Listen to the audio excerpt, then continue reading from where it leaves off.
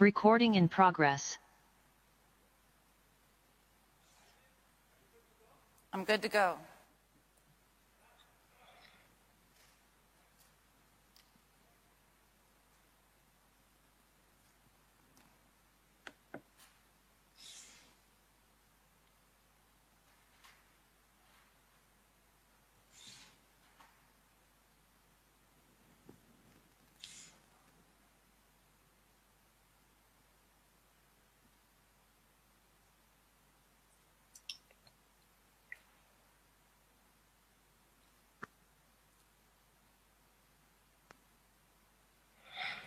Good morning, ladies and gentlemen, and welcome.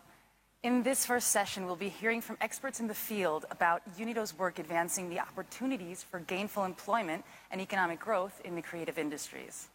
My name is Maggie Childs, and I'm honored to be guiding you through this session on the important work UNIDO is doing to promote the creative economy. The creative economy is one of the most rapidly growing sectors and at a global level, and also highly dynamic in terms of income generation, job creation, and export earnings. UNIDO supports the development of creative industries in vulnerable rural communities to accelerate inclusion and economic integration and thereby contribute to improved livelihoods.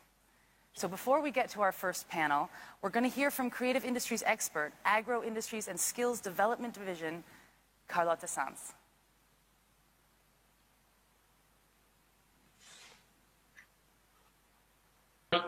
2021 marks the International Year of the Creative Economy for Sustainable Development. The United Nations General Assembly has acknowledged the role of the creative economy to achieve the Agenda 2030 and the Sustainable Development Goals.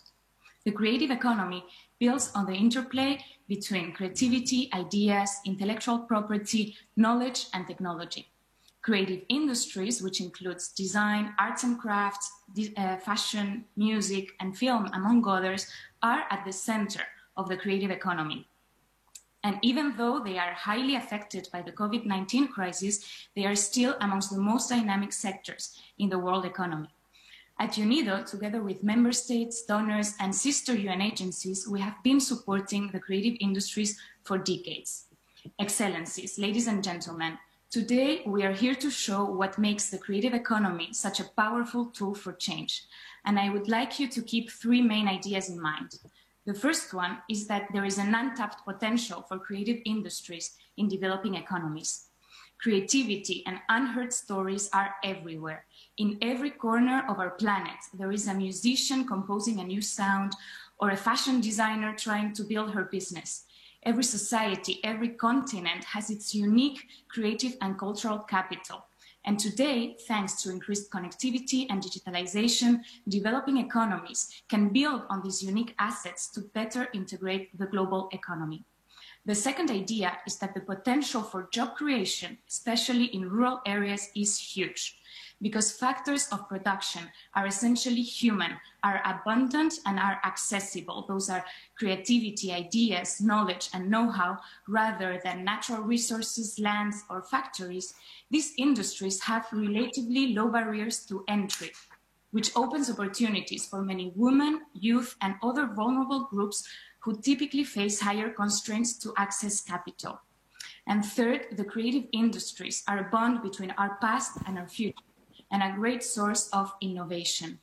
A dichotomy is often drawn between tradition and innovation, but one cannot innovate without previous knowledge, without heritage, and without history. Getting inspiration from the patterns of an ancient building or the colors of the spices in the local market and transform it into new innovative goods and services with a soul, with a story, which are increasingly coveted by international markets. This is what actors in the creative economy are doing, and this is why at UNIDO we want to keep supporting them.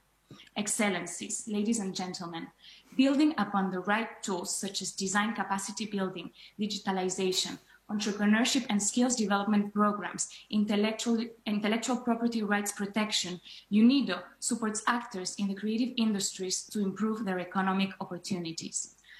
Our speakers today will provide us with concrete examples on the impact of supporting the creative industries, and I am sure that they will bring you the energy, the inspiration, and the ideas to build back a better future. Thank you for your attention and enjoy the session. Thank you, Kalata-san, for those inspiring words. I think we've all felt that the creative industries have suffered now during the pandemic, but digitalization is opening up new opportunities for them, and diversification is definitely key, and we'll hear more about that in the panels. But next, we'll be hearing from the Minister of Cooperatives, Labor and Social Welfare for the Islamic Republic of Iran, His Excellency Hoyatollah Abdolmaleki.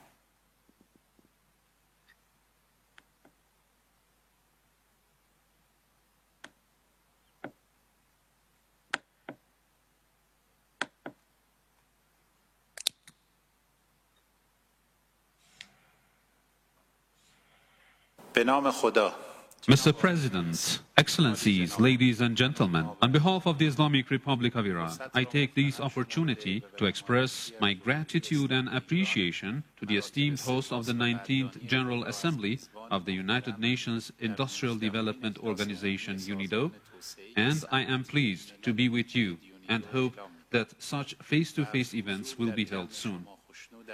Iran is a country with a rich culture and civilization, and a strong history in the production of creative products. Art has always been considered as a profession and industry in Iran. All upstream documents of the Islamic Republic of Iran emphasize the development of creative and knowledge-based industries and the promotion of Iranian products and services for supply in the international market. We believe that paying attention to and launching creative industries is an effective approach to overcome the existing problems such as poverty and unemployment in developing countries, as well as an effective way to create productive and decent employment for all and improve the quality of life of people, especially in rural areas. The Iranian government has created a conducive environment for empowerment to develop a creative economy and digital technologies by developing communication infrastructure in all cities and villages with more than 20 households. At the Ministry of Agriculture Jihad and with the help of the Ministry of Cooperatives, Labor and Social Welfare, we have been pursuing the development of the beekeeping industry for several years in cooperation with UNIDO, and now we are proud to announce the end of this project in the form of creative economy.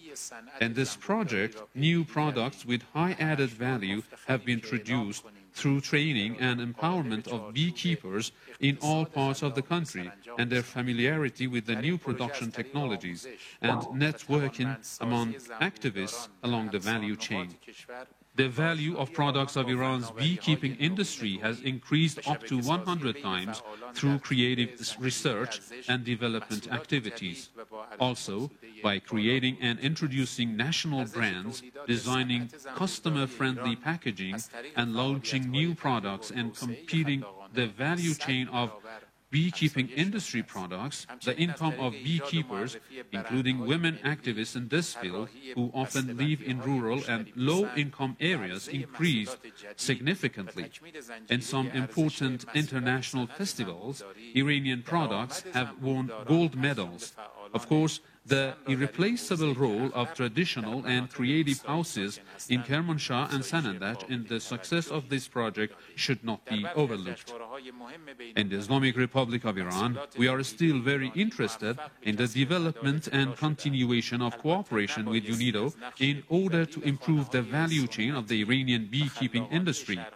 In particular, we will support the promotion of new digital technologies for the development of healthy and organic products and the further development of research and creative development and branding of this industry. Finally, I would like to thank Mr. Riccardo Savigliano, head of the AIS Department of the UNIDO Department of Agriculture, for managing this program in Iran. Thank you.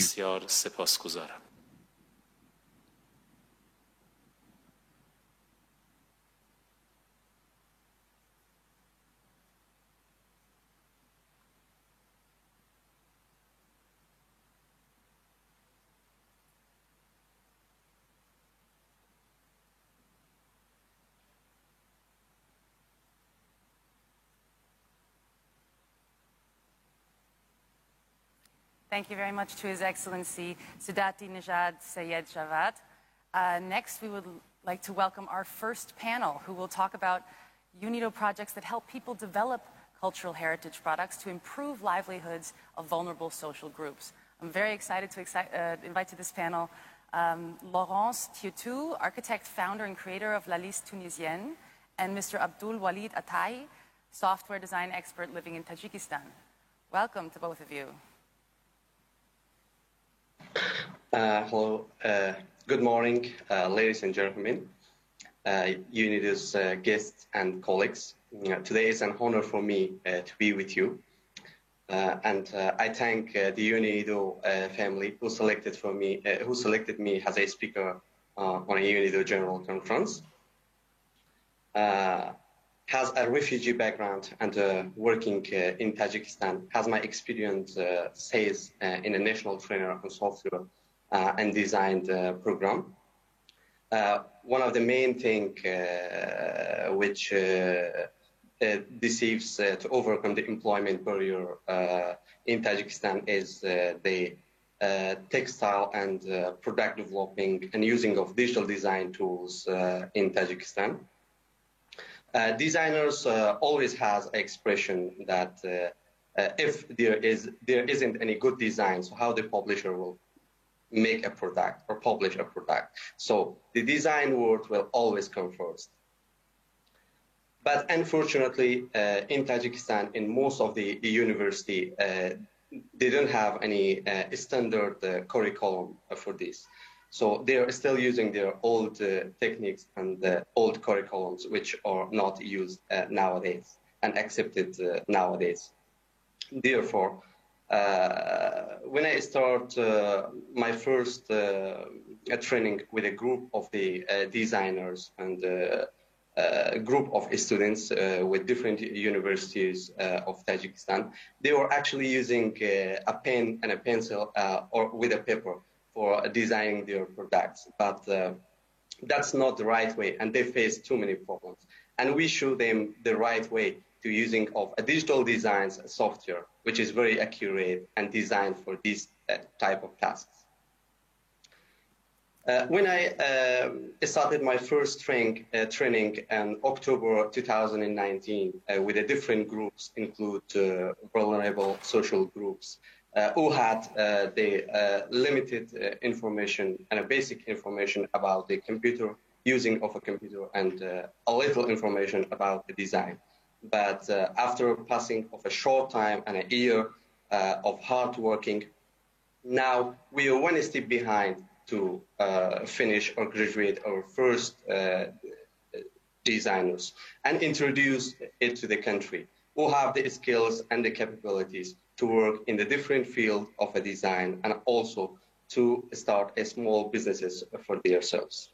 Thank you, Walid. Oh, sorry. I don't want to interrupt. I just want to follow up a little bit. So you've had this experience as a software designer yourself, of course. You come in with an entire digital aspect of design that perhaps the industry hasn't really seen before or used before. I find that ties in very well with Laurence's experience of bringing young designers in to work with rural women together and coming from completely different backgrounds, kind of feeding in both of their expertise into the design and craft sector. So Laurence, could you share with us just a little bit of that project and how you approached it? Yes, with pleasure. So me, I'm an artistic and design expert for UNIDO project in Tunisia, whose name is Creative Tunisia, and we support the development of handicraft and design value chains. Craftsman is experiencing a worldwide boom in the decoration market, and we must take this opportunity in our action and put Tunisia in the forefront of this scene. And that's how we organize the meeting, sorry for my English, between women and young designer. And the goal of all this action is to put confidence in the woman work and in the young designer. So we do work a lot to increase confidence in the woman telling them, yes, they can do other things that they do usually do and doesn't have a lot of income from their work. And young designer, that art craft is not out of fashion. I don't know how to tell it better. And there is, they can, increase a real career in making design with craft people. And so we're doing this, in all the village and all the craft savoir-faire. And last year we did, during this COVID year, 30 collection, and we did present it with a lot of success in the handicraft saloon in Tunisia. And we're putting action, to put some marketing in it, to put some communication, make them do catalog. And what I see, people now believe in us and they follow. There is a lot of enthusiasm, because after all 4 years, they see the result of the action and they trust us. For me, it's really important to put this trust in what we do for them.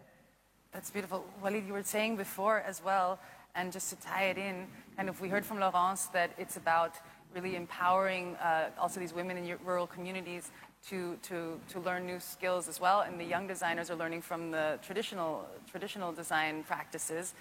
Did you have the same experience when you were working as a trainer, in this capacity building capacity? Did you have the same experience of people really discovering new skills or even entire ways of working that they hadn't known before? Wabdul. Walid, yeah. Thank you for the question. I'm currently working with different groups of designers and also girls and boys. I'm working with them, and also with a group of teachers and vulnerable social groups and refugees. Here, they want to learn more and improve their skills. As I'm a refugee when I got the job, and I have been trained in the same field, in the field of textile and product developing by the international expert, physically and online from Vienna, which I really improved my skills and experience, which I got from UNIDO. And now I think it's my turn to share my skills and the experience which I got from UNIDO with my students and the participants. So of course they want to learn more, and most of my students found a better job, a part-time job for their monthly income.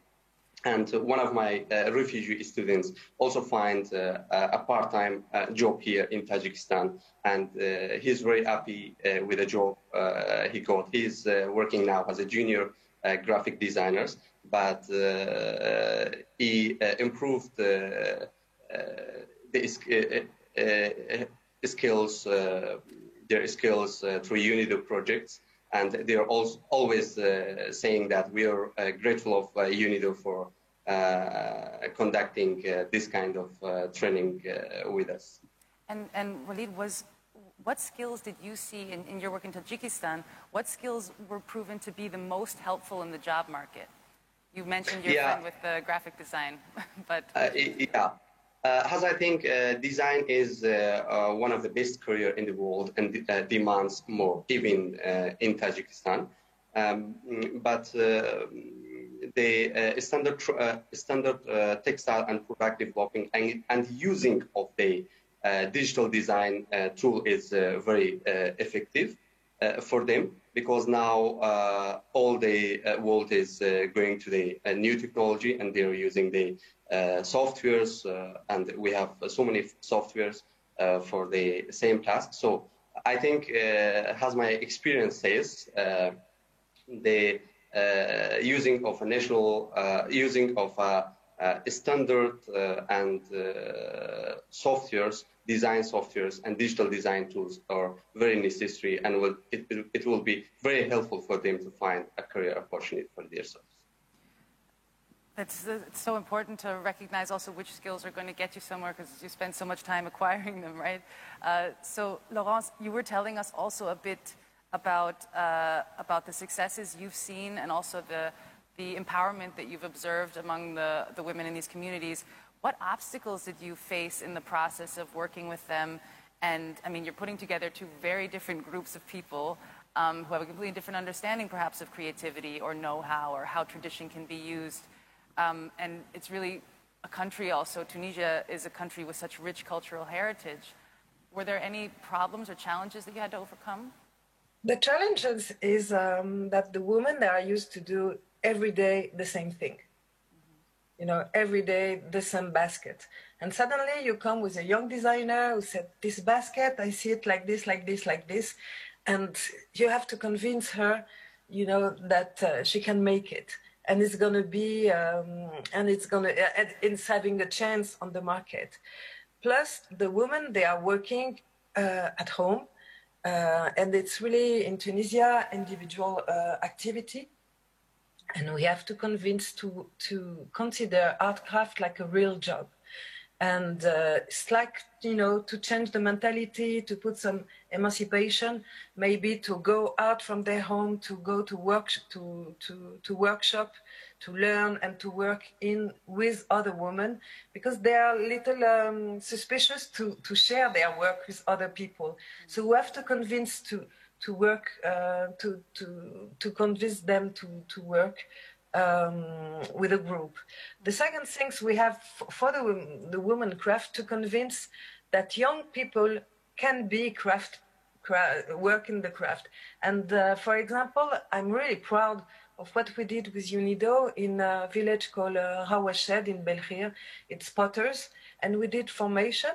You know, we did workshop, and in like 6 months, from women who was around 60, who knew the savoir-faire, now we have, you know, young ladies in the 20s working really well. And I'm really happy when we bring tools to work in another way to make it easier for them to understand what the creation the design we bring to them.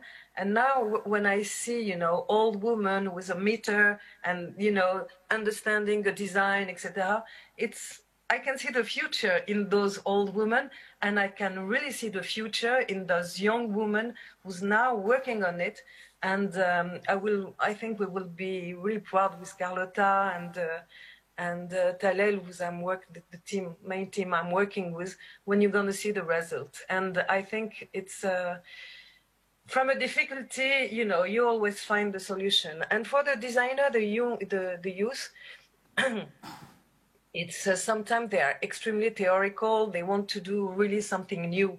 And I have to explain, you have to respect the cultural heritage, because what the people would like from Tunisia, it's a Tunisian identity, not a modern identity like you can do, you know, in France, Sweden, etc., etc. And it's to make them respect their cultural heritage and to work with this and to understand what the savoir-faire from the craft woman, and to work with this. So when we do this, we always ask the designer and the young creators to spend like a week with the craft people to understand, to live with them, and to work in the respect of it. Fantastic. Thank you, Laurence. And thank you, Walid. This is so inspiring to hear about your work and not only how it changes the lives of people, but really changes the circumstances that they're working in the job market. So many thanks to Walid and Laurence. Have a wonderful rest of the session. And we'll be now seeing a short video about this category of project.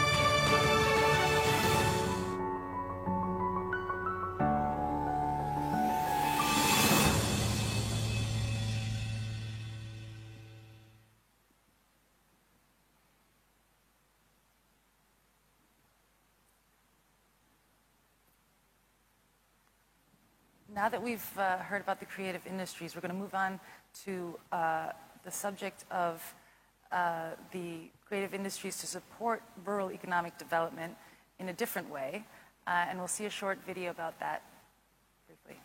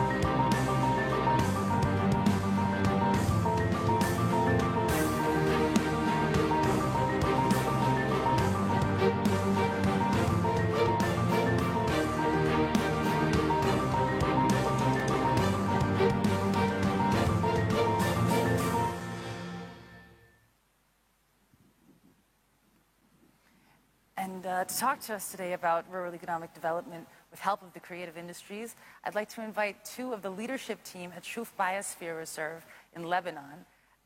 Director of the Shuf Biosphere is Nisar Hani. He'll be joining us, and its development coordinator, Lina Sarkis. Welcome, both of you.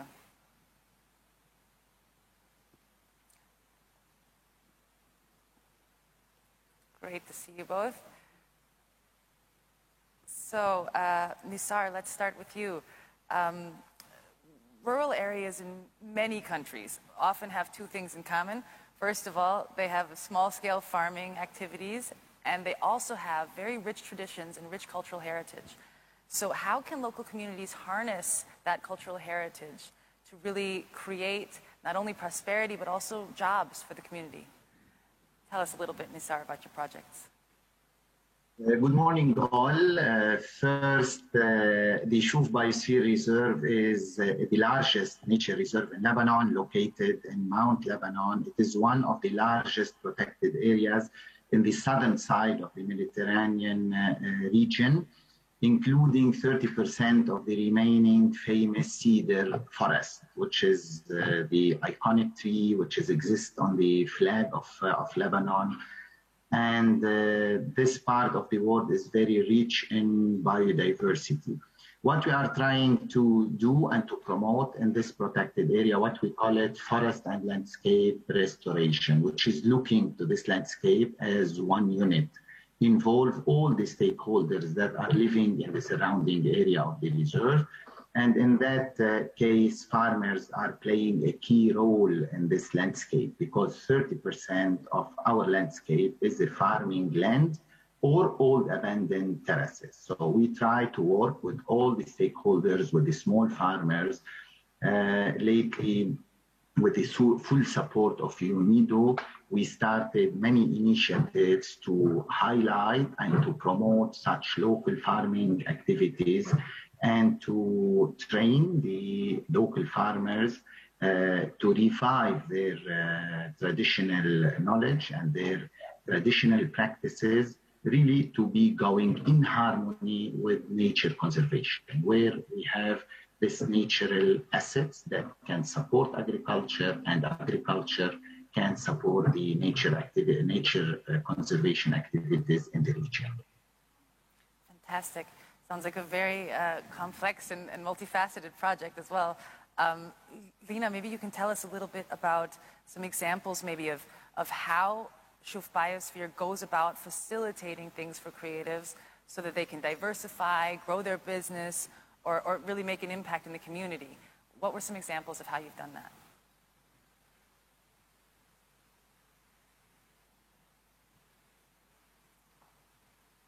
that? Okay. We're having some audio issues. Lina, I'm so sorry. Nisar, maybe you take over. I will, but I couldn't hear as well your first question. Anyway, I heard this question very well. So, following of what I said, we are trying to highlight all the attractions that exist in the region, the natural and the cultural attractions.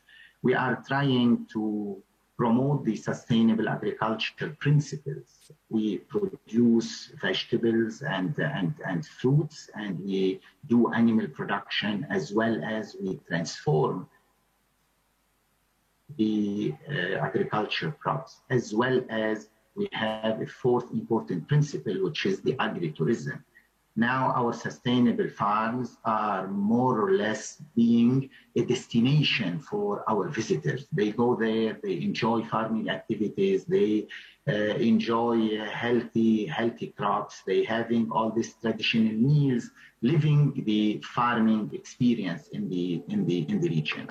As well as, and as our colleagues were mentioning about their great experience, we did full branding for the whole region. Our products now are promoted under the brand of the Shuf Biosphere Reserve, as well as we worked on the whole value chain, starting from the assessment, understanding the needs very well, trying to do a clear action plan with the farmers, and move on to improve the quality of the product, the good packaging, the good image of the product, and the promotion on the local, national, and international level. One of the issues that we did it, and we helped the producers and the farmers to promote and to sell their products locally. We did linkages between the service providers and the producers and the farmers. Now the whole region is being a destination for ecotourism. We have many local service providers, guest houses, Table Dot, camping sites, and all those people who are providing a special experience, this authentic, traditional experience. You can come to what we call a Table Dot from Beirut or from other regions in Lebanon or from outside Lebanon, and you live this family traditional experience. You have a great, healthy food and enjoy this rural living. Okay, I have one last question for you, Nizar, and we have to make this a quick answer, so please try to be brief. We have a lot of policymakers in the audience today, and you've had now a lot of experience with this kind of a change process. How can policymakers help you and people with projects like you create a conducive environment for local communities and creative businesses? Yeah, the policies are helping a lot, but we need more policies taking into consideration the importance of nature conservation, the importance of the cultural practices, because the new way of managing protected areas is to revive the cultural practices and really to let those practices meeting our current needs. Maybe in number, Shuf Biosphere Reserve right now is providing hundreds of job opportunities, is opening new businesses.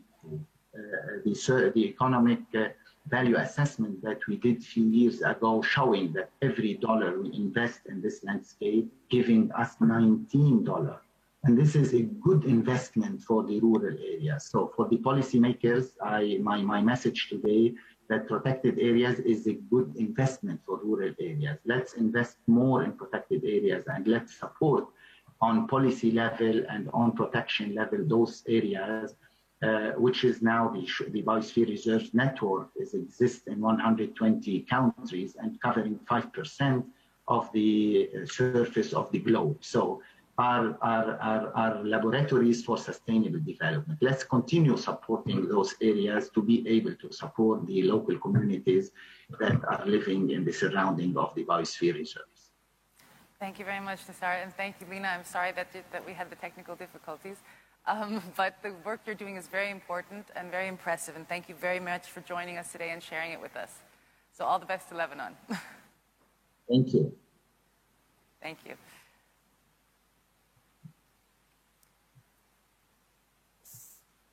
So for our third panel, we're going to delve into the industrial design and branding for competitiveness and sustainable growth. We'll see a short video on that.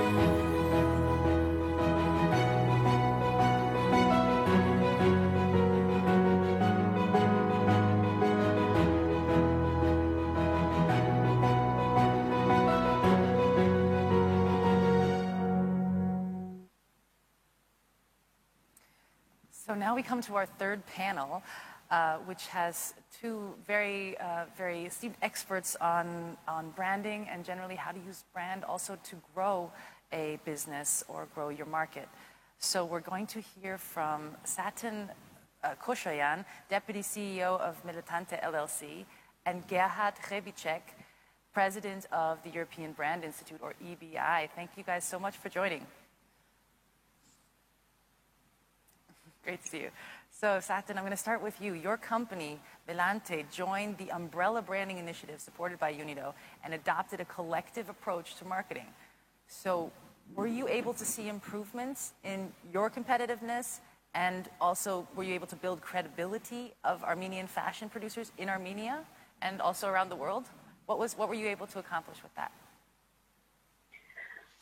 Okay, hi everyone, and thank you for a very, very interesting question. So here I should highlight the importance of strong cooperation with Space 59.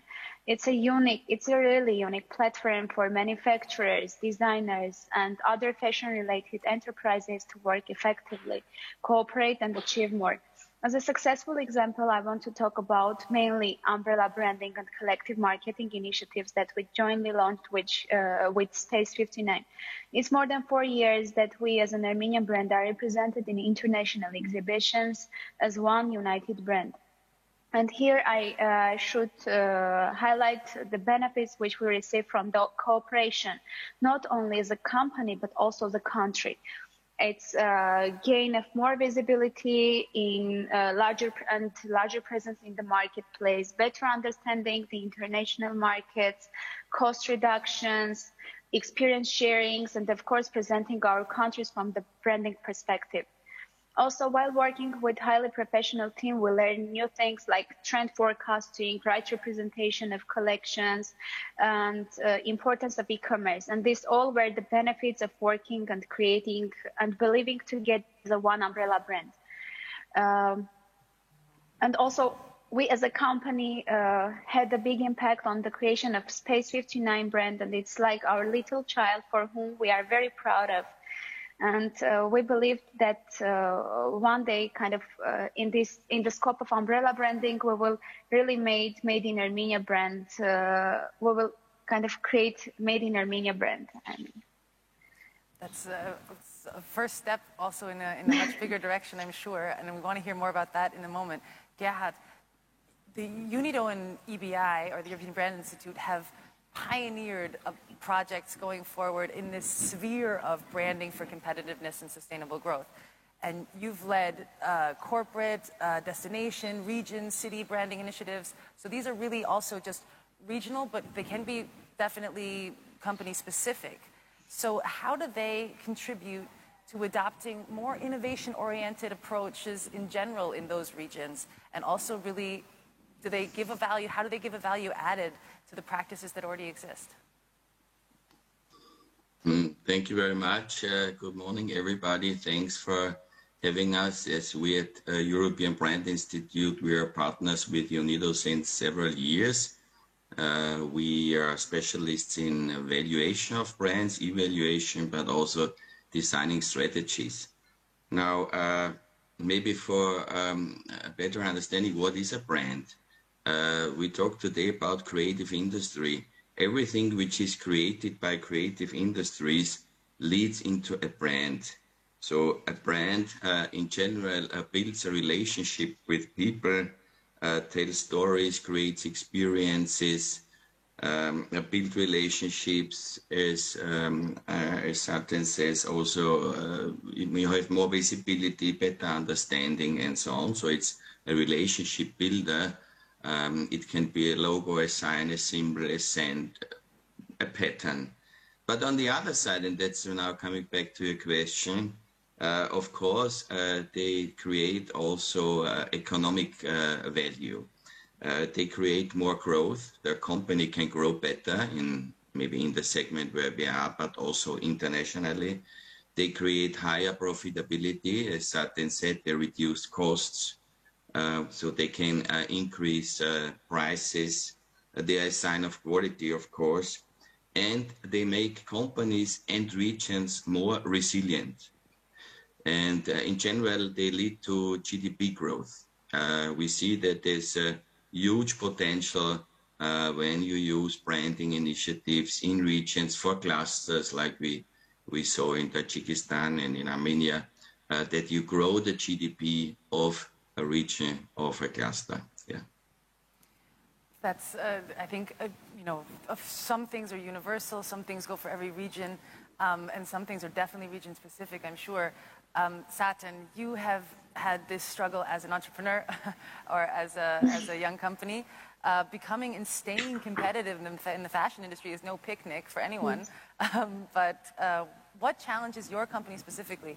You're a garment-producing SME, essentially, and it's a very competitive industry, fashion. So how do you define a success formula for the smooth transition from being a startup SME-type fashion brand to an international level marketing conglomerate? It's an also very important question from the company's development perspective. Though we are 20 years in Armenian market, we strive to create a brand which will be well known as a quality higher than price. I mean, during the years, by analyzing the international markets and our countries, not only our companies, but also our countries' capacities, we understand that for small countries and SMEs, it's nearly impossible to compete with China or other giant countries by quantity.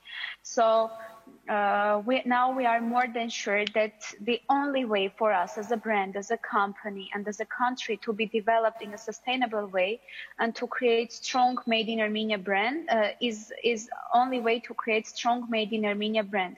By letting the world know that Armenian clothes are high-end, and if you look for a quality, not the quantity, but quality, you should choose Armenia. This, I think, will be the best practice on how strong branding can add value to the country's economy, as Jared said, and rise its rating in the international markets. Yeah, I think that we've definitely seen also a move away from fast fashion. And perhaps this is Armenia's moment also to shine as a brand that way. Gehad, we've seen from black swan events like the pandemic that it's important to be agile in industrial development, no matter what the sector is. But what is the role of branding there, or generally intangibles, in this ongoing shift from a classic growth model to kind of seeing, okay, we have to be agile, we have to move more quickly? Or maybe perhaps we have some more some examples of SMEs that can benefit from this kind of a brand improvement and emerge more resilient now after the pandemic? Yes, definitely. I mean, the more the world gets digital, the more we need brands, because as I said before, brands, they build relationships. Brands tell stories. A digitalization initiative needs a brand initiative because the people love these stories, these relationships, this, what a brand can give you. And when you look, for instance, in the fashion industry, like we see in Armenia, of course, every product, every style, all the innovation, what brands are doing, also agile means that you are quick, that you respond to market trends, that you respond to the needs of your customers or of the trade partners you have. So that's all what is integrated in the brand, and basically you can evaluate this. Yeah? Brands are really substantial values for a company, also for SMEs. We say once, for instance, one example, once you are on the internet, you're a global company and you compete with everybody else. Like you said now in Armenia, of course you compete against the whole world. So what can you do? You can only differentiate yourself through your brand, through your products, through your designs, through your heritage, through your storytelling, through your experiences. This in a very agile way. Yes, you're right. Creative industries are fast, are innovative, and that's all then wrapped in a brand which you can activate, you can put it on the balance sheet, and you can also use it for financing. And we see that it really contributes very good that you create this made in Armenia. Maybe the future is more created in Armenia. This really brings also value to the regions and grows the GDP between 20 and 100% of a region, I would say, from our studies, what we did in history. That's a very significant growth factor there. Satin, let's put this into a kind of a tangible example, right? So how has your business development at Melante changed or scaled really due to your ability to be a global e-commerce brand now? So what are the areas that require improvement maybe for you, where you say, okay, there's still a gap between where we are and where we should be? And how has your business development changed in general on that level?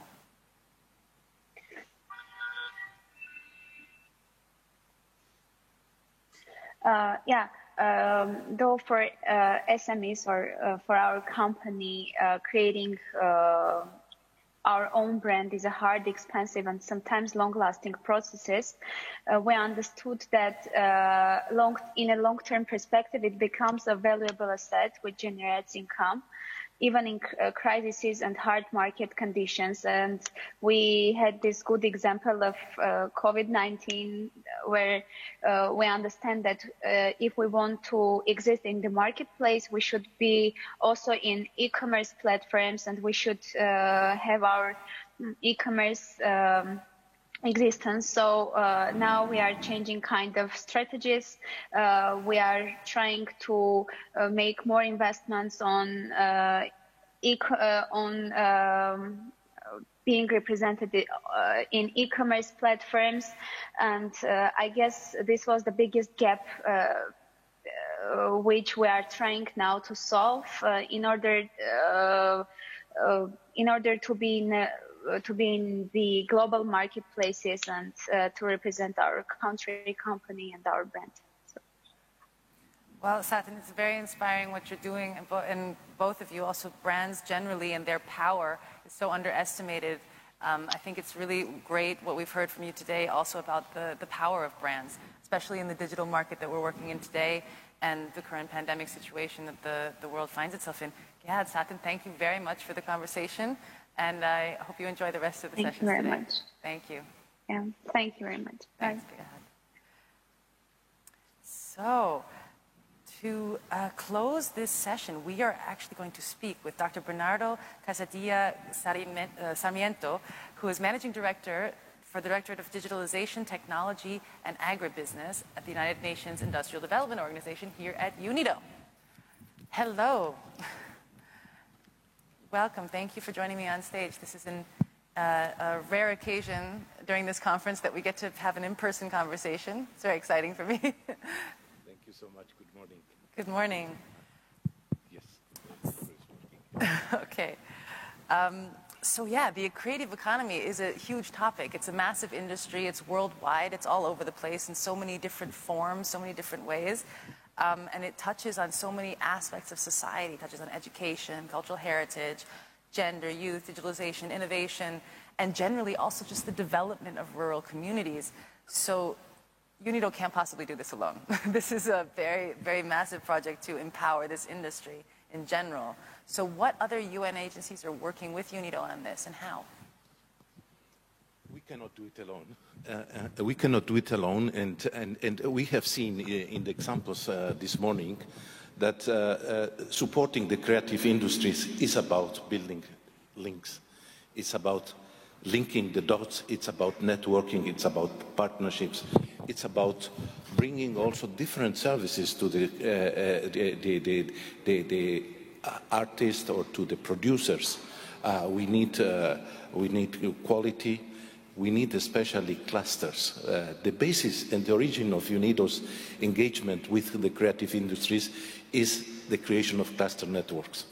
And we have gone through building quality inside it and other elements. So what is important, and you highlighted, we cannot do it alone. We are not doing it alone within UNIDO, and we cannot do it alone outside.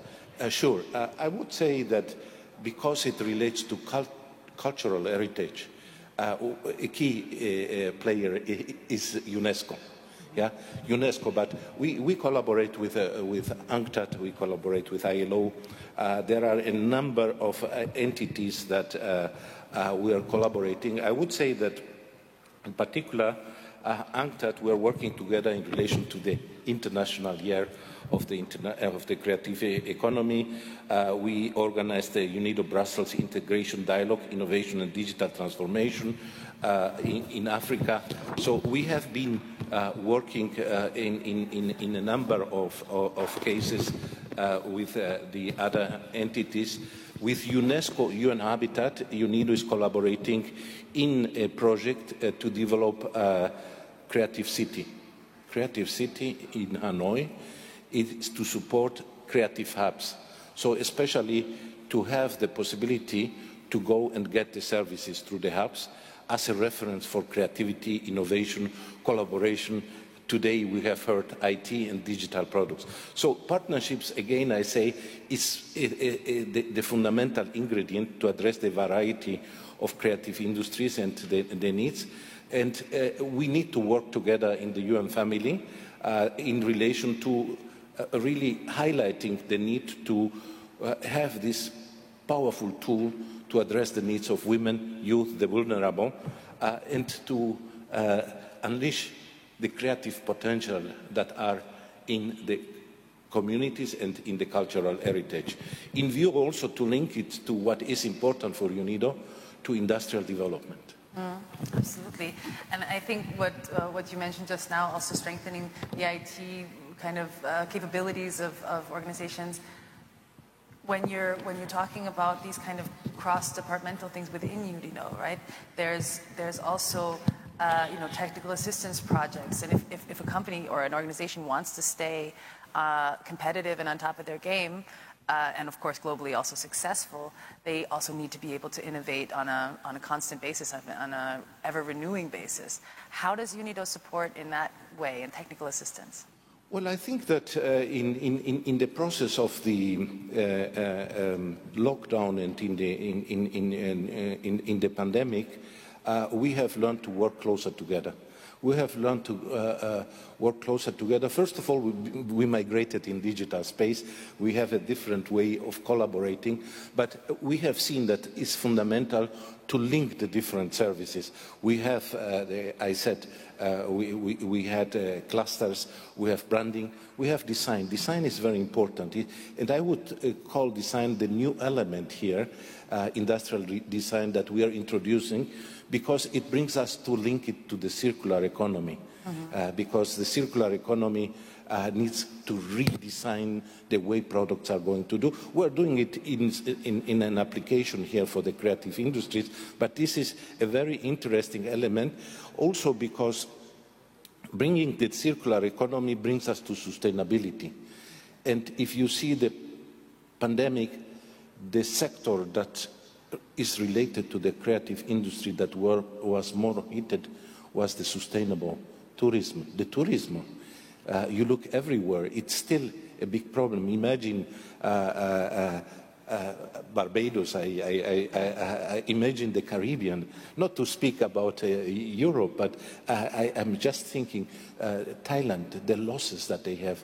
So it is important to see that while we will help to recover, because UNIDO started to support, first of all, containment. And with containment was how can we do business continuity? Business continuity was the first reaction. How can we help these small companies? And then we help them to repurpose to produce artistic masks, that are creative. And then we had also to help them to come back in a safe manner to business. And certainly during this process that I call the migration to the digital space, we have learned the relevance of e-commerce. Marketing is another element that is there. So you see, we need to work in an integrated manner and also in a holistic manner. And holistic because we need to work for and this is the emphasis that we should take in this case, is productivity, is production. Because the inclusivity is already inherent to the creative industry, because those who are producing these goods are the vulnerable groups. But we need to continue helping for competitiveness so that the products can be sold, but also we need to have a thinking from the outset about sustainability. Seems to me that there are almost two worlds converging here, industrial design and the creative industries in the classical sense, and as you talked about with cultural heritage. The technical assistance that you give with UNIDO, how does it address that kind of dichotomy, or how do you bring kind of Industry 4.0 into the fore for the creative industries? Well, I very much like the intervention of Mr. What is his name? Atahi. Atahi, yes, Mr. Atahi. It's a wonderful story, yeah, and I liked it because it has the story of the migrant that is coming and is starting to train with IT tools. This is, and I like it because it's the start. It's where we have to start. Is providing the tools for digitalization.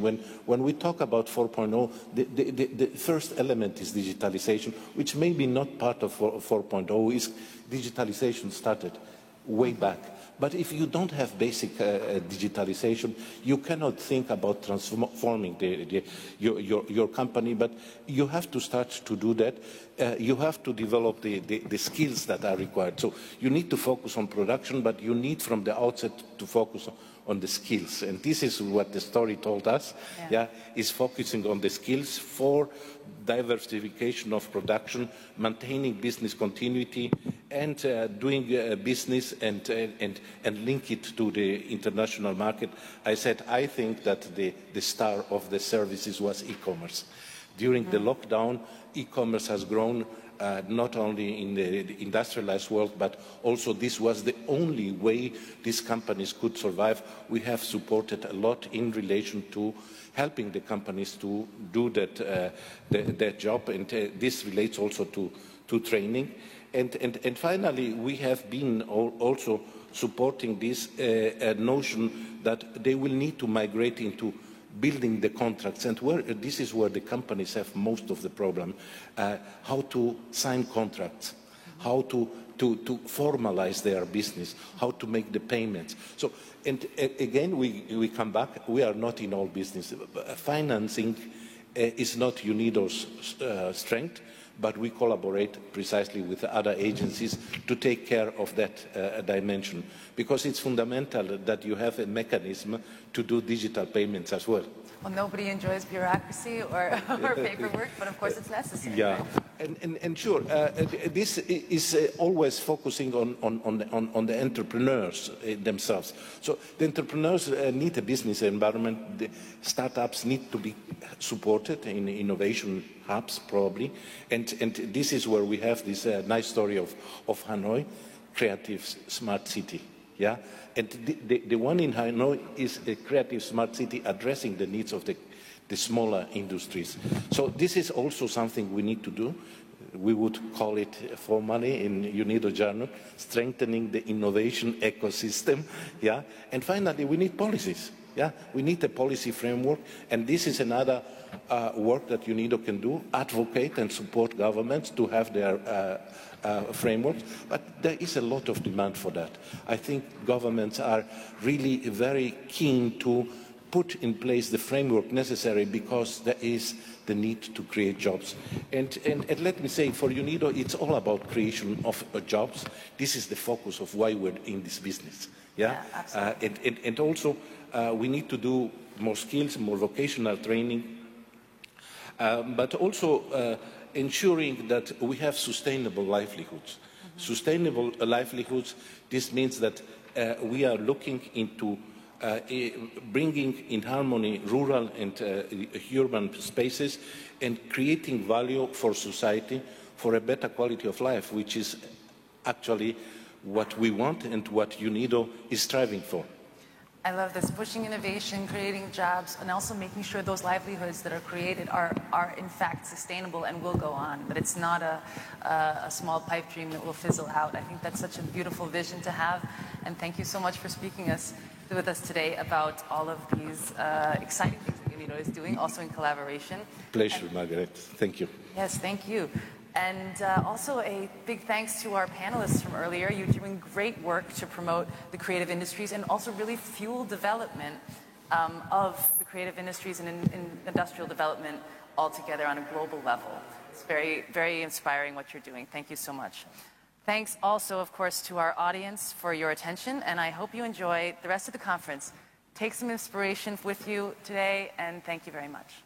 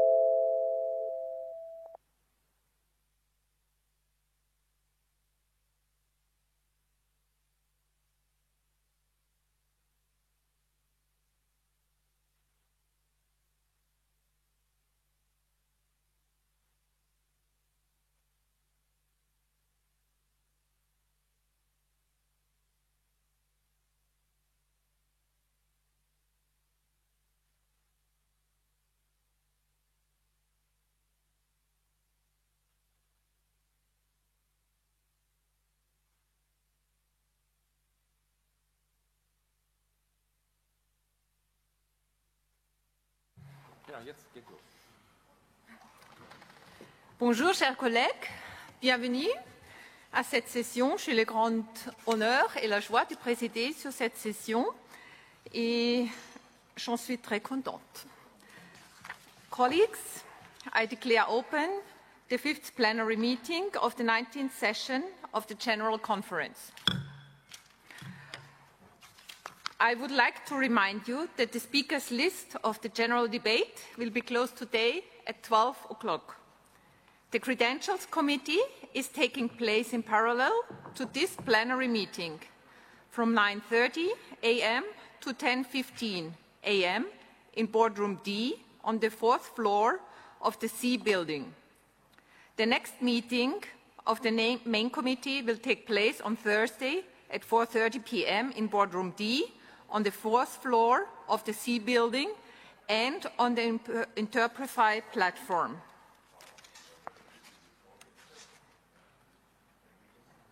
Colleagues, I also wish to mention at this stage that tomorrow morning's plenary, as we will be holding the election of the external auditor of UNIDO in person, attendance is required if you wish to cast a ballot. I therefore already call on all delegations taking part in the balloting to be represented in plenary tomorrow morning starting at 9:30 a.m. sharp. In this connection, please also be reminded of the strict requirement to present a valid PCR test in order to gain access to the plenary hall. Finally, I would like to draw your attention to the proposed way forward for matters that may require immediate decision-making in the plenary. In line with Rule 90 of the Rules of Procedures, I trust delegates will make every effort to promote consensus-based decision-making and avoid voting in plenary. Should there nonetheless be the need for taking a decision by vote, Rule 93 provides that the conference normally shall vote by show of hands, but that any representative may request a roll call vote. At this General Conference is being held in a hybrid format, some delegations might only participate virtually. In order to enable these delegations to equally participate in all decision-making processes, I propose, as discussed in the General Committee, that the conference shall replace a show of hands with a roll call vote. This would enable delegations who participate virtually to participate in this ballot vote. Are there any comments on this procedure?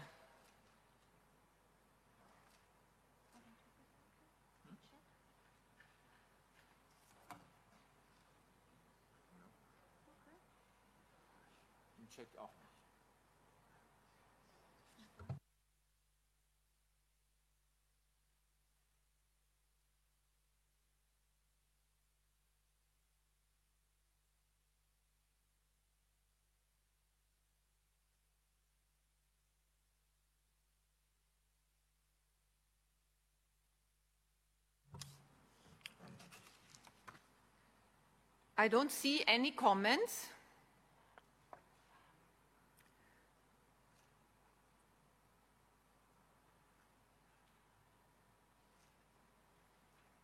I think I give delegations time to reflect on this, and we will come back to this point at the end of the session.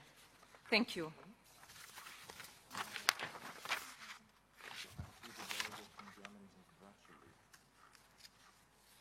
I will come back to it.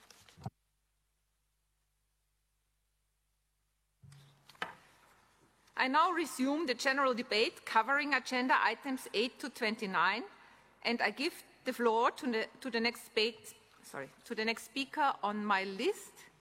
And the first speaker this morning is Her Excellency Ms. Sekai Senza, Minister of Industry and Commerce from Zimbabwe. You have the floor.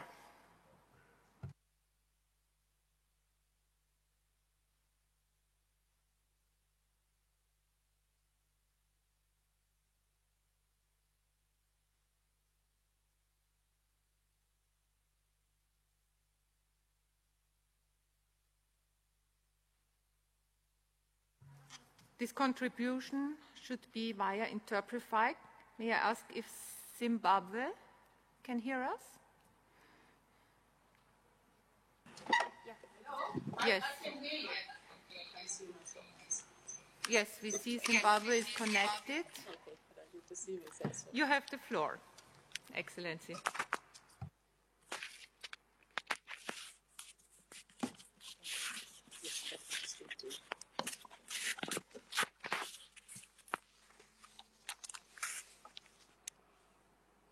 Good morning. President of the 19th session of the General Conference, Your Excellency Director General Mr. Lee Yong, distinguished participants. Mr. President, this is the first time that my delegation is taking the floor during this session. I therefore must begin by congratulating you, Your Excellency, on your election as the President of the 19th session of the General Conference. I must assure you of my delegation's support and cooperation during your tenure. Let me also thank the outgoing President, the Honorable Minister of Energy and Industry of the United Arab Emirates, for his able leadership during the last session. Mr. President, I bring you greetings from His Excellency, the President of the Republic of Zimbabwe, Dr. E.D. Mnangagwa. At the outset, allow me to register His Excellency, the President of Zimbabwe, Dr. E.D. Mnangagwa's government's appreciation to Mr. Lee Yong for his outstanding service to the organization, and also for his innovativeness, which saw UNIDO continuing to execute its mandate of promoting inclusive and sustainable industrial development. He did this despite the most difficult times we experienced. There were travel restrictions, lockdowns, and multiple challenges which were caused by the COVID-19 pandemic. I would also like to wish Mr. Lee Yong the best in his future endeavors. In the same vein, allow me also to congratulate Dr. Gerd Muller for his appointment to lead this organization for the next 4 years. We look forward to working with him during his tenure, and I would like to assure him very much that Zimbabwe has his support and cooperation. Mr. President, Zimbabwe's industrial sector has traditionally contributed the largest share of gross domestic product, formal employment, and foreign exchange earnings, mainly through exports. However, in the past 2 decades, Mr. President, Zimbabwe has experienced some challenges. And one of the key challenges that we have experienced are illegal sanctions imposed on my country by a few Western countries. These sanctions, Mr. President, have led to massive deindustrialization, which has left the economy heavily dependent on imports. The recent fall in global commodity prices could not have come at a worse time. We've had a disruption in the global supply chains. However, Mr. President, I would like to notify participants that we recently launched an economic development blueprint Zimbabwe's National Development Strategy 2021 to 2025. Its aim is to reverse this trend of deindustrialization and usher the country on a strong economic growth trajectory through structural transformation. There's therefore a need for diversification to ensure the building of economic resilience against these commodities price shocks, and also the need for structural transformation to ensure that we're able to escape the commodity dependence entrapment that has been quite critical. We are very much implementing ambitious reforms that will help us move towards an upper middle income status as shown by our National Vision 2030. Mr. President, we take note of UNIDO's efforts in partnership with other organizations as they champion the promotion and acceleration of inclusive and sustainable industrial development. We also note the challenges caused by COVID-19. Mr. President, we also wish to point out that we would like to have the solidarity which is collective as we mitigate against COVID-19 so that no country is left behind. Particularly, we wish to have support in the equitable distribution of vaccines in building forward better. Mr. President, we are concerned, however, with the recent travel bans that have been imposed on Zimbabwe and several other countries from the Southern Africa region. We think this is quite unfortunate. However, as we go forward, we should all collaborate and join hands to fight COVID-19. Mr. President, we welcome the program for country partnership modality that has taken shape in Africa and other regions.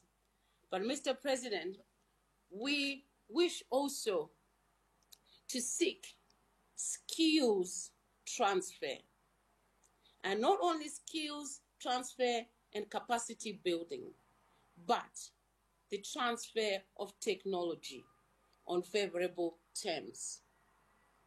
We also appreciate UNIDO's continued support for Zimbabwe through the country program. It is our hope that the cooperation framework will be upgraded to PSP in the near future. The country's trust promoting special economic zones and industrial parks bodes very well with UNIDO's PCPs. Mr. President, before I close, we look forward that as the pandemic continues to wreak havoc across the world, there will be continued cooperation between Zimbabwe and UNIDO as we expand technical cooperation.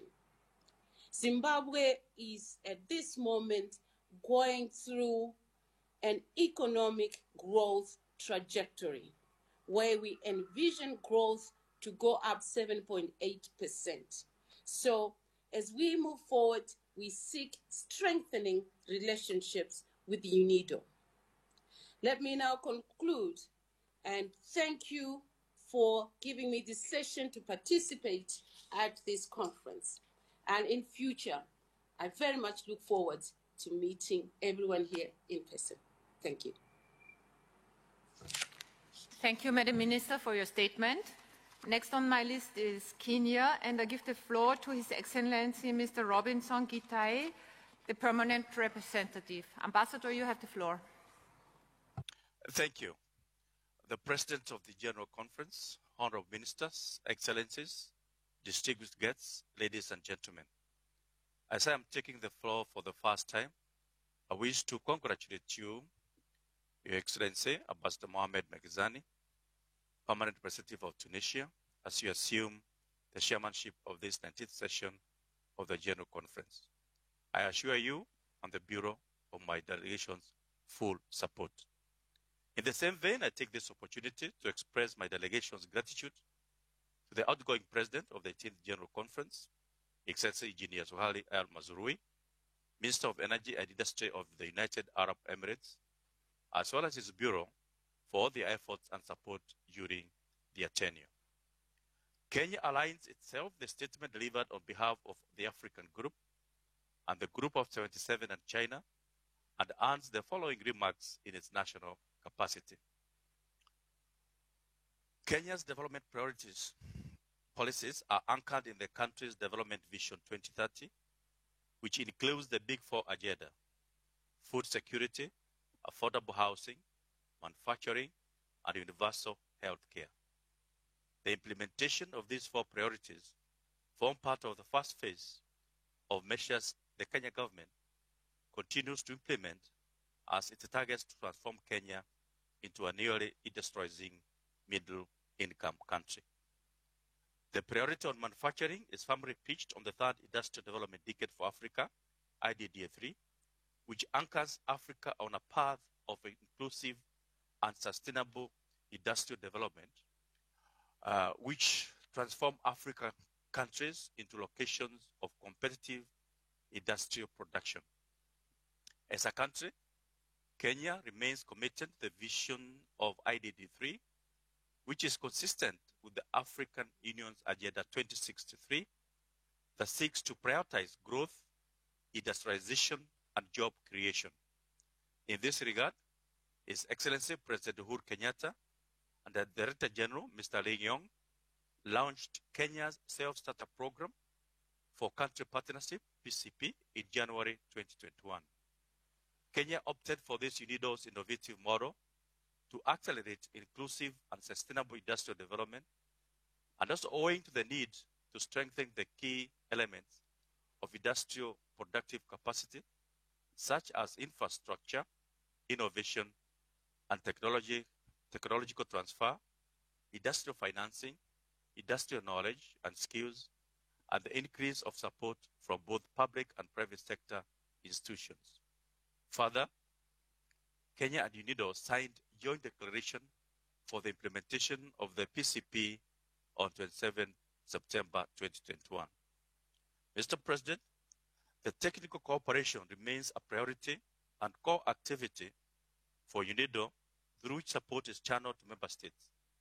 In this regard, we encourage UNIDO to further increase its technical cooperation in areas such as digitalization and local manufacturing to enable countries such as Kenya to meet the demands and tap the opportunities offered by the fourth industrial revolution, as well as facilitate sustainable job creation and enhancement of supply chains to meet both domestic and regional demand. Further, we have confidence that UNIDO's value addition in the aforementioned sectors can complement the country's strategies to implement the African Continental Free Trade Area, AfCFTA, and ensure that Africa achieves its development objectives. Mr. President, the world suffered a setback following the advent of COVID-19 pandemic, which brought with it a devastating impact that resulted in severe constraints on production chains in all sectors of the economy. We commend UNIDO for its response to the pandemic, specifically its engagement and support to member states in developing countries to prepare for and respond to the challenges emanating from the ongoing COVID-19 pandemic. In particular, assisting countries in the development of contingency plans to mitigate the impact of the pandemic in line with the national response plans and priorities is quite commendable. Nevertheless, Mr. President, two issues remain a nagging challenge to the developing countries as the world continues to grapple with the virus. One, the heavily affected was the health sector of the developing countries, particularly due to the heavy reliance on imported pharmaceutical and other medical supplies produced by companies in developed nations.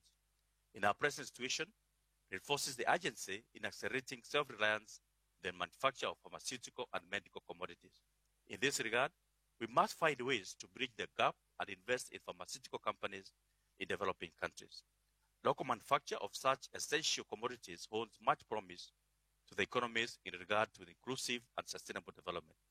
We call upon UNIDO to continue its support on strengthening local pharmaceutical industry in developing countries such as Kenya, towards evolving an efficient and effective regional pharmaceutical industry that can supply national, regional, and international markets with the efficacious and quality medicines. 2, the discrimination on the distribution of COVID vaccines. We are not safe until all of us are safe. Our cause has been given further impact by the desire to produce COVID-19 vaccines locally, following the lack of access and unequal distribution of COVID-19 vaccines globally.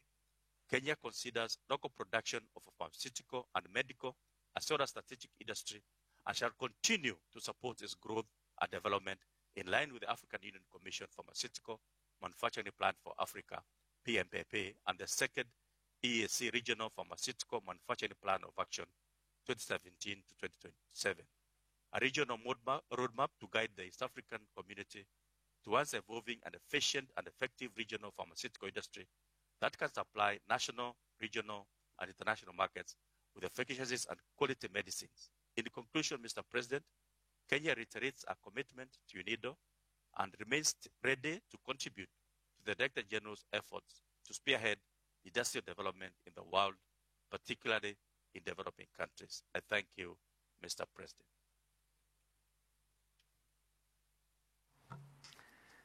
Thank you, Ambassador, for your statement. And next on my list is Oman.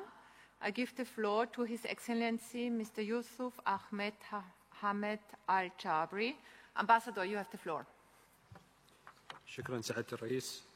يطيب لنا في مستهل كلمتنا أن نتقدم لكم ولبلدكم الشقيق الجمهورية التونسية بخالص التهنئة على انتخابكم رئيسا للدورة 19 للمؤتمر العام للمنظمة الأمم المتحدة للتنمية الصناعية، وأن على ثقة تامة بأن خبرتكم الدبلوماسية لكفيلة بإنجاح أعمال هذه الدورة. كما لا يفوتنا أن نعرب عن تقديرنا للجهود التي بذلها سعادة لي يونغ المدير العام لمنظمة الأمم المتحدة للتنمية الصناعية المنتهية ولايته لتعزيز دور المنظمة وتطوير آليات عملها، لا سيما في مجالات الصناعة والابتكار، ومن خلال تعزيز التنمية الصناعية الشاملة للجميع والمستدامة لتحقيق أهداف خطة التنمية المستدامة لعام 2030. سعادة الرئيس، على الرغم من الظروف والتحديات التي فرضتها جائحة فيروس كورونا المستجد كوفيد-19 على مناشط الحياة الاجتماعية والاقتصادية، إلا أنها أثبتت بأن التعاون والعمل الجماعي بات ضرورة ملحة للتعامل مع الأزمات والتخفيف من تداعياتها. وفي هذا الخصوص نود أن نعرب عن تقديرنا لاستجابة منظمة الأمم المتحدة للتنمية الصناعية ضمن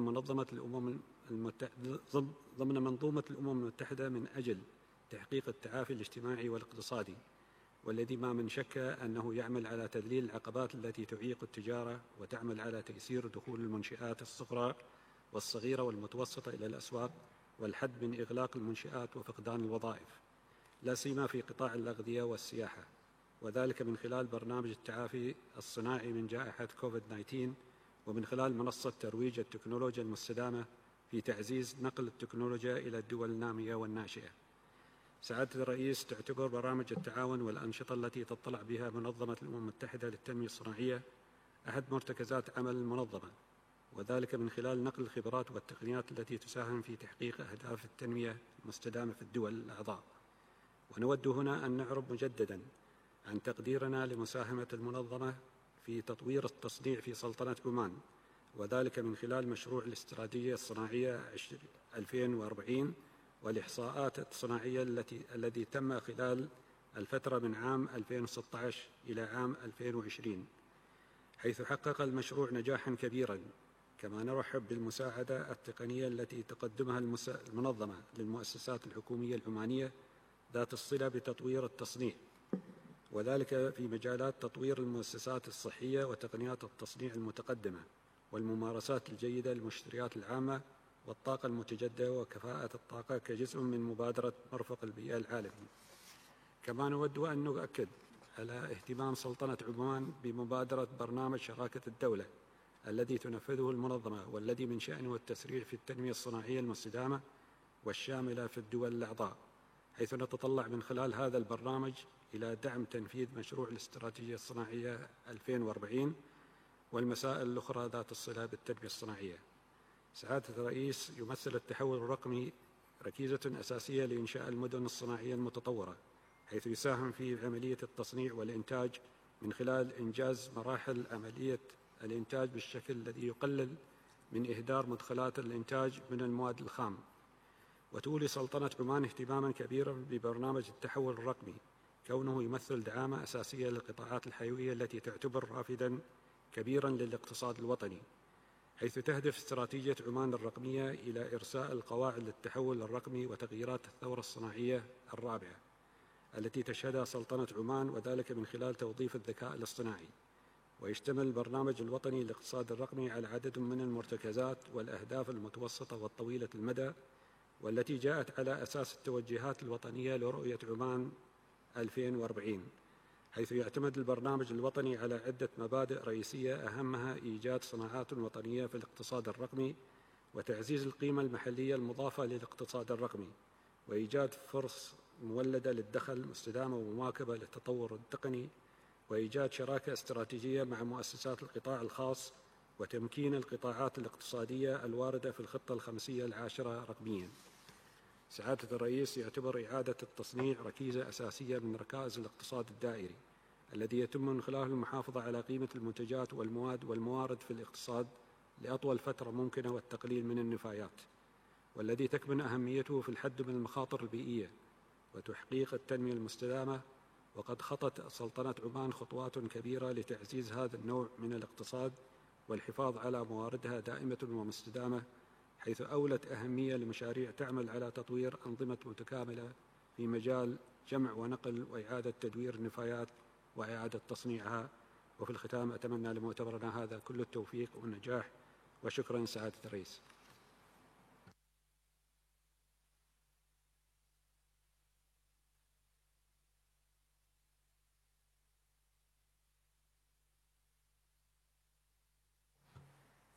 Thank you for your statement. And next on my list is the Syrian Arab Republic. I give the floor to His Excellency Mr. Hassan Kadur. Ambassador, you have the floor.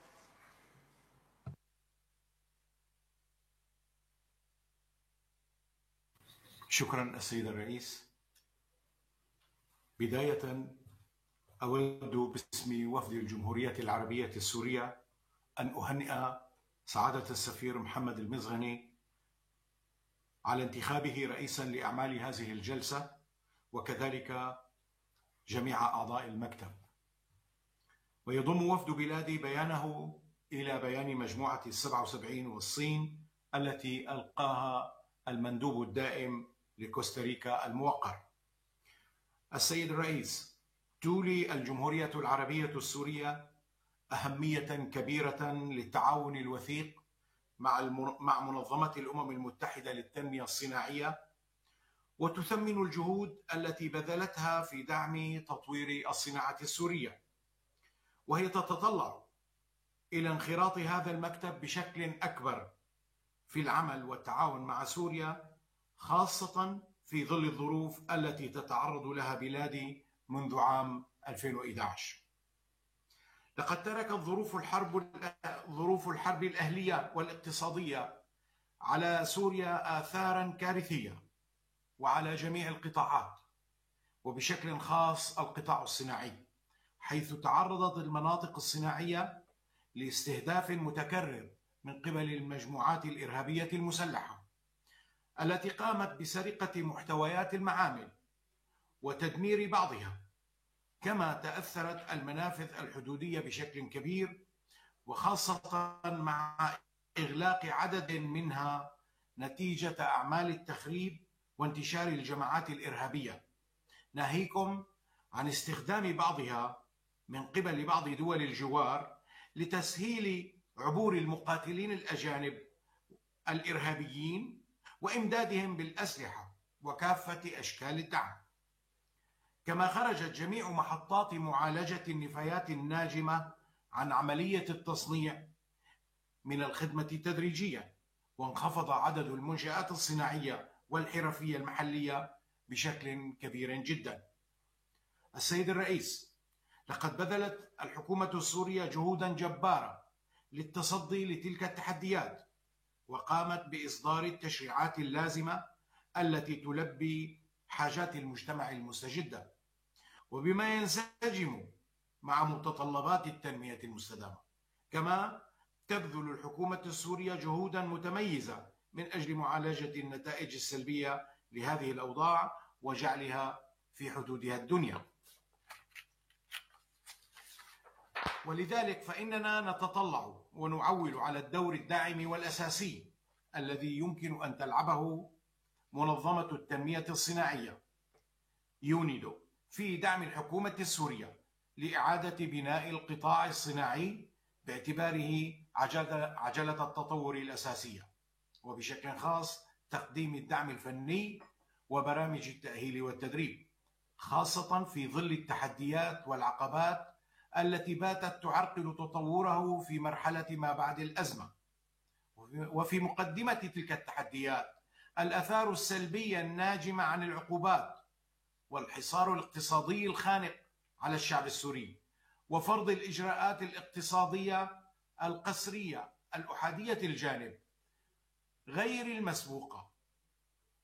تلك الإجراءات التي قوضت قدرة البلاد على النهوض بالقطاع التنموي والصناعي وبشكل خاص في مجال التحديث والتطوير الصناعي.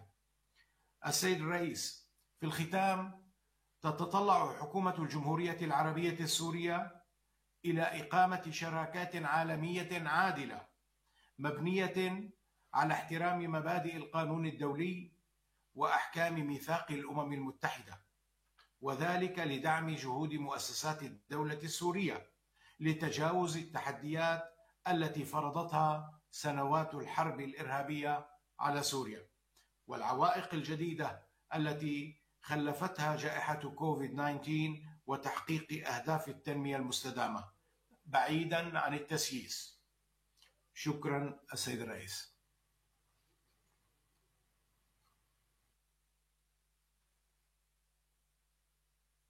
Thank you for your statement. Next on my list is Sri Lanka, and I give the floor to His Excellency Machinta Yasinge. Ambassador, you have the floor. Madam Vice President, at the very outset, let me congratulate the President and the Vice Presidents on their election to the 9th session of the General Conference of the United Nations Development Organization.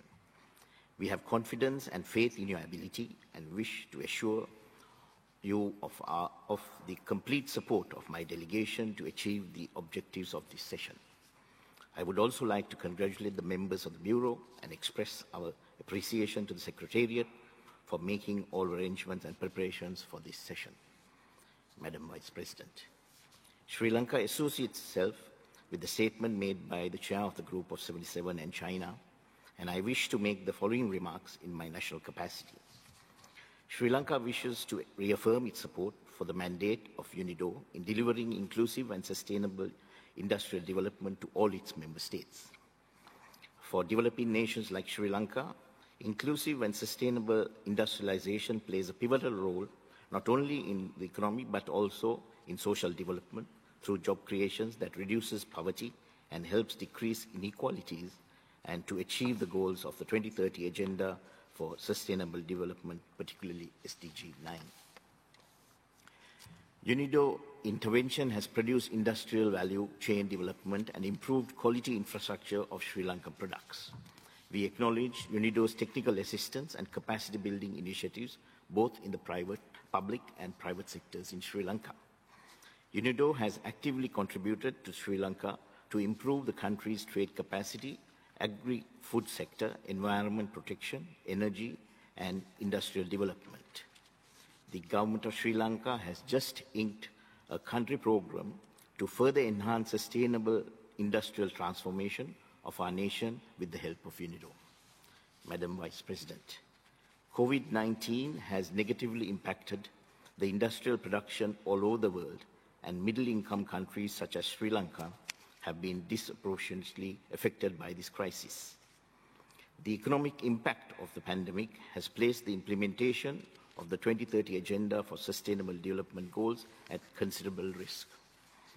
While appreciating the efforts that UNIDO has been making to mitigate the impact of the pandemic since February 2020, we wish to underline that funding of UNIDO is essential for the post-pandemic industrial recovery of developing countries, and we urge the Secretariat to pursue this mandate in this hour of need. My delegation recalls the Abu Dhabi Declaration adopted at the 18th General Conference in Abu Dhabi, UAE in 2019, which provided the organization clear indications to accelerate inclusive and sustainable industrial development for the realization of the 2030 Agenda by strengthening partnership with the private sector and harnessing potentials of the fourth industrial revolution technologies.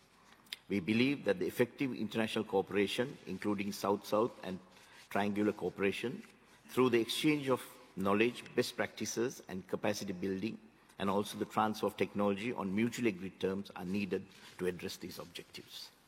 Having taken note of the report by the Director General on UNIDO activities related to agribusiness, trade, capacity building, job creation, and also the report on UNIDO activities related to climate change, environment, and energy, we wish to stress the crucial role UNIDO plays in providing technical assistance in developing sustainable agricultural system and shaping the fight against climate change, such as steering industrial development in the direction of a circular economy towards overcoming environment crisis and sustain humanity and our planet.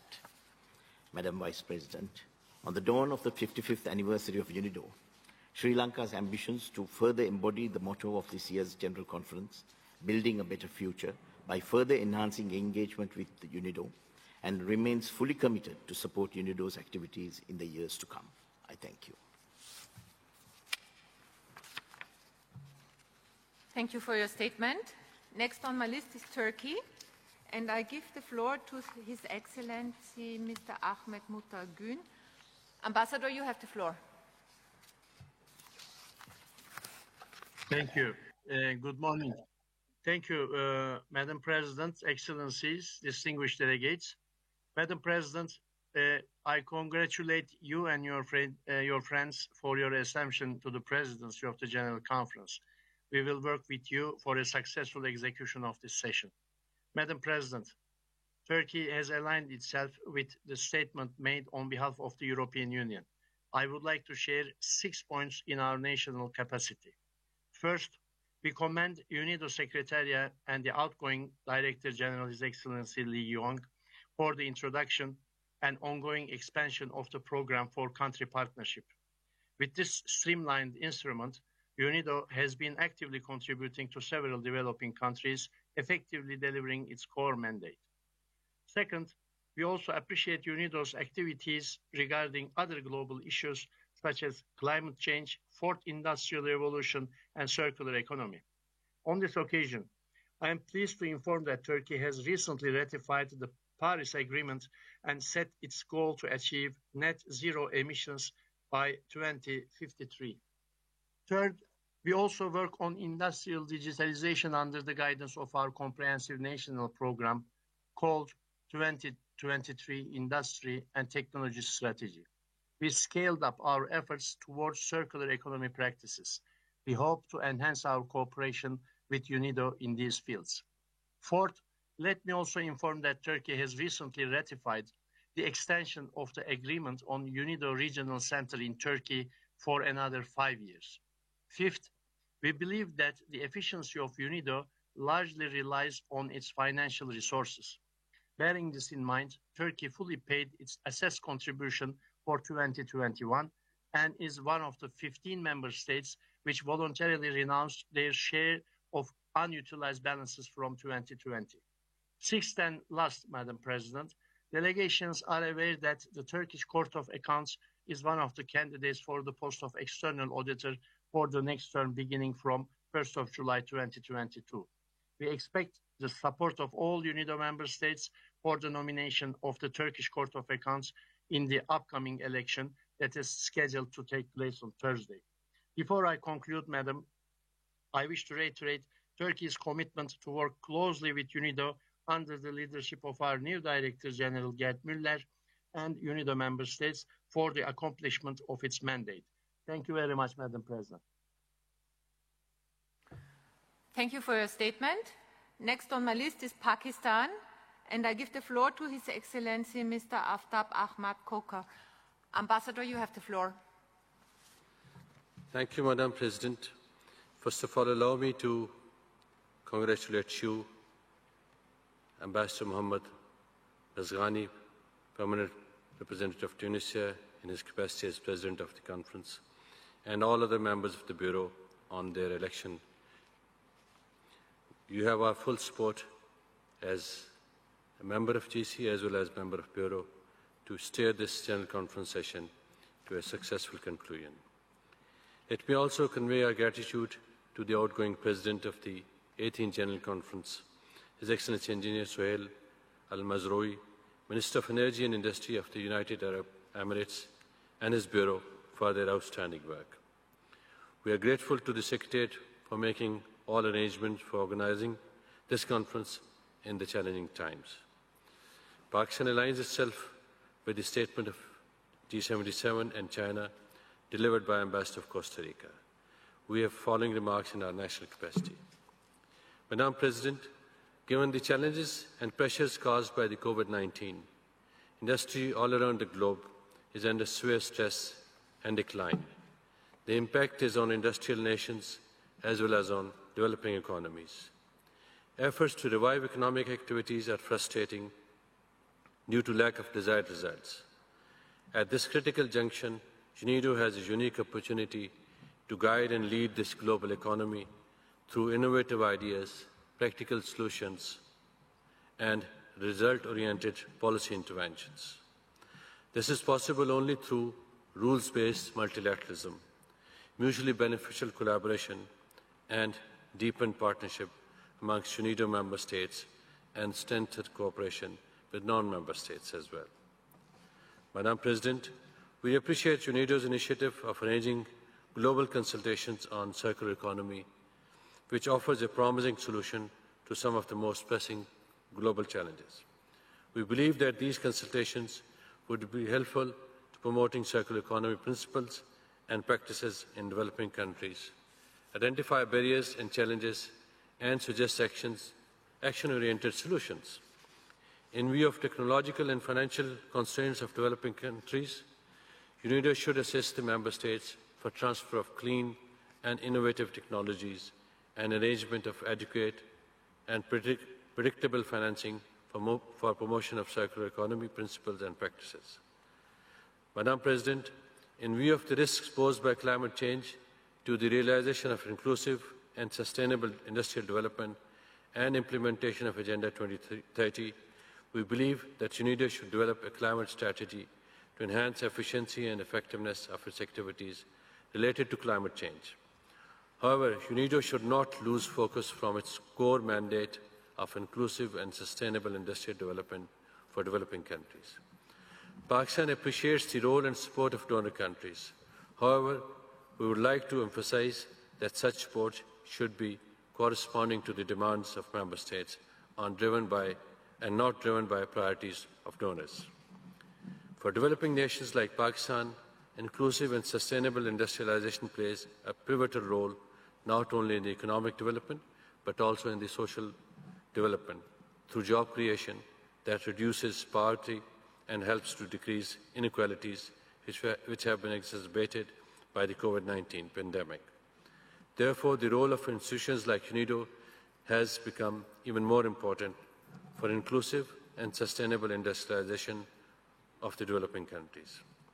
Madam President, development is a win-win option for both developed and developing economies. Development divide coupled with digital divide must not be further widened. Global economy is interconnected and interdependent. Digitalization has further solidified this linkage. UNIDO must steer the harmonization and collaboration between developed and developing countries. Pakistan's IT sector and industry is set to provide efficient, effective, and economic solutions to the challenges posed by digitalization. Madam President, we acknowledge UNIDO's technical assistance and capacity building initiatives both in the public and private sectors in Pakistan. So far, UNIDO has implemented over 50 projects in various areas for providing clean and sustainable energy, empowering women and youth, and ensuring food safety through horticulture and fisheries development. UNIDO has also assisted Pakistan for increasing competitiveness of our industry through testing, monitoring, standardization, and certification for conformity assessment. We appreciate UNIDO's support for development and effective implementation of the country program of Pakistan for enhancing the competitiveness of our industrial enterprises. We are also closely working with UNIDO for promotion of circular economy principles and practices in Pakistan for sustainable industrial development. Madam President, Pakistan seeks UNIDO's continued help in promoting the competitiveness of local industry, especially in the context of fourth industrial revolution. Pakistan industry is in dire need of upgradation and in compliance to international best practices to face the challenges posed by this revolution. We are looking forward to enhance our cooperation with UNIDO for establishment of Investment and Technology Promotion Office, Industrial Intelligence and Governance Unit, and Medical Waste Management Project in Pakistan. Pakistan has been resolutely and successfully confronting COVID-19 and taking all possible measures to strengthen the existing health system. Pakistan's public health, economic and poverty alleviation measures have been very effective to contain the pandemic. The Director General of WHO also acknowledged Pakistan's efforts in fighting the COVID-19, underlining that Pakistan was one of the countries to learn from. And we maintained the balance between health and unemployment challenges. To conclude, I would like to reiterate Pakistan's deep appreciation for UNIDO's role and activities to achieve the objectives set out in Agenda 2030. We also reaffirm our support to UNIDO's activities in Pakistan. We pay tribute to the outgoing Director General, and we assure our support and cooperation to the new Director General. I thank you, Madam President.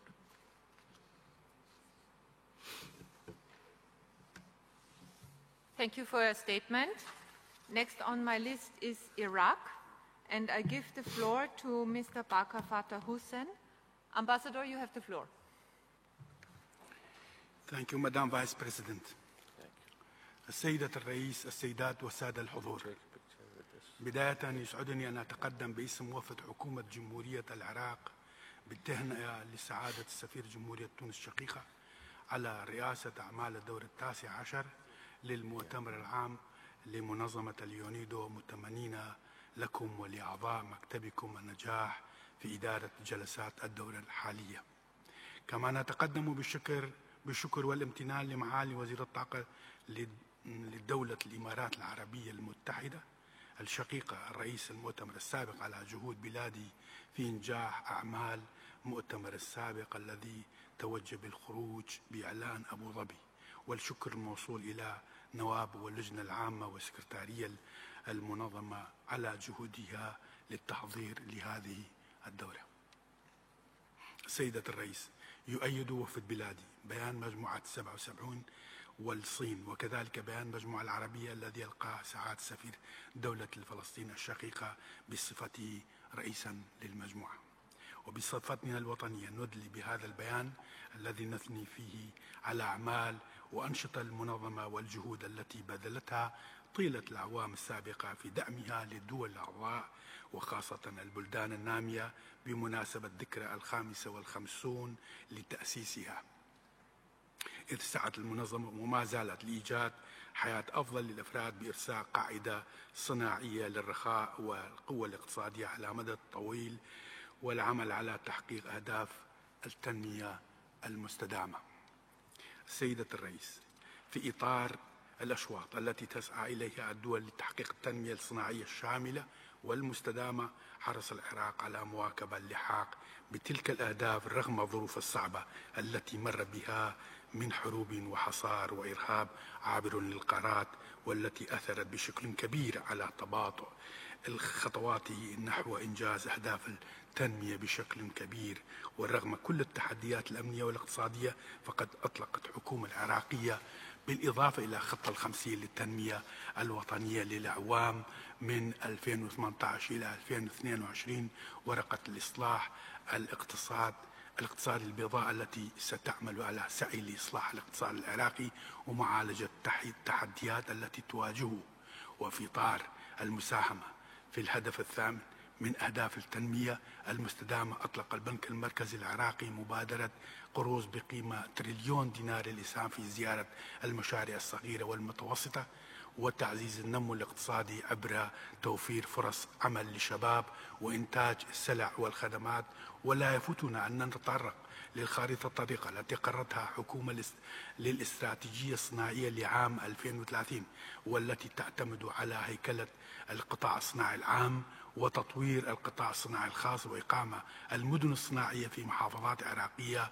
وبهذا الصدد ندعو المجتمع الدولي والمنظمات الدولية على تعزيز فرص الاستثمار والتصنيع في العراق وبما يضمن تحقيق تنمية مستدامة تساهم في دعم الإصلاح الاقتصادي الذي يصبو إليه، خاصة أن العراق يعيش مرحلة جديدة تمثلت بالانتخابات البرلمانية الديمقراطية التي جرت بتاريخ 10 أكتوبر 2021 وما تمخضت عنها من نتائج ستؤدي إلى تشكيل حكومة جديدة في المستقبل القريب تضع ضمن أولوياتها تطوير الاقتصاد العراقي في مجال الاستثمار والبناء والإعمار.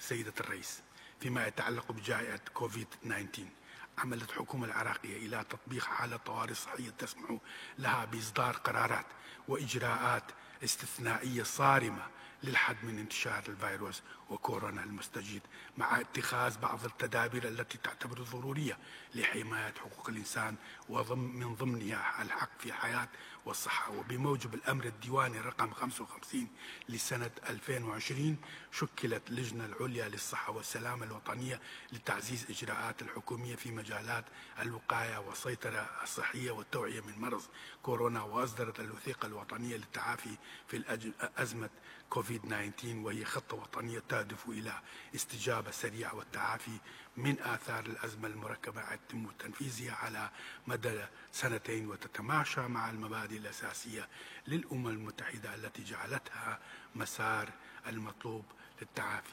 وفي هذا الإطار يثني وفد بلادي على خدمات والتدخلات الأخيرة لمنظمة اليونيدو في بعض البلدان ضمن سياق استراتيجيتها لاستجابة لجائحة كوفيد-19 والتعافي من آثارها ودعمها المستمر لتلك الدول.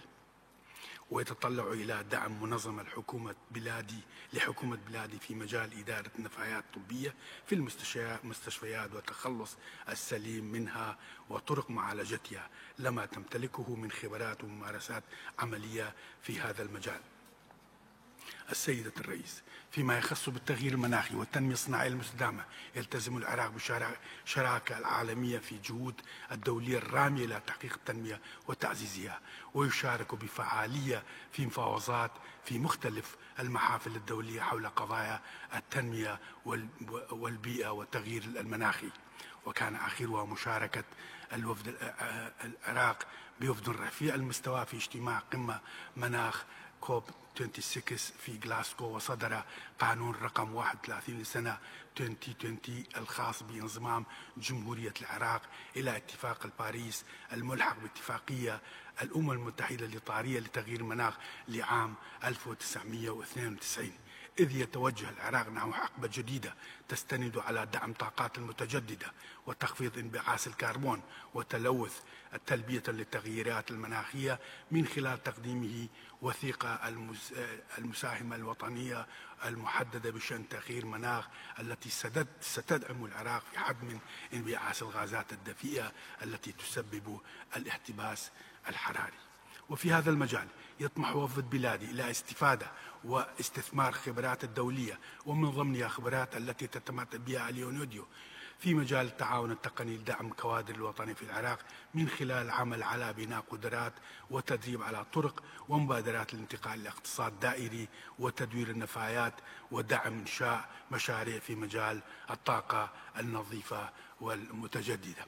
السيدة الرئيس أن وفد بلادي يثمن ويشيد بأنشطة والمشاريع المختلفة التي تنفذها المنظمة في المحافظات العراقية، وخاصة في مجال إعادة تأهيل نازحين اقتصاديا من خلال خلق فرص عمل وبناء قدرات والمهارات الوظيفية.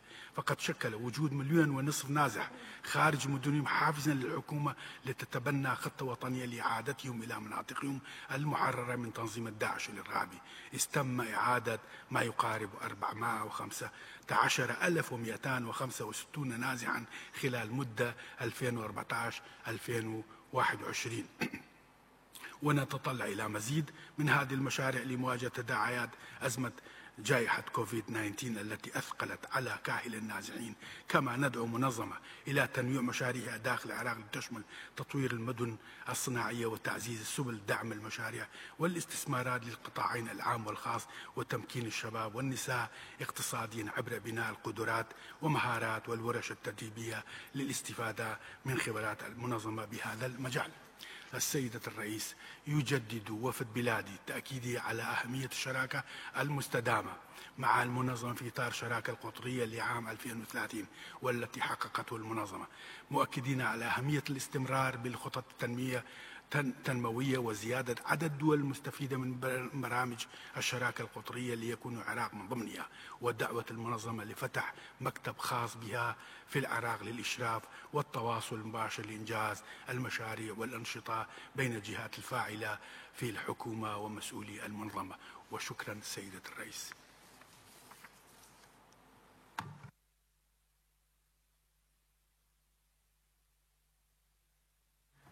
Thank you for your statement. Next on my list is Colombia. I give the floor to His Excellency Mr. Miguel Camillo Ruiz. Ambassador, you have the floor. Muchas gracias, señora Presidente. Señora Presidente, señor Director General, distinguidos delegados, señoras y señores. En nombre del presidente de Colombia, Iván Duque, extiendo un cordial saludo al exdirector general Lee Young por su importante gestión durante los últimos 8 años al frente de la ONUDI, fortaleciendo el rol de la organización dentro del sistema de Naciones Unidas y posicionándola como el principal impulsor del desarrollo industrial inclusivo y sostenible. Durante su mandato, la ONUDI continuó consolidándose como un aliado estratégico para Colombia, con importantes logros como la materialización del marco programático 2015-2020, mediante el cual la agencia ejecutó más de $26 millones para fortalecer el desarrollo industrial de mi país. En ese marco se suscribieron 13 convenios que tuvieron un cumplimiento exitoso de más del 90% de los indicadores planteados. Adicionalmente, se aprobaron y ejecutaron importantes proyectos relativos a la industria de la movilidad, el desarrollo rural y el empoderamiento de comunidades, la activación de la industria de la construcción naval, la calidad de la cadena química, los parques eólicos, los parques ecoindustriales, y los distritos térmicos. Además, se firmó y se inició el nuevo marco programático que contempla una meta presupuestal de más de $25 millones para el periodo 2021-2024.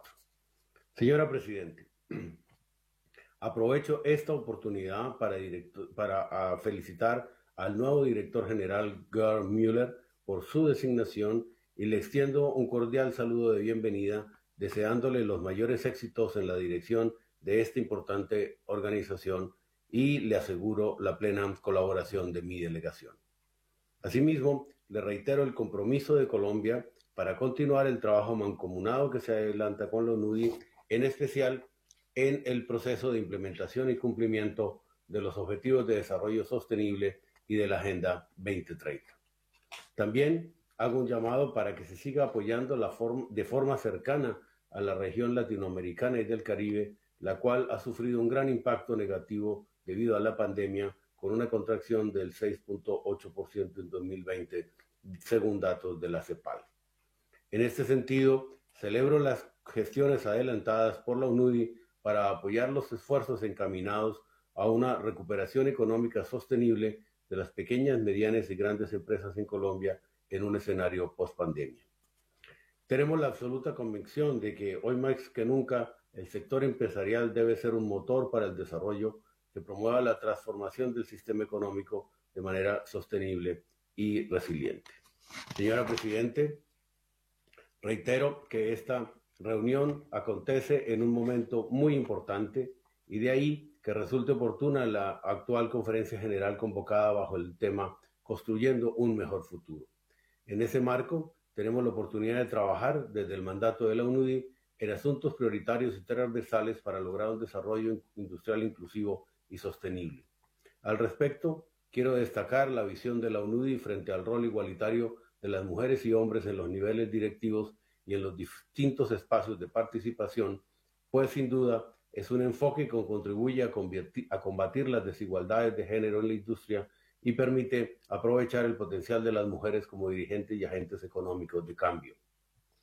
Este enfoque se relaciona directamente con la actual política de equidad de género en Colombia, a través de la cual se han acompañado 8.700 emprendimientos de liderazgo femenino a través de 16 programas y estrategias dirigidas al cierre de brechas de género y se han atendido a más de 100.000 mujeres. Señora Presidente, Colombia considera fundamental el papel de la UNIDO en la promoción de la economía circular, apoyando a los países en desarrollo en su proceso de transición hacia patrones de consumo y producción sostenibles. Mi país cuenta con la Estrategia Nacional de Economía Circular, lanzada en 2019, mediante la cual se han alcanzado tasas de reciclaje y nueva utilización de residuos mayores al 11%. Adicionalmente, ejercemos un importante liderazgo en escenarios internacionales en esta materia, como son la Alianza Global sobre la Economía Circular y Eficiencia de Recursos, en la que participa la UNUDI y la Coalición Regional de la Economía Circular de América Latina y el Caribe. Por otra parte, para Colombia, la transición energética es imperativa y clave para la recuperación económica y debe ser el enfoque mediante el cual se aborde la emergencia climática. Por esto, considero fundamental garantizar un ambiente propicio para la inversión y la participación del sector privado y de la banca multilateral en los proyectos de expansión de energías renovables. Por esta razón, Colombia ha iniciado un ambicioso proceso de diversificación mediante la introducción acelerada de energías renovables no convencionales, logrando multiplicar por 10 la capacidad instalada, buscando tener en el año 2022 una participación de más del 12% de las energías renovables en nuestro esquema de generación energética. Señor director, para finalizar, reitero el interés del Gobierno de Colombia para seguir contando con la experiencia y acompañamiento de UNUDI. El apoyo de la agencia en el país es percibido tanto por socios como por beneficiarios como eficiente y de alta calidad, lo que demuestra su importante valor agregado para apoyar de forma satisfactoria las necesidades y prioridades definidas por el Gobierno Nacional en tan importantes asuntos. Colombia continuará priorizando el trabajo mancomunado con la UNUDI en favor del desarrollo industrial inclusivo y sostenible. Muchas gracias, señora Presidenta.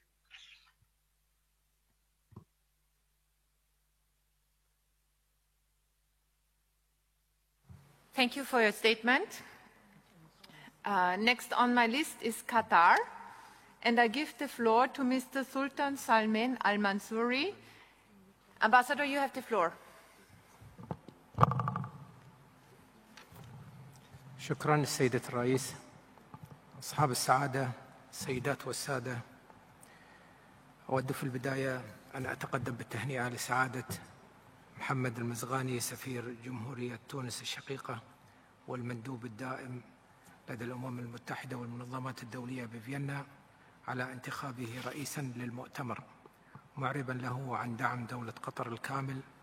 كما أتوجه بالشكر والتقدير لأمانة اليونيدو على الإعداد الجيد لهذه الدورة.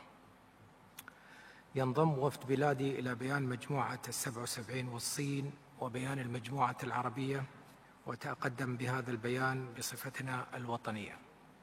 السيدة الرئيس، مما لا شك فيه أن عام 2021 كسابقه عام 2020 كان استثنائياً بكل المقاييس، فقد جلب معه تحديات مستجدة أثرت سلباً على تحقيق أهداف التنمية المستدامة وتقدر دولة قطر جهود اليونيدو لمساعدة الدول الأعضاء على التكيف مع الظروف الحرجة التي يمر بها العالم نتيجة جائحة كورونا، وسعيها لتعزيز دور القطاع الصناعي في التعافي الاجتماعي والاقتصادي من الجائحة وفي بناء القدرة على الصمود.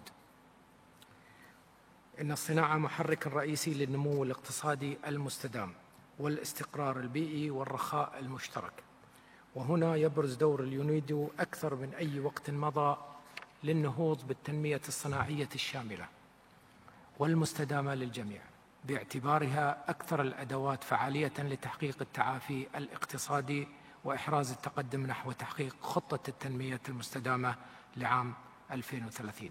وفي هذا الإطار يؤكد وفد بلادي أهمية الثورة الصناعية الرابعة والتحول الرقمي والطاقة المستدامة والابتكار والتكنولوجيا الرائدة التي تقع ضمن ولاية اليونيدو في إيجاد حلول مستدامة للتحديات الكبرى في العالم، وعلى رأسها تحديات الفقر وتغير والتدهور البيئي. السيدة الرئيس، خطت دولة قطر خطوات واسعة في مجال الصناعة لتنويع الاقتصاد القطري وتقليل الاعتماد على قطاعي النفط والغاز.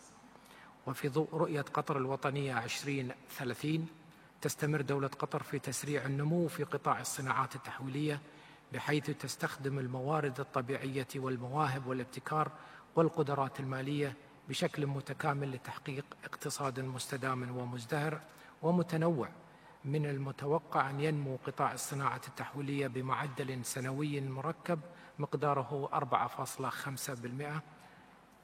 السيدة الرئيس، تولي دولة قطر اهتماما لزيادة نسبة مساهمة الطاقة النظيفة ومنها الغاز في منظومة الطاقة لضمان الانسجام مع النمو الاقتصادي الكبير للدولة وحماية البيئة. يأتي ذلك تماشيا مع رؤية قطر الوطنية 2030 وركائز التنمية الصناعية المستدامة بيئيا. وتولي دولة قطر اهتماما كبيرا لمخاطر تغير المناخ، وتواصل الاستثمار في مشاريع التحول إلى عالم أخضر من خلال الاستثمار في التقنيات منخفضة الكربون وفي شراكات مع دول صديقة للتحول من صناعات الفحم إلى الطاقة النظيفة. كما ستبدأ دولة قطر بإنتاج الكهرباء من الطاقة الشمسية لأول مرة في النصف الأول من عام 2022. وفي هذا السياق تتطلع إلى التعاون مع اليونيدو لتعزيز النمو الأخضر والتصدي للتغير المناخي لما ينطوي عليه من آثار سلبية تقوض من قدرات الدول الأعضاء على تحقيق أهداف التنمية المستدامة. السيدة الرئيس، إن دولة قطر حريصة على تهيئة بيئة استثمارية ملائمة لتحفيز القطاع الخاص للاستثمار وفتح المجال أمام الاستثمارات الأجنبية في أنشطة الصناعات التحويلية، وتقديم حزمة من الحوافز التشجيعية المتنوعة، وذلك عن طريق إصدار الأدوات التشريعية والمحفزة على المشاركة والمساهمة في تحقيق التنمية الشاملة. ولقد أنشأت الجهات الحكومية القطرية عدة مناطق صناعية لتشجيع الصناعات الصغيرة والمتوسطة بهدف تهيئة المرافق الأساسية للمصانع، وكذلك أنشأت مناطق اقتصادية ومناطق حرة وحاضنات أعمال لزيادة الأعمال. وفي الختام لا يسعني إلا أن أجدد لكم خالص الشكر والتقدير على جهود اليونيدو المبذولة لتنمية تطلعات الدول الأعضاء في تحقيق تنمية صناعية شاملة ومستدامة وبناء مستقبل مستدام أكثر قدرة على الصمود في ظل التحديات المتسارعة والمتزايدة. شكرا سيدة الرئيس.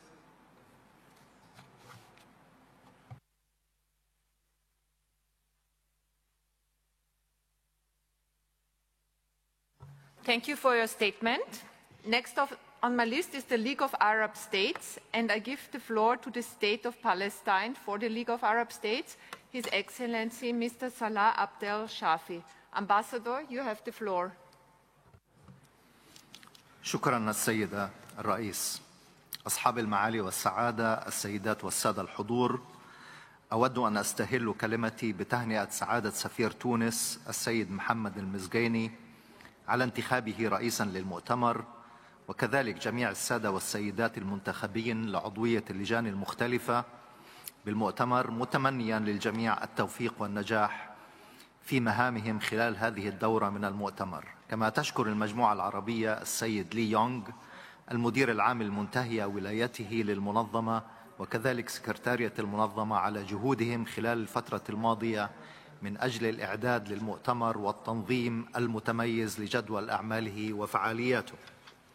السيد الرئيس، تحيط المجموعة العربية علما بالتقرير السنوي للمدير العام 2020 الوارد في وثيقة DB 49/2 والذي تطرق إلى مجموعة من المبادرات والأنشطة والبرامج الرئيسة وخطط التنمية التي تم تنفيذها في سنة 2020 والتي تندرج في إطار تنفيذ ولاية المنظمة، وتدعو المجموعة إلى الاستمرار في هذا النهج بغية تعزيز وتسريع التنمية الصناعية الشاملة والمستدامة وفقا لأهداف التنمية المستدامة للعام 2030، وخاصة الهدف التاسع المعني بالصناعة والابتكار والهياكل الأساسية. وتشير إلى أهمية استمرار عمل المنظمة على العموم وضرورة تفعيل التعاون بين الدول العربية والمنظمة على الخصوص للاستفادة المثلى من إمكانيات ونشاطات المنظمة وزيادة كم ونوع مشاريع المنظمة المنفذة في الدول العربية. وفي هذا الصدد تؤيد المجموعة العربية اعتماد برامج وميزانيات المنظمة للفترة 2022-2023 من قبل مؤتمرنا هذا على النحو الذي أوصت به لجنة البرامج والميزانية في دورتها 37 برئاسة سعادة سفيرة الجزائر السيدة فوزية المباركي، مع الأخذ علما بما أوصى به الفريق العام الغير الرسمي بشأن النقاشات والقضايا المتعلقة بلجنة البرامج والميزانية. كما تؤكد المجموعة على أن ما ورد في تقرير السيد المدير العام لعام 2020 بخصوص ما يشهده العالم من قفزة هائلة في مجال الرقمنة يدعونا إلى ضرورة التأكيد على أهمية دعم اليونيدو لتعزيز جهود الدول العربية في مسارها نحو الرقمنة وتعجيل تدارك الهوة الرقمية وإحقاق المساواة فيها، وذلك في سبيل تحقيق الهدف 17 من أهداف التنمية المستدامة. ولأجل تحقيق تلك الغايات على المستوى الإقليمي في المنطقة العربية، فإن المجموعة العربية تتطلع إلى تكثيف المنظمة لجهودها لتحقيق التنمية الصناعية الشاملة والمستدامة خلال المرحلة المقبلة، خاصة عبر مكاتبها الإقليمية والوطنية في دول المنطقة، من أجل المساهمة في مساعدة حكومات وشعوب الدول العربية لا سيما تلك التي تعاني من أزمات. وتتطلع المجموعة العربية في هذا السياق إلى تكثيف اليونيدو لجهودها بالتنسيق مع نظام المنسق المقيم وكذلك منظمات الأمم المتحدة الأخرى التي تعمل بالدول العربية المختلفة لتعزيز مساعي توفير المساعدات التقنية والمالية والاستشارية الرامية إلى الارتقاء بمنظومة التنمية الصناعية لدى كل منها، بما يضمن خلق فرص جديدة للشباب والمرأة ويساهم في مكافحة الفقر وبناء القدرات ونقل التكنولوجيا اللازمة لتمكين فئات المجتمع المختلفة من الاستفادة من فرص إنشاء وتطوير الأعمال الصغيرة والمتوسطة التي تلبي طلباً وتعوض نقصاً في أسواقها، وتفيد في ذات الوقت شعوب ومجتمعات دول المنطقة بشكل ملموس. كما أنه من اللازم أيضاً التنويه إلى أن تلك الجهود يجب أن تتم بالتوازي مع مساعي دعم وتطوير الصناعات ذات الحجم الكبير والتي يجب أن تتم وفقاً للاحتياجات الوطنية وبالنظر إلى المستويات التنموية المرتبطة بالجوانب الاقتصادية والاجتماعية. السيد الرئيس، تعد المساواة بين الجنسين وتمكين المرأة عنصرين أساسيين لتحقيق الولاية المسندة إلى اليونيدو في مجال التنمية الصناعية الشاملة للجميع والمستدامة ولتحقيق أهداف التنمية المستدامة. وفي هذا الإطار تود المجموعة العربية أن تستذكر إعلان أبو ظبي GC 18 على رز 1 الذي شدد على أهمية استمرار مراعاة المساواة بين الجنسين في سياسات وبرامج التنمية المستدامة، وكذلك الإجراءات المستهدفة لتمكين النساء والفتيات مع الإعراب عن تقديرها لسياسة اليونيدو في هذا الصدد وفقا لوثيقة المنظمة رقم DGB 2019/16 والمؤرخة ب 18 سبتمبر 2019 واستراتيجيتها المتعلقة بهذا الشأن للفترة ما بين 2020 إلى 2023 برقم GC 18/15، داعية المنظمة إلى إبقاء الدول الأعضاء على علم واطلاع بما يتم تنفيذه منهما. السيد الرئيس، لا يفوتني في ظل ما تقدم أن أعرب عن سعادة المجموعة بكفاءة مبادرة برنامج شراكة الدولة PCP الذي تنفذه اليونيدو، والذي يشمل دولتين عربيتين هما المملكة المغربية وجمهورية مصر العربية. كما نتطلع إلى أن يتم التوسع في هذا البرنامج الهام ليشمل مزيدا من الدول العربية، فضلا عن التوسع في برنامج الدولة الCPs ليشمل الدول التي ترغب في الاستفادة منه، مع التأكيد على ضرورة عدم تأثير إصلاح منظومة الأمم المتحدة بأي حال من الأحوال على المكاتب الميدانية والمشروعات. كما أود في هذا السياق التعبير أيضا عن دعمنا لجهود اليونيدو فيما يتصل بالمشروعات والبرامج الخاصة بالعقد الصناعي الثالث في إفريقيا وكافة الجهود المرتبطة بتحقيق التنمية الصناعية المستدامة والشاملة. ونشدد في هذا الصدد أيضا على ثقة المجموعة العربية في قدرة اليونيدو على أن تخلق الشراكات المناسبة مع المؤسسات المالية الدولية المختلفة ومع الجهات والمؤسسات المانحة والقطاع الخاص لإنجاح تلك المحاور وتحقيقها لأهدافها الحيوية بالنسبة للمنطقة العربية ومنطقة الشرق الأوسط. وفي هذا الإطار تود المجموعة الترحيب بعقد المؤتمر الوزاري التاسع للدول الأقل نمواً الذي عقد في 25 من الشهر الحالي في مقر الأمم المتحدة في فيينا، والذي يهدف إلى تسريع عملية التنمية الصناعية الشاملة والمستدامة في الدول الأقل نمواً. وتجدد المجموعة العربية تأكيدها على ضرورة مراعاة أولوياتها عند إعداد وتنفيذ المشاريع المختلفة، وذلك من خلال خلق فرص عمل مع إعطاء الأولوية للمرأة والشباب، ودعم مشاريع ريادة الأعمال مع التركيز على المناطق الأكثر احتياجاً على المستوى الوطني والحد من الفقر، وأهمية عنصر بناء القدرات ونقل التكنولوجيا التي تلبي الاحتياجات الوطنية، بالإضافة إلى الصناعة والابتكار والهياكل الأساسية.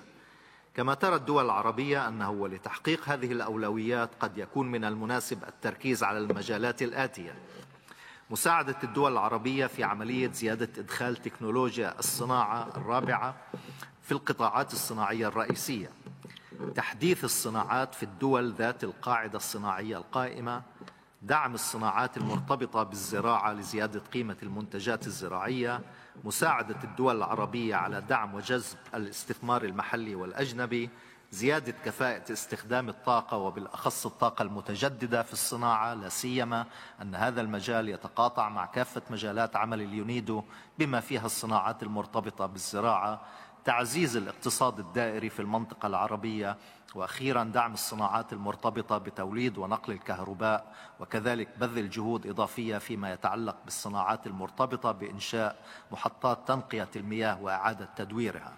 السيد الرئيس، تعرب المجموعة العربية عن تقديرها لجهود السكرتارية في دعم الدول الأعضاء في المنظمة لمواجهة تداعيات انتشار فيروس كورونا، وتتطلع إلى تعزيز أكبر لتلك الجهود خلال الفترة القادمة، لا سيما في ظل استمرار انتشار تحورات وموجات جديدة من الفيروس الذي بقي تأثيره السلبي مستمر في دولنا، والتي من شأنها إضافة تحديات جديدة للدول النامية وخاصة الدول الأقل نمواً والدول التي تعاني من الصراعات والحروب الدائرة. كما تتطلع المجموعة إلى ممارسة اليونيدو لدور ملموس في دعم جهود التعافي من آثار الجائحة، بالإضافة إلى تنسيق جهودها لضمان تصنيع ووصول اللقاحات والأدوية إلى الدول العربية والنامية بشكل متوازي مع الدول المتقدمة، وهو الأمر الذي سيتطلب استمرار تطوير الاستراتيجيات الدولية والتي تشارك فيها بفعالية كافة منظمات الأمم المتحدة والجهات الدولية الفاعلة. سيدة الرئيس، ترحب المجموعة العربية مجددا بإعلان أبو ظبي الذي تم اعتماده في الدورة 18 في المؤتمر العام في أبو ظبي عام 2019، حيث يعتبر هذا الإعلان نقطة تحول هامة في عمل المنظمة والتأكيد على دورها المحوري في دفع عجلة التنمية المستفادة إلى آفاق أرحب، واتفاق الدول الأعضاء على أهمية إشراك القطاع الخاص في تحقيق الأهداف التنموية 2030 ولعب دور أكبر في الثورة الصناعية الرابعة، واعتبار المنظمة المكان المناسب لعقد مثل هذه الشراكات والتعاون مع القطاع الخاص. وتؤكد المجموعة العربية على أهمية البناء على ما تضمنه إعلان أبو ظبي من مواضيع ذات أهمية. في الختام لا يسعني إلا أن أجدد لكم شكر المجموعة العربية، متمنيا لكم نجاح والتوفيق في إدارة أشغال هذه الدورة لما فيه خير المنظمة والدول الأعضاء. وشكرا سيدة الرئيس.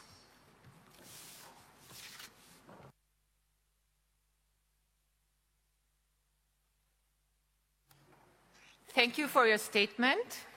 Next on my list is Costa Rica. I give the floor to His Excellency, Mr. Alejandro Solano Ortiz. Ambassador, you have the floor.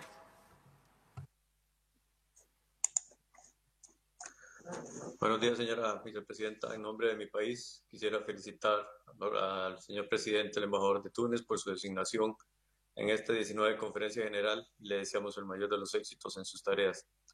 Nuestro mundo vive enormes retos: la lucha por el cambio climático y la pérdida de biodiversidad, así como la crisis sanitaria con sus devastadores efectos producida por el COVID-19, están marcando nuestro diario quehacer. Abogar por la sostenibilidad del ambiente, en especial de los océanos, el compromiso decidido a la lucha contra el cambio climático, en particular en materia de financiamiento para acciones de mitigación y adaptación, así como la promoción de una recuperación económica post-COVID-19, sostenible, verde e inclusiva, nos obligan como colectivo humano a buscar respuestas inmediatas, solidarias y efectivas. Sumado a este esfuerzo, necesitamos organismos internacionales completamente alineados con estas prioridades y necesidades, claros en sus objetivos y plenamente eficientes y efectivos en la implementación de sus mandatos. Solo así podremos alcanzar los objetivos y las metas plasmadas en la Agenda 2030 para el Desarrollo Sostenible. Sin duda, UNIDO, a quien felicitamos por su 55 aniversario, puede jugar un papel importante ante estos dos grandes desafíos. Como organismo especializado en el desarrollo industrial, esta organización cuenta con las herramientas y el conocimiento necesario para apoyar a los estados en el desarrollo de nuevos modelos de producción y consumo sostenibles e inclusivos, donde puedan empatarse a través de sus secciones respuestas efectivas a las demandas de nuestras poblaciones. Teniendo presente que los 17 objetivos y las 169 metas de la Agenda 2030 para el Desarrollo Sostenible regirán todas las actividades que se realicen a escala nacional, regional y global en la esfera del desarrollo, debemos focalizar y coordinar todos los esfuerzos para contribuir a su consecución. Estos retos requieren de la voluntad política, la disponibilidad de recursos y la claridad en las decisiones políticas que se adopten. Nuestras economías hoy más que nunca deben ser innovadoras, verdes, circulares y resilientes. Costa Rica, que hoy cumple 73 años de haber abolido su ejército y apostó por salud, educación y desarrollo verde y sostenible para su población, es una economía abierta y pequeña, que ha sido exitosa en el equilibrio entre un mercado sólido de pequeñas y medianas empresas, combinadas con un modelo eficiente de atracción de inversión extranjera directa, con una sólida matriz energética superior al 99% anual, los cuales han generado impactos positivos en el desarrollo nacional y son parte esencial del motor del desarrollo del país. Nuestra propuesta de valor basada en la triple P, planeta, persona y prosperidad, incluye elementos como una fuerza laboral altamente educada y de primer nivel, con las capacidades requeridas para llevar a cabo operaciones sofisticadas y de alto valor agregado, una ubicación estratégica, un fuerte compromiso con el desarrollo sostenible, un ambiente político-económico estable y una amplia red de tratados de libre comercio que proveen acceso preferencial a los mercados que representan las 2/3 partes del Producto Interno Bruto mundial y 2.500 millones de potenciales consumidores a lo largo y ancho del planeta. Señor presidente, las micro, pequeñas y medianas empresas han sido dentro del engranaje económico las que más han sufrido el impacto del COVID-19. Muchas han visto reducidas significativamente sus operaciones y ventas e incluso han tenido que cerrar. Este panorama ha causado desempleo y reducción en los ingresos de un alto número de trabajadores a nivel mundial. Costa Rica no ha sido la excepción. Esta crisis ha ocasionado que muchas empresas hayan tenido que reinventar sus negocios, modificar sus mecanismos de promoción y venta, buscar nuevos canales de comercialización y entrega de sus productos, entre otras opciones. La innovación, la circularidad y la creatividad son ahora más necesarias y han sido grandes aliadas para muchos emprendedores. Es por ello que nos complace anunciar que el pasado 24 de noviembre inició en Costa Rica una serie de seminarios piloto organizados por la UNIDO con América Latina y el Caribe, con el objetivo de generar espacios de formación y discusión sobre la economía circular para las pymes en el sector de plástico. A través de estos seminarios se busca dotar de herramientas a las empresas vinculadas al sector para responder no solo a los desafíos ambientales, sino también dar nuevo valor a sus negocios y que estos contribuyan al logro de los objetivos de desarrollo sostenible. Son estas las oportunidades que podemos ofrecer a aquellos que más han sufrido los efectos de la pandemia. Señor presidente, bajo la copresidencia de las ministras de Ambiente de Costa Rica, Andrea Mesa, y de Austria, Leonor Gewessler, se llevaron a cabo durante este año las consultas globales sobre economía circular. Estas fueron promovidas por la ONU para potenciar una agenda internacional sobre la temática, facilitar el diálogo sobre innovaciones, retos y buenas prácticas en la materia, así como fomentar la adopción de principios y prácticas de economía circular en las industrias. Este proceso tiene un valor en sí mismo, conceptualizado como una alternativa al modelo económico lineal tradicional, pues se busca que los recursos se mantengan en uso durante el mayor tiempo posible. Se extrae el máximo valor de ellos y los residuos se reubican desde el final de la cadena de suministro hasta el principio, dando a los materiales usados una nueva vida. Además, constituye un escenario propicio para generar nuevas fuentes de trabajo y nuevos ingresos, concebido como un negocio con una alta rentabilidad. Esperamos que durante esta conferencia, la resolución que estaremos presentando las dos copresidencias logre el consenso y sea copatrocinada por el mayor número de estados y que permita a los miembros de la organización contar con una herramienta para potenciar el diálogo, la cooperación y las actividades orientadas a la transición hacia la economía circular, así como el desarrollo de principios y prácticas comunes. Esto de la mano con lo unido y con miras a acelerar la implementación de la Agenda 2030, incluida la acción por el clima. Señor presidente, reiteramos nuestro llamado a que se incremente la representación geográfica del personal y se refuerce el uso del idioma español en los trabajos de la organización como muestra del valor del multilingüismo. Además, aspiramos a una mayor promoción de políticas de igualdad y equidad de género, tanto en el personal como en los enfoques de políticas. Para terminar, quisiéramos agradecer al director general saliente Lee Young por su destacada labor y compromiso en el ejercicio del cargo. Le deseamos muchos éxitos en sus nuevos proyectos personales. Y nuestra felicitación al doctor Gerd Müller por su designación como nuevo director general. Estamos convencidos que sus cualidades y visión permitirán a la UNIDO responder a los retos presentes y futuros. Muchas gracias, señora presidenta.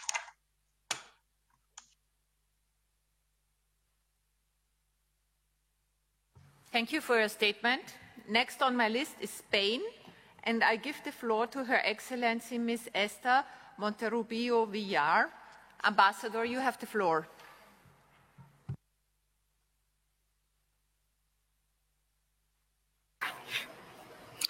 Muchas gracias, señora vicepresidenta. En primer lugar, permítame felicitar a todos los miembros de la mesa por su elección para presidir esta conferencia y asegurarle el apoyo de esta delegación para su buen fin. Esta delegación se suma a la declaración de la Unión Europea y hace los siguientes comentarios a título nacional. España mantiene un firme compromiso con el sistema de Naciones Unidas, con el convencimiento de que la solución a los problemas globales pasa por la colaboración activa y constructiva de toda la comunidad internacional. Nuestro país está firmemente comprometido con el alineamiento de todas las agencias y organismos del sistema con la Agenda 2030. Los Objetivos de Desarrollo Sostenible constituyen un pacto social de carácter integral, intergeneracional y mundial. Todos debemos enfocar nuestros esfuerzos para llevarlo a la práctica. Señora vicepresidenta, el relevo en el puesto de director general es ocasión para reflexionar sobre los logros y retos que se presentan ante nosotros. Agradecemos al director general Lee Young que bajo su mandato la organización no solo se ha estabilizado, sino que también ha conseguido que la industrialización inclusiva y sostenible fuera incluida dentro de la Agenda 2030. La crisis financiera de 2008 primero y ahora la pandemia que ha conmocionado nuestras sociedades han puesto de manifiesto que una industria sostenible distribuida por todo el mundo es una base de estabilidad y empleo estable. El director general Müller, al que deseamos éxito en su misión, tiene un gran reto ante sí. Por una parte, encontrar los recursos necesarios para extender las actividades de promoción de la industrialización sostenible a todos los estados en desarrollo, renta media y economías en transición. y, por otra parte, hacerlo en un momento en que todos los sectores están en un momento de cambio acelerado para adaptarse a los nuevos avances tecnológicos y necesidades de sostenibilidad medioambiental. Señora Vicepresidenta, los Objetivos de Desarrollo Sostenible implican a todos los Estados y esta delegación reitera la necesidad de que los Estados de renta media tengan en ONUDI un socio de referencia para avanzar en su consecución. Como mi delegación ya ha tenido ocasión de exponer, la ambición de estos compromisos económicos tiene que ir de la mano de la ambición en las garantías sociales, para que los cambios que se produzcan no afecten negativamente a los más vulnerables, sino que se transformen en un catalizador de oportunidades para todos. Para conseguir un cambio estructural que permita erradicar la pobreza, es necesario movilizar de forma sostenida grandes cifras de financiación. ONUDI será capaz de aportar valor al sistema de desarrollo de Naciones Unidas en la medida en la que consiga adaptar su estrategia y estructura para generar proyectos con dimensión transformadora que coordinen capacidad técnica y mecanismo de financiación de actores estatales, multilaterales y del sector privado. España tiene en la defensa activa de la igualdad de género una prioridad. Y en este sentido haremos propia, como en ocasiones anteriores, la resolución sobre igualdad de género presentada por México y Noruega. El avance, la igualdad y el empoderamiento de las mujeres deben ser omnipresentes en todas las actividades de la organización, así como en la configuración de la Secretaría y en particular en los niveles más altos. España está desarrollando su estrategia de transición ecológica con el fin de cumplir con los compromisos de los Acuerdos de París. Ello se refleja en el foco estratégico de la cooperación española en el combate contra el reto del cambio climático, incluido en su objetivo número 7 sobre energía limpia y asequible. Consideramos prioritario que la Secretaría elabore una estrategia de ONUDI en respuesta al cambio climático, como solicita el borrador de resolución que hemos presentado conjuntamente con el resto de Estados de la Unión Europea.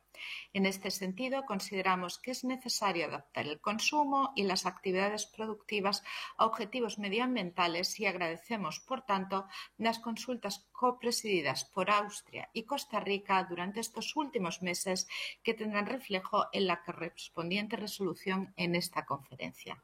Gracias, señora Vicepresidenta.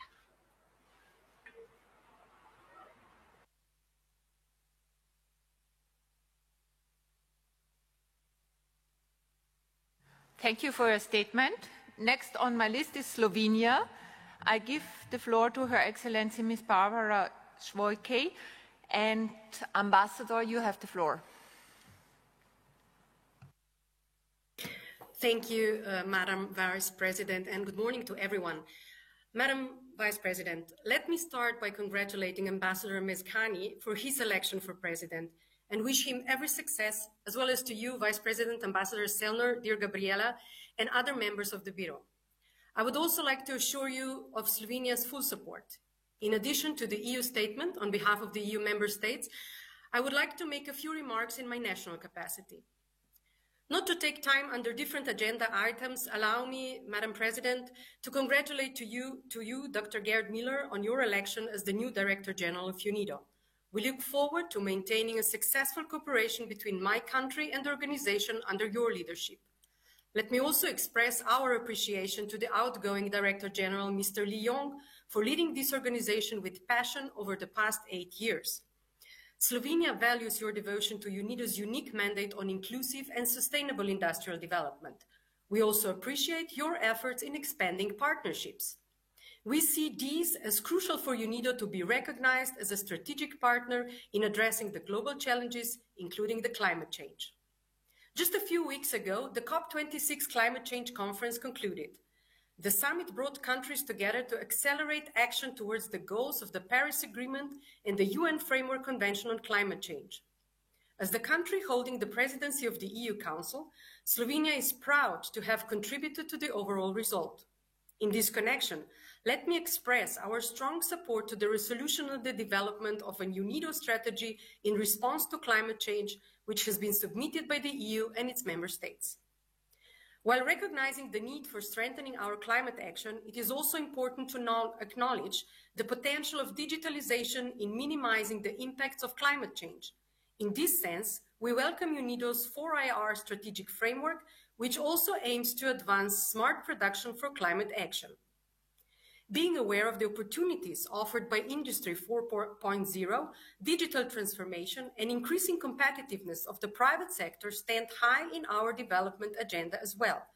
This is also why the month of December is marked by Industry 4.0 and robotics within the main economic event of the Slovenian EU presidency. A full array of events on this topic, both for professionals and for general public, several also dedicated to youth, is being organized in a hybrid format. Furthermore, Slovenia is also contributing to sharing knowledge, experiences, and best practices in the field of Industry 4.0 through UNIDO Technical Cooperation Project financed by our government. Madam Vice Presidents, Excellencies, distinguished delegates, as we gather here this week under the motto Building a Better Future to mark the 55th anniversary of UNIDO and reflect on its achievements, I must also underline the need for UNIDO to keep on track in the implementation of its 2020-2023 gender strategy. Only this way we can ensure that no one is left behind. I thank you, Madam Chairperson.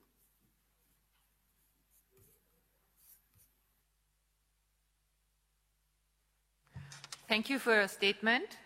Next on my list is Jordan. Her Excellency Ms. Lina Al-Hadid. Ambassador, you have the floor.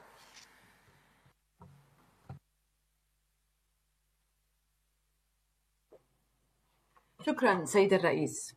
يؤيد وفد بلادي ما جاء في بيان كل من المجموعة العربية ومجموعة 77 والصين، ويود إضافة الملاحظات التالية بصفته الوطنية.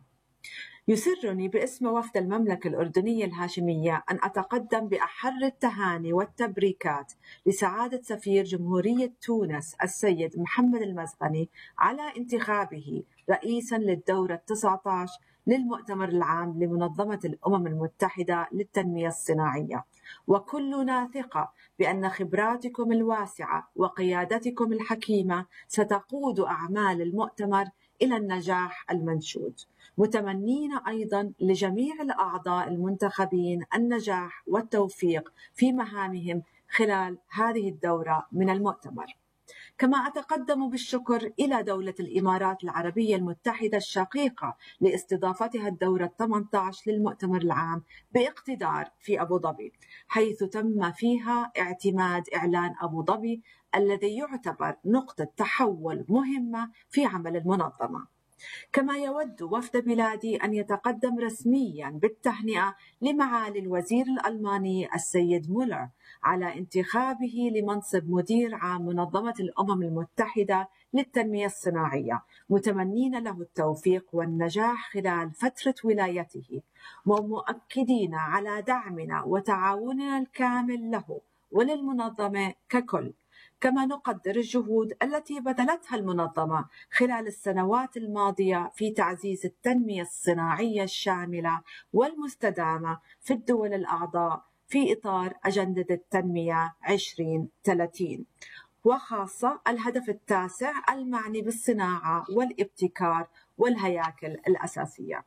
السيد الرئيس، ينعقد هذا المؤتمر في ظل جائحة كورونا المستمرة منذ عامين، والتي أثرت أيضا بشكل كبير على الاقتصاد والصناعات وخاصة في الدول النامية، حيث تعتبر عبئا جديدا يضاف إلى التحديات التي يواجهها الأردن والمتمثلة في النزاعات الإقليمية وما رافق ذلك من تفاقم أزمات إنسانية خلال العقد الماضي، شملت نزوح ولجوء الملايين من المدنيين الأبرياء في المنطقة، الأمر الذي ترتب عليه استمرار وجود عدد كبير من اللاجئين الذين يقيمون في المملكة، مما أثر كذلك على برامج التنمية ومشاريع البنية التحتية في الأردن، وضاعف الأعباء المترتبة على قطاعات الصحة والمياه والعمل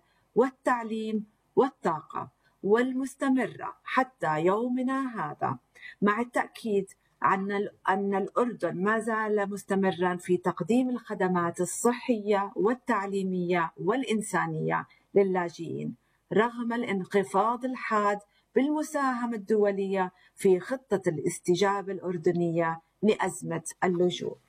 السيد الرئيس، عملت وزارة الصناعة والتجارة والتمويل مؤخرا على وضع خطة استراتيجية للأعوام 2022 تهدف إلى تطوير الاقتصاد الوطني ليكون مزدهرا ومنفتحا على الأسواق العالمية، ولتمكين الاقتصاد من استيعاب التدفق السنوي المتنامي للأيادي العاملة الأردنية.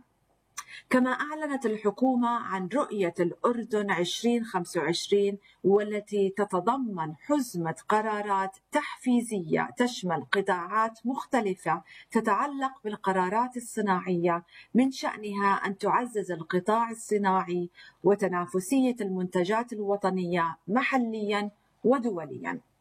سيد الرئيس، نثمن الدور الذي تقوم به المنظمة والبرامج التي تقدمها في دعم القطاع الصناعي واستقطاب الاستثمارات وتعزيز التنمية الصناعية المستدامة في الأردن، حيث تم تنفيذ العديد من المشاريع الفعالة تماشيا مع تحقيق رؤية الأردن 2025.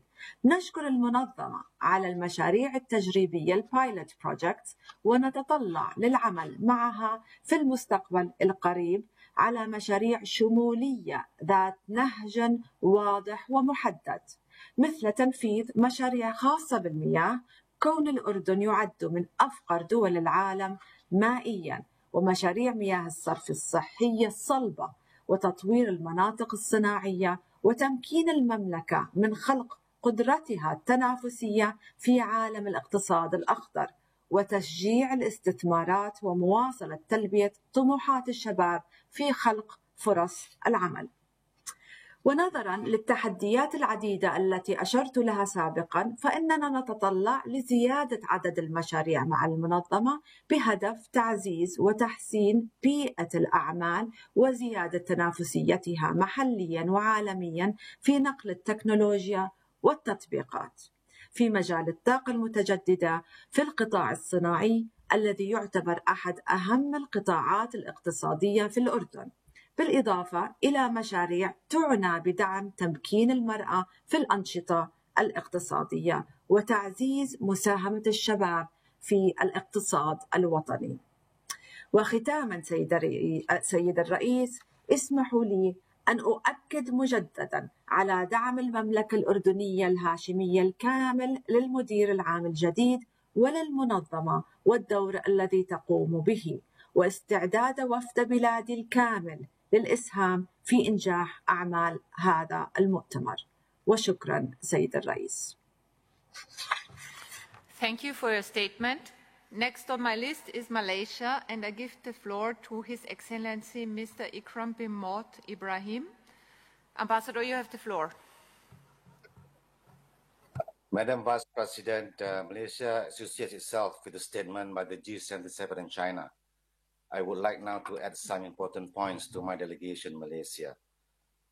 The adverse impacts of the COVID-19 pandemic has underscored the importance of further bolstering multilateralism. The mission of UNIDO now is indispensable in this post-pandemic period. The inclusive and sustainable development agenda is central in our undertakings to revive our economy and to tackle the growing inequalities during these challenging times. In this regard, and in spite of the various constraints, my delegation is pleased to note with satisfaction of the efforts by UNIDO, in particular its assistance in implementing the 2030 Agenda for Sustainable Development and the Paris Agreement commitments.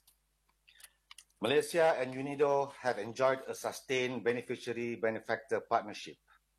Malaysia remains committed to strengthening its partnership with UNIDO through the promotion of South-South cooperation and triangular cooperation.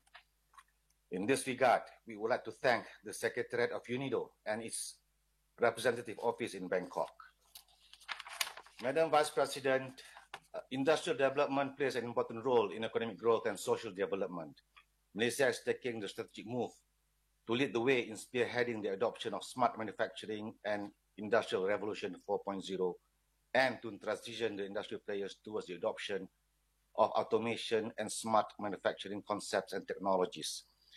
We have formulated a national policy that aims to transform the manufacturing sector and related services within the period from 2018 till 2025.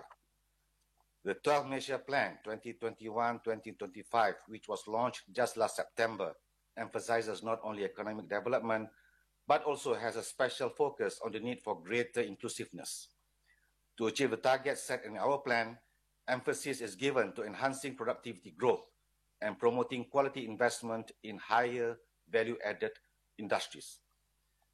Our plan also includes new sources of growth, including IR 4.0, digital economy, aerospace industry, integrated regional development, as well as growth enablers such as sustainable energy sources and infrastructure connectivity. In conclusion, Madam Vice President, Indonesia firmly believes that the successful functioning of UNIDO is contingent upon a sound financial footing. This requires the collective will of member states to provide sufficient, assured, and predictable resources to our organization.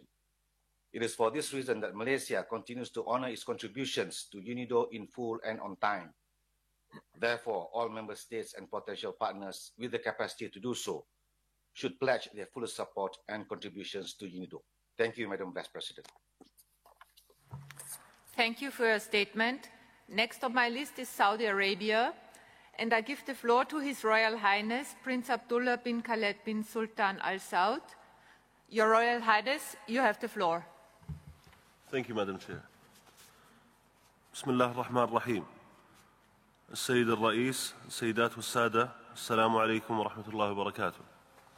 بداية يعرب وفد المملكة العربية السعودية عن ترحيبه البالغ بانتخاب السيد مولر في منصب المدير العام لمنظمة الأمم المتحدة للتنمية الصناعية، شاكرين له ولأمانة المنظمة الجهود المبذولة للتحضير والإعداد الجيدين لهذا المؤتمر. ونتقدم بخالص الشكر والتقدير للمدير العام السابق للمنظمة السيد لي يونغ على جهوده المثمرة في سبيل تعزيز التنمية الصناعية الشاملة والمستدامة خاصة في الدول النامية خلال فترة إدارته للمنظمة. كما نود أن نهنئ سعادة سفير الجمهورية التونسية محمد المزغاني على انتخابه رئيسا للمؤتمر، متمنين له التوفيق والنجاح. السيد الرئيس، يثمن وفد المملكة العربية السعودية الدور التنموي البارز الذي تلعبه المنظمة في دفع عجلة النمو الاقتصادي والتنمية المستدامة لجميع الدول الأعضاء، وبشكل خاص في الدول النامية، عبر البرامج والمساهمات التي تقدمها من أجل تحقيق أهداف التنمية المستدامة 2030، وبالتحديد الهدف التاسع المعني بالصناعة والابتكار والهياكل الأساسية. كما نؤكد على أهمية استمرار المنظمة في إقامة شراكات عالمية وتعزيز ذلك بهدف تحقيق رسالتها فيما يتعلق بالتنمية الصناعية الشاملة والمستدامة للجميع، مما سينعكس على العالم أجمع بالخير والاستقرار بإذن الله.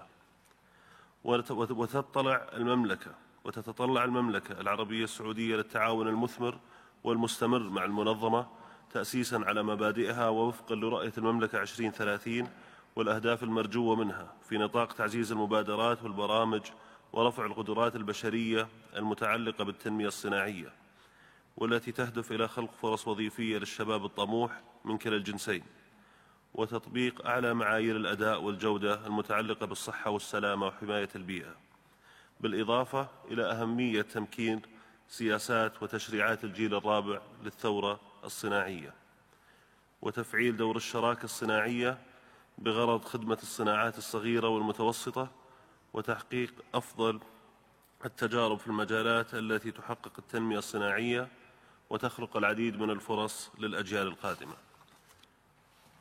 السيد الرئيس، أن المملكة العربية السعودية تشهد اليوم حراكا مستمرا على مختلف الأصعدة. في المجال الاقتصادي تسارع الخطى نحو مستهدفاتها الطموحة لتنويع القاعدة الاقتصادية بالاعتماد على العديد من الأنشطة، وفي مقدمتها الصناعة والتعدين والطاقة المتجددة، حيث تنطلق وفق رؤيتها الطموحة لتحقيق مستهدفات تضمن الاستدامة لهذه القطاعات والمساهمة الفاعلة المرجوة منها.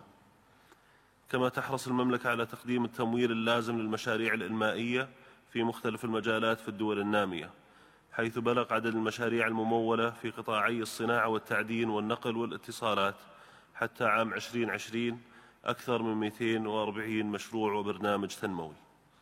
السيد الرئيس، تشهد بلادنا المضي قدما وبخطوات طموحة نحو المساهمة الفاعلة في الحفاظ على البيئة وتنميتها ورعايتها، ومواجهة ظاهرة التغيير المناخي بمبادرات محلية وأقليمية وعالمية أعلن عنها سمو ولي العهد الأمير محمد بن سلمان في أكتوبر الماضي، ومن ضمنها مبادرة السعودية الخضراء والشرق الأوسط الأخضر، والتي ستعمل على رفع الغطاء النباتي وتقليل انبعاثات الكربون ومكافحة التلوث وتدهور الأراضي والحفاظ على الحياة البحرية، بالإضافة إلى أكبر برنامج تشجير في العالم، لنصل إلى هدف المملكة بالوصول إلى الحياد الصفري بحلول عام 2060 بإذن الله، من خلال نهج الاقتصاد الدائري الكربوني ومجموعة من المبادرات الطموحة. وفي الختام نود أن نعرب لكم عن خالص الشكر والتقدير على الجهود المبذولة في دفع عجلة التنمية الصناعية في الدول النامية والدول الصناعية على حد سواء. كما نقدم الشكر مجددا لأمانة المنظمة على الجهود المتميزة لتنظيم هذا المؤتمر الهام. والسلام عليكم ورحمة الله وبركاته. وشكرا سيد الرئيس.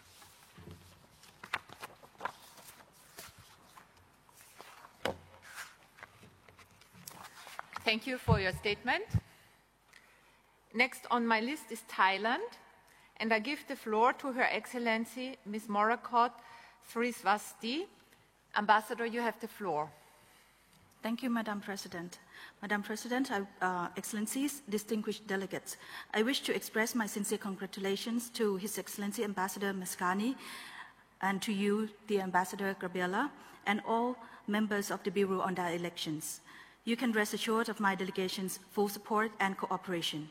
I also wish to thank the outgoing President, His Excellency Ambassador Hamad Al-Khabi of UAE, for his dedication and hard work, the Director General, Mr. Lee Yong, and the Secretariat for their hard work throughout this trying time. I wish to take this opportunity to congratulate and welcome Dr. Gerd Müller on his appointment as the new Director General of the UNIDO. I wish him every success in discharging his responsibilities. Thailand looks forward to continuing our close and constructive cooperation and partnership with UNIDO under his leadership. Madam President, my delegation associates itself with the statement delivered by the Ambassador of Costa Rica on behalf of Group of 77 in China, and wishes to add the following remarks in our national capacity.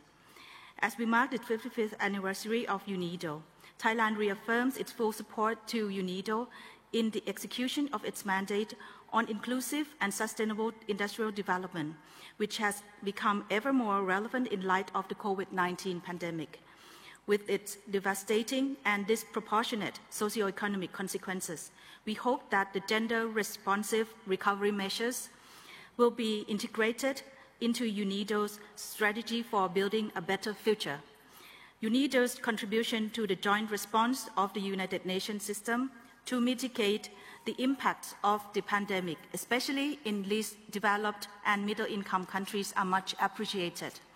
Thailand welcomes the launch of Industrial Development Report 2022 under the theme The Future of Industrialization in a Post-Pandemic World. We hope that its valuable findings would pave way for future collaborations in support of sustainable development of industrial capacities to help us build back better from the COVID-19 crisis and other persisting global challenges such as climate change and environmental degradation. Madam President, in line with the global imperative to support inclusive and sustainable post-pandemic recovery, Thailand has adopted the biocircular green economic model as a national agenda. To promote a more inclusive and sustainable growth, the BCG Economic Model Strategic Plan 2021 to 2026 aims to promote sustainable usage of biological resources, empower local communities and their economies, promote target industries for sustainable competitiveness, and enhance resilience to the global changes. In this regard, we look forward to enhancing cooperation and partnership with UNIDO, especially in the area of circular economy, environment, and energy. At the COP26, Thailand affirmed its commitment to address challenges of climate change, pledging to reach carbon neutrality in 2050 and net zero emissions before 2065. With support of UNIDO and relevant partners, such as Global Environment Facility Trust Fund and the Partnership for Actions on Green Economy, on technical assistance, capacity building, and financing for inclusive green economy transition, Thailand will be able to ensure an early achievement of these ambitious goals. Madam President, Thailand has been working closely with UNIDO on a number of projects under the Strategic Cooperation Framework for 2018 to 2021, such as the Industry 4.0 development in Thailand's Eastern Economic Corridor, or EEC, and the Green Recovery Initiatives in partnership with PAGE. Such cooperation helps advance Thailand's economy on the path of inclusive and sustainable industrial development and generate a wealth of knowledge and best practices that benefit the Southeast Asian region. As our strategic cooperation framework will be concluded this year, we wish to express our interest to extend the framework and to continue our existing projects in line with the UNIDO strategic framework for partnering with middle-income countries, as well as other innovative means of cooperation among middle-income countries. Madam President, on a final note, Thailand strongly encourages UNIDO to maximize the utilization of field office representatives in strengthening its engagement with the UN country teams and actively explore further collaboration and partnership with international donors and financial institutions to assist member states in consistent with the UNIDO's mandate. I wish to reaffirm Thailand's commitment to work closely with UNIDO and other member states in advancing inclusive and sustainable industrial development for a more inclusive, sustainable, and resilient future. I thank you, Madam President. Thank you for your statement. Next on my list is Afghanistan, and I give the floor to Her Excellency Ms. Manisa Bakhtari. Ambassador, you have the floor.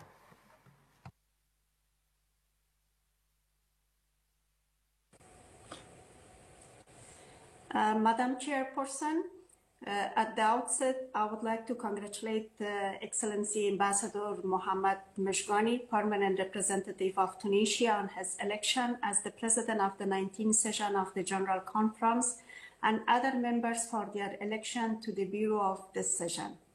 Under your leadership, we are confident that this session will be successful.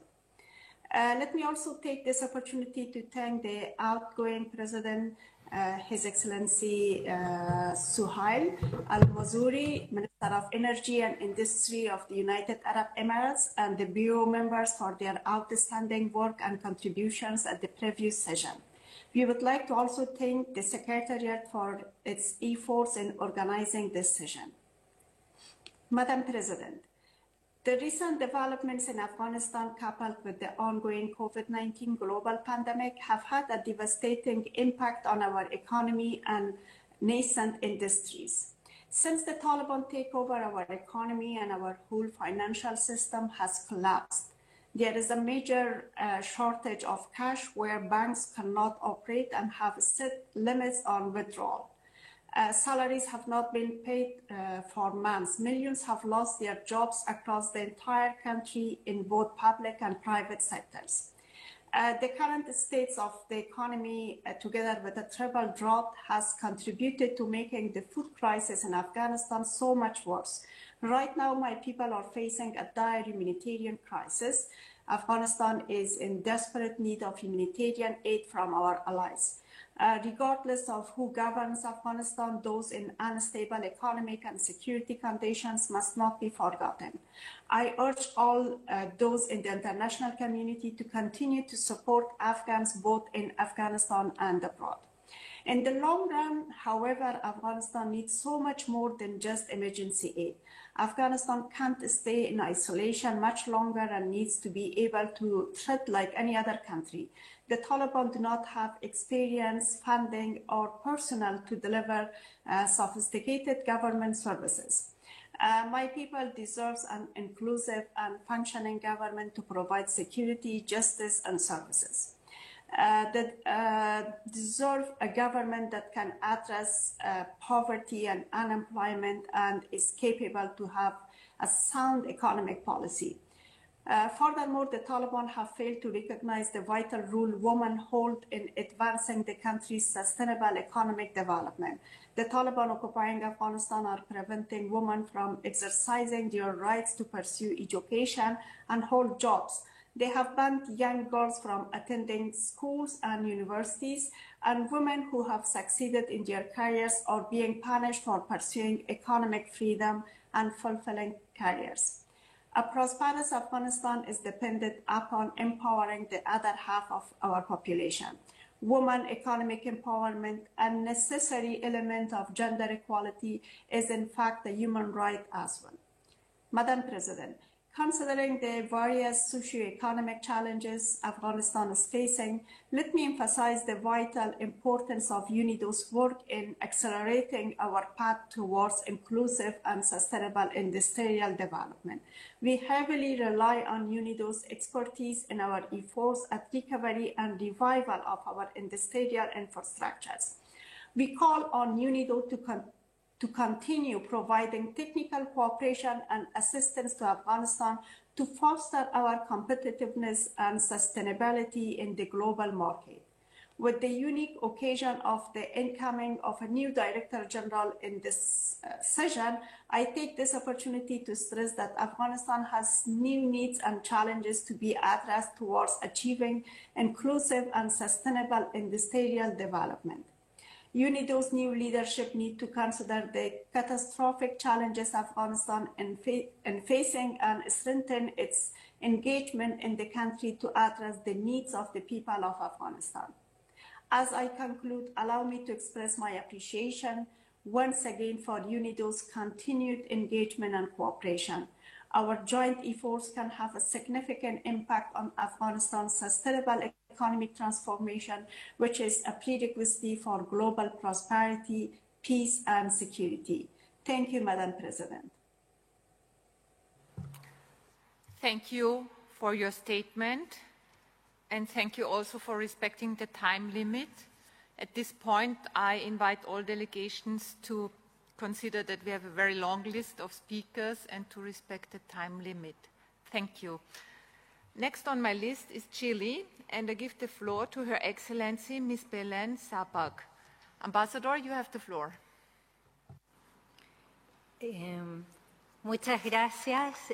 Chile quiere felicitar el nombramiento del presidente de la mesa, el representante permanente de Túnez. También quisiéramos señalarle a la embajadora Gabriela Sellner que nos pone muy contentos de verla presidiendo hoy día, y al resto de la mesa le deseamos éxito en lo que resta de las sesiones. Asimismo, quisiéramos agradecer al secretariado por su excelente trabajo y por el trabajo que están realizando presencialmente junto también a los traductores. Chile se suma al discurso efectuado por el representante permanente de Costa Rica en nombre de los G77 y China, y también la intervención del representante permanente del Perú a nombre del Grupo de Latinoamérica y el Caribe. En medio de las dificultades económicas derivadas de la pandemia, consideramos muy importante reforzar el papel de ONUDI en el desarrollo industrial inclusivo y sostenible, como ya se ha señalado, a través de contribuciones concretas para la recuperación económica, Build Back Better, especialmente de los países menos adelantados, por ejemplo, creando las condiciones para acelerar la recuperación del empleo, en especial de las mujeres. La ONUDI debe involucrarse más activamente en proyectos en nuestros países en América Latina y transformarse en un aliado de los proyectos de sus miembros con valor agregado para nuestras economías. En el caso de Chile, nos interesa avanzar en la generación de energías limpias para enfrentar el cambio climático.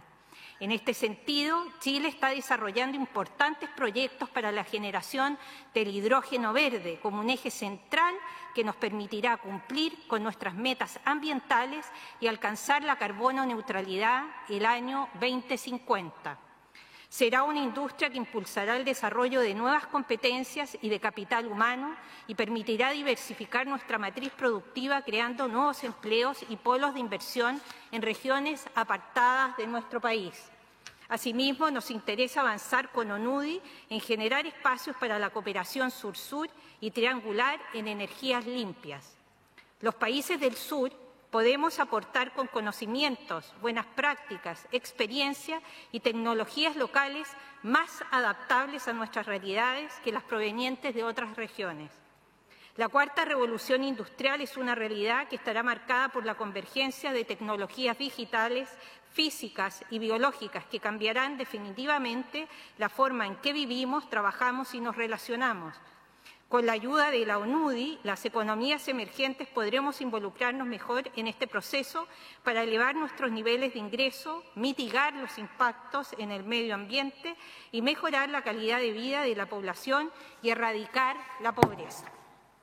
Señora Presidenta, para Chile es de particular importancia avanzar en el empoderamiento de la mujer en el trabajo y en la industria. No tenemos dudas que la ONUDI puede colaborar con estrategias de desarrollo sostenible que faciliten el empoderamiento de las mujeres en estas áreas. Según cifras de la UNESCO a nivel mundial, solo 1/3 de los estudiantes de carreras STEM en educación superior son mujeres.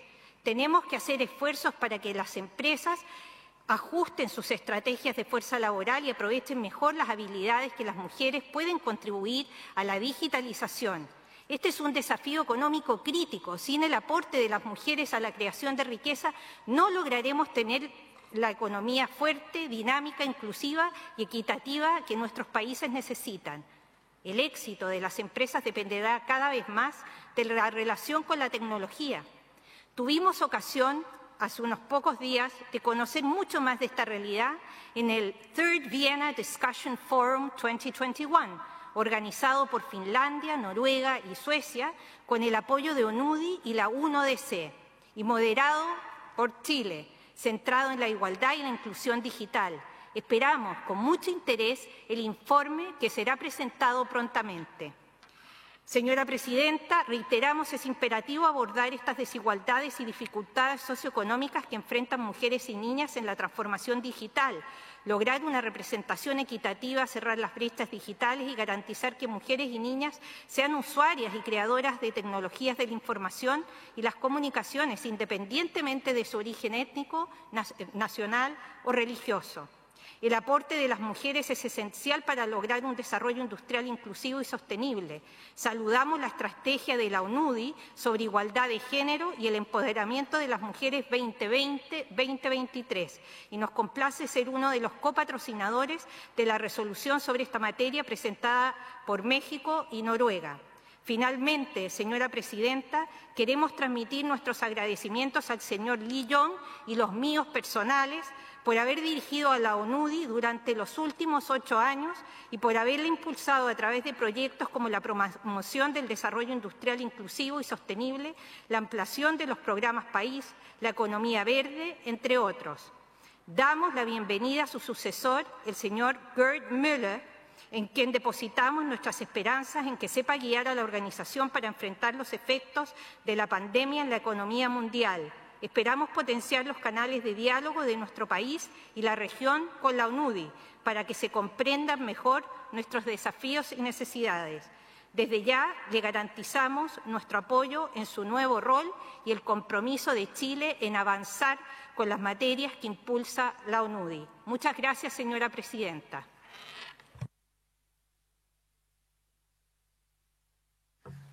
Thank you for your statement. At this point in time, I would like to remind delegations that we will close the list of speakers in 10 minutes at 12 o'clock. The next speaker on my list is Peru, and I give the floor to His Excellency, Mr. Eric Anderson. Ambassador, you have the floor. Muchas gracias, señora vicepresidenta. En primer lugar, quisiera felicitar a la elección del presidente de la Conferencia General, al excelentísimo señor embajador de Túnez, Mohamed Mezcani, a usted y a todos los miembros de la mesa, y estamos todos seguros que bajo su conducción la Conferencia General se desarrollará de manera exitosa. De igual manera, quisiera aprovechar esta ocasión para agradecer a la Secretaría por el esfuerzo y el excelente trabajo que vienen realizando para el éxito de esta reunión. Señora Vicepresidenta, quisiera apoyar la declaración del Grupo 77 más China formulada por el excelentísimo señor embajador de Costa Rica. Y a título nacional deseo formular la siguiente declaración. ONUDI es un socio estratégico para Perú, en especial para la implementación de la Agenda 2030, particularmente el ODS 9, al promover el desarrollo industrial inclusivo y sostenible y la lucha contra la pobreza. En esa línea, el Perú prioriza el desarrollo integral, inclusivo, sostenible y resiliente para su población, atendiendo especialmente a aquellos más vulnerables. Lo que nos permite además abordar temas relacionados con la igualdad de género, la digitalización, la ecoindustria, economía circular y el cambio climático. Me gustaría también destacar que el Gobierno del Perú asigna la mayor importancia al Programa de Alianzas para Países, el PCP Perú, como instrumento para acelerar la implementación de una industria moderna, competitiva y sostenible en el Perú. Este trabajo coordinado entre la ONUDI y Perú ha logrado destinar más de 18 millones de dólares para implementar acciones de cooperación técnica y financiera y canalizar más de 172 millones en inversiones apalancadas para dar continuidad y sostenibilidad a las intervenciones en el marco del PCP. Esto se ha traducido concretamente en el fortalecimiento del sistema e infraestructura de la calidad, por ejemplo, en las cadenas del café y cacao, y la generación de oportunidades para los pobladores de la Amazonía a través de la puesta en valor y desarrollo de cadenas de valor basados en la sostenibilidad de la biodiversidad amazónica.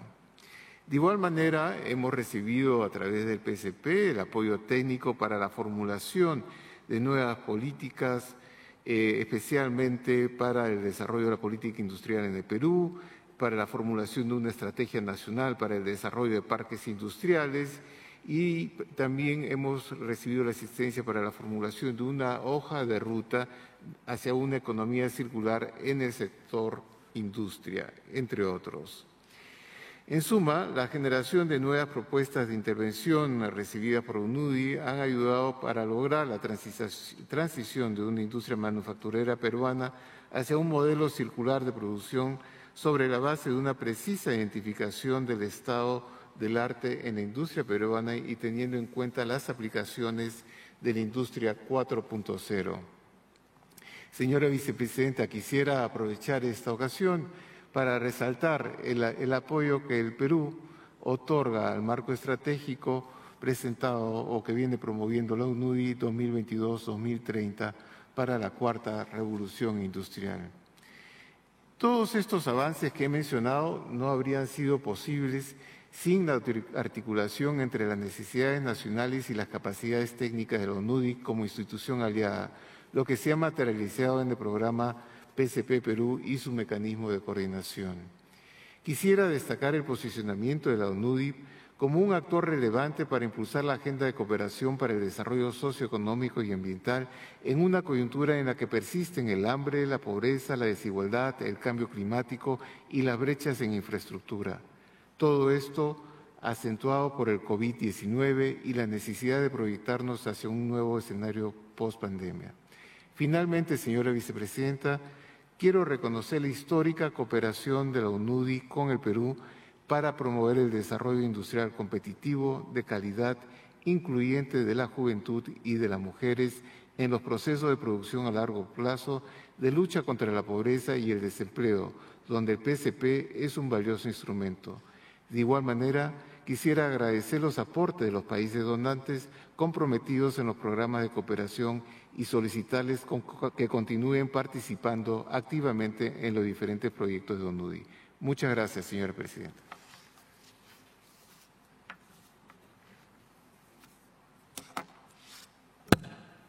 Thank you for your statement. Next on my list is Myanmar. And I give the floor to His Excellency Mr. Minh Thanh, and it's a pre-recorded message. You have the floor. Mr. President, Mr. Director General, Excellencies and distinguished delegates, I wish to congratulate you on your election as President of 19th session of the General Conference. We are confident that under your able leadership, we will achieve a successful outcome. I assure you of our delegation's full support and cooperation in the proceedings of this August session. Taking this opportunity, allow me to express our profound gratitude to Mr. Lian for his outstanding leadership as Director General and for his dedicated efforts in fulfilling UNIDO's mandates over the past 8 years. Likewise, I am very pleased to congratulate Mr. Gerd Müller, the newly appointed Director General, to lead this important organization. We will render our full support to you in your endeavors to achieve the goals of the organization.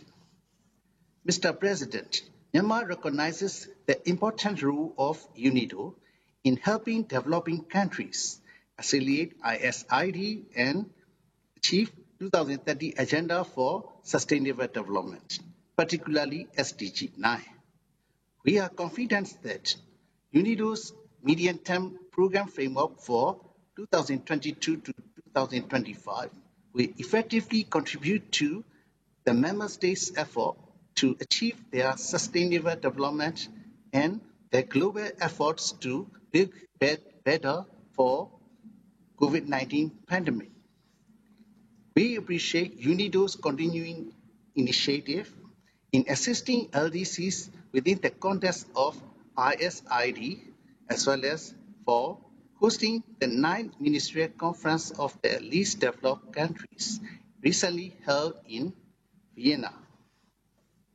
Myanmar commends the ministerial declaration adopted at the conference, requesting for UNIDO's support in the areas of poverty eradication, capacity building, transfer of knowledge and technology in catching up with the fourth industrial revolution, achieving SDGs, developing circular economy, and transforming domestic productive sector, enhancing international trade of LDCs, addressing climate change, recovering from COVID-19 pandemic, and building resilience against future shocks.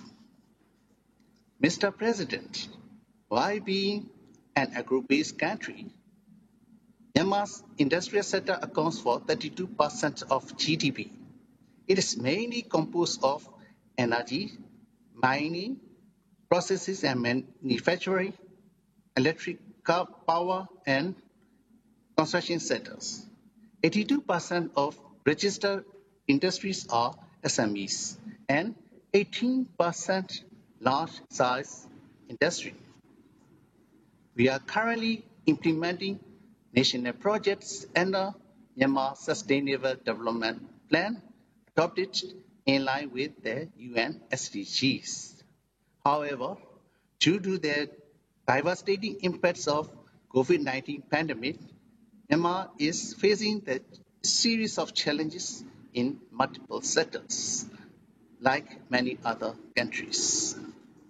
Mr. President, my delegation truly appreciates UNIDO and the donors for their kind assistance to Myanmar for implementing the country program for 2015 to 2020. It includes 19 projects, which cover industrial strategies and policies, evaluation and implementation, building a vibrant and inclusive SME sector, rural employment generation, developing export potential, and ensuring sustainable industrial development.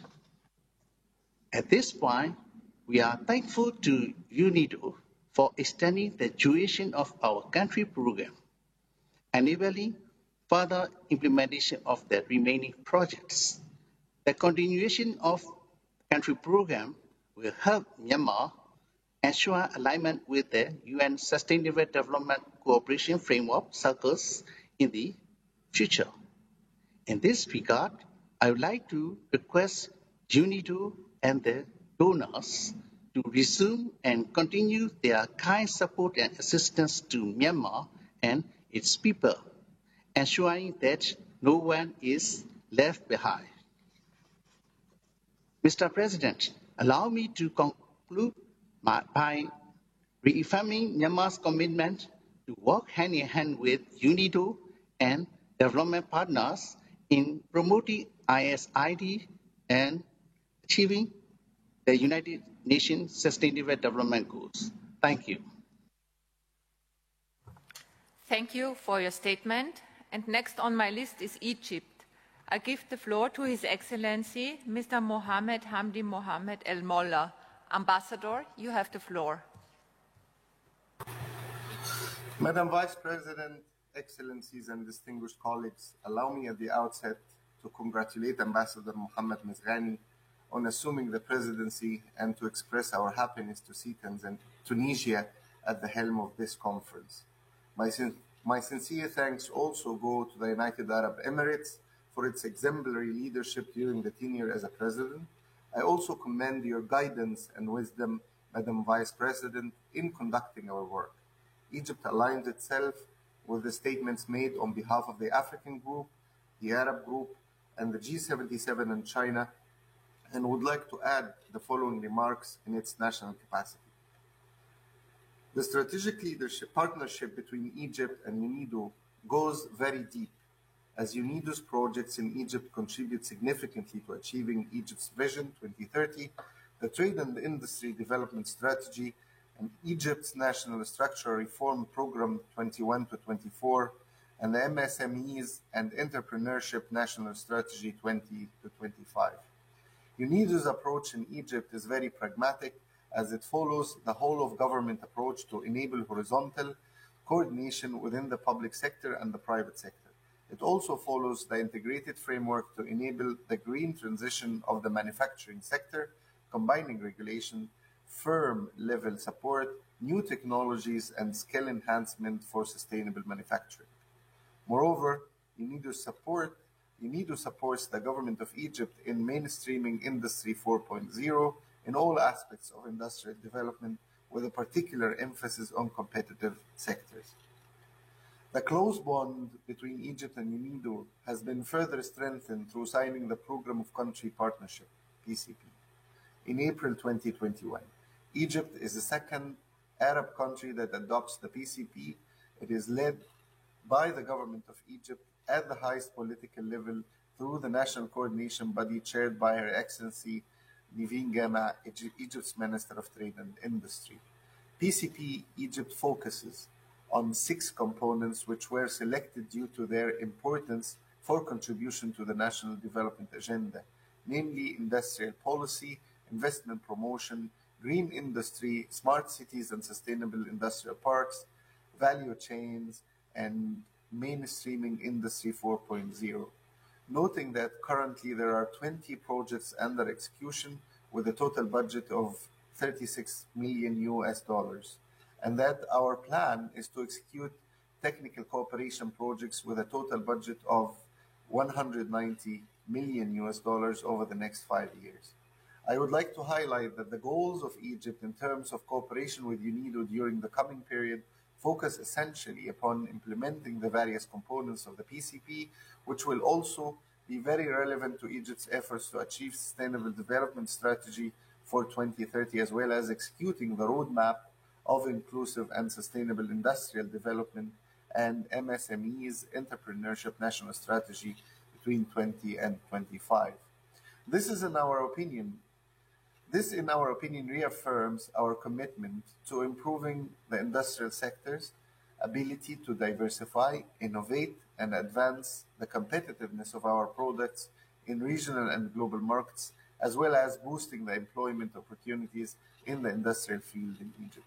In the same vein, I'd like to underscore the measures taken to counter the impact of COVID-19 at the national level. Egypt dealt with the crisis in a proactive and effective manner. The government took many measures to achieve this goal and has cooperated with UNIDO to formulate a trusted blueprint for policy recommendations to facilitate a recovery that is inclusive, sustainable, and resilient.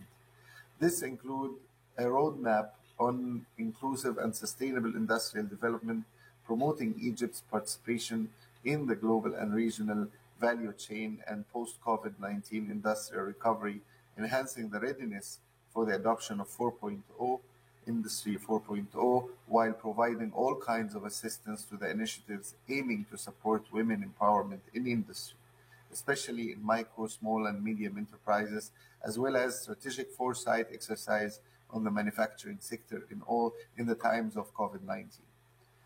Madam Vice President, the latest technological advances require undertaking a paradigm shift to include a fourth industrial revolution roadmap in industrial policy. Thus, we hope to strategize the UNIDO possible initiatives to promote Egypt's readiness for the fourth industrial revolution. Additionally, it is important to mention that the Ministry of Trade and Industry is focusing on promoting the green industrial development through endorsing the more efficient use of energy and raw material in industrial manufacturing process. For example, introducing solar water heating in industrial activities, expanding the solar panels production, establishing eco-industrial parks and industrial waste management platforms, and initiating Egypt's first green entrepreneurship program. In the past few years, the Ministry and UNIDO were able to achieve great results, some of which are saving 10 million cubic meters per year of water and 880 gigawatt hours per year of energy in the industrial sector. Needless to underscore the importance of this achievement given Egypt's scarce resources of water. Reduction of CO2 emissions by 90,000 tons per year, reduction of solid waste by 15,000 tons per year, reaching an annual saving of almost 25 million euros. In this framework, it is important to point out that Egypt has sought and succeeded in hosting the next UN Climate Change Conference, COP27, due to be held in November 2022 in Sharm el-Sheikh, which confirms its commitment to the green industrial development. Finally, it is important to reconfirm that Egypt, with its inclusive and sustainable industrial development path, is confident that it can be one of UNIDO's main gateways to Africa, and subsequently we are more than prepared to further our cooperation with UNIDO, the member states, and the international financial and developmental institutions to expand the collaboration on the regional and continental levels in order to achieve the desired industrial development outcomes. I thank you, Madam President.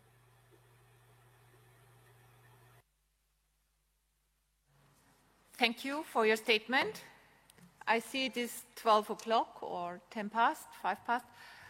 In accordance with Rule 38 of the Rules of Procedures of the Rules of Procedure of the General Conference, I close herewith the list of speakers. And I give the floor to the next country on my list of speakers, and this is Mexico.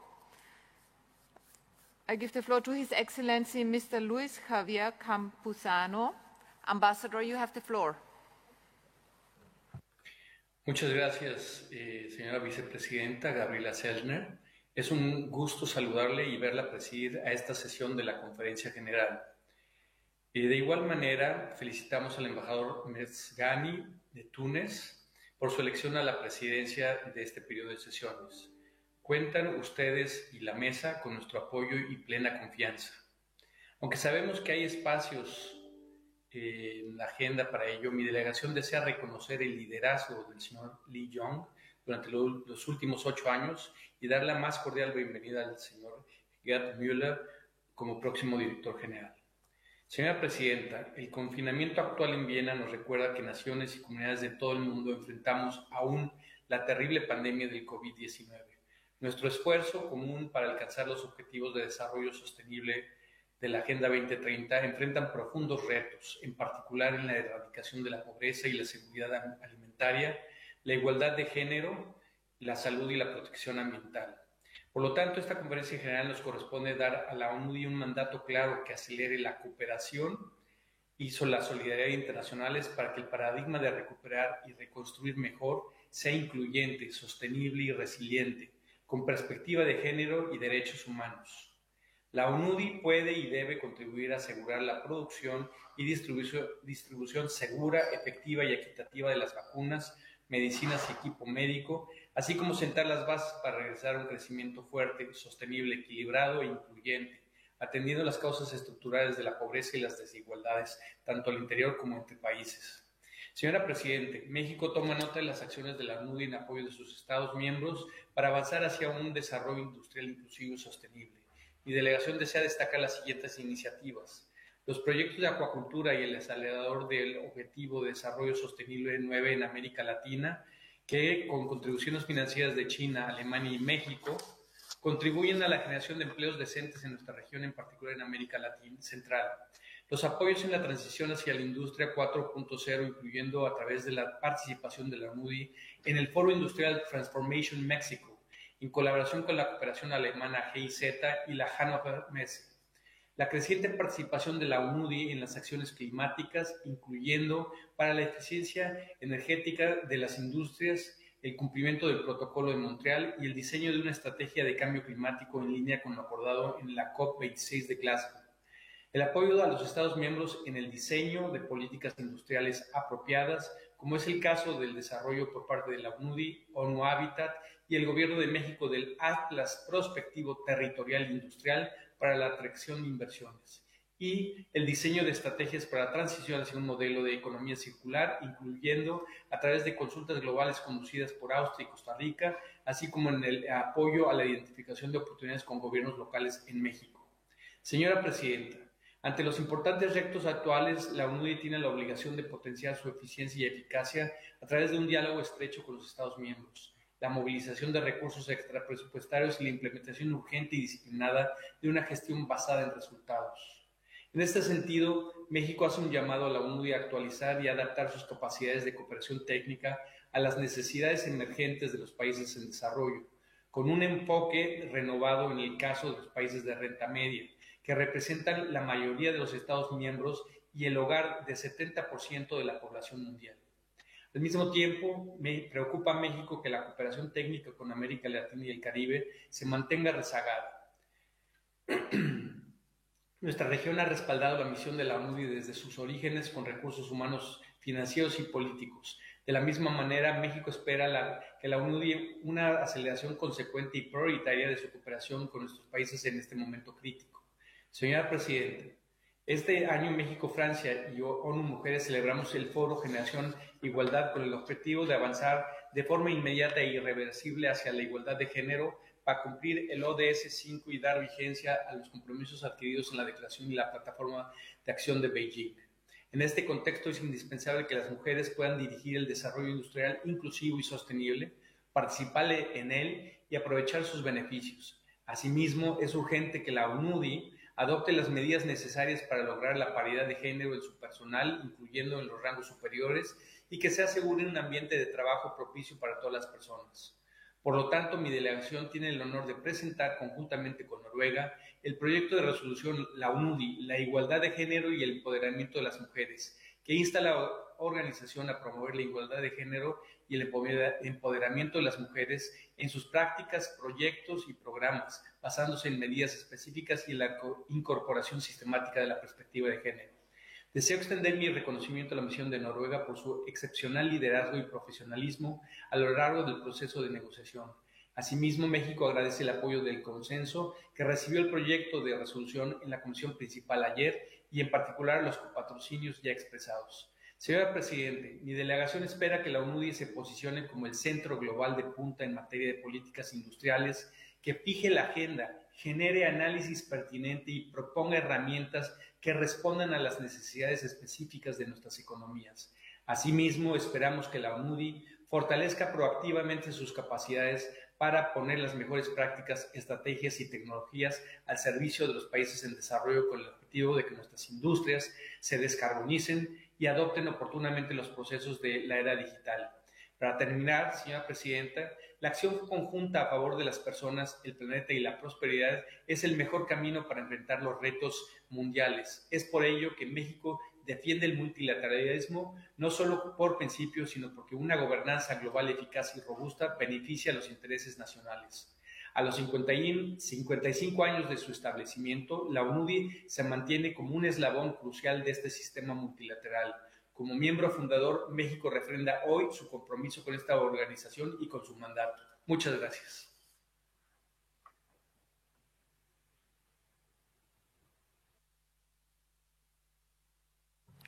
Thank you for your statement. Next on my list is the United Republic of Tanzania, and I give the floor to Her Excellency Ms. Maimuna Kibenga Tarishi. Ambassador, you have the floor. Thank you, Madam Vice President. Before I start to deliver my statement, please allow me to make my presentation without video. I have a technical challenge. On behalf of the government of the United Republic of Tanzania, allow me to express our gratitude to the Director General of UNIDO, Mr. Lee Yong, and the Secretariat for the excellent preparations of the General Conference, which is taking place during an abnormal and unprecedented atmosphere of COVID-19 pandemic. I would like also to congratulate you, Chair, for your appointment to preside over this August meeting. Likewise, I would like to pay tribute to the outgoing President for his outstanding leadership during the 18th General Conference in Abu Dhabi, the United Arab Emirates. Madam Vice President, this year's General Conference comes at the most opportune time of great reflection for the United Republic of Tanzania as we are preparing to celebrate 60 years of independence on the 9th of December 2021. It is also fulfilling time as we can undoubtedly say that our country has made significant strides in addressing the vision of our father of the nation, Mwalimu Julius Kambarage Nyerere, of creating a united nation, a united cohesive nation, and he declared a war against the three enemies of our development, that is poverty, ignorance, and diseases. As we celebrate 60 years of independence, the United Republic of Tanzania has made great progress in the area of industrial development towards achieving the National Development Vision 2025.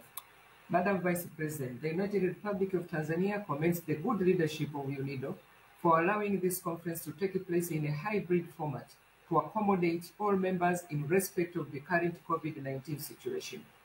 COVID-19 exposed the vulnerability of our countries over dependence to imports of basic products. The crisis has proved that dependence on imports is not sustainable, especially during crises such as COVID-19, when global production and international supply chains were interrupted. The need to build a strong local productive industrial capacity for basic products, particularly pharmaceuticals, remain the only pragmatic solution during the crisis. Therefore, UNIDO's role to support industrial development in developing countries and the LDCs, particularly in Africa, is critical. Currently, Africa depends on imported pharmaceuticals for more than 80%, a situation which puts the region at risk and vulnerable during pandemics. African countries, including the United Republic of Tanzania, must use the fourth industrial revolution to catch up while taking advantage of existing and emerging technologies as a stepping stone to leapfrog in the manufacturing sector. My delegation is grateful of the continued support being provided to the United Republic of Tanzania through a number of projects. Tanzania has benefited in capacity building to enhance competitiveness and the promotion of environmental sustainability projects. Some of the recent projects implemented in the country included the promotion of rural electrification through mini-grids based on small hydropower sources, the waste of energy applications in agro-industries, and the promotion of use of alternative energy, specifically bioethanol, for environmental conservation. The United Republic of Tanzania would like to assure UNIDO members that it will continue to endeavor in the implementation of the sustainable industrial development. Similarly, it will continue to improve its business and investment environment to attract foreign investment and provide a conducive environment for business to thrive. Meanwhile, the government of the United Republic of Tanzania is implementing the blueprint for regulatory reforms to improve the business environment. The blueprint is aimed at easing and removing hurdles related to starting and running businesses and industries in Tanzania. It is an integrated multi-sectoral approach of interventions to harmonize policies, legal and regulations in strategic sectors such as agriculture, manufacturing, mining, tourism, infrastructure, and services.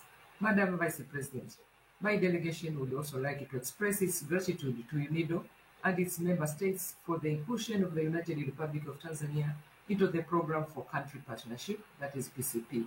The President of the United Republic of Tanzania, Her Excellency Samia Suluhu Hassan, highly values the importance of PCP implementation due to its potential to fast-tracking industrial development in developing and LDCs through partnership between the government, private sector, donors, development partners, and UNIDO. In 2018, Her Excellency President Samia Suluhu Hassan, while she was the Vice President of the United Republic of Tanzania, presented to the UNIDO's Director General, Mr. Lee Yong, the request to include the United Republic of Tanzania into PCP, of which, in October 2020, it was approved.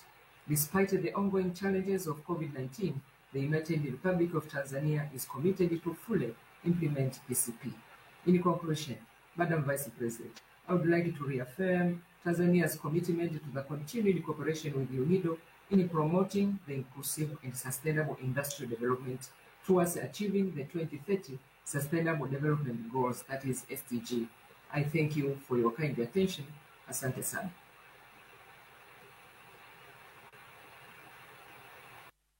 Thank you for your statement.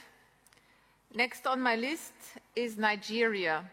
I give the floor to His Excellency, Mr. Sulaiman Dauda Umar. Ambassador, you have the floor. Good afternoon, Madam Vice President. Nigeria aligns itself with the statements delivered by the Africa Group and the Group of 77 and China, and congratulate you on your election as President of the 19th session of the General Conference, which coincides with the 55th anniversary of this esteemed organization. We wish to assure you of our full support. Furthermore, we acknowledge the untiring effort of the Secretariat during the preparations of this session. We wish the outgoing President of the 18th General Conference, His Excellency Engineer Suhail Al-Mazri, Minister of Energy and Industry of the United Arab Emirates, the best in his future endeavors. The Nigerian delegation wishes to refer to the opening address delivered by the outgoing Director General, Mr. Lee Yong, and the comprehensive report of activities undertaken by UNIDO captured therein. We commend his profound effort, especially at expanding the PCP network, and his commitment to inclusive, sustainable industrial development, among other strides, as we wish him the very best in his future endeavors also. Our sincere congratulations once again go to Dr. Gerd Muller on his appointment as Director General of UNIDO. His remarks in the third plenary no doubt captured the drive of the Sustainable Development Goals in all ramifications. This reflected that his experience, skill, and dedication will indeed come to bear on his tenure. We therefore remain confident that UNIDO will witness sustained achievement of the goals of the 2030 Agenda for Sustainable Development under his able leadership, as we reassure him of our full support and cooperation. My delegation encourages the Director General to continue the implementation of the third Industrial Development Decade Roadmap and looks forward to its commissioning in good time. Madam Vice President, the call on UNIDO to invest in the provision of climate-smart resources, among other elements, remains relevant to our national development plans, as it promises to enable African countries, among others, adapt to the new norms towards inclusive, sustainable industrial development through the adoption of circular economic principles, climate-friendly industrial best practices, and the overall realization of the 2030 Agenda for Sustainable Development. My delegation, while commending the successes achieved so far in the goals of the SDG 9, wishes to invite the new DG to pay more attention to SDG 16, noting that physical insecurity has impeded and continues to impede development efforts in several member states, especially in West Africa. Madam Vice President, in conclusion, we wish to reiterate our commitment to upgrading our country program to a program for country partnership, while aiming to avail our countrymen and women of the positive impacts promised by the laudable initiative. I thank you, Madam Vice President. Thank you for your statement. Next on my list is Togo, and I give the floor to His Excellency Mr. Komi Bayezde Dago. Ambassador, you have the floor.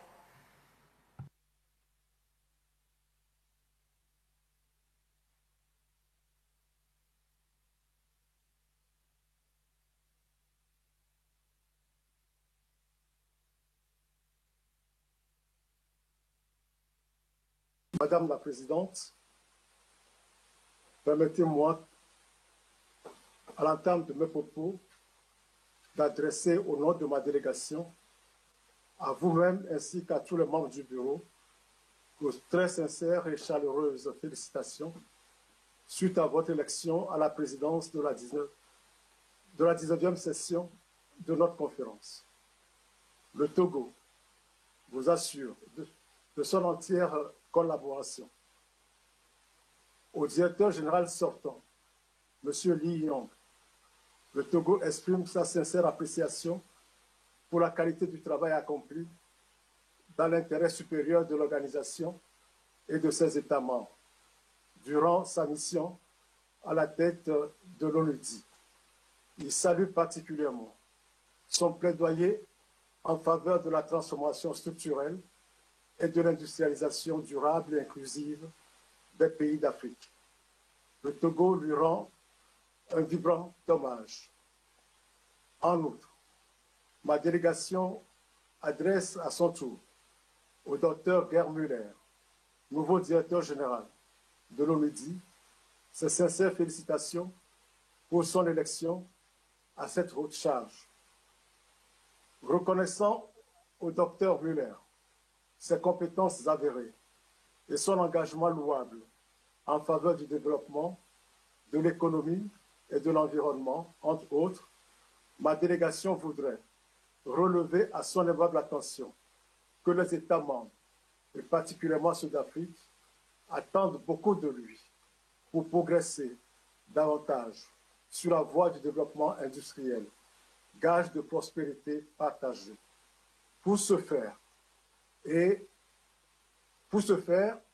il compte sur son esprit d'initiative et de responsabilité qu'il a toujours su manifester et assumer avec sagesse et humilité.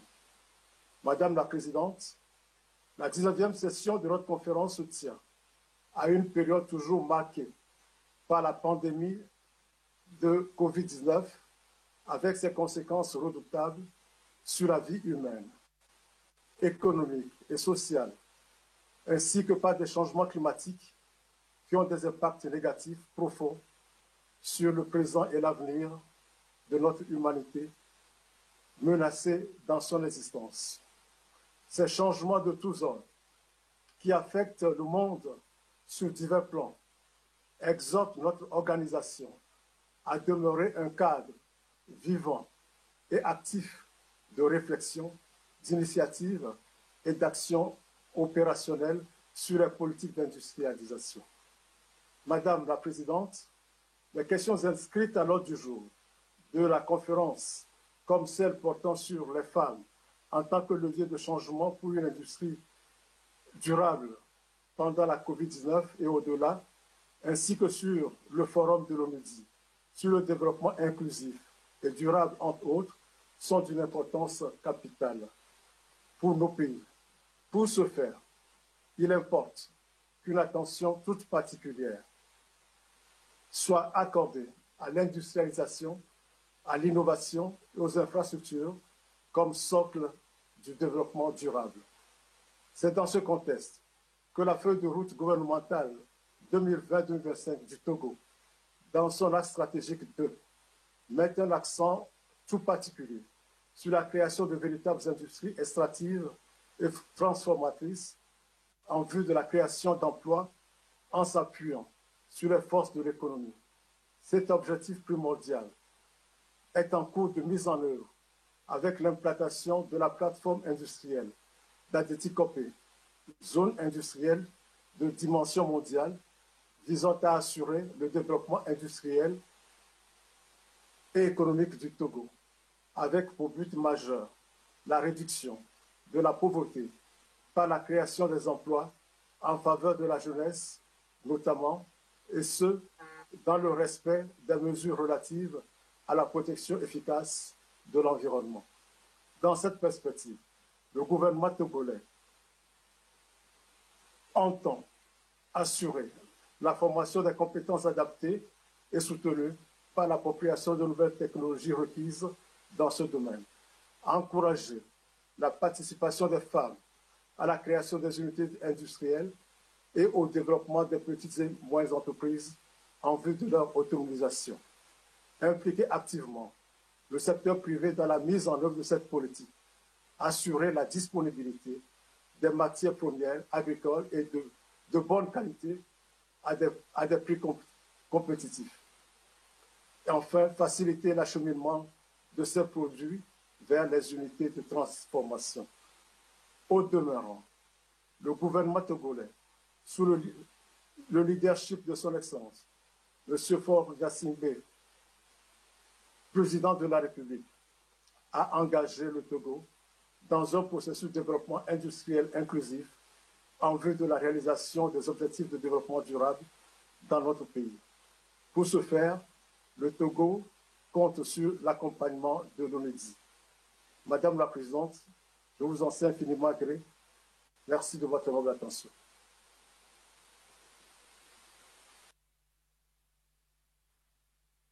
Thank you for your statement. Next on my list is Poland. You have the floor, sir. Madam Vice President, Mr. Director General, Excellencies, distinguished guests.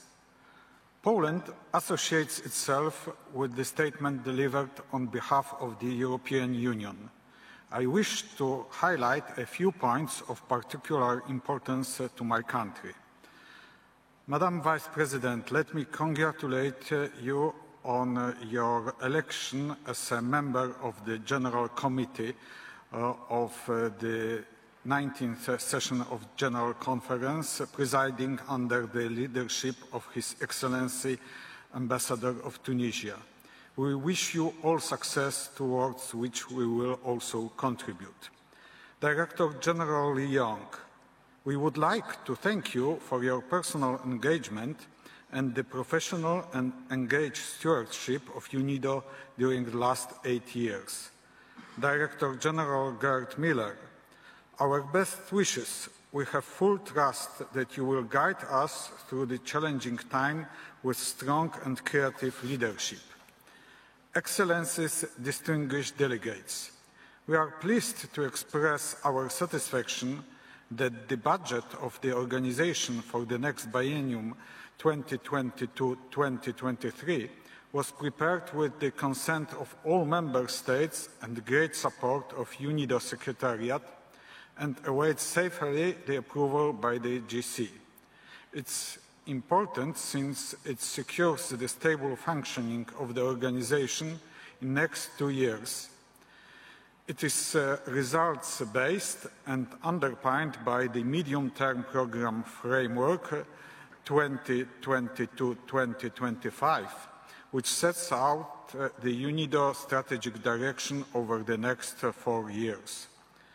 Madam President, a few remarks on the programmatic issues highlighted in the resolutions under consideration. Poland strives to implement the goals mentioned in the resolution on gender equality and the empowerment of women. According to the freshly published data, the average wage gap in Poland between men and women is roughly 8.5%, and it's one of the lowest among the European Union countries. We also make efforts to enhance women's potential in contributing to economic growth. The government policies aim at the creation of suitable framework conditions, allowing women to successfully advance their professional careers. We strengthened the policy framework for supporting business by making changes in education, employment and social policies to raise awareness among young women and men, parents, teachers and employers about academic performances and additional choices for employment and entrepreneurship opportunities, career progression and earnings. The measures have already been taken to improve the position of women on the labour market by channeling support towards women leadership and management. The resolutions on accelerating the implementation of the 2030 Agenda for Sustainable Development and climate action through circular economy and resolution development of UNIDO strategy in response to climate change focus on transformation towards climate neutrality, which is a priority for the Polish government. Our goal is to secure global zero net by mid-century and keep the Paris Agreement temperature goal within reach, notably via ambitious 2030 emissions reductions targets that will pave the way to climate neutrality by 2050. We need a climate-friendly transition in a just and socially balanced manner, reflecting national circumstances. Poland has already initiated the implementation of its Just Transition Strategy, Poland's energy policy until 2040, which presents a comprehensive vision of the reconstruction and low-emission energy transformation in a way that puts our country on the path of achieving climate neutrality as well as a broader modernization of the national economy. The energy transition will be based on three pillars. First, just transition. Second, zero-emission energy system. Third, good air quality. We estimate that the investment needs for the implementation of the transition goals in the entire fuel and energy sector will amount to nearly 200 billion euros until 2040. We are aware that it will not be possible to proceed with the climate transition without social acceptance for it. Transformation should improve standards of living, not lowering them. It is now important to give young people a more defined role in tackling the effects of climate change. We need to empower young people and involve them in climate decision-making process. This year, UNIDO celebrates its 55th anniversary of operation as a specialized UN institution responsible for guidance in shaping the industrial path of the countries who are eager to improve their economic position among the other nations of the world. Best congratulations on this great occasion. Poland is a dedicated member of UNIDO from the very beginning and wishes to reiterate its commitment to the goal of inclusive and sustainable industrial development. We are looking forward to continue an intensive and effective cooperation with UNIDO. Thank you, Madam President. Thank you for your statement. Next on my list is South Africa. Madam, you have the floor.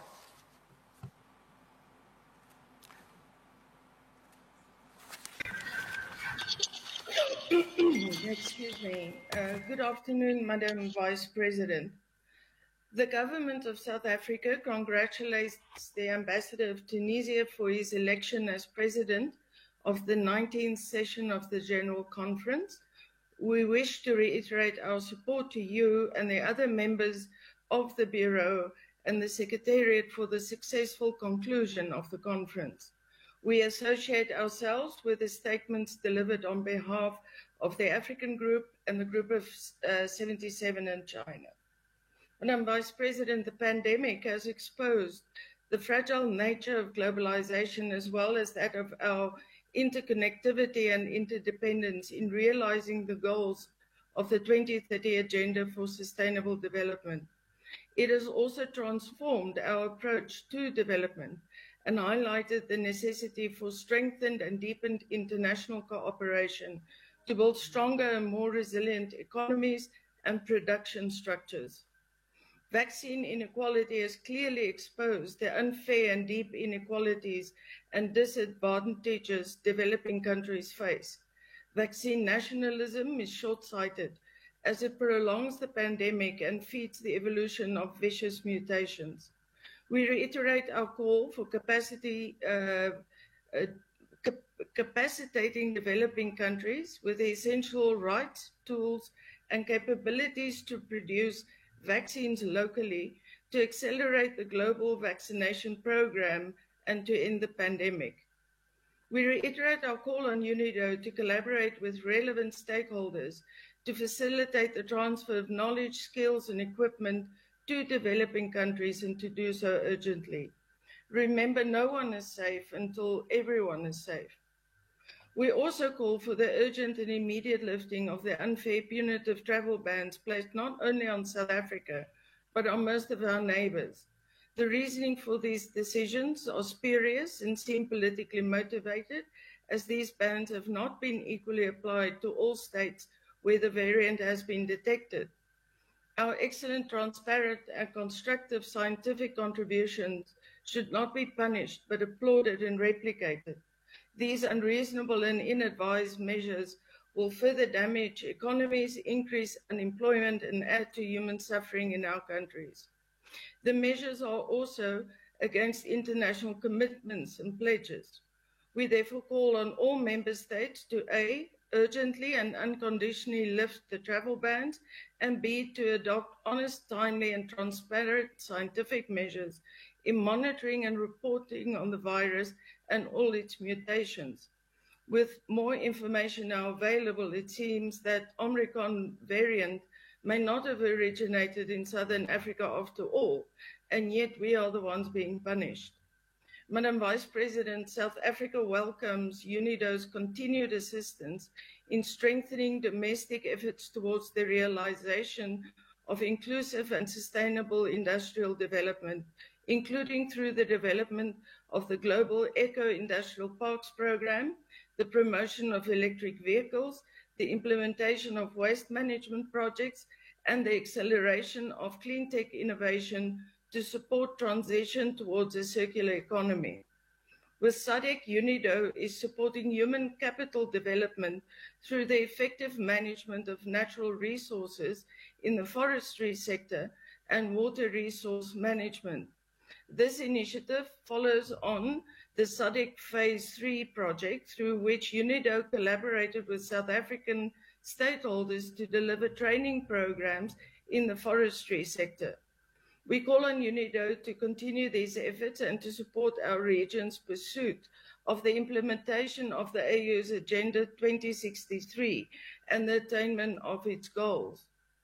We welcome the efforts made towards the implementation of the third industrial development decade for Africa, including through the Programme for Country Partnerships.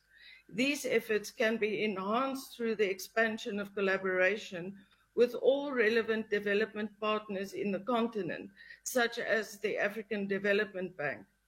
South Africa urges the completion of IDDA-3 and urges the completion of the IDDA-3 Secretariat recruitment process to fully operationalize the IDDA-3 roadmap. Madam Vice President, my delegation also notes UNIDO's strategic framework for the fourth industrial revolution and encourage investments in technology transfer and capacity building in reskilling employees to adopt to new frontier technologies. We further note the outcomes of COP26 and join other countries in expressing our concern over the impact of climate change on all areas of life and livelihoods, especially in Africa. In fact, climate change is the single largest threat to socio-economic development of our continent. While sustainable industrial development is strongly linked to energy efficiency, green initiatives must be implemented in a pragmatic manner to avoid job losses within energy-intensive manufacturing sectors. South Africa is deeply committed to a just energy transition and encourages developed countries to provide the necessary support and finance to assist developing countries with mitigation and adaptation efforts. We expect that the financial pledge made to South Africa at COP26 will be implemented speedily and based on mutually agreed terms, taking into account our national priorities of job creation, equality, and debt reduction. We also anticipate that the agreement will serve as a model of a truly collaborative partnership between developed and developing countries, and that it will assist in the transition to clean energy in a just, fair, and sustainable way. I thank you, Madam Vice President.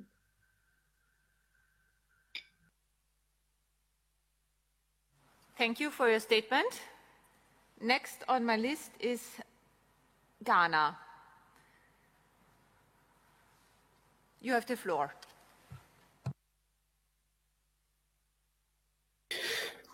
Thank you, Madam President. On behalf of the Ghana delegation, I would like to congratulate you on your election as the president of the 19th session of UNIDO General Conference. The Ghana delegation is confident in your capabilities and that of members of your bureau to steer the affairs of this session to a successful conclusion. The Ghana delegation also wishes to convey sincere appreciation to the president of the 18th session of the General Conference, His Excellency Engineer Suhail Al-Mazuri, Minister of Energy and Industry of the United Arab Emirates, and members of his bureau for their commitment and dedication to the work of the previous session. In addition, the delegation would like to thank the Director General and staff of the Secretariat for the efficient organization of this conference. The Ghana delegation associates itself with the statements delivered on behalf of the Group of 77 in China and the African Group, and wishes to make the following statement in Ghana's national capacity. Madam President, the 19th session of the General Conference marks a crucial moment in the history of UNIDO. The organization is commemorating its 55th anniversary and has appointed a new Director General who will manage the implementation of programs of the organization aimed at supporting member states to recover from the devastating effects of the COVID-19 pandemic and build robust, inclusive, and resilient economies going forward. Over the past 55 years, UNIDO has provided support to member states towards building inclusive and sustainable industrial development. It has also developed the capacity and expertise in the various facets of sustainable development to support member states to build back better following the COVID-19 crisis. Nonetheless, coordinating the web of activities of UNIDO in collaboration with member states to deliver inclusive and sustainable industrial development, particularly for developing countries, has been a very slow process. The theme for this year's General Conference, Building a Better Future, is therefore not just appropriate, but a clarion call for the expansion of cooperation between UNIDO and member states towards inclusive and sustainable industrial development for a resilient recovery from the COVID-19 pandemic. Ghana acknowledges the important role played by UNIDO during the COVID-19 crisis and the greater role it must play in support of member states to build back better. Madam President, while the pandemic has created severe economic challenges for Ghana, the country equally recognizes the pandemic as an opportunity to remodel and build a worthy, inclusive, sustainable, empowered, and a resilient Ghana, a wiser Ghana, a country that is industrialized and established as a regional hub for goods and services. In this regard, the Ghana Cares Obatampa program of the government serves as the blueprint for the country's post-COVID-19 economic recovery and structural economic transformation. Through the Ghana Cares program, the country seeks to build stronger institutions to deliver efficient services, provide the necessary infrastructure to support business, and improve access to long-term finance, build skills to deepen the quality and impact of services, and maintain financial sustainability. The program also falls within the framework of the industrial policy of Ghana, whose key developmental objectives are to expand productive employment and technological capacity in the manufacturing sector, as well as promote agro-based industrial development and special distribution of industries to achieve reduction in poverty and income inequalities. Now more than ever, Ghana will seek to expand its financial partnerships, investment partnerships, and knowledge centers of excellence. Ghana will build on its successes in agriculture, achieved through policies such as the Planting for Food and Job, the One Village, One Dam. By scaling up technologies to reach millions of farmers, Ghana will add value to what it produces and provide creative and high-tech opportunities for massive youth engagement in agriculture and agribusiness. Madam President, in all this endeavor, Ghana will seek UNIDO's support in terms of resources, capacity, and expertise in fostering inclusive and sustainable industrial development, as Ghana remains committed to the ideals of this noble organization. I thank you, Madam President. Thank you for your statement. Next on my list is Nepal. Madam, you have the floor. Madam President, first of all, I would like to congratulate His Excellency Mr. Mohammad Mezghani on his appointment as the President of the 19th session of the General Conference. I also like to take this opportunity to extend warm felicitations to all the Bureau members. I also avail myself of this opportunity to congratulate Dr. Gerd Muller on his appointment by this conference as the Director General of UNIDO. Nepal associates itself with the statement made by the permanent representative of Costa Rica on behalf of G77 and China. I would like to add the following on my national capacity. Madam President, Nepal appreciates the efforts and tremendous work done by UNIDO towards promoting and accelerating inclusive and sustainable industrial development in member states. Nepal aspires to achieve industrialization at a sustained pace to bring a meaningful transformation in the social and economic life of its people. Nepal is gradually becoming an attractive investment destination for domestic and foreign investors. We have undertaken several legal, institutional, and procedural reforms for creating an enabling environment. Enactment of Foreign Investment and Technology Transfer Act, Public-Private Partnership and Investment Board Act, Industrial Enterprise Act, Special Economic Zone Act, Foreign Investment Policy, Mines and Mineral Policy, Intellectual Property Right Policy, and Amendment of Company Act are some major policy reforms made in recent years. Similarly, Nepal also offers several tax and export incentives. Establishment of hedging fund, special economic zones, industrial estates, and industrial villages are the provision of one-stop service are some of the concrete steps taken by the government to help doing business in Nepal. Nepal has significantly improved its ranking by moving up to 94 from 110 in Ease of Doing Business Report 2020. Investment Board of Nepal, headed by the Right Honorable Prime Minister, provides a one-window service to foreign investors to invest in Nepal easily. The government of Nepal also organized the Nepal Investment Summit in 2019 to promote Nepal as the investment destination.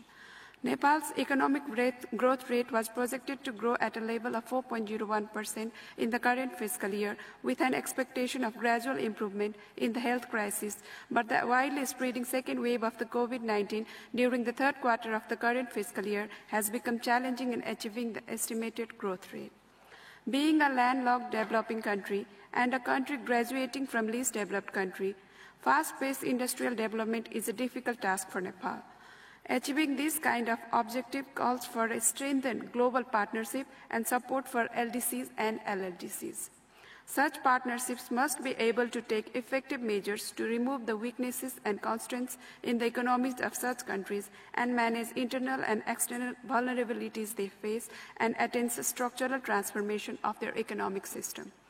I appreciate the effort made by UNIDO in organizing the UNIDO Ministerial Conference of the least developed countries last week, which emphasized global partnership and has called for collaboration between UNIDO and various intergovernmental organizations, as well as other development partners agencies to support LDCs in various ways.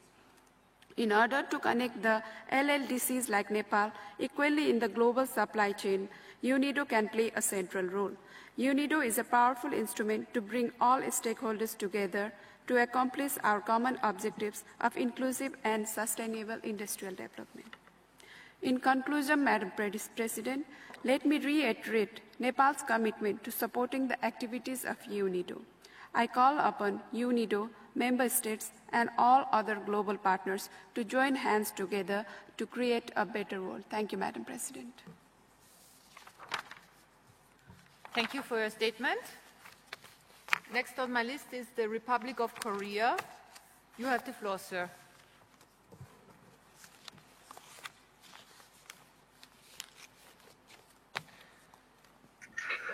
Madam President, Director General, Excellencies, distinguished representatives of member states, I join other delegations in extending my sincere congratulations to you, Madam President, on your election as President of the 19th General Conference. My delegation has every confidence that with the benefit of your outstanding leadership, we will achieve much needed success at this important conference. The Republic of Korea welcomes this opportunity to share the vision of the vision on inclusive and sustainable industrial development, or ISID, and our partnership vis-à-vis UNIDO against the backdrop of COVID-19. I would like to share this with you from three perspectives. The first is what we aspire to, the second is what we look forward to, and the third is what we are committed to. First, in the emerging post-COVID-19 era, the Republic of Korea aspires to emerge as a nation that plays an even greater role for the inclusive recovery of all. If there is one lesson humanity has learned in the face of global crisis of such a huge scale, it is that inclusiveness and solidarity are key. The coronavirus knows no borders. It does not discriminate on the grounds of gender, race, nor religion. The efforts of any single country alone can be no guarantee of a way out. In the process of moving on and moving forward from COVID-19, we need to be inclusive and leave no one behind. This is precisely why I would like to reaffirm our strong commitment to continue to support and expand the UNIDO's program for country partnership, or PCP. I encourage UNIDO and other member states to follow suit to include more member states, bringing new opportunities for future cooperation. For our part, we have been witnessing steady and meaningful progress in the capacity building project with Cambodia on industrial development policy. We are ready and willing to share the lessons we have learned from experience, both the successes and the failures.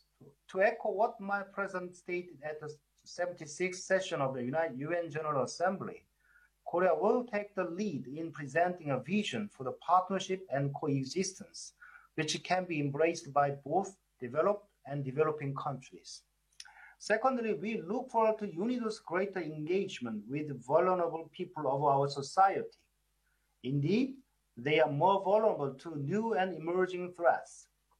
The part of our society that have been hit hardest by this pandemic are low-income families, the elderly, and especially women. With the advent of these increasing inequalities, UNIDO has an even more significant role to play than ever. It is called upon to fulfill its responsibilities as a specialized agency of United Nations to advance economic competitiveness in the developing countries, create shared prosperity, and work towards building a better future for all. My delegation would like to reiterate the importance of women's empowerment in promoting ISID. The empowerment of women has a force multiplier effect. In the Republic of Korea, women are playing a leading role not only in civil society, but also in the political and economic fields, and in fact, in all aspects of life. We fully support UNIDO's continued efforts to mainstream a gender perspective in its various development programs. We also welcome the Secretariat's decision to hold a special Gender Equality Mobilization Award ceremony to carry this spirit forward. Thirdly, we are committed to playing a leading role in achieving the Sustainable Development Goals, in particular, the SDG 9. Madam President, SDG is a central element for an effective recovery from this pandemic. The Republic of Korea is reinforcing employment and social safety nets to realize an inclusive recovery. In promoting the Korean New Deal policy, the Republic of Korea plans to expand its ODA and initiatives in green, digital, and healthcare areas that have been a clear surge in demand during the pandemic. Indeed, we are taking this strategy forward in cooperation with the UNIDO as well. In particular, I'd like to invite your special attention to the project on the development of STI, Science, Technology, and Innovation Strategic Framework, which has entered its second year of operation this year. This project with UNIDO has potential to contribute to shaping and developing the right strategies and approaches that will help developing countries advance closer to us attaining SDGs much sooner. We are committed and are happy to take on role to this end. I would like to emphasize once again that the Republic of Korea is and always will be a wholehearted supporter of UNIDO. We will sincerely stand by your side on the journey of realizing ISID and making it a tangible reality for all. I thank you, Madam President.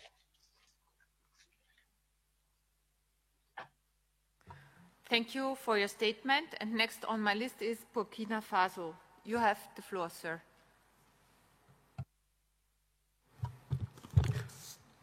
Madame la vice-présidente, j'ai l'honneur de prendre la parole au nom de la délégation du Burkina Faso pour adresser mes sincères félicitations à l'ambassadeur Mesgazi de la Tunisie pour son élection à la 19e session de la conférence générale de l'ONUD. Mes félicitations s'adressent à vous, Madame la vice-présidente, et aux autres membres du bureau. Soyez assurés de notre pleine coopération. Je voudrais en outre remercier les membres du bureau sortant pour les efforts inlassables accomplis et le secrétariat pour l'excellente organisation de la présente session. Bien entendu, Madame la Présidente, le Burkina Faso souscrit aux déclarations du groupe des 77 plus la Chine et du groupe africain. Madame la Présidente, la 19e session de la conférence générale de notre organisation placée sous le thème général « Construire un avenir meilleur » se tient dans un contexte où nos nations sont de plus en plus confrontées à de nouveaux défis.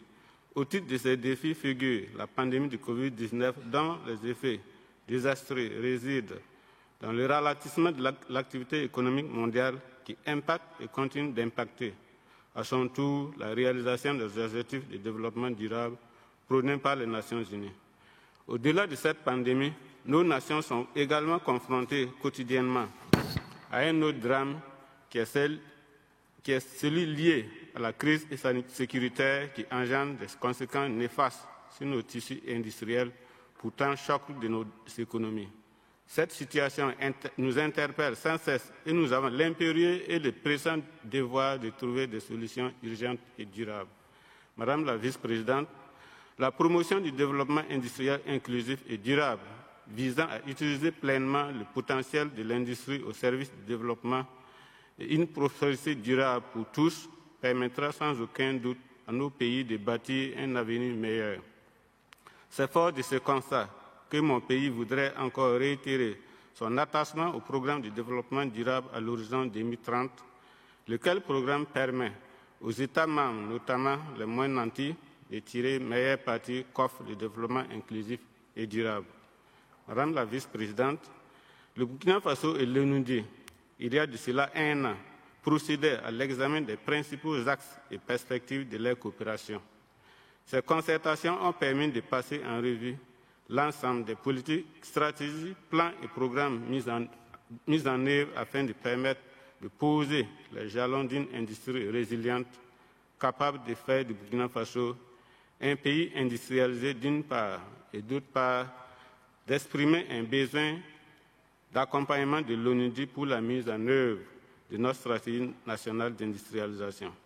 Ma délégation voudrait saisir ce cadre pour saluer et encourager l'ONUDI pour cette initiative qui s'inscrit en droite ligne de l'assistance à fournir aux États membres. Elle se félicite également des efforts déjà accomplis par l'organisation pour soutenir les États membres, surtout en cette période de relance post-Covid, où, malgré les multiples sollicitations, l'organisation a su maintenir son soutien vis-à-vis des actions de notre gouvernement. Dans cette perspective, le Burkina Faso envisage l'organisation d'une table ronde pour le financement de sa stratégie nationale d'industrialisation et de son programme pays. La mobilisation des ressources pour le financement de ce programme constitue pour nous l'un des défis majeurs et nous gardons l'espoir de pouvoir le relancer afin de garantir un plein succès à sa mise en œuvre. Madame la Présidente, je voudrais traduire la reconnaissance et la gratitude de ma délégation à l'ONUDI pour sa disponibilité à soutenir le Burkina Faso dans le processus d'industrialisation et indiquer que notre programme est en phase avec le nouveau référentiel national de développement, notamment le PNDS 2, qui, à son axe 4, vise à dynamiser les secteurs porteurs pour la croissance et les emplois en induisant la construction des pôles de croissance d'un technopôle, énergie renouvelable, des zones spéciales, économie spéciale et d'un pharmapôle.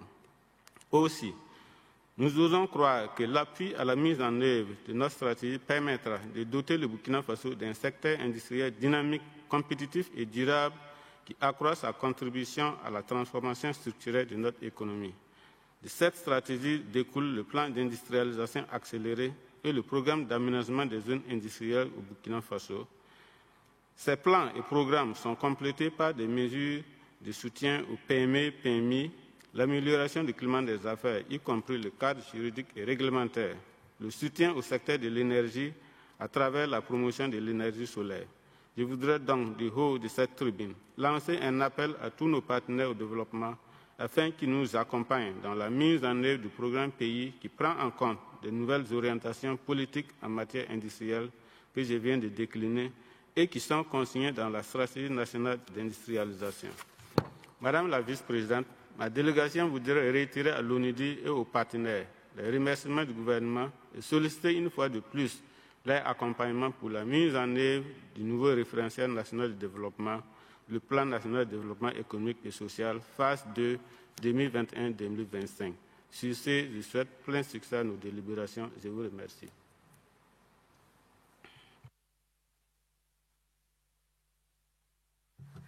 Thank you for your statement. I now call on Argentina, and Argentina will be the last speaker in this morning's session. You have the floor, madam. Muchas gracias, señora vicepresidenta.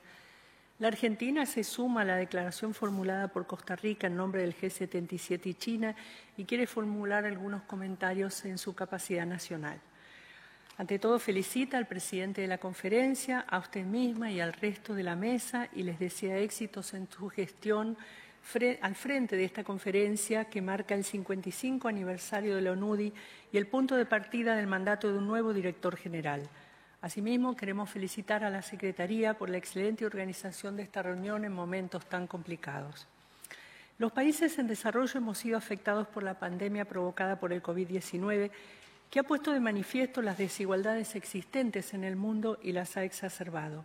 Los efectos de la pandemia no han concluido y nos exigen estar preparados para hacerle frente junto con otros retos globales, como la eliminación de la pobreza, el cambio climático, la pérdida de recursos naturales y la degradación ambiental. Frente a este escenario, es fundamental reforzar la cooperación internacional en todas sus formas.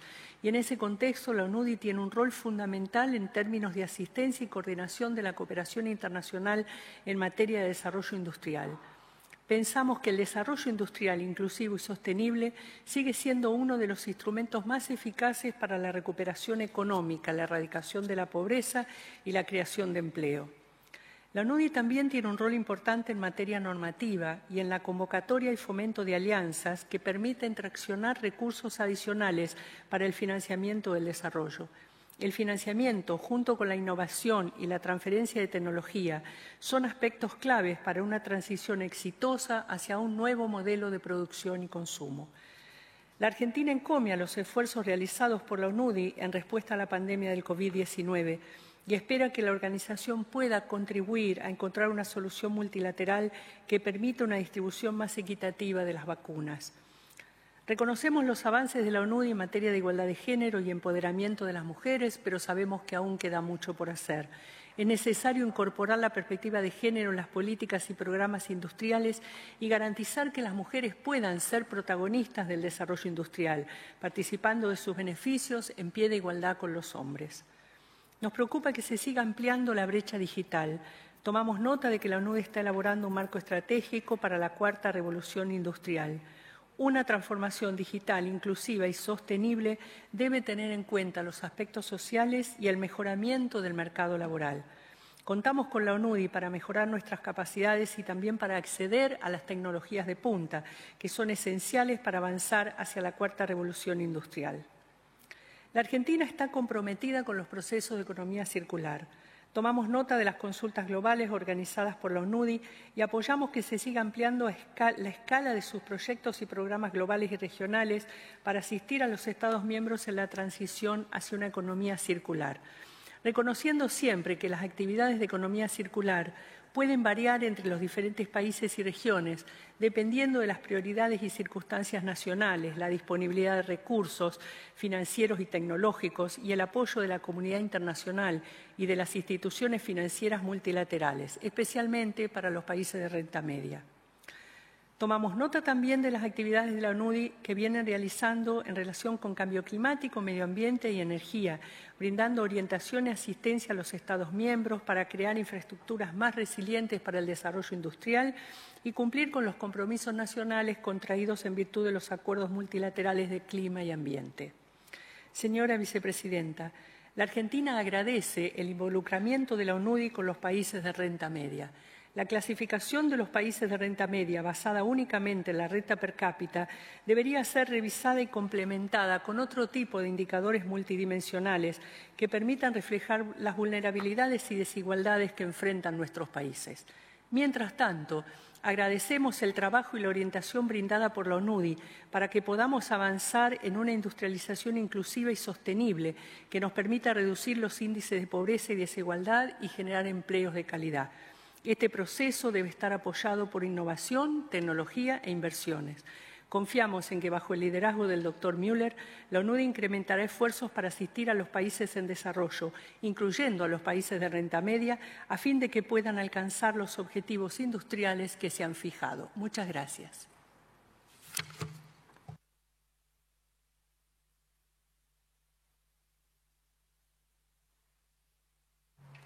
Thank you for your statement.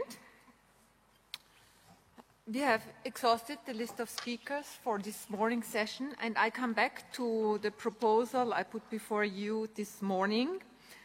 I recall all of us that it was proposed that in order to enable all delegations who participate virtually to equally participate in all decision-making processes, and as it was discussed in a general committee, that the conference shall replace a show of hands with a roll call vote. I ask again for your agreement and if there are any comments. Here in the room, I see none. May I ask the Secretariat if there is any comment in the chat? Spain would like to take the floor. Spain, you have the floor.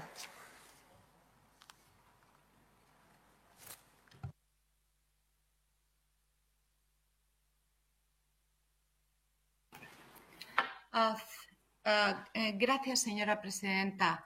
Gracias por darme la palabra y también por dar tiempo a las delegaciones para estudiar la sugerencia que nos ha planteado. Nos sorprende un poco esta propuesta una vez que está tan avanzada la conferencia y quisiera realizar algunos comentarios con carácter constructivo porque comprendemos la necesidad de que todo el mundo participe y la excepcional situación en la que nos encontramos debido a la pandemia, lo que nos obliga a ser respetuosos con las normas y buscar soluciones eficaces e imaginativas. Dado que estamos hablando de cambiar la forma de votación prevista en el reglamento y parece que queremos avanzar hacia una votación virtual, si no he entendido mal, mi delegación considera necesario tanto justificar la excepcionalidad de la medida como explicar satisfactoriamente los detalles del procedimiento que se nos solicita aceptar, porque yo considero que no han quedado suficientemente claros. A mi delegación, por lo tanto, le gustaría conocer los detalles básicos de cómo se van a abordar temas como la comprobación de las credenciales, el quórum o la neutralidad tecnológica, es decir, cómo proceder en lo que se refiere si alguno de los Estados miembros tiene algún problema técnico y no puede realizar el voto. Por otra parte, el día 2 está prevista también una votación que entiendo que va a ser presencial, por lo tanto, querríamos justificar por qué no se trata ambas igual. Tenemos la mejor disposición a considerar la propuesta de la Secretaría y de la Presidencia con flexibilidad, pero creemos conveniente que la Secretaría elabore una nota explicativa para conocer todos los detalles legales y técnicos de este sistema propuesto específicamente para este voto, que explica adecuadamente los cambios que está proponiendo y para que queden claros los elementos siguientes, las razones por las que este voto excepcionalmente para este voto específico se va a adoptar esta decisión, la afirmación de este carácter excepcional para que no constituya un precedente, cuáles son los requisitos para un voto válido y la resolución de los problemas técnicos. Mil gracias.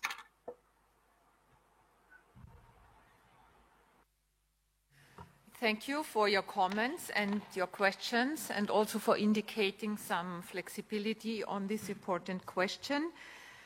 I invite the Secretariat to answer to your questions.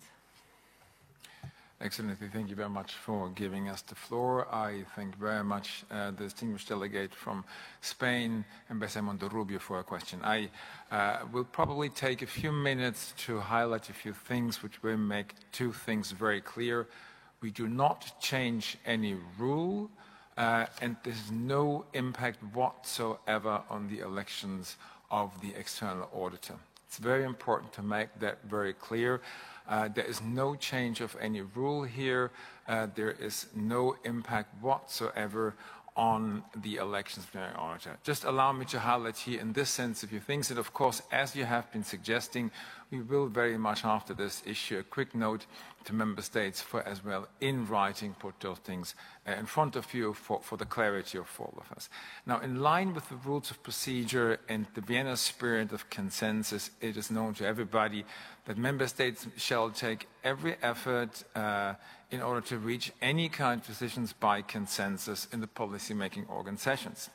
However, while currently not in any way indicated or foreseen, and I repeat, while currently not in any way indicated or foreseen, it cannot be ruled out that the General Conference may need to take a decision by means of vote.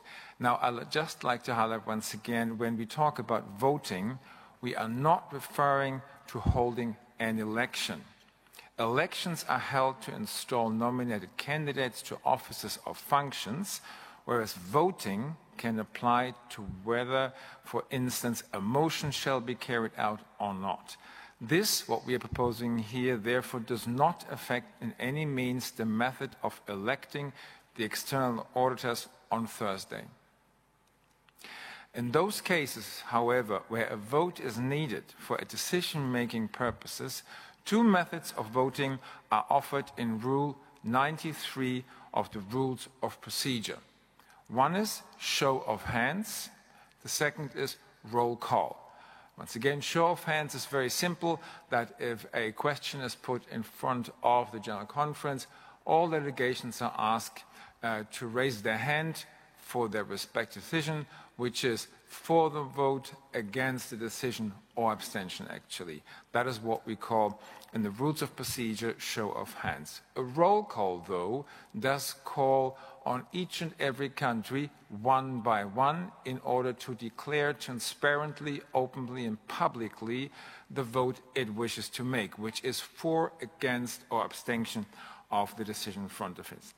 Now, as we are in a situation where we're facing a difficulty of president participation in person because of the very severe restrictions in Austria and in the VIC, but at the same time it has been decided that we do take forward this General Conference, a show of hands is technically not feasible on the online platform that we use for this conference. Because you may very simply imagine a situation where all member states at the very same time with voting rights have to lift their hand in order to make their vote known. Technically, this is not possible. Hence, the second possibility of voting stipulated in Rule 93 is roll call. Now, once again, also I'd like to highlight, we do not talk here about electronic voting.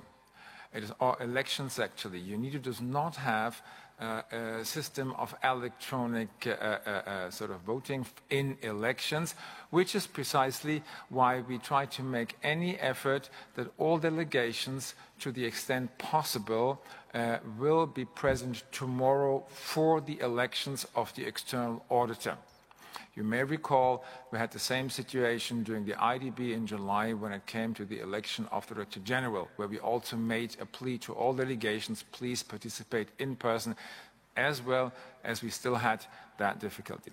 So, in the absence of the possibility, technically, to allow those delegations which do participate only virtually and their rightful participate in the GC, we need to look for a possibility, in case we would come to a vote, that they can do so in accordance with the existing rules of regulations, in this case Rule 93, which is a roll call. Thus, to ensure that all participants can really do this, we do this. And that means actually that the proposal which the General Committee has been making, a committee which is concerned about procedural and organizational matters of the conference, is there to just propose that the second existing option in the Rule 93 of the Rules of Procedure for voting, which is roll call, is used by default in order to ensure that each and every member state at any point of time is given the equal chance to exercise the right of voting. Of course, given the fact that they need to have the voting rights, actually. Now, Rule 93 states that any representative may also request a roll call at any point of time. So the roll call, in fact, is nothing specifically new, and it is stipulated in the rules, and there is no change whatsoever needed. Therefore, it is not a new approach, but merely an application of an existing rule of procedure to facilitate the smooth and efficient conduct of this session and to provide robust decision-making if and when necessary. So I'll leave it here. I hope this was clear. I'd just like to highlight once again, there is no new rule and no change of rules required here. It does not affect by no means the election of the external auditor. And the reason is simply to try to make sure that all participating delegations, when it comes to the voting, and once again it is distinguished from elections of officers or the external auditor, and voting may be required to allow them an equal, transparent participation in the decision-making process. Thank you very much.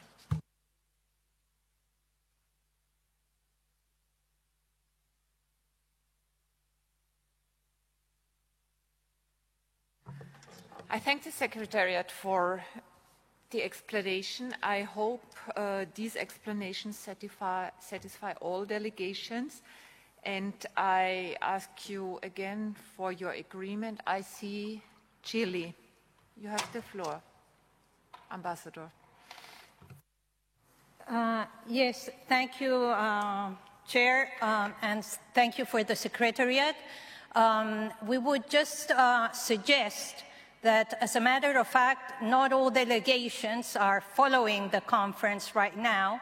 Many might have doubts, and actually they do. We have been, discussing this issue. So we would suggest, as it has done in the past, for the Secretariat to send this information to all member states in due time and make the distinction regarding the voting on the auditor and the probable roll call. There we have just a question to the Secretariat. The rules of procedure ask for a member state to call for the roll call, or is it the Secretariat that can propose it individually, or is it that we need a member state to ask for that from the floor? Thank you so much, and I reiterate our gratefulness for your work and commitment. Thank you for your question, Chile. And as the other question was addressed to the Secretariat, I invite you to answer. Thank you very much, Excellency, for your question. Indeed, it's the member states who would call for a roll call. Now, of course, in the preparation to this very specific General Conference, we have been trying to think about any possible situation which may arise, although only theoretically, in order to prepare for it. That's the principle which I'd like to share with all of you, because, of course, we need to be prepared for any decision a member state may take or a wish it has within the rules of procedures. Now, again, having said that, we have, when it comes to voting in the rules of procedures, two possibilities of doing this. One is the show of hands. You just raise your hand. The other is roll call. A name of a country is called upon and shall loudly, transparently say it's voting for their burgers. Now, the proposal then was to the General Committee. Indeed, it came from the Secretariat to discuss. In such case, and in light of the difficulties to verify the vote of each and every member state which is allowed to vote in a show of hands, taking into account that some of them are only participating virtually, we shall use by default the second option in the rules of regulation, which is roll call. You ask each and every member state this. Now, of course, the General Committee then said that we can do, of course. Again, it's a procedural issue. In case we would not have that, still a member state would probably call for a roll call, because otherwise, how can we really reliably and transparently verify what a decision of a country is? And for us, of course, there are two things here very important. One is the equal participation of each and every member state in any activity of the conference at any point in time. And we have, of course, two sets: in-person participation and virtual participation. So what is the means in order to make sure that having that set up, everybody can equally participate? That was the difficulty. And secondly, of course, we need to make sure that all decisions are taken in the transparent and verifiable manner. And that, in the case of a roll call, is indeed simple and doable, because every country which has voting rights is asked to loudly, transparently pronounce its decision, actually. Now, as we heard today in the morning, even if you're on the screen, it is very well understandable sort of when it comes to wording. So we then would call on the respective representative of that country and would make sure that we understand if the decision is yes, no, abstention. That would for us be very well, also because it would be recorded, because what we do here obviously recorded in such a way we do have a reliable, verifiable manner when we come to a roll call to make sure that all decisions which are be taken by the conference are indeed verifiable, transparent, and because if we're having two sets of participation, virtual and in person, at the same time, it seems to us the only reliable way how we can ensure that we can make decisions. However, of course, we're very, very happy, and thank you for the session. We will send out right after the session a note to all member states simply explaining this once again so that you can take a chance. But I'd just also like to highlight once again, at this very moment as I speak, we don't have any information, neither any indication that we ever would need this in the General Conference. And again, it is completely different to when it comes to the election process, in this case tomorrow, of the external auditor, which indeed requires a secret ballot, and that means that secretly you have to write on a paper your decision, come in the front, have to make your, which is why we have, for countries which cannot participate because of the pandemic in the session tomorrow, set up already months ago a system within which it can indeed ask an alternative to be integrated in their delegation, which on their behalf can take the vote, actually. So I hope this clarifies, but again, we will very much send an information, because I do think it is important, and I thank for the request that we make very clear what we're talking about and when this applies. Thank you very much, Ambassador. Thank you very much, Director. And this concludes our discussions this morning. I don't see any more requests for the floor. We will proceed as proposed. We wait for the explanatory note to all delegations and take this point up at a later stage. Thank you very much. The meeting is closed.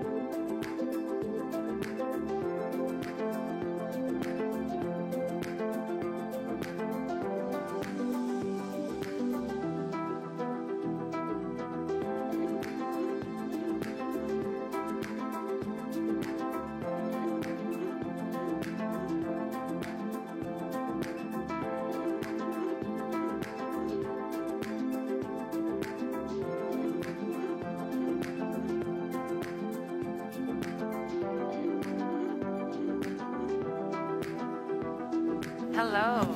Hi, guys, ladies and gentlemen. You hear me fine, I hope?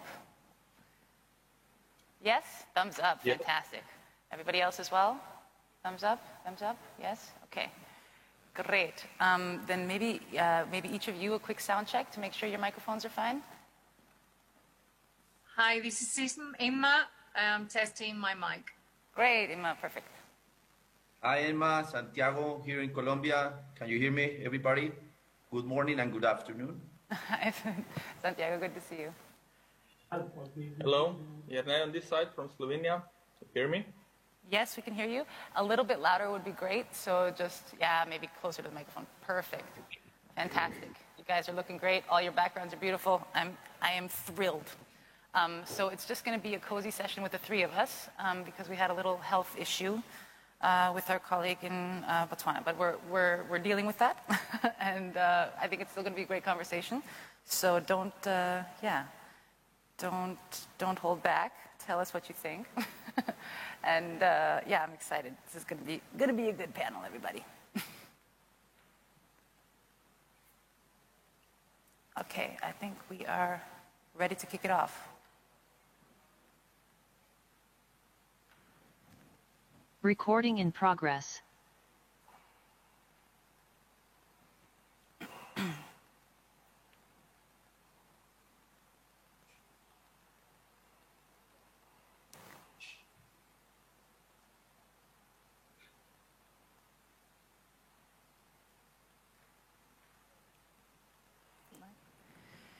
Good afternoon, ladies and gentlemen, and welcome to the session titled Post-Pandemic World Will Be Digital, Implications of 4IR for Developing Countries. In this session, we will be hearing from experts in technology, digitalization, and all kinds of intelligence on the digital level, from UNIDO's work advancing adoption of these technologies in developing countries to foster inclusive and sustainable industrial development and digital industries. In this session, we'll also talk about the emergence and diffusion of advanced digital production, ADP technologies like artificial intelligence, big data analytics, cloud computing, the Internet of Things, advanced robotics, and additive manufacturing, just to name a few. And it's radically altering the nature of manufacturing and production increasingly, and it's also blurring the lines between physical and digital production systems. So this fourth industrial revolution has a key role to play in enabling sustainable and inclusive industrial development. Therefore, innovation and digital transformation are not only a source of quality employment and the backbone of any knowledge-based economy, but also they enable vulnerable groups to increase their participation in productive activities and develop and implement innovative and more sustainable solutions to today's challenges. So before we get to our panel, we're going to hear from Managing Director of Digitalization, Technology, and Agribusiness, UNIDO's own Bernardo Casadilla Sarmiento.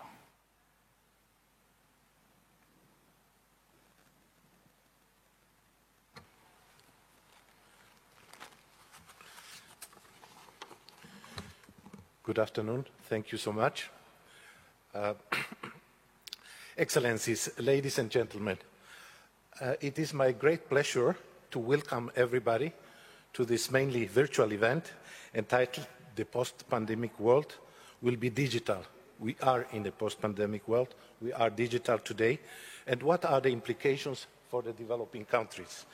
In the last years, the world has witnessed a massive shift towards the digital realm, propelled by the COVID-19 and the need to tackle climate change, a process that was accelerated over the last years. We did it out of necessity during COVID, but we need to proactively embrace the challenges of digital transformation and digital gaps. The implications of the fourth industrial revolutions are manifold. On the one hand, they present developing countries with tremendous opportunities, most notably to make industrial production more efficient, resilient, and sustainable, and to empower traditional marginalized groups with advanced technologies such as AI, we will hear about that, robotics, Internet of Things, blockchain, you name it. On the other hand, the 4IR revolution continues to present tremendous, notorious challenges and risks, including automation of jobs, reshoring of productive capacities, threats to cybersecurity and data protection, need for agile governance, and a widening of the digital divide between high-income countries and low- and middle-income countries. Developing and emerging economies cannot be allowed to lag behind if we are serious about achieving inclusive and sustainable industrial development. The adoption of advanced technologies is a key indicator for resilience. And this was shown and will be shown in the Industrial Development Report 2022 that will be launched this afternoon at 4, where we know already that firms that have been using the latest digital technologies were able to better resist the crisis in terms of impact on sales, profits, and laid-off workers.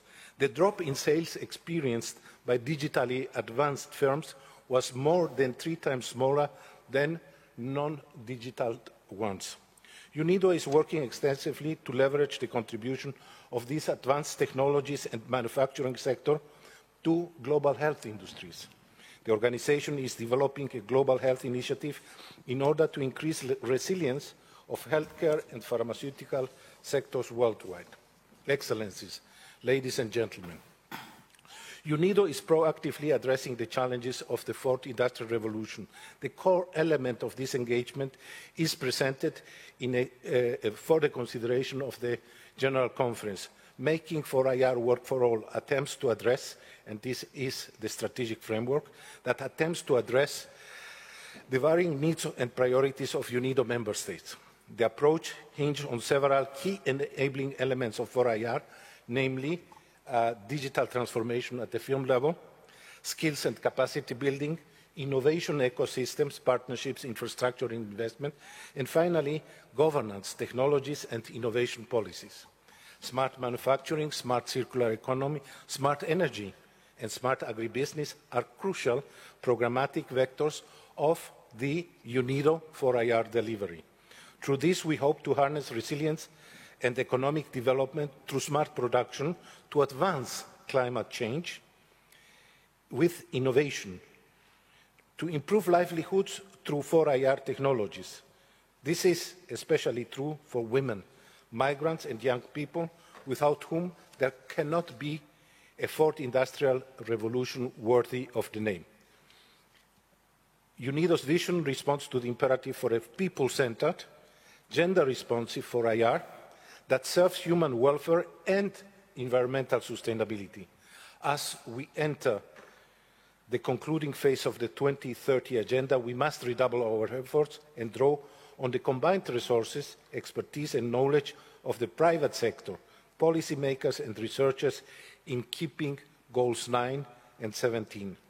I am thus greatly looking forward to the contributions from our distinguished panel here today.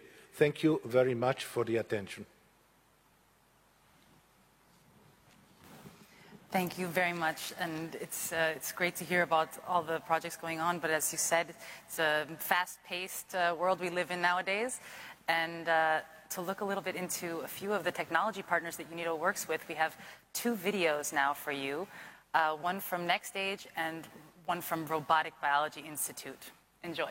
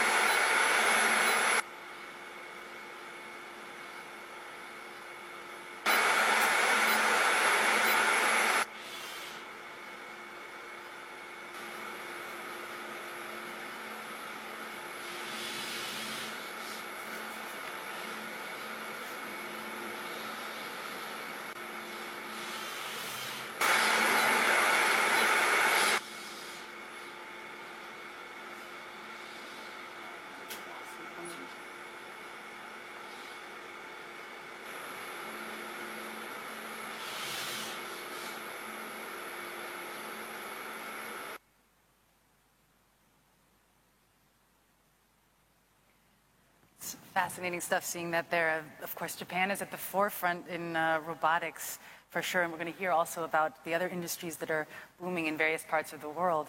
But before we do that, we'd actually like to hear from you, dear audience. We have a poll set up that we would like to have you answer. It's multiple choice, so nothing to be too afraid about. We're going to give you a few minutes to answer the questions. So the poll will go live now, and the questions are the following. What is the greatest obstacle to joining the fourth industrial revolution in your country? And the answer options there are a lack of skills and training opportunities, insufficient financing and access to technology, deficits in digital infrastructure and affordability issues, or inadequate policies and regulations. Sadly, you can't say all of the above, I think, but please just pick the thing that you think is the biggest need that you have in your country. And the second question is, what is the most useful service that UNIDO could provide in bridging the digital divide? Technical cooperation, research functions and policy advisory services, normative functions and standards and quality-related activities, or convening and partnerships for knowledge transfer, networking, and industrial cooperation. I think we can all agree that all of these things are necessary for a blooming digital economy to thrive. But, of course, every region is different, and so we'd love to hear from you what you think is the most needed thing in your country or your region in order for the digital industries to thrive. So you have a few minutes to answer that. We'll give you another 2 minutes.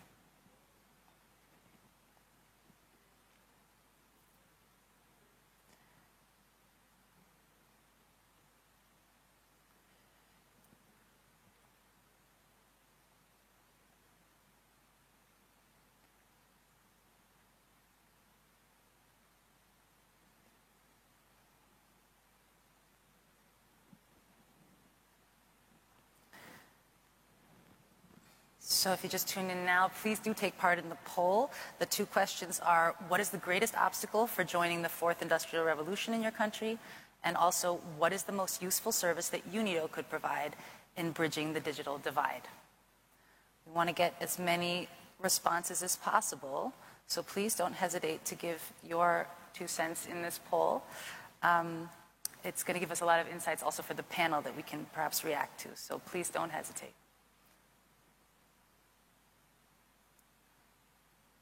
Okay, please choose your answers now. We're going to move on. Okay, show us the results. I'm not able to see this very well. So, we say a lack of skill and training opportunities was the most noted first one. So the lack of skills and training opportunities. Oh, sorry, no. Insufficient financing and access to technology was actually voted first for the first question. And for the second question, the majority said technical cooperation with convening and partnerships for knowledge transfer, actually right behind.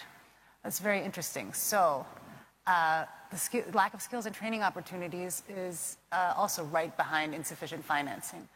So this is very interesting. We'll take these insights right into the panel with us. And therefore, without further ado, I would like to move on to our fireside chat with 3 fantastic experts that will give us a lot more insight into what we're speaking about. So first, we have a member of the Advisory Council and Secretary for Artificial Intelligence in the Ministry of Economy and Digital Transformation in Spain, Inma Martinez. Welcome. And we have Vice President of Digital Transformation and National Business Association at the National Business Association of Colombia, Santiago Piznon Golan, and Mr. Jerne Salecl, I'm sorry if I'm saying that wrong, Director General of Internationalization, Entrepreneurship and Technology at the Ministry of Economic Development and Technology in Slovenia. Welcome to all 3 of you. We also had a 4th panelist who sadly can't join us today, Ms. Bogolo Kenewendo. She is the global economist and former Minister of Investment and Trade and Industry in Botswana. Sadly couldn't join us today. We wish you all the best back in Botswana. So, Inma, I'm going to start with you, if that's all right. You are working very deeply in the artificial intelligence sector. You see the developments there and how it's developing in Spain.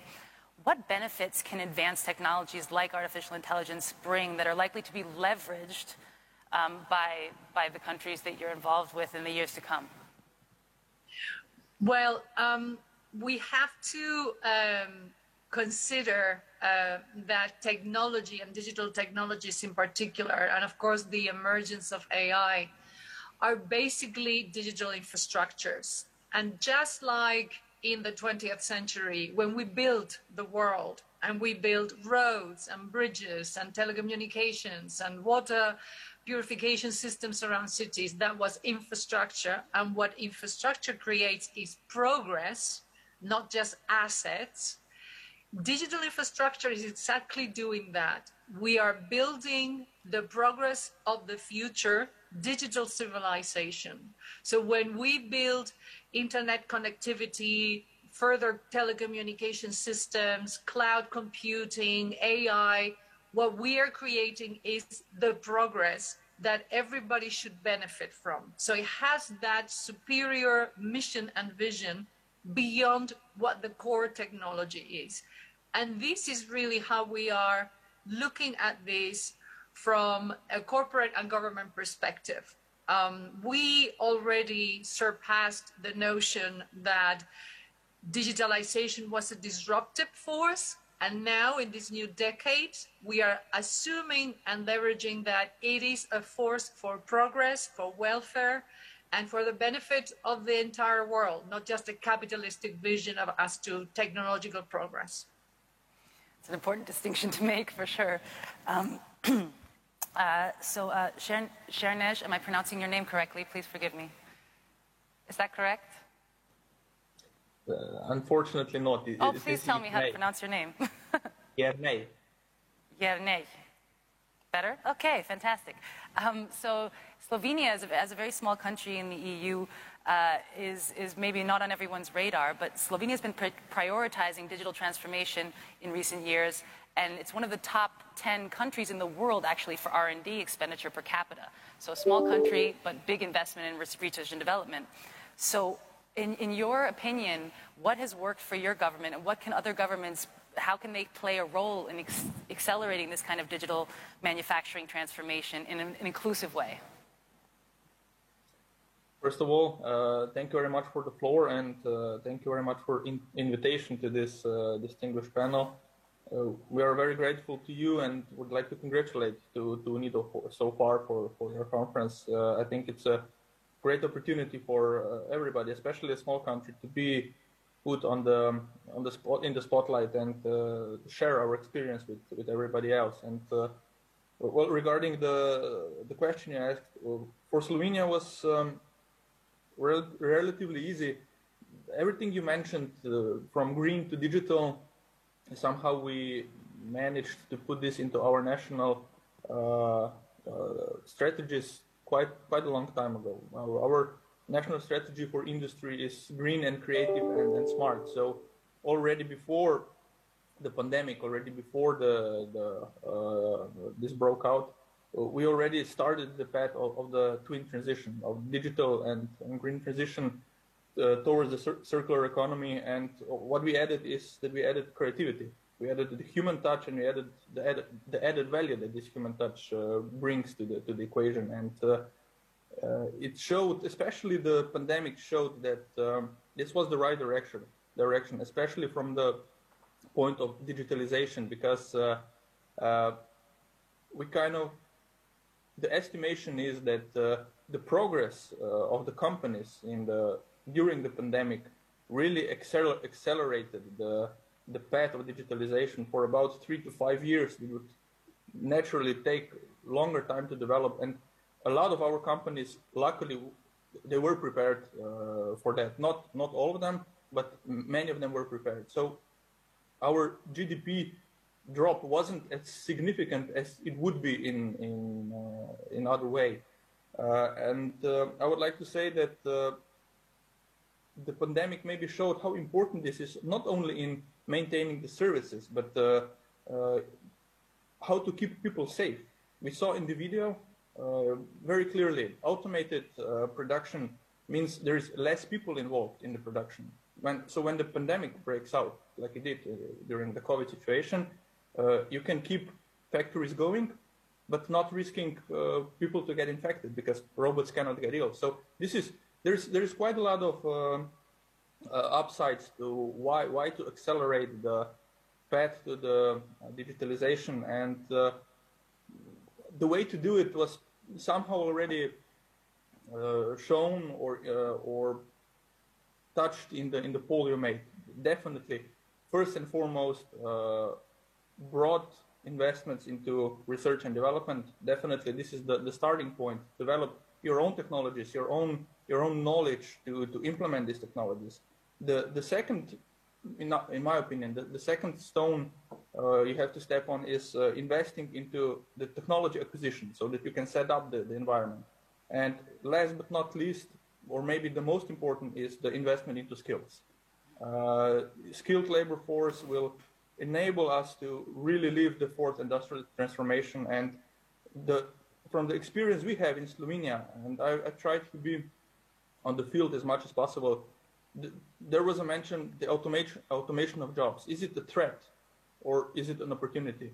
And our experience showed that it is not a threat, because when you cancel some old-fashioned jobs from the past, the manual jobs, and you progress into digitalization and automatization, all that these people need is new skills to manage the new process. And what they get with these new skills, they get new added value. They are valued more. The products are valued more, and they can earn more. And so the progress of society, the well-being of society, is also tightly connected to this process. Thank you. I think that's a really important kind of to underline also exactly what you said, are the strengths or the benefits of investing. We saw as well in the poll, everyone feels that the only thing standing in their way is perhaps a lack of investment or the lack of training and skills. And this seems to be an echo that we've been hearing again and again throughout the kind of digitalization conversation. Santiago, going to the situation in Colombia.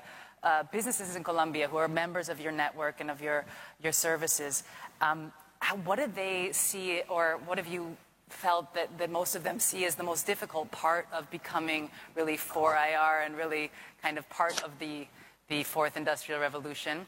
What's standing in their way?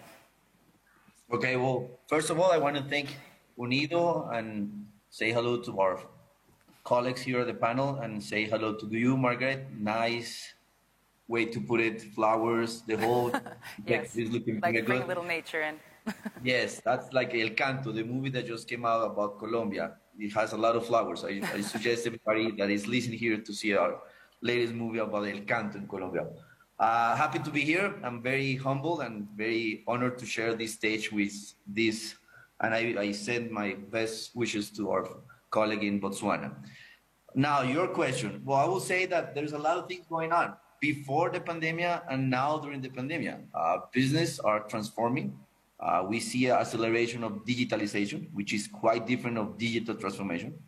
And we have been talking about fourth industrial revolution since 2016, when the book came out and the Davos got the meeting in Switzerland. So from our perspective, we have seen a lot of evolution. People are realizing that you need to embrace the fourth industrial revolution. They know more about the concept, but just like the survey that you just had here, I was writing down the results, there are some elements to consider. First, the mindset. You still need to do a lot of things together and change the mindset. And it goes related to digital transformation. You have to see the world completely different. My former panels just mentioned about sustainability and how we need to change the way we connect with the nature. So first, we have seen acceleration of digitalization, but also first steps to change the mindset. Second element, budget is there, and it was on the survey. Financial capacity is there, which is a myth. I think it's a myth. When you embrace digital transformation of the fourth industrial revolution, if you change the mindset, if you have the ideas, if you have a different approach, you will get the money. Now, globally, you have a lot of capital because of the situation of the last 2 years. There's a lot of money available, willing to share and to invest in startups and in new entrepreneurships, and to invest in Colombia, for instance, to invest in our emerging markets, to invest in new possibilities to what Ima was saying, and talk about conscious capitalism and how you embrace that and you chase the portfolio and processes. But there is a myth in terms of, I have the idea, but I don't have the money. So that's the second element. Third element, there's a lot of, there's a big gap still in connectivity. When you talk about the fourth industrial revolution, you need to have 5G. There's a lot of countries still with 4G, maybe 3G, and sometimes even 2G. So that's ironic if you want to embrace and have all these robots and all these amazing solutions that you have with technology like artificial intelligence, and Ima as an expert on that, you will need better connectivity. So that means inclusiveness, that means equity, that means the capacity to have a lot more women. That's another third element that we are seeing. We need more women leading the digital economy, and we are promoting that here at Andy.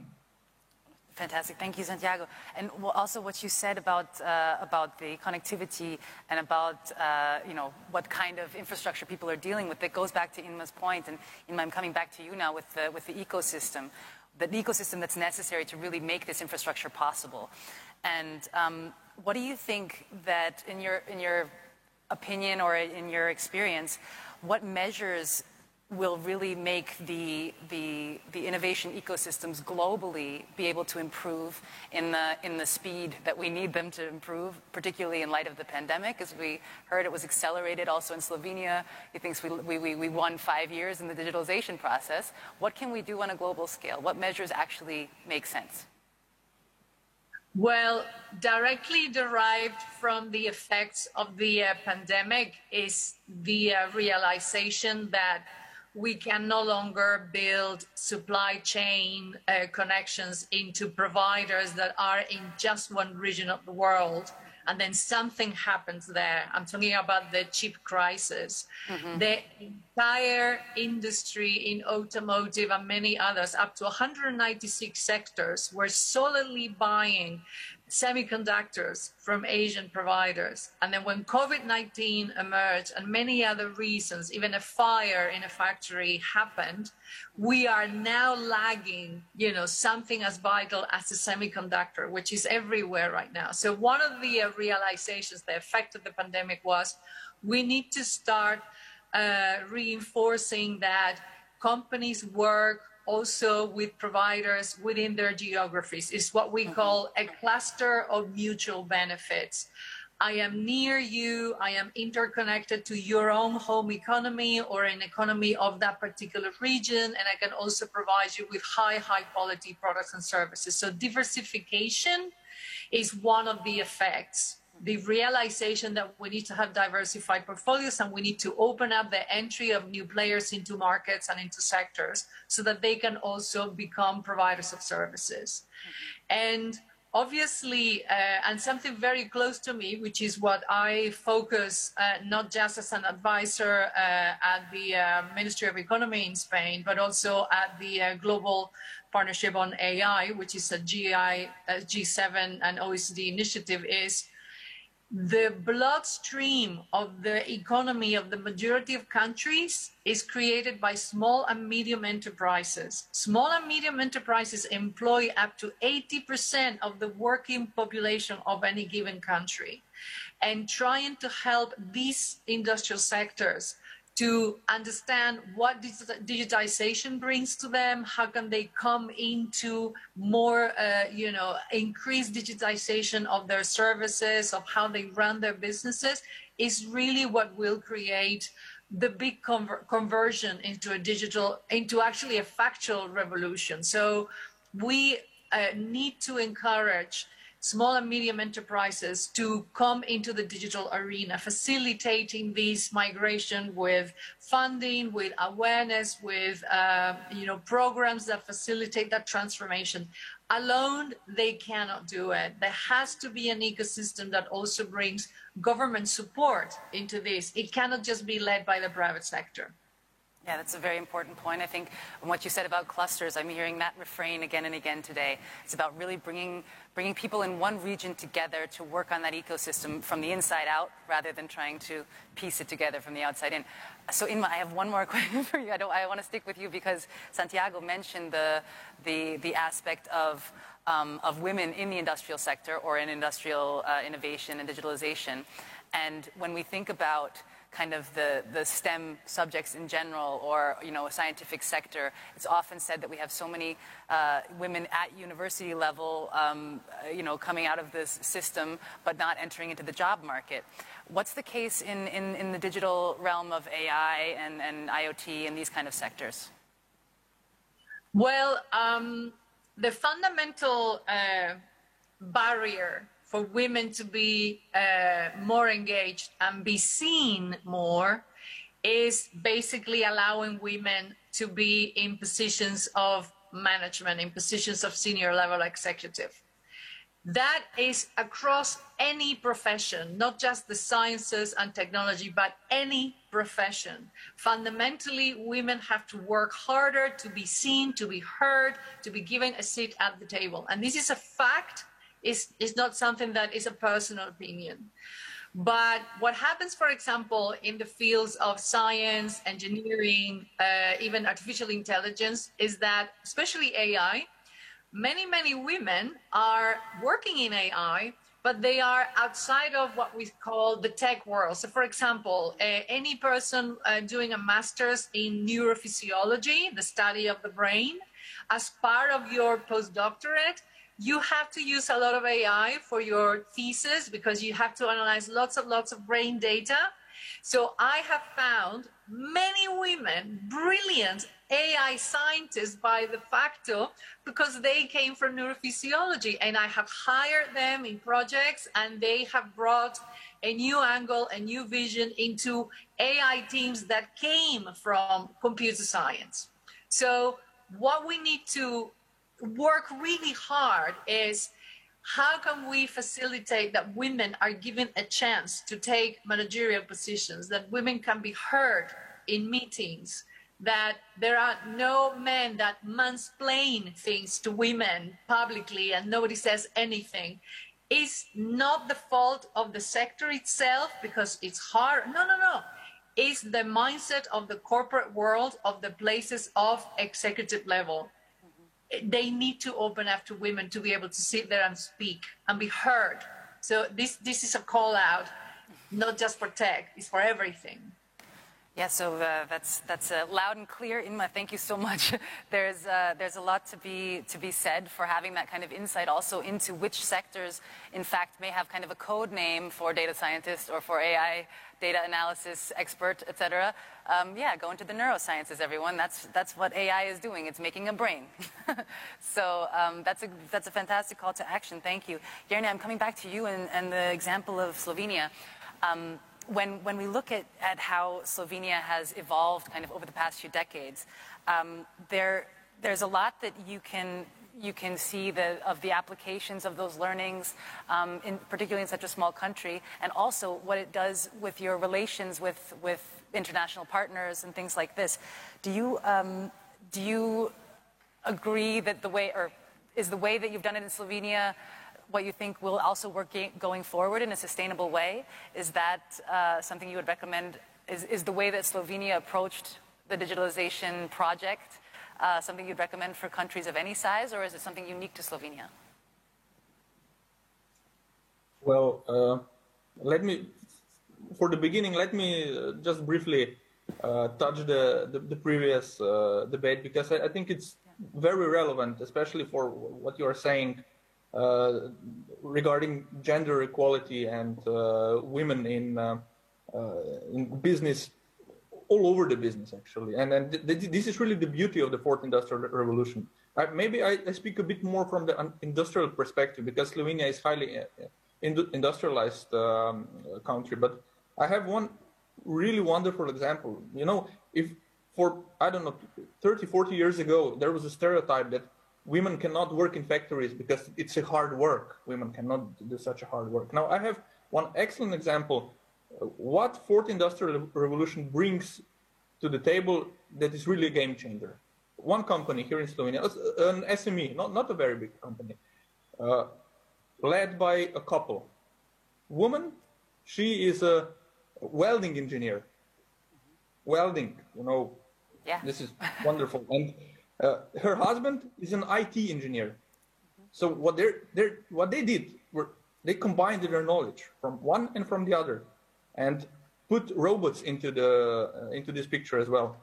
They came up with one of the biggest robotic welding facility in the region. Wow. Doing high scale weldings, robotic weldings, led by artificial intelligence, and putting together railway cargo trucks, wagons.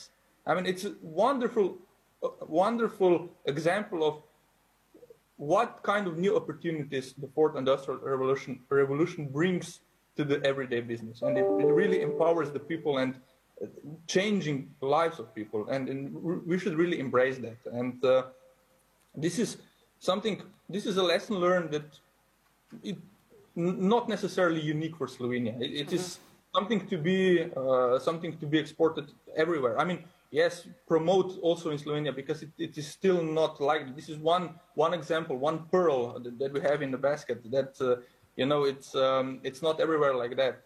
But anyway, it is something, an idea to export. But we have to know that it is not the same in every country. It's a bit different in the different regions of the world. It's a bit different it depends on the education system. It depends on the industrial background and so on. But what we find out is the importance of making a strategy that is smart in specialization, the so-called smart specialization strategy, and to follow it through. Not only have it for a few years, but to follow it for a decade or longer, because then you can see results.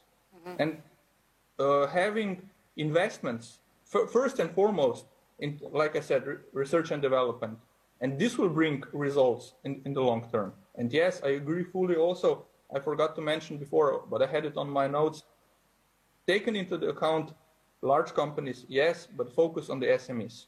Because large companies, to some extent, are very much able to finance their own transformation.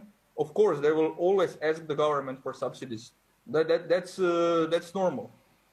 It's like that everywhere, but really support the SMEs. Not necessarily only with money, also to assuring access to finances, to the capital, leading the way, showing where the money is available. Because like Santiago said, there is a lot of money available right now. And there are a lot of SMEs and startups that just don't know where to look for it. And this is also where a point where a government can play a specific, a strong role. Thank you. Yeah, no, absolutely. And what Imo was saying before, and Santiago was mentioning it as well, supply chain is also always a question. You were talking about SMEs. In a way, diversifying the sources for your raw materials, of course, or raw materials, for your manufactured materials, is also a very important aspect of supporting SMEs, something that pays out quite quickly, I think, as we've seen in this black swan moment that we're living in right now.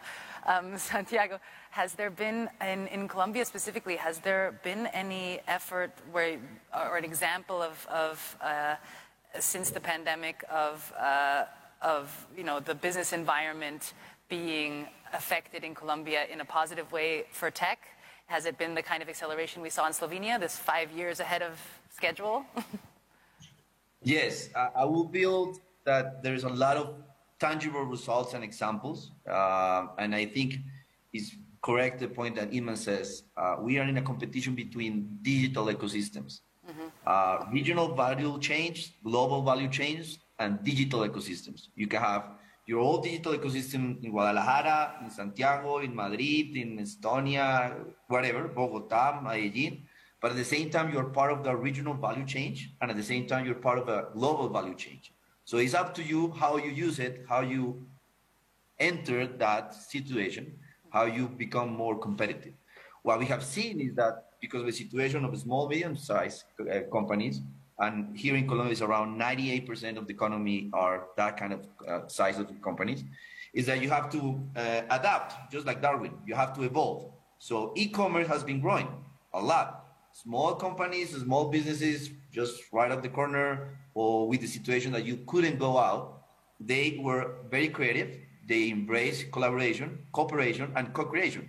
So you have new business on agrotech, you have new business on fintech, you have new opportunities on edtech, you have also a lot of opportunities growing on health tech, but you have also a lot of opportunities growing in terms of govtech. Government is also changing how you manage public administration, how you embrace the capacity of emerging technologies to have a more productive government, but be more transparent, also opportunities to fight corruption.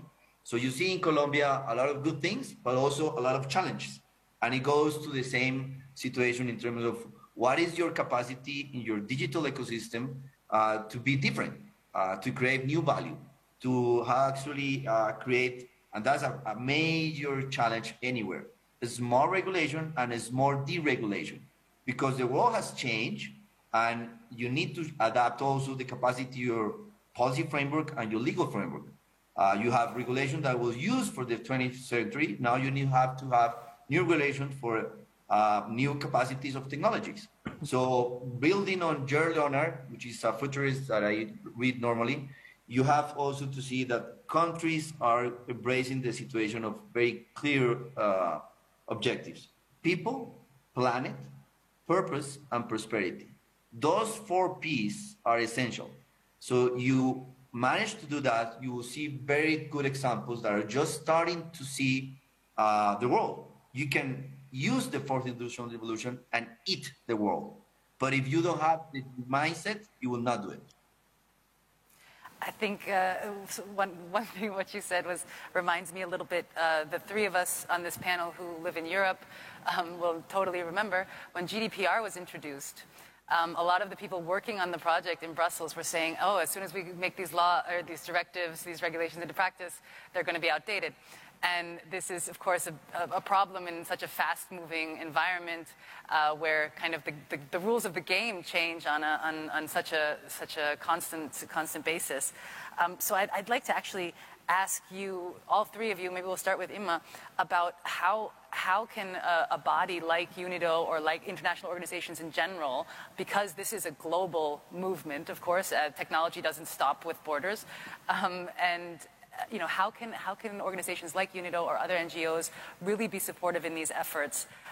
Perhaps you can speak about your regions each, and if there's but mostly thinking about kind of what has worked in the past, but maybe really going into the future. What are the best ways that NGOs and organizations like UNIDO can be supportive? Inma, maybe you want to start us off. Well, I believe that creating awareness and real understanding of what the issues are would be really helpful for the recipients of these, for the SMEs, for the suppliers of technology, and any activity, whether it is white papers, events such as these, trying to create real frameworks that people can understand, that people can initiate. That is the ignition that something like UNIDO can really lead and insert in the marketplace, because the marketplace is fragmented. No one has ever cared as to understanding the real needs of the companies when they look at, oh, digitization, how do we get started? I mean, it was completely dislocated and left everyone to their own devices. And I really think that because this decade is bringing massive and exponential digitization that is catching up really fast, it's someone leading the understanding as to how do you get started? Are you AI ready? What does that mean? Where can sources of funding?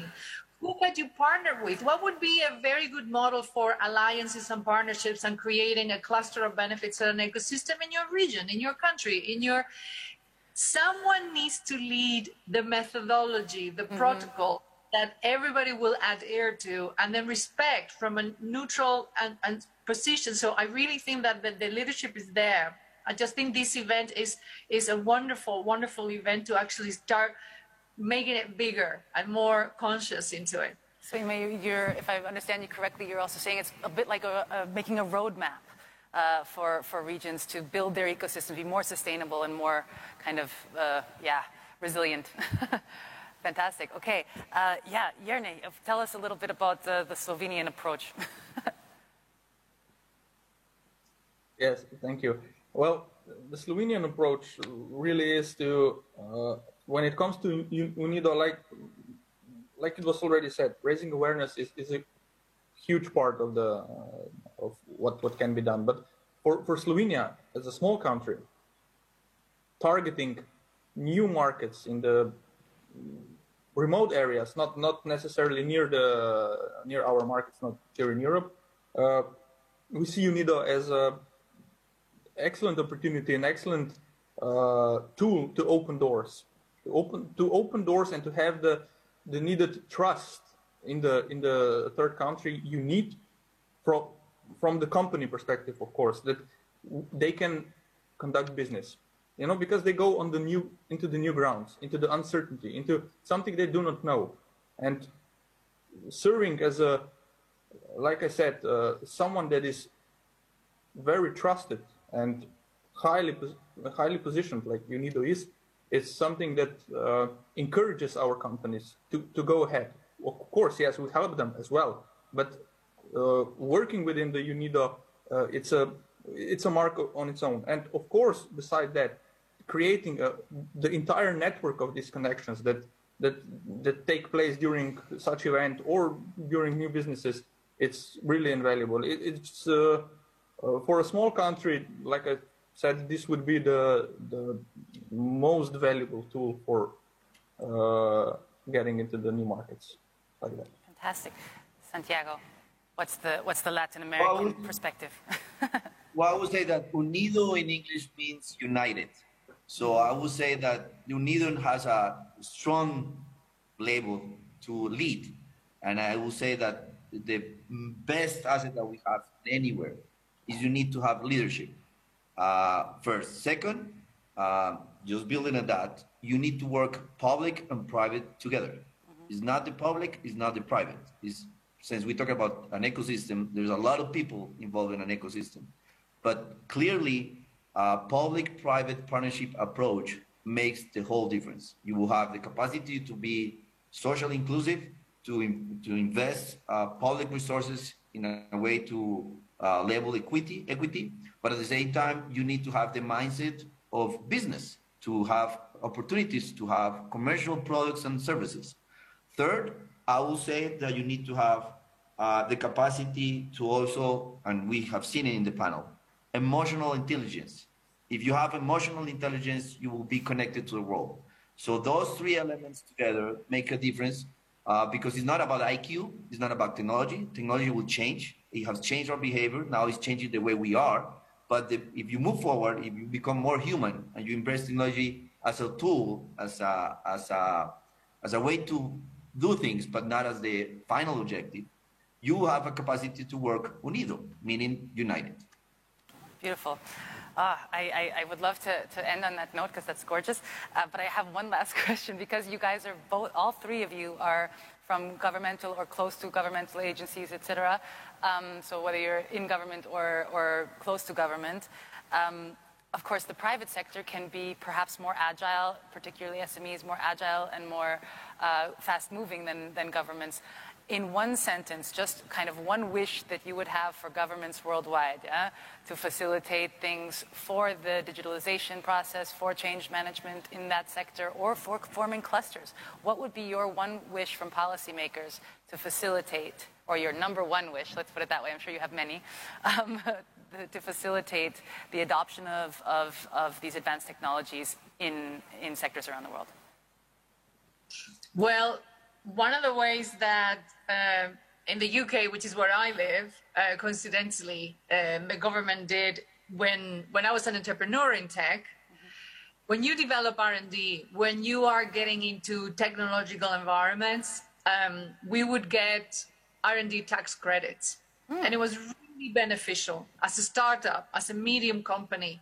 If you prove that you are entering the digitization roadmap, the government would give you tax credit for every dollar, for every pound that you would spend in creating that asset for your company, in all the efforts in training your people to become digitally skilled, upgrading your systems, etc. That is an easy way that doesn't cost anyone money to recognize that you're investing in your own digitization and into your future, and you do it seriously. So there is obviously funding, which many times external funding comes for both governments and private sector, but it's easier to give tax credits as an incentive. And that really worked very well, especially in entrepreneurial circles in the UK. Okay, so we have tax credits. Jernej, what do you propose as the best government measure? I agree with that. We also have tax credits, but for R&D it could be very good applicable for the digitalization as well. From entrepreneurial point of view, stability and predictability in two words. To have stable and predictable business environment, not to have too many new laws, too many changes in the very short period of time. Stable financing. In 2 words, stability and predictability. Yeah, no, great. We have tax breaks and stability. These are 2 very vital things. Santiago, what's your wish? Well, it's hard to say something is more after all this amazing way to put it. I will say that I agree with both, with what they are both said. I will say that learn to unlearn from the government, meaning take risks, build trust with rule of law. I totally agree with that. Connect small, medium, and big companies. Help them connect. Facilitate the way to be part of the value change. Third. And fourth, change the way you educate people. Transform the way you educate people, especially for kids and girls. If you empower them, if you invest on a new, different way to educate people, it can be the same. We have been educating people the last 100 years the same way. So change the way you educate people, and you empower new entrepreneurship in your country. Beautiful. Thank you so much, Santiago. You're great with these closing words. So I'd like to thank the 3 of you for the fantastic insights and also just sharing the experiences and anecdotes with us. It really helps understand how these projects can be fueled and go into the future. So yes, thanks very much. And I wish you guys a wonderful rest of the conference and all the best to your respective regions. Goodbye. Thank you so much. Thanks to you. Bye-bye. The questions were amazing. Really relevant. Wonderful job, Margaret. Yes. Take it easy. Bye-bye. Bye-bye. Next, we're going to see a short video from UNIDO's technology partner, Siemens. Enjoy. Driving the acceleration of vaccine production is the promise to get people protected quicker. What motivates us to reimagine buildings is the hope of getting people back indoors safely. Behind our work in revolutionizing transportation is the opportunity to reunite people everywhere. Together with our customers, we're innovating for something bigger.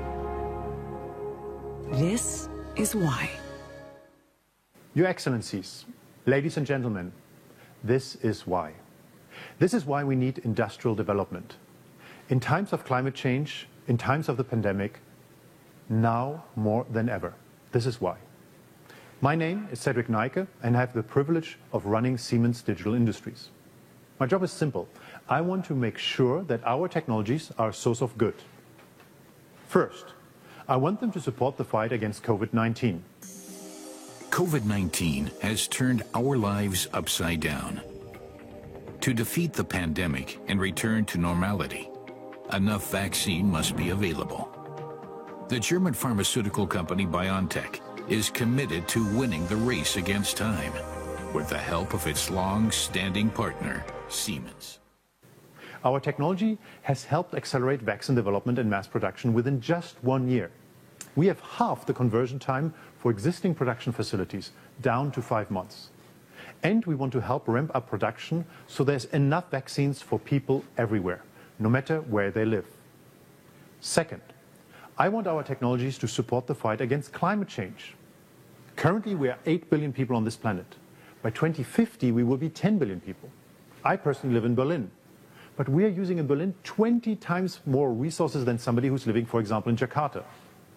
And if we continue as we do, we will need at least 3 times the resources available on this Earth by 2050. The answer to this cannot be that the global North preserves its way of living on the back of the global South. People in less developed countries have the same rights to strive for prosperity. But how does industrial development and sustainability fit together? When industry accounts for 1/3 of the world's energy consumption, and manufacturing produces about 20% of global CO2 emissions. The answer is actually rather simple. We need to do more with less. Here's a recent example. Siemens supported a startup called TrackWrap, developing a new packaging machine. These new machines consume 90% less energy compared to the old ones, and they're using 70% less plastic foil. I'll take another project in rural Botswana. Our Siemens solution partner Moreflow automated a water treatment plant so it delivers 11 million liters of clean water every day. This project supports the livelihood of thousands of people, those who need it the most. Your Excellencies, these are the technologies of tomorrow we use to meet the challenges of today. This is what drives us at Siemens as key technology partner to UNIDO in digital transformation and Industry 4.0. We want to showcase how our technologies benefits all countries, to help them recover from the COVID-19 crisis, to help them develop the next generation workforce with Industry 4.0 skills, to help them build sustainable, resilient and inclusive economies. Let's work together for the people, for our planet, for a better tomorrow. So now we come to the final segment of our session. The panel really showed us that the fourth industrial revolution does not look the same across the globe, and we're all at different stages, but bringing us all to equal footing is one of the main goals here. And as we heard from Siemens, this is also something that can be immensely helpful in moments like these when we are struck with things like this global pandemic. So for some closing remarks, I'd like to invite Bernardo Calzadilla Sarmiento back to the stage and wish you the last closing remarks for our panel. Thank you. Thank you so much. It has been really a pleasure to follow this discussion, and we wanted to be physical here. Yes. We had planned to be all here. Thanks a lot to Inma Martinez, Santiago Pinzón, Jarnes Salechi, to Siemens, to our ITPO in Japan. This was it was so interactive. It was so wonderful. I really enjoyed the interactivity, but especially that it brought back and we visualized what we are trying to do. We saw our strategic framework to see how we can help innovation and digital transformation as a tool for resilience, for quality employment, and as a backbone for the knowledge-based economy, including the inclusivity dimension. But what I took also from the key points is women need to expand managerial positions. Wonderful point made by Ms. Martinez. A regional and global value chain need to integrate in digital ecosystems. We need to differentiate, and public and private sector are fundamental to be listened, and UNIDO can be the honest broker to fill this gap, to have this discussion among. So UNIDO is and remain committed to digital manufacturing capacities in developing countries. We have scaled up our policy and normative guidance to member states at this General Conference through the introduction of flagship knowledge product. And we had a number of papers presented. Let me just mention the role of least developing countries in 4IR, a concept paper on standards and digital transformation, a publication on adoption and application of artificial intelligence by SMEs, and the strategic framework, which will lead to the elaboration of national, regional, and global programs. And we look very much forward to having a full support by the member states of our strategic framework. And I thank you also for this wonderful side event and very good discussion. Thank you. Wonderful. Now, ladies and gentlemen, please stick with us for the launch of the Industrial Development Report 2022, called The Future of Industrialization in a Post-Pandemic World. And it's coming up right now, so stay tuned.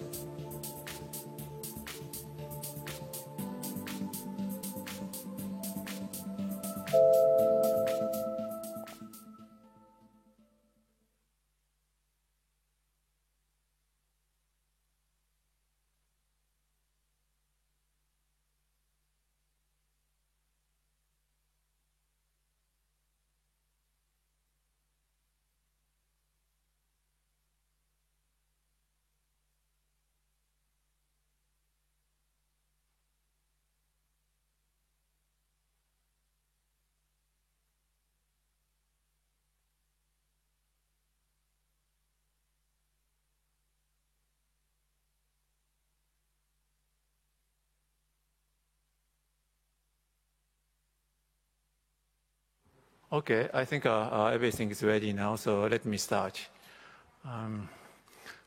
Good afternoon, and perhaps good morning or good evening for those who are connected online. It is my great honor to chair this afternoon's session. I have the honor to be asked by the Tunisian ambassador, Mezani. I have the honor to be asked to chair this part of the General Conference. What we are going to today is to organize, to have an event on the launch of the Industrial Development Report 2020. But before that, let me make some logistical announcement. For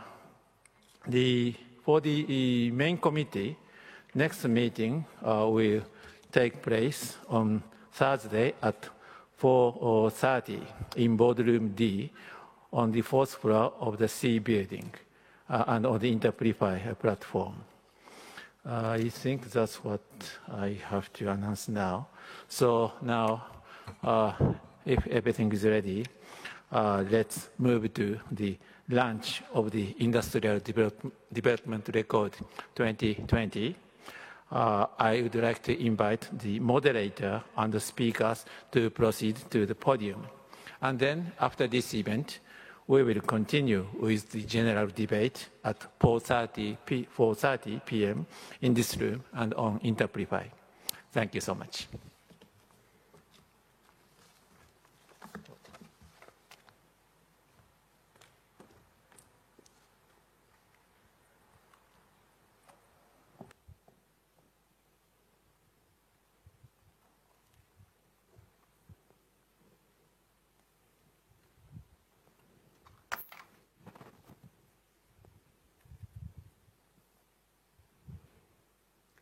Good afternoon, distinguished delegates, distinguished members of the panel, ladies and gentlemen, and welcome to this plenary session in which we will officially launch UNIDO's flagship publication, the Industrial Development Report 2022, the future of industrialization in a post-pandemic world. My name is Bethany Bell, and it is my pleasure today to be moderating this session.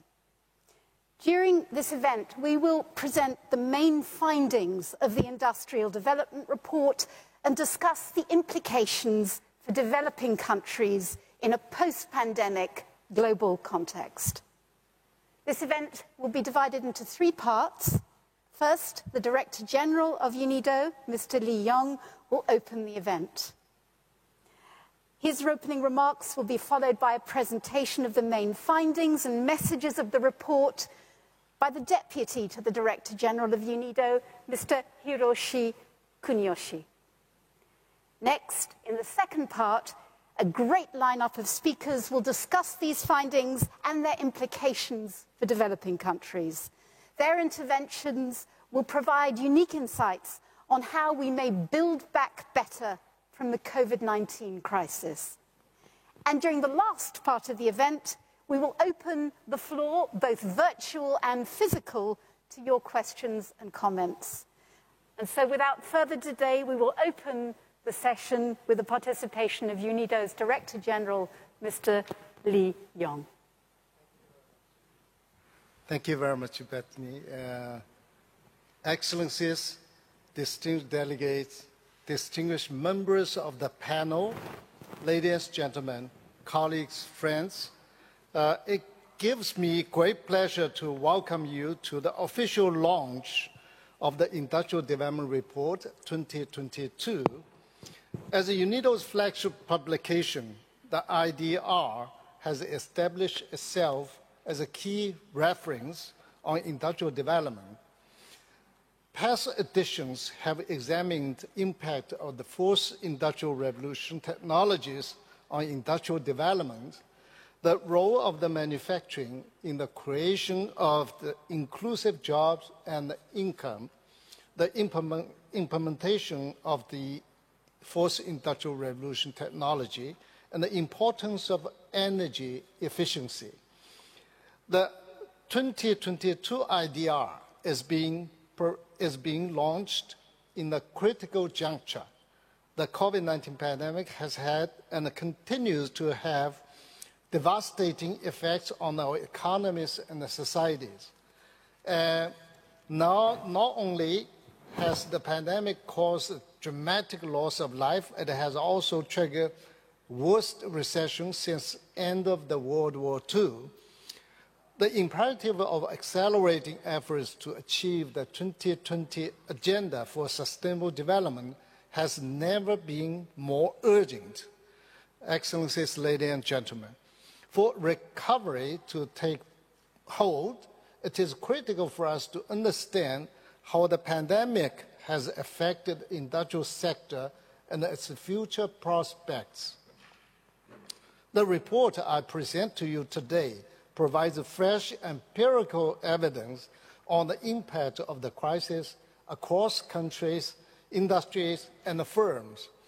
It also identifies key factors of the resilience as well as vulnerability. As countries attempt to enter into recovery phase, understanding these factors is crucial to inform decision makers, policies, and response strategies. The report emphasizes that resilience depends on nations' industrial capability. Industry is a source of employment and income growth. It provides access to essential goods and services. These findings strongly reaffirm the importance of achieving SDG Goal 9 to reach the goals of the 2030 Agenda. The IDR also demonstrates that digital technologies enhance resilience by enabling businesses to continue operating remotely and to maintain their consumer bases. Preparing for the future will therefore require countries to further strengthen their manufacturing and digital capabilities. This alone, however, is not enough.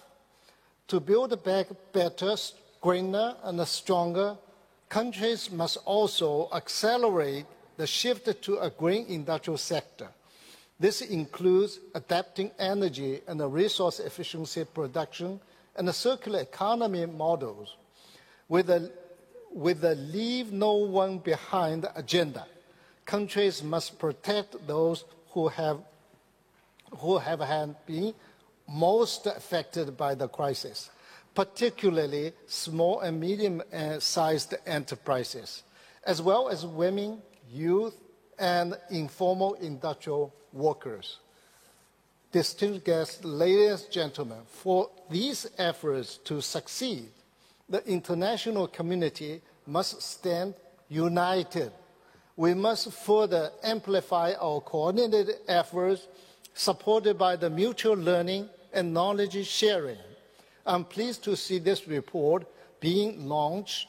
I take the opportunity to extend my gratitude to the IDR team and the staff of the Department of Policy Research and Statistics, as well as our able international experts, which I respected very much in the production of this report. I hope that this report will support your decision-making processes as it contributes to the post-pandemic recovery debate. I thank you very much for your contribution and your coordination. Thank you.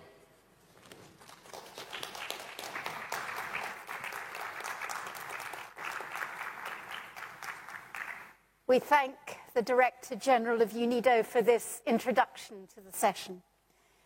As the DG has just highlighted, the IDR 2022 brings new insights into how the pandemic has created both challenges and opportunities for developing countries in their path towards industrial development. I'd now like to give the floor to Hiroshi Kuniyoshi, Deputy Director General of UNIDO, who will present the main findings and messages of this report. Dear Mr. Kuniyoshi, the floor is yours. Thank you, Bethany. Excellencies, distinguished delegates, distinguished members of the panel, ladies and gentlemen, and colleagues and friends. It gives me great pleasure to present the main findings and messages of the Industrial Development Report, IDR 2022, The Future of Industrialization in a Post-Pandemic World. This report is the result of 2 years of intense research efforts and close collaboration between UNIDO staff and international experts. As the world gradually moved towards a sustainable recovery from the COVID-19 pandemic, the IDR 2022 reflects on the impact of the COVID-19 pandemic on the industrial sector. The report focuses on the role of the industrial sector during the crisis. It disaggregates the impacts across countries and industries. It also explores the differences in these impacts and identifies areas of resilience and vulnerability. Ultimately, the IDR 2022 builds on those analyses to provide policy recommendations and a call for action to the international community for an inclusive and sustainable industrial recovery. The impact of the COVID-19 pandemic on the global economy cannot be overemphasized. The health emergency had triggered the deepest global recession of the past 70 years. That in 2020, world GDP fell by an unprecedented 3.3%. The effects have been felt by workers, households, and entrepreneurs around the world. Over 255 million full-time jobs were lost. An additional 97 million people have fallen back into poverty. The road to recovery ahead is long. The latest estimates indicate that world GDP is still far below the level projected for the current year. It is indisputable that everyone has suffered in this pandemic. Yet, the impact of the pandemic has been uneven across countries and regions. Developing and emerging industry economies were hit harder than industrialized economies. As the figure shows, the average estimated output loss of developing and emerging industrial economies was 7.7%. By contrast, industrialized economies experienced output losses of just under 4% on average. Let me emphasize here that these are averages. The impact on some country groups was far worse. For example, small island developing states and other least developed countries in Asia were among the hardest hit, with output losses of upwards of 10%. These are extraordinary losses. But what explains these differences in impact we observed? The IDR 2022 provides a clear answer. Countries with stronger manufacturing systems were able to withstand the crisis better than those with a weaker manufacturing sector. This figure shows the relationship between the size of countries' manufacturing sectors and the estimated loss in output due to the pandemic for the current year. The relationship is clearly and strongly negative. Larger manufacturing sectors are directly linked to lower projected economic losses in both industrialized and developing countries. Colleagues, friends, why is manufacturing important? Because it is key to resilience. Resilience can be defined as the ability of a system to resist and recover from the effects of a sudden shock. Manufacturing drives resilience in a number of areas. First, it provides access to essential goods, such as food and medicines. It also provides critical inputs and sustains national infrastructure. Second, manufacturing ensures the flow of strategically important products and assets. This includes, for example, the equipment that was critical in mitigating the pandemic in its early stages. Masks, personal protective equipment, and ventilators. Vaccines are another notable example. Finally, manufacturing is crucial for the recovery of our economic systems. Historically, the industrial sector has been the engine of economic growth because of its contribution to productivity, trade, employment, and innovation. Then, as now, manufacturing keeps economies afloat and drives them forward. The importance of manufacturing for resilience underscores the centrality of Sustainable Development Goal 9, industry, innovation, and infrastructure for the 2030 Agenda for Sustainable Development. The industrial sector drives the economic and social goals of the 2030 Agenda indirectly through its effect on economic growth. Industrialization is also directly linked to many of the socio-economic SDGs. Technological progress in the medical industries, for example, is linked to improvements in health and well-being. SDG 9 also plays a crucial role in the achievement of the agenda's environmental goals. Similarly, SDG 7, affordable and clean energy, for instance, can only be achieved through the realization of economies of scale and technological change in manufacturing. Let me be clear. Without a green and inclusive industrial sector, there can be no broad-based sustainable development. The pandemic's impacts were heterogeneous, not only across regions, but also across industries, farms, and workers.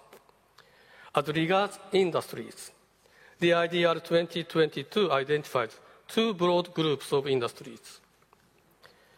The first group consists of industries that experienced either comparatively low impact or a strong negative impact, yet managing to recover quickly. These are robust industries. They include producers of essential goods, such as food and chemicals, industries that faced increased demand due to the emergency, such as pharmaceuticals and medical equipment, and finally, capital-intensive high-tech industries. The remaining industries make up the second group. The group was hit particularly hard by the pandemic and did not recover swiftly. These are vulnerable industries. They include labor-intensive industries such as apparel, leather, and textiles, as well as some capital-intensive industries that faced severe challenges due to cross-border restrictions, such as the transport equipment industries. As regards farms, the report finds that small and medium enterprises were more negatively impacted by the pandemic than large farms. In fact, SMEs operating in vulnerable industries and non-manufacturing sectors suffered the most. As regards workers, the report finds that female and temporary workers were affected more than the others and were more likely to lose their jobs.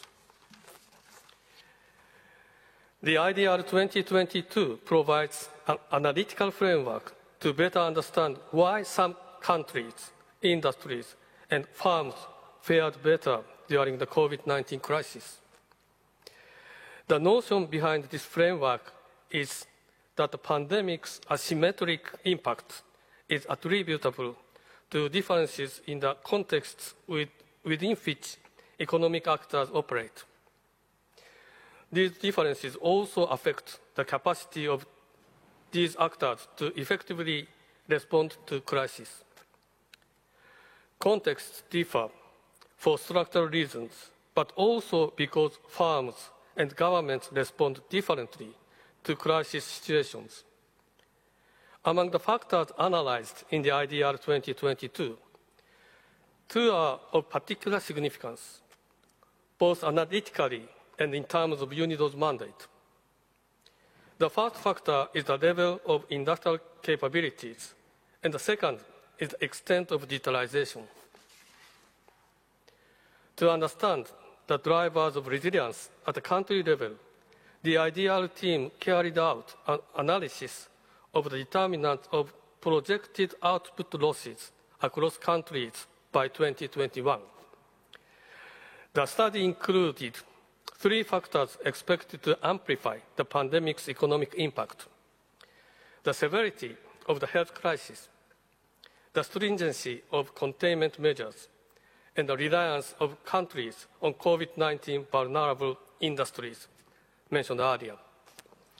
The analysis also included three factors expected to mitigate the impact of the twin economic and health crisis, namely level of income, the relative size of the domestic market, and the level of industrial capabilities proxied using UNIDO's Competitive Industrial Performance Index. The analysis involved a sample of 140 countries covering more than 90% of the world's population.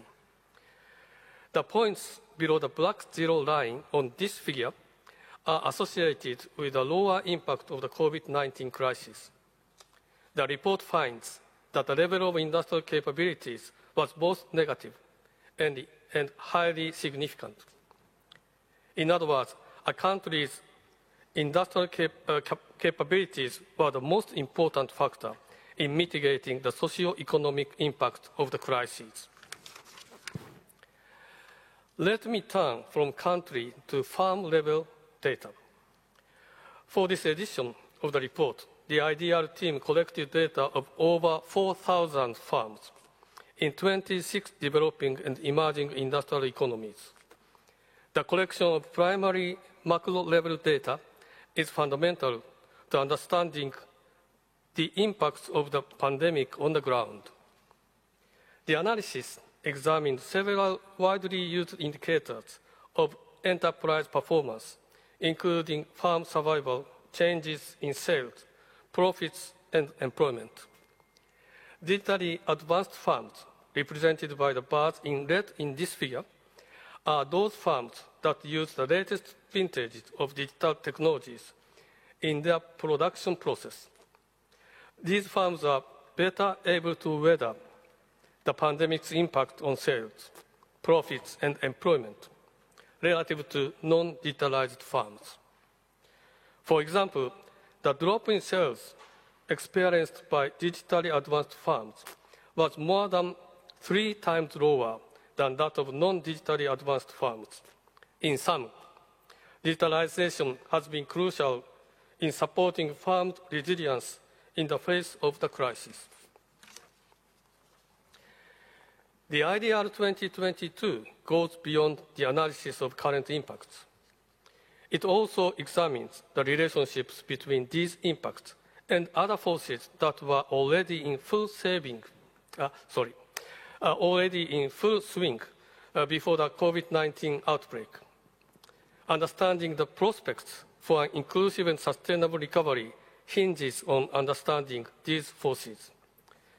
The report identifies 3 megatrends in particular. The first megatrend identified is the ongoing digital revolution in the industrial sector. Technological innovation is affecting all spheres of business, changing the competitive advantage of firms and countries. The second megatrend is global economic power shift and the emergence of Asia as the dominant hub of the world's industrial production. As part of these shifts, China is transforming towards a knowledge-driven, high-income economy, a change which has profound implications for trade flows and global value chains. Finally, we observe the greening of industrial production. The decarbonization imperatively calls for radically new business models and systemic changes. The green transition is bound to have far-reaching impacts on the positioning of developing and emerging countries within the global economy. Each of these megatrends can be illustrated by one of the indicators presented in this figure. As the figure shows, these three megatrends have been changing the way we live and work for at least 10 to 20 years before the outbreak of pandemic. On the left-hand panel, we see that industrial robot density has tripled over the past 10 years. This is strong evidence of the ongoing technological revolution that is reshaping manufacturing. At the center of the figure, we see the rapid rise of Asia-Pacific developing and emerging economies. Over the past 2 decades, these economies have increased their share of world manufacturing value added by 30 percentage points. On the right-hand panel, we see greening at work. In the last 10 years, CO2 emissions per unit of manufacturing value added have dropped by 15 percentage points. The COVID-19 pandemic has had an impact on all of 3 trends. The UNIDO survey revealed that firms in developing and emerging economies jump-started their use of e-commerce and automation during the pandemic. Perhaps more importantly, we also know that they expect these changes to become permanent in coming years. These patterns apply across all world regions. The UNIDO survey also offers a glimpse into the changing landscape of global industrial production. Of the 4,000 firms surveyed by our IDR team, only the Asia-Pacific region has strong expectations for a rebound of investment in the post-pandemic era. Moreover, according to the survey, firms also expect that the COVID-19 crisis will act as a trigger for the adoption of new environmentally friendly practices and technologies in the near future. To build back better, recovery must move beyond business as usual and opt for a more sustainable and safer path of development. We must gear industrial policies towards the achievement of the SDGs. Policies must take the 3 megatrends into account, but also risks of new global disasters, such as the COVID-19 pandemic. Ladies and gentlemen, recovery from COVID-19 must be green, inclusive, and resilient. Industrial greening can be achieved with a 2-pronged strategy. On the one hand, incentives can support the adoption in the business sector of sustainability standards and low-carbon technologies. On the other hand, policies can be implemented to stimulate consumer demand for green products, technologies, and skills. Industrial policies should also promote a socially inclusive development. This, in our current context, means paying special attention to those who are more vulnerable and have been affected more severely by the pandemic, such as informal workers, women, and youth. SMEs must also be supported in the adoption of new technologies, particularly advanced digital production technologies. Finally, post-pandemic industrial policies must integrate resilience and effective risk management strategies in their programs. Prevention and preparedness are key. Indeed, one important lesson the pandemic has taught us is that countries need to build and strengthen their resilience to risks associated with extreme events. The biggest risk, otherwise, is losing years of industrialization efforts to just one major external shock. The global nature of the economic crisis resulting from the COVID-19 pandemic highlights that without renewed commitment to strengthen multilateralism, national efforts to build back better will be insufficient and may make countries' recovery more fragile, uneven, and uncertain. Against this background, the IDR 2022 calls on the international community to actively engage in building a better post-COVID-19 future. Over the short term, the international community must address vaccine rollout and access. Accelerating production and deployment means, among other actions, eliminating export restrictions and expanding technology transfer commitments. Over the medium to long term, the international community should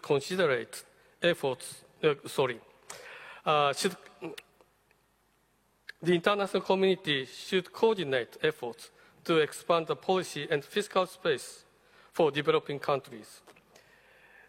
The recapitalization of development banks would go a long way towards achieving this goal. The international community should also help governments in strengthening their capabilities because no industrial strategy will be successful without effective governance. Public-private partnerships will be key to these efforts. The international community must strive to accelerate technology transfer in digital and low-carbon technologies, while also helping countries strengthen their education and science and technology capabilities. Finally, resilience to external shocks can be enhanced by fostering local productive capabilities in strategic industries and by mainstreaming risk management tools within industrial policy practices. Colleagues, friends, closer multilateral and multi-stakeholder collaboration must be the cornerstone of strategies to build back better. Countries and organizations must share their knowledge and experiences for the road to recovery and ensure that no one is left behind. Thank you very much for your attention.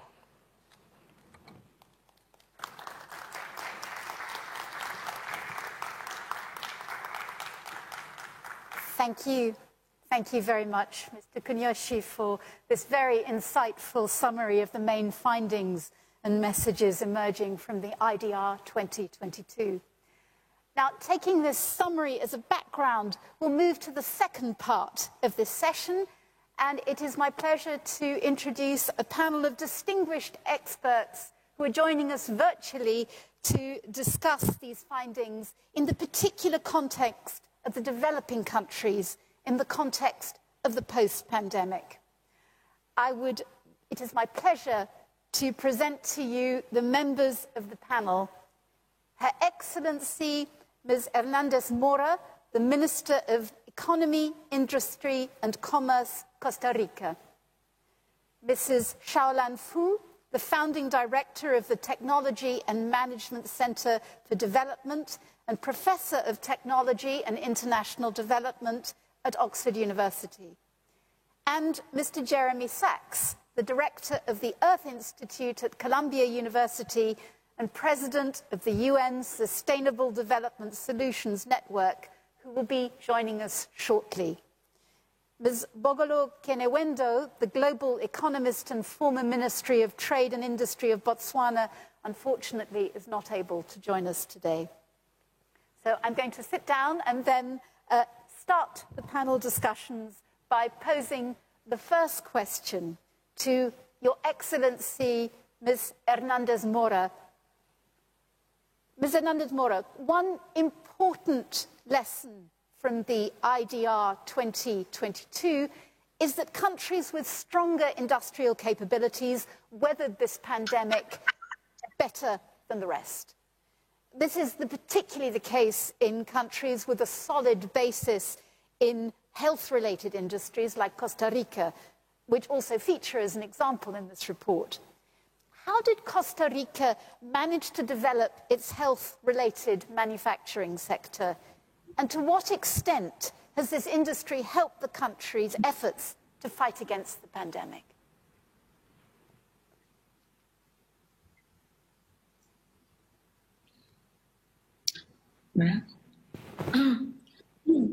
Okay, hello.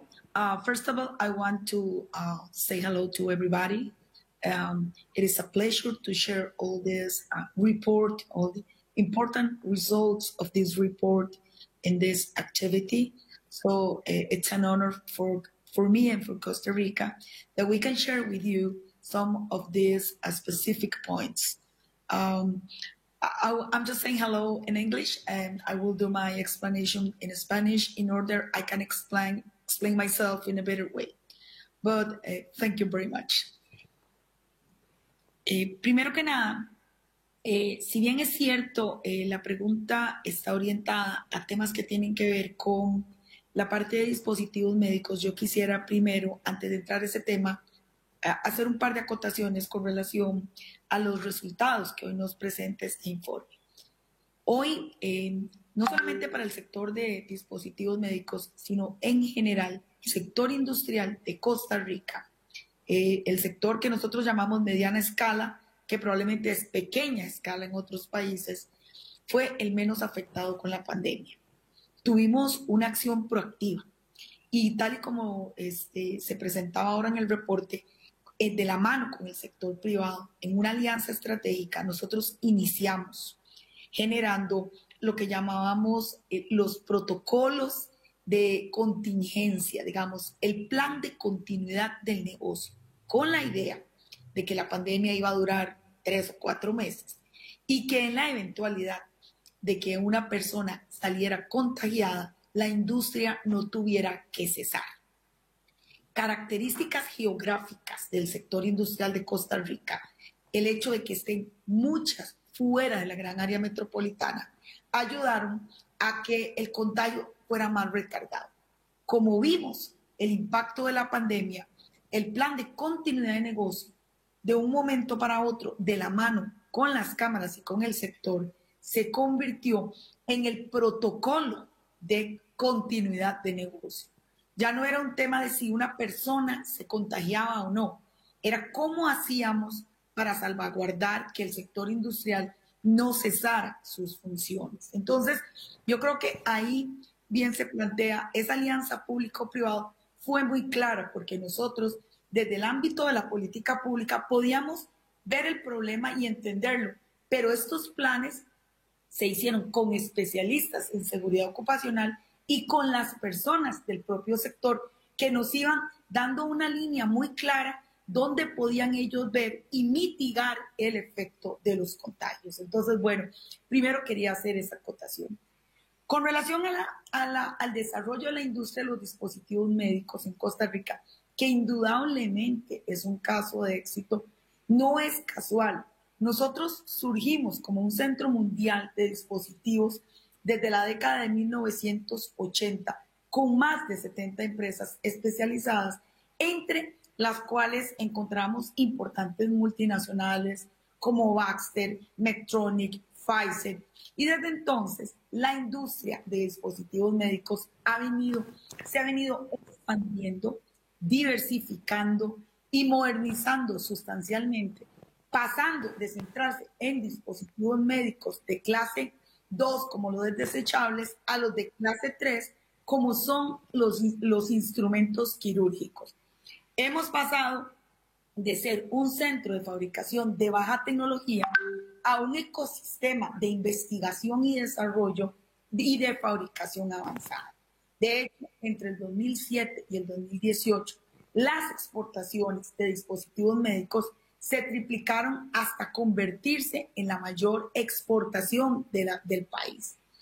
¿Qué ha pasado con la política industrial? En que hemos desempeñado un papel muy importante en la configuración de este sector.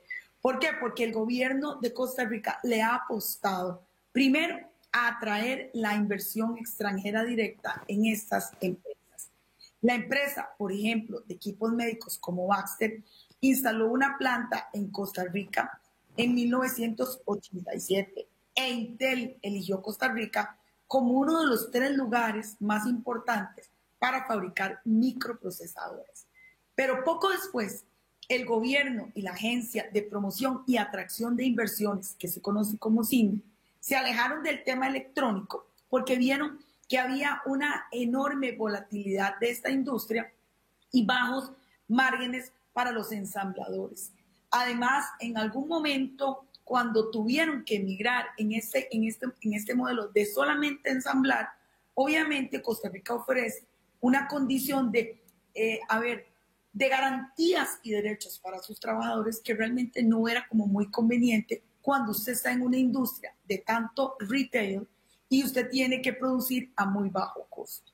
Entonces nos volvimos a concentrar en el sector de dispositivos médicos, que fue el objetivo basándonos en la experiencia previa, y desarrollamos toda una política de incentivos combinado con inversión específica en capacidades que tuvimos que formar a lo largo de los años, el énfasis del gobierno ha sido ese. ¿Qué hicimos?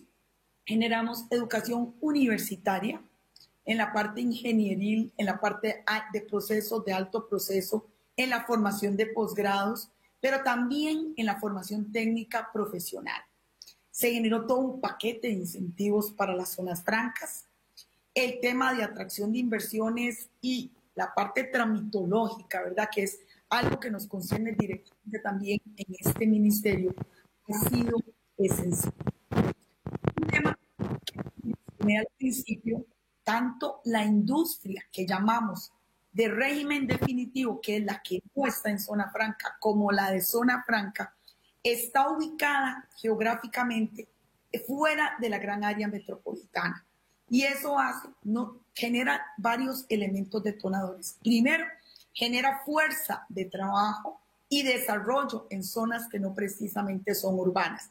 Se da la construcción de edificios, condominios, desarrollos mobiliarios, pero además obliga a la gente a movilizarse, quitar un poco la presión aquí en el centro y además a que la gente de los colegios técnicos profesionales que terminan su secundaria, que tienen una formación más técnica, se sientan motivados a seguir viviendo en estas zonas. El de la estrategia del bilingüismo ha sido un elemento esencial, donde hemos venido inyectando desde hace un poquito más de 3 años, que todos los colegios públicos ofrezcan el bilingüismo como una opción de alto desarrollo para la empleabilidad, indudablemente la estabilidad política del país, sus atractivos naturales, el elemento verde que se conversaba ahora, ¿verdad? Todo esto se ha mantenido con el tiempo.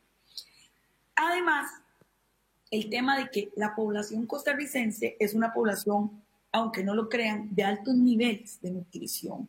La dieta de la persona hace que la gente siempre esté, como decimos, atenta en sus cosas. Entonces, los dispositivos médicos manufacturados en Costa Rica deslumbran en el mundo, no porque lo digamos nosotros, sino porque así se califican por su alta calidad, precisión, tiempos de entrega, y esto ha hecho que las empresas multinacionales sigan eligiendo Costa Rica como un suelo para seguir operando. Esta mano de obra calificada, estabilidad económica, así como incentivos sólidos, son elementos esenciales. Hoy en día, ¿verdad?, operan 8 de las 30 empresas más grandes en el tema de dispositivos médicos, de acuerdo con el ranking mundial de la firma NPO Medtronic. Por ejemplo, tenemos a Abbott, a St. Jude Medical, a Smith & Nephew, a Microvention Terumo, a Hologic, a Philips, y todo esto se ubica en lo que hemos llamado los complejos de zona franca. La última compañía que recientemente anunció planes de expansión es Edwards Life Sciences, con una inversión de más de $100 millones.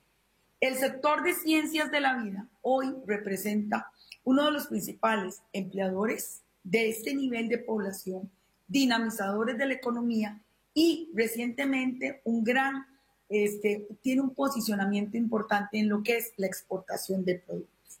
Entre enero y septiembre pasado, las ventas al exterior de este tipo de productos superaron los 2 millones de dólares. Y el segundo lugar, y además que esto realmente solo lo supera la segunda vocación que tiene el país, que es la vocación agrícola. Aproximadamente el 20% de estos empleos directos y el 29% de los indirectos se encuentran en empresas que ya hemos llamado ciencias de la vida, de acuerdo con un estudio que hizo la Zona Franca. Para ir cerrando, les podría decir, la industria de dispositivos médicos que se desarrolla en Costa Rica sigue dando pasos firmes. Creemos que tenemos también una ubicación geográfica estratégica. ¿Por qué? Porque somos un país pequeño, llegamos muy rápido a las fronteras norte y sur y estamos a veces, si no es por problemas de tráfico, en 1 hora y media en los primeros puertos, hora 45 en el primer puerto, en el puerto más importante, digamos, de exportación que tiene el país. Entonces, realmente esto se ha venido consolidando. Sin embargo, sabemos que tenemos muchísimos desafíos, ¿verdad? ¿Por qué? Porque el tema de la simplificación del trámite, acabamos de hacer una reforma muy importante, no solamente por ser un país OCDE, sino porque realmente era justo y necesario venir y garantizarle una respuesta más rápida al empresariado nacional y al inversionista extranjero. Entonces venimos trabajando de la mano con lo que es la promotora de comercio exterior en todo lo que es la agilización de la cantidad de trámites que hemos identificado para el establecimiento de una empresa. Queremos darle el lugar que se merece a estas empresas productoras de dispositivos médicos, ¿verdad? En el rol protagónico que además se fortaleció durante la pandemia. No solamente han sido empleadores, han donado equipo esencial para la atención y la prevención de la población y han aumentado las exportaciones y han generado nuevas fuentes de empleo. Entonces, realmente también es justo reconocer que hemos recibido mascarillas, guantes, caretas, recursos para las autoridades de emergencia y durante el primer semestre del 2020, ellos mismos incrementaron sus exportaciones en un casi 25%, generando más de 400 nuevas fuentes de empleo. Hemos venido trabajando también en el establecimiento de un clúster médico que se garantiza con el suministro de productos sanitarios escasos. Ahora, cuando hablemos de otros temas relacionados con pequeñas empresas, también vamos a mencionar esto.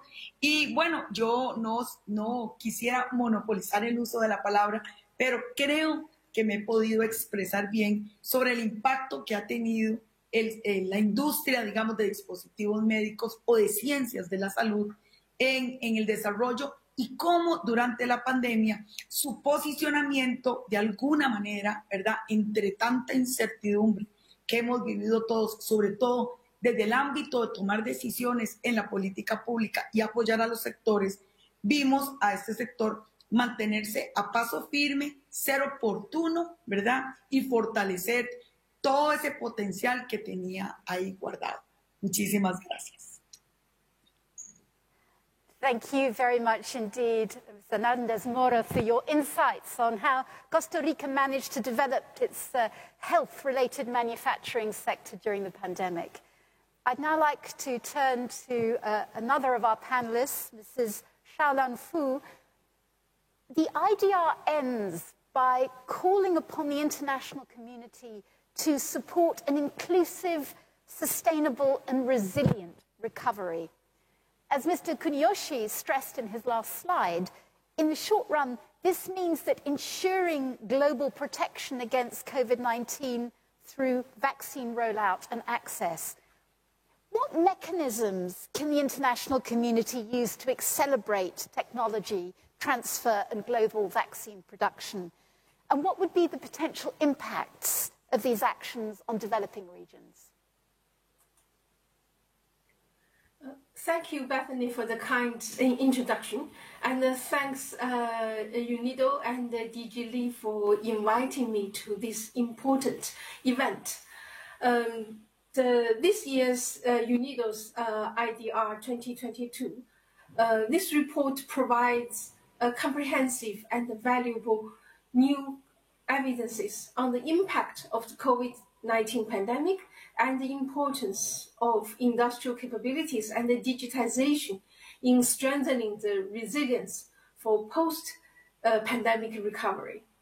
And the report really provides an important and a timely guide for governments and policymakers to develop an effective solution for a more inclusive, greener, resilient, and sustainable development in the post-pandemic recovery. And to answer, Bethany, to answer your question about, I think an effective mechanism that the international community can use to accelerate the technology transfer and the global vaccine production is international joint venture and the partnerships. Actually, we can see such kind of international partnerships, how they works in the case of Costa Rica, as the minister has shown just now. The global rollout of vaccine is crucial to defeating the pandemic. However, the lack of technical know-how and the manufacturing infrastructure for the production are constraining the speedy provision of vaccine globally. This will remain true even if the intellectual property rights of COVID-19 vaccines are waived temporarily. There are other proposed solutions, such as compulsory licensing. However, all these alternative solutions also bear limitations in the transfer of tacit knowledge and know-how. To accelerate the technology transfer and the global vaccine production, we should promote joint ventures between global COVID-19 vaccine manufacturers and global pharmaceutical and local, between the global vaccine manufacturers and also local pharmaceutical companies, so as to create regional manufacturing hubs in each continent. These joint ventures must be supported financially by global North countries, international organizations, host country governments, and the multinational or enterprises. This approach, this is an international public and private partnership. This approach will incentivize the pharmaceutical companies to share not only their patents, but also the tacit production in knowledge, because the risk and the cost of setting up new facilities will be shared. So the pharmaceutical companies will be incentivized. In such kind of partnership, the actors include the multinational pharmaceutical companies who has the patent. Secondly, the local pharmaceutical companies in the regional hubs, Latin America, Africa, South Asia, Middle East. Thirdly, the governments in the global north. And fourthly, the governments in the global south, in the regional or hubs. And finally, the international organizations, such as the WHO, including the COVAX, the United Nations, and the World Bank, IMF, etc. In this arrangement, COVAX will continue to play an important role in leading the expansion of the global vaccine production. Such arrangement will provide benefits and incentives for all the actors involved. Firstly, it will accelerate the production and the provision of vaccine globally. So the governments in the global south, global north, and international organizations would like to see this, the benefits from such acceleration of vaccine provision. Secondly, it will stimulate the development of technological capabilities in the global south in the long run. It will build up the capacity in the global south in the long run. And finally, it will also incentivize the researchers and scientists across the world to keep on innovating. And finally, also very important is that it will also have significant incentives to the multinationals, because they gain access to the markets, gain faster returns to their investment, and also there are institutions to share the investment and the risks. So international collaboration in vaccine production should be open to all combinations of actors, including North-South collaboration, but also South-South collaboration and technology transfer. And following these policy proposals, the benefits is that it will not only help to protect the global community from the COVID-19, it will also present a rare window of opportunity to stimulate the life science industry in the global South, and also support the sustainable economic and the technological development in the global South.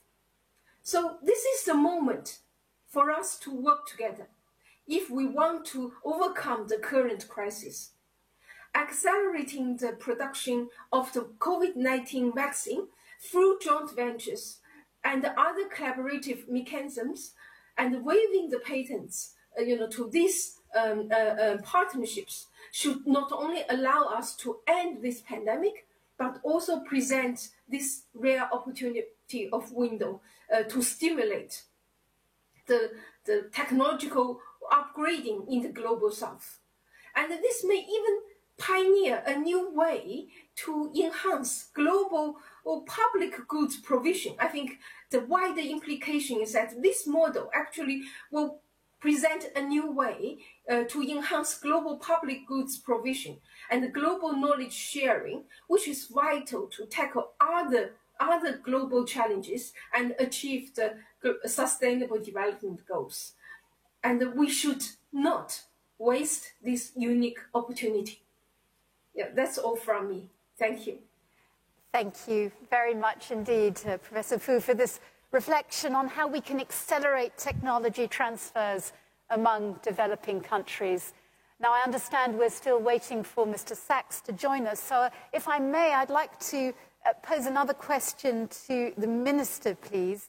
As we saw by Mr. Kuniyoshi during his presentation, not all firms have been affected equally by this crisis. Small and medium enterprises have been more impacted than larger firms. What action can be taken to support the recovery of these firms? Bueno, muchas gracias de nuevo. Me parece... primero quisiera contextualizar dos cosas. La primera es, Costa Rica, al igual que el resto de países, o muchos países de América Latina, tiene un parque empresarial de lo que llamamos MIPYME, que es, ¿verdad?, el micro, pequeña y mediana empresa, que representa una parte importante, constituye más del 95% del sector empresarial, del cual todavía tenemos enormes desafíos porque representa únicamente el 35% de los empleos y más o menos un 37, un 38% del Producto Interno Bruto. Tal y como lo señala el informe, Costa Rica no fue la excepción. El parque microempresarial fue el más afectado durante la pandemia, pero sobre todo el desafío número uno, que es el parque informal. Entonces, si bien es cierto, hay una base importante de gente que le interesa emprender, emprenden en sus empresas, pero pasan un tiempo en la informalidad, la semi-formalidad y la formalidad. ¿Qué pasó? Cuando vinieron los incentivos de gobierno, no había posibilidad de ayudar a la gente que no estaba registrada en ninguna parte. Entonces, en primera línea, fue el parque empresarial más afectado. Segundo lugar, ¿qué pasó con el sector industrial de la micro, pequeña y mediana empresa? Ok, hace poco tuvimos la oportunidad de volver a realizar nuestra primera actividad presencial dentro de esta escala de pequeña empresa, durante la cual aproximadamente el 40% de las pymes, teníamos alrededor de 350 pymes, venían del sector industrial, agroindustrial, textil, cueros, maderas, digamos, todo tipo de elaboración de productos. Bueno, un poco lo que se planteaba en el informe.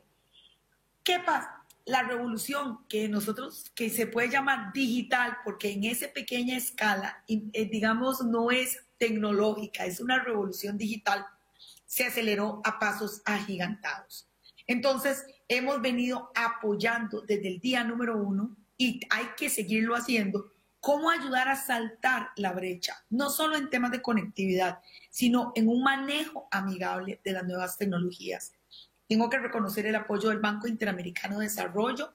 Nos ha venido ayudando a desarrollar metodologías como chequeo digital, que significa aquí que a partir de ese momento la empresa puede autodiagnosticarse y ver cuál es esa enorme brecha que tiene con relación al uso de las nuevas tecnologías.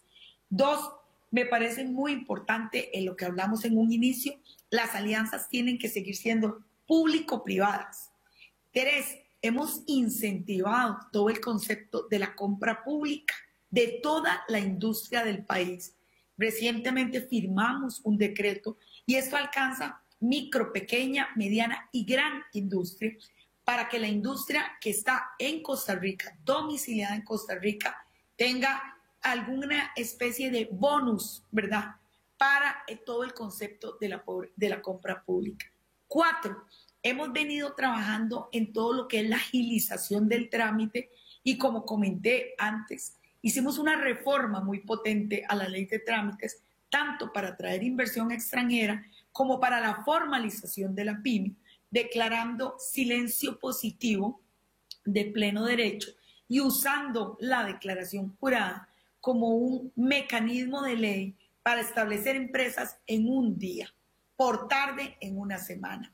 También venimos trabajando de la mano con el resto de los países de Centroamérica y con Sempromipe y con fondos de la OEA para el tema de toda la habilitación del tema de comercio electrónico desde la perspectiva de la pyme y desde la perspectiva del consumidor.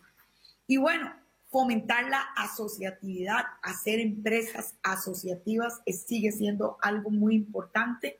Y además, también venimos trabajando muchísimo el gremio femenino. ¿Por qué? Porque la pandemia demostró que era posible desarrollar negocios desde la casa. O sea, ya se hacía, porque esto es. Sin embargo, muchas mujeres que se vieron obligadas, se han visto obligadas a permanecer en sus hogares, que tienen posibilidad, entonces hemos consolidado e institucionalizado programas orientados a cerrar la brecha de desempleo femenino por medio de la empresariedad. Esas son algunas de las, digamos, iniciativas. Estamos trabajando también con la Universidad de Mondragón y con otras instituciones para encauzar lo que hemos llamado una fábrica de emprendimientos. Y estas fábricas tienen que elaborar, llevar insertos, todos estos elementos. Y el tema clave, que sigue siendo un gran tema, o son dos temas que son muy importantes, es el acompañamiento. ¿Qué entendemos por acompañamiento? Es un abordaje directo, los modelos de abordaje directo que tenemos, tipo Small Business Development Centers, ¿verdad? Y todo este acompañamiento tiene que llevar inserto todo el proceso de transformación digital de la pyme. La pyme tiene que entender que ahora los negocios tienen dos modalidades, el modo digital y el modo presencial. Y por último, para no extenderme más porque tenemos mucho que contar, está todo el tema del acceso al financiamiento. Sí se requiere capital semilla para incentivar todos estos emprendimientos de base tecnológica. Espero con esto haber dado una mirada general a absolutamente todo lo que corresponde. Muchísimas gracias. Thank you very much indeed, Minister. And I'm now delighted to say we can introduce Mr. Sachs, who's just joined us. Mr. Sachs, to truly build back better, countries need to accelerate the shift towards green industrial development, at the same time ensuring that no one's left behind. Global financing with these new investment opportunities, needs, and international flows. We're not there yet by any means, though I think there is greater understanding of both green and digital. On the green side, of course, the main challenge is energy system transformation. We know, and we just went through 2 long weeks at COP26 to understand that this means a really root and branch change of the energy system from fossil fuel based to renewable based. It means not only change of primary energy sources for power generation, but also mass electrification and a mass adoption of especially green hydrogen. So this sets a challenge for every region of the world. What is your future primary energy source portfolio? How is power generation going to be zero carbon?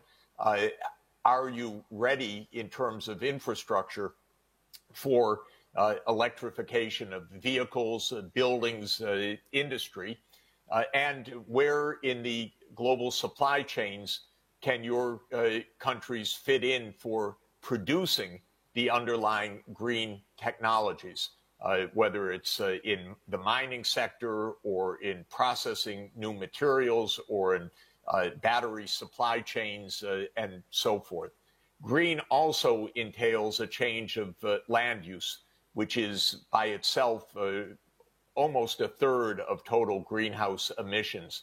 So green means ending deforestation, much smarter and precision agriculture, and other measures to cut wasteful fertilizer use and so forth. The digital side, of course, is also a suite of critical technologies, but I think a starting point is digital connectivity. So having the hardware and the software and the market model to enable mass digital access of both households and businesses and government services online, health, education, licensing, and other critical government services. We are in a world in which only half the world is even on the internet, though perhaps 80 or 90% are within the physical ambit of the internet, but many can't afford or don't use for other reasons internet access. So digital access is fundamental. Digital literacy is fundamental. But as the report makes clear, being able to put smart digital systems, ADP, into business practices is a complex challenge. So I would just end the brief observations with the question of financing. We have an international financial system that is not working to finance the developing countries. There are only 2 countries that are low. Well, there are no low-income countries in the world, not a single low-income country that has an investment grade rating from the rating agencies. This means that market capital will not flow to low-income countries.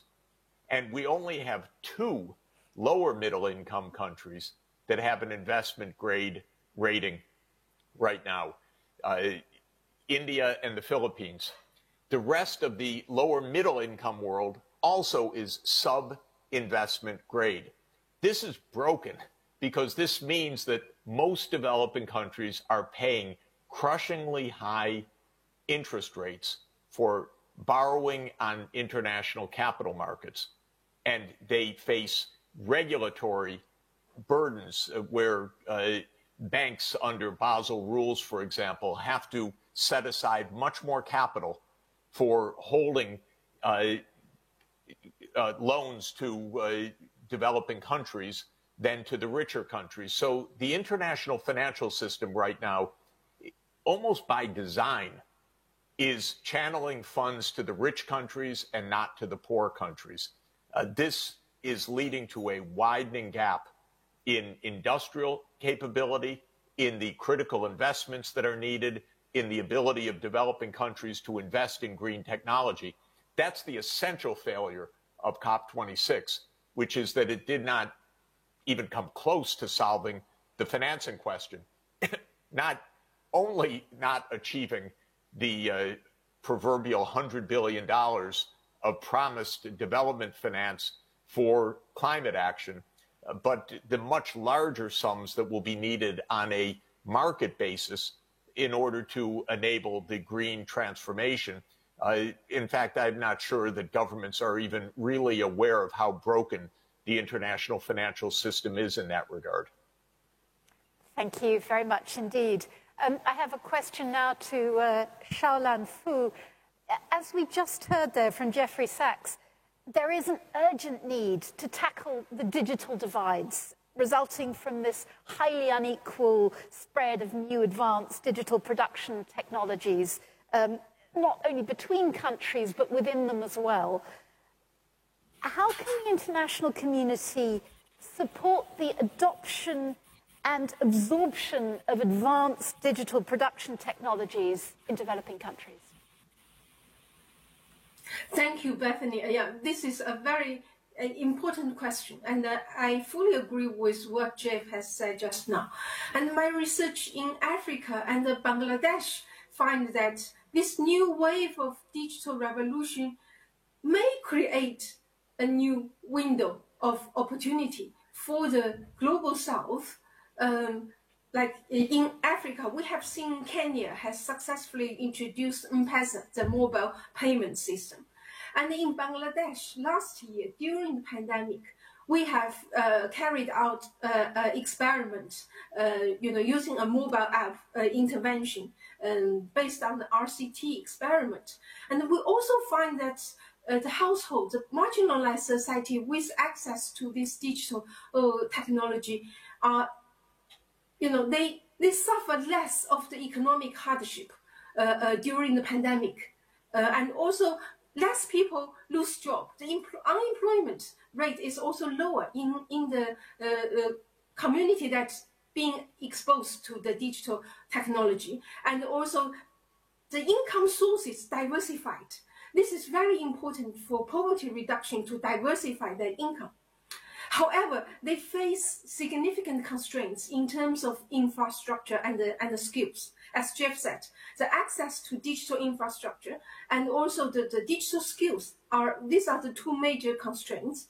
So my answer to your question for the international community to support the developing countries is to introduce a global industry policy to develop the global digital infrastructure and capabilities.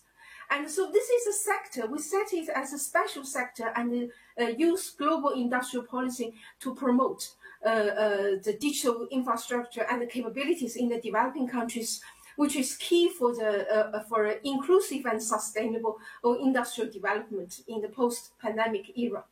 And so, in particular, firstly, to set up the global digital competence, a program related to the sectors, to the digital sectors as a special economic zone.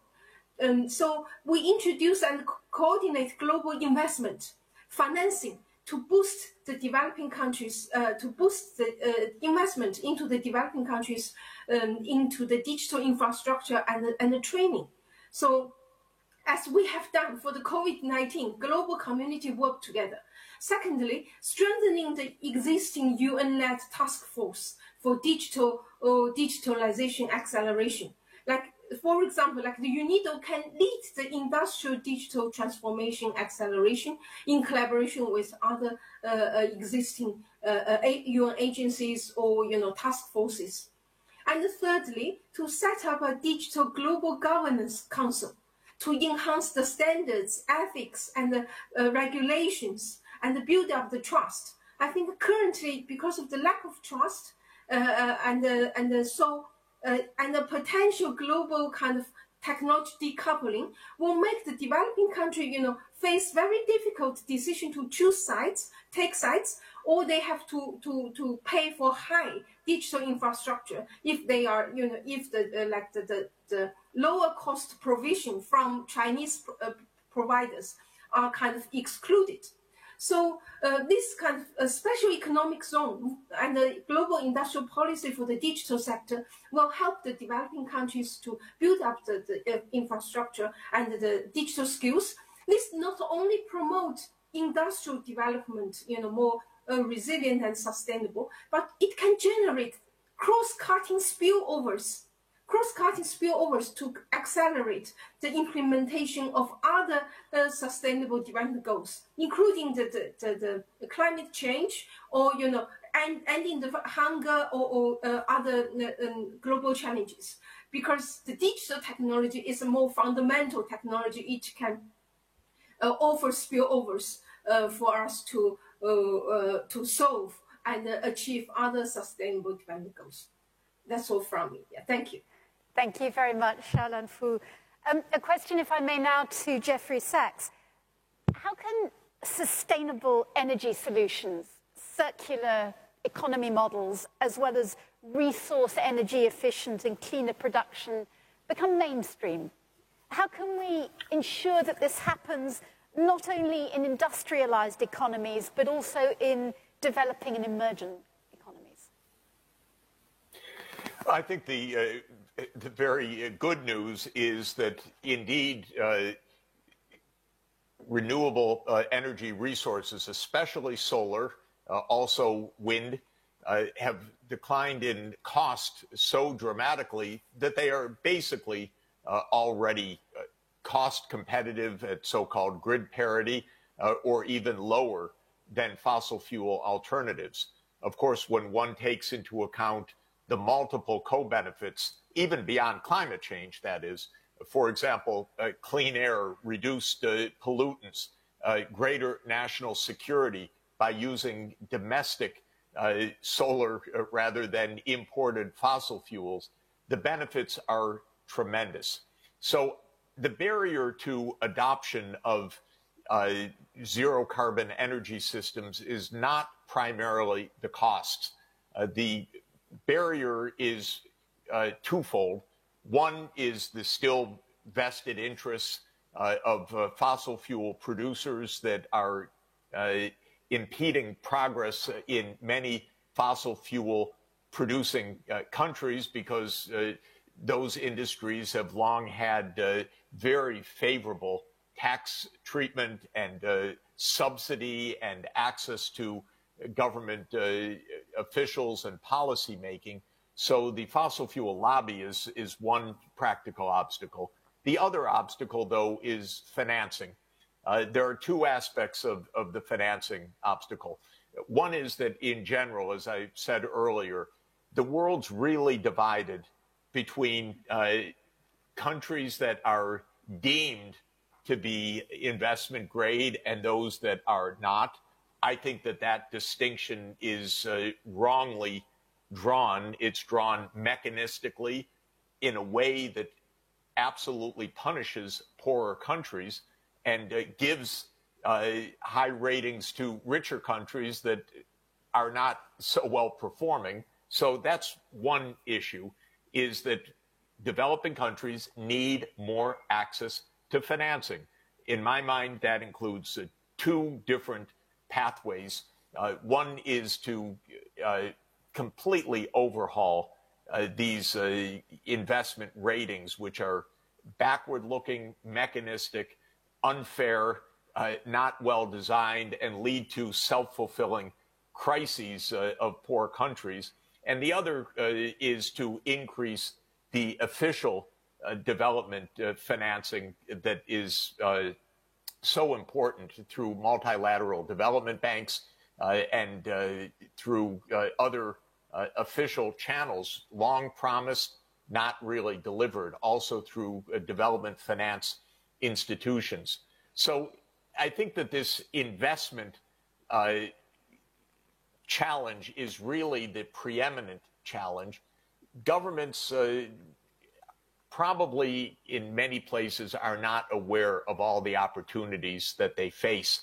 So some governments are saying, we don't want to commit to decarbonization before, in the case of India, even before 2070.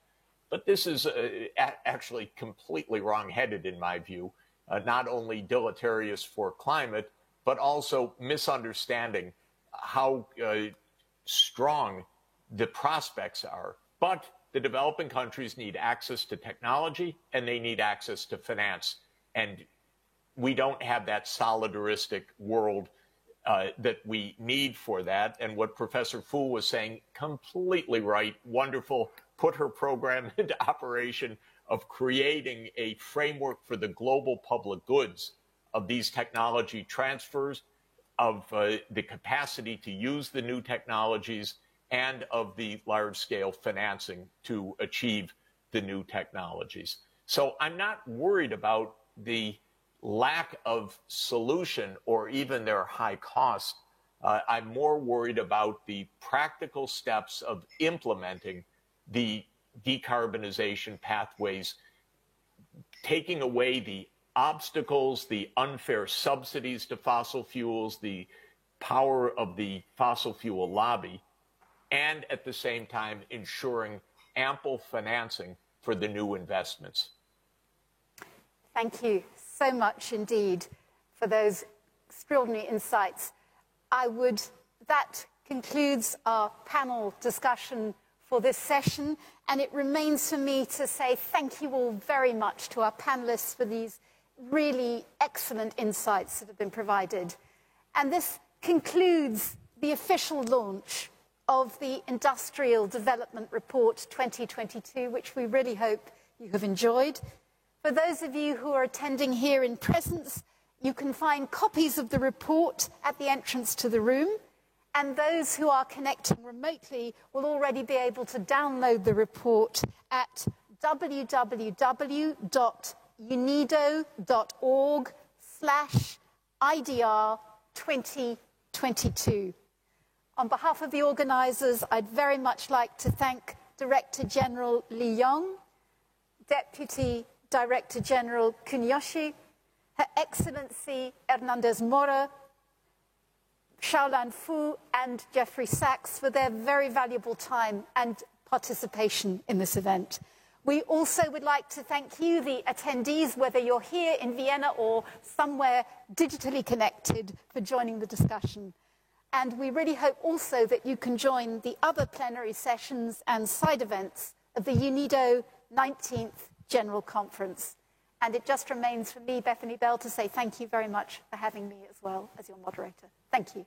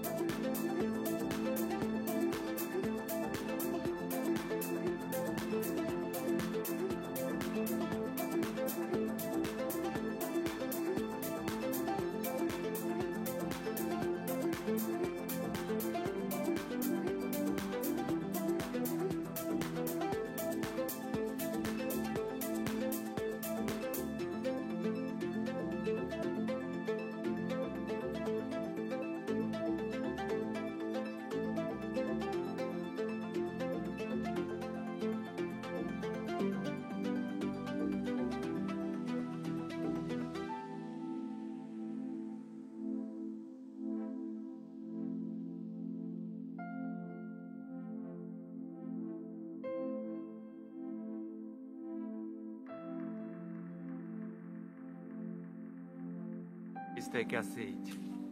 We will start very quickly.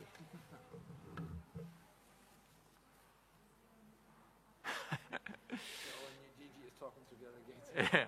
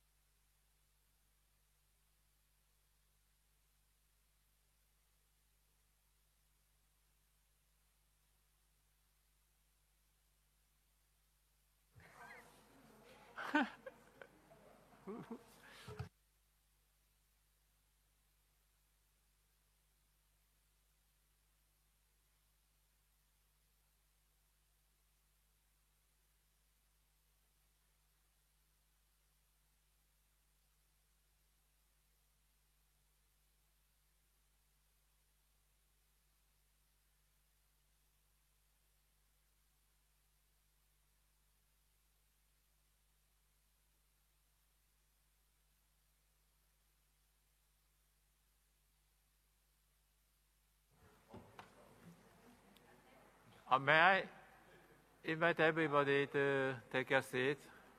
We are going to resume our session. Okay, let's start.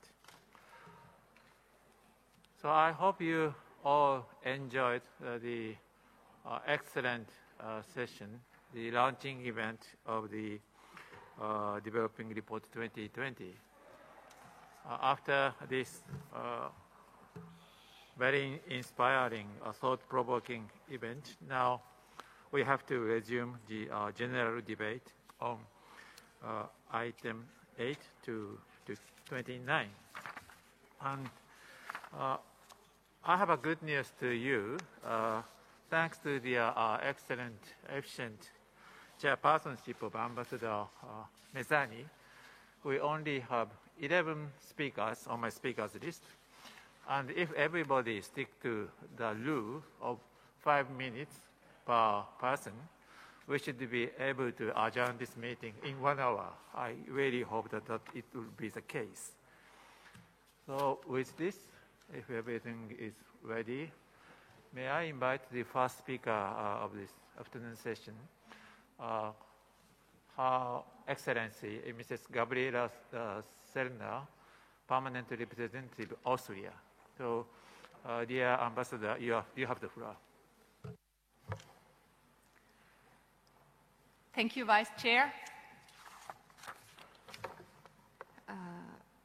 President, Excellencies, colleagues, delegates, Austria fully aligns herself with the EU statement, and I would like to add the following comments in the national capacity.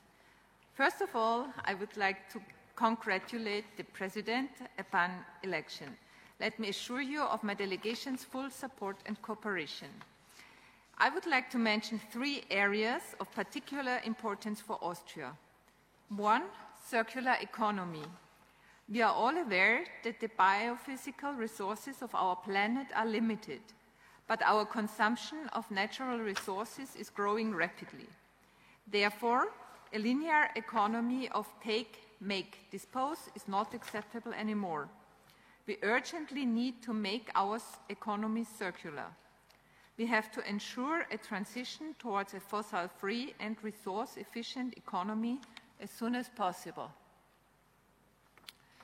The work of UNIDO to promote circular economy is of great importance for sustainable transition process and highly appreciated by Austria. The development of an Austrian national strategy on circular economy is a main objective of our government. The work on this strategy has been started in September last year. The elaboration embraces all groups of the Austrian society. One of the first results is the establishment of a research and technical innovation program for novel circular economy projects, which has an annual funding volume of 10 million euros. Before finalization mid of next year, the strategy will undergo a thorough public review. Chemical leasing. Let me mention UNIDO's program on chemical leasing as a lighthouse example on how to support the implementation of a resource-efficient business model. Since 2004, UNIDO and Austria have joined hands to foster the worldwide implementation of this performance-based business model. In a chemical leasing framework, the producer is not anymore selling quantities of a chemical product, for instance, a cleaner, but is being paid per cleaned area. In this business model, all actors along the value chain do have an economic-driven interest to use the product as efficiently as possible because the basis of payment is the service and not the product itself. The second topic I would like to stress is climate change and energy. Energy transformation is one of the key elements to tackle the climate crisis.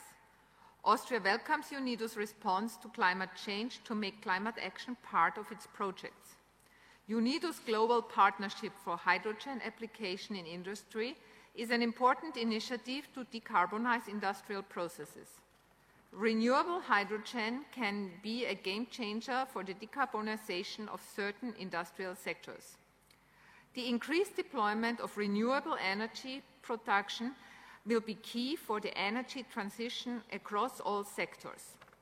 And third, the Vienna Energy Forum. From 5 to 7 July this year, the 7th Vienna Energy Forum, organized by Austria together with UNIDO and IASA, took place. It offered an occasion for fruitful discussion on energy transition and sustainable energy with many other energy-related stakeholders in Vienna, among them the Sustainable Energy for All and the Renewable Energy and Energy Efficiency Partnership, REEP, with their focus on renewable energy. Austria not only supports UNIDO's commitment with regional centers for renewable energy and energy efficiency, but also with renewable hydrogen applications for industry and its special needs. Mr. President, let me conclude by saying that we look forward to further fruitful discussions during this General Conference. Thank you. I thank the distinguished Ambassador of Austria for her remarks, and now let me invite Her Excellency Mrs. Barbara Masufa, a permanent representative of Lesotho, who will be joining us in person. You have the floor, please. Thank you, Vice Chair. Excellency, the President of the 19th session of UNIDO General Conference, Director General, heads of delegations to the 19th session of UNIDO General Conference, Excellencies, ladies and gentlemen, on behalf of the Kingdom of the government and the people of the Kingdom of Lesotho, I convey warm greetings and wish the best results of the deliberations of UNIDO 19th General Conference. First of all, please allow me to congratulate you, Excellency, on your election as the President of the 19th session of the General Conference. Furthermore, on behalf of the Kingdom of Lesotho, I wish to place on record our sincere gratitude and appreciation of the outgoing Director General, His Excellency Mr. Lee Yong, for his excellent leadership, manner in which he steered the mission of UNIDO. Allow me, therefore, to express the warmest felicitations to you, Excellency.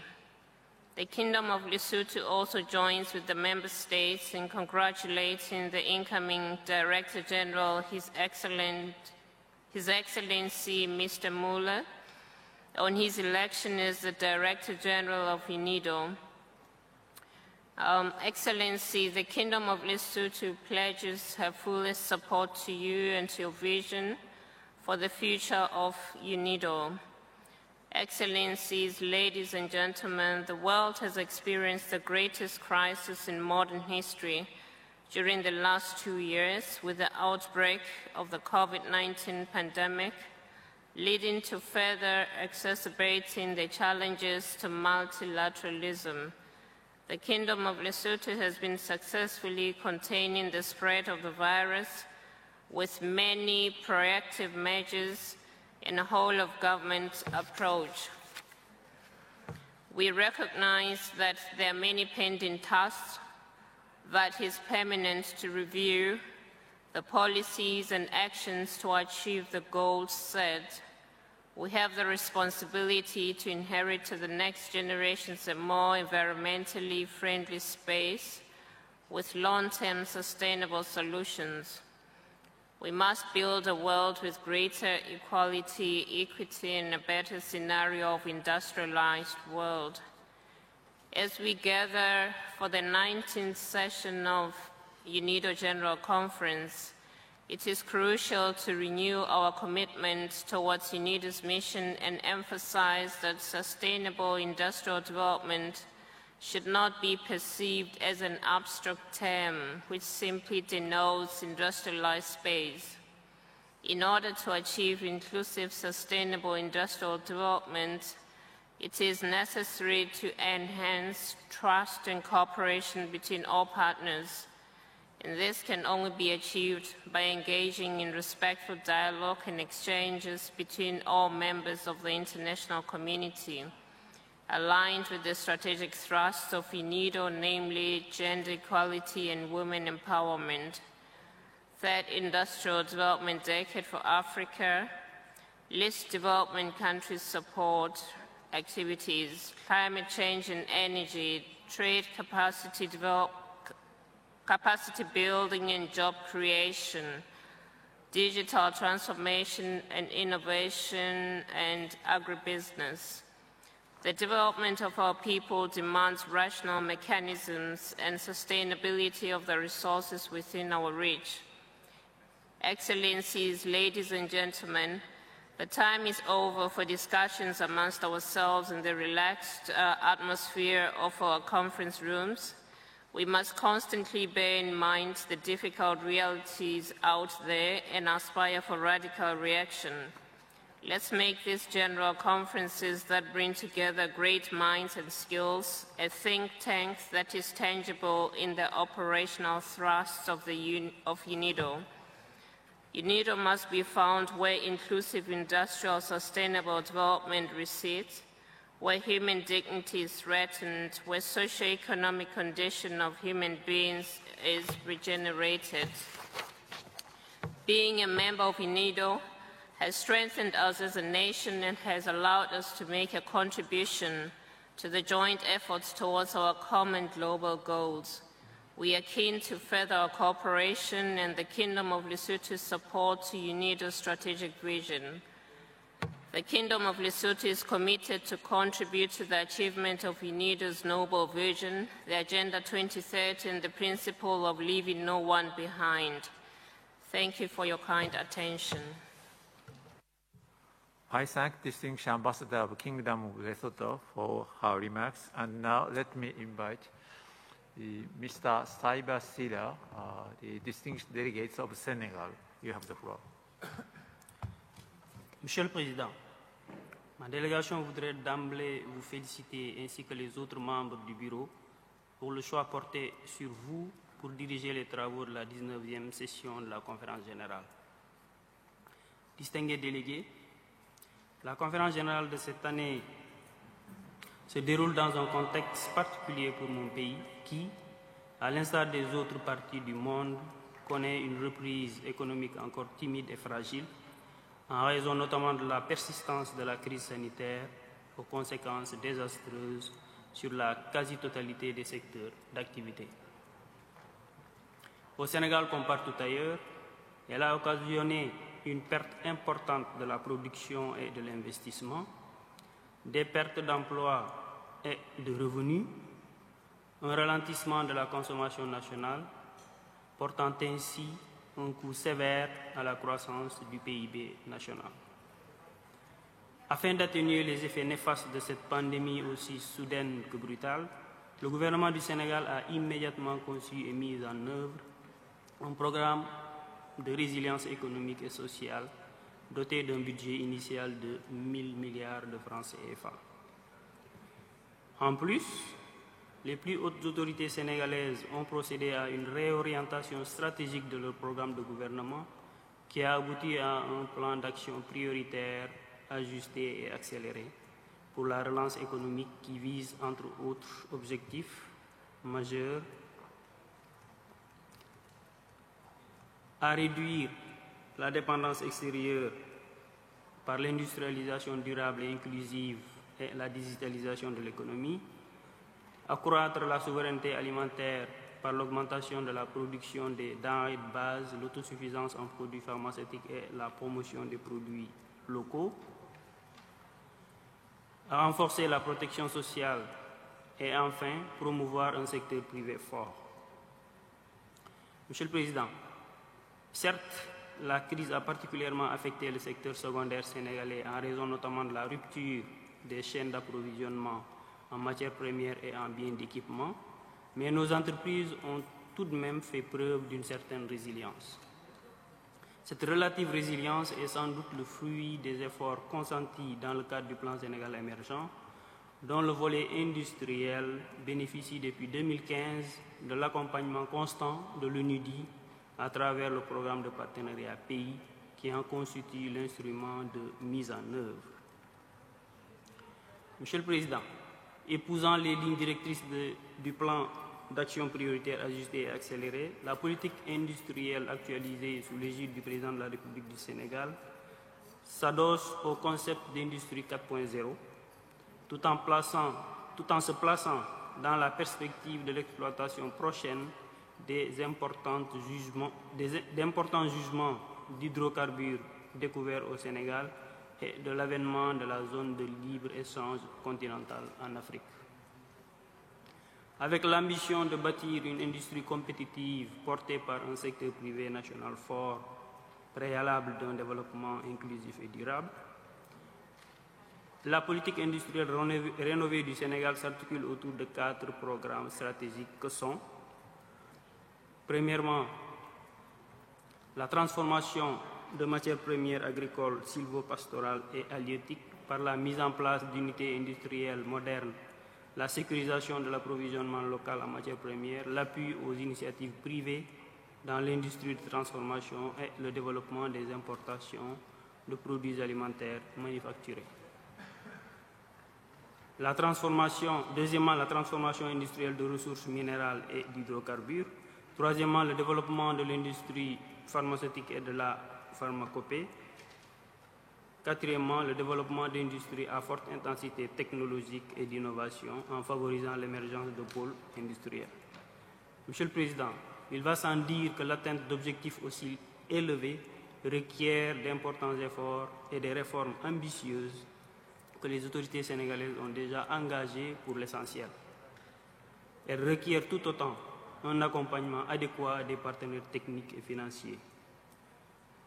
Au moment où tous les pays en développement jouent la carte de l'industrialisation inclusive et durable comme principal levier de leur émergence, nous osons espérer fortement que l'ONUDI saura être au rendez-vous. Je vous remercie de votre aimable attention.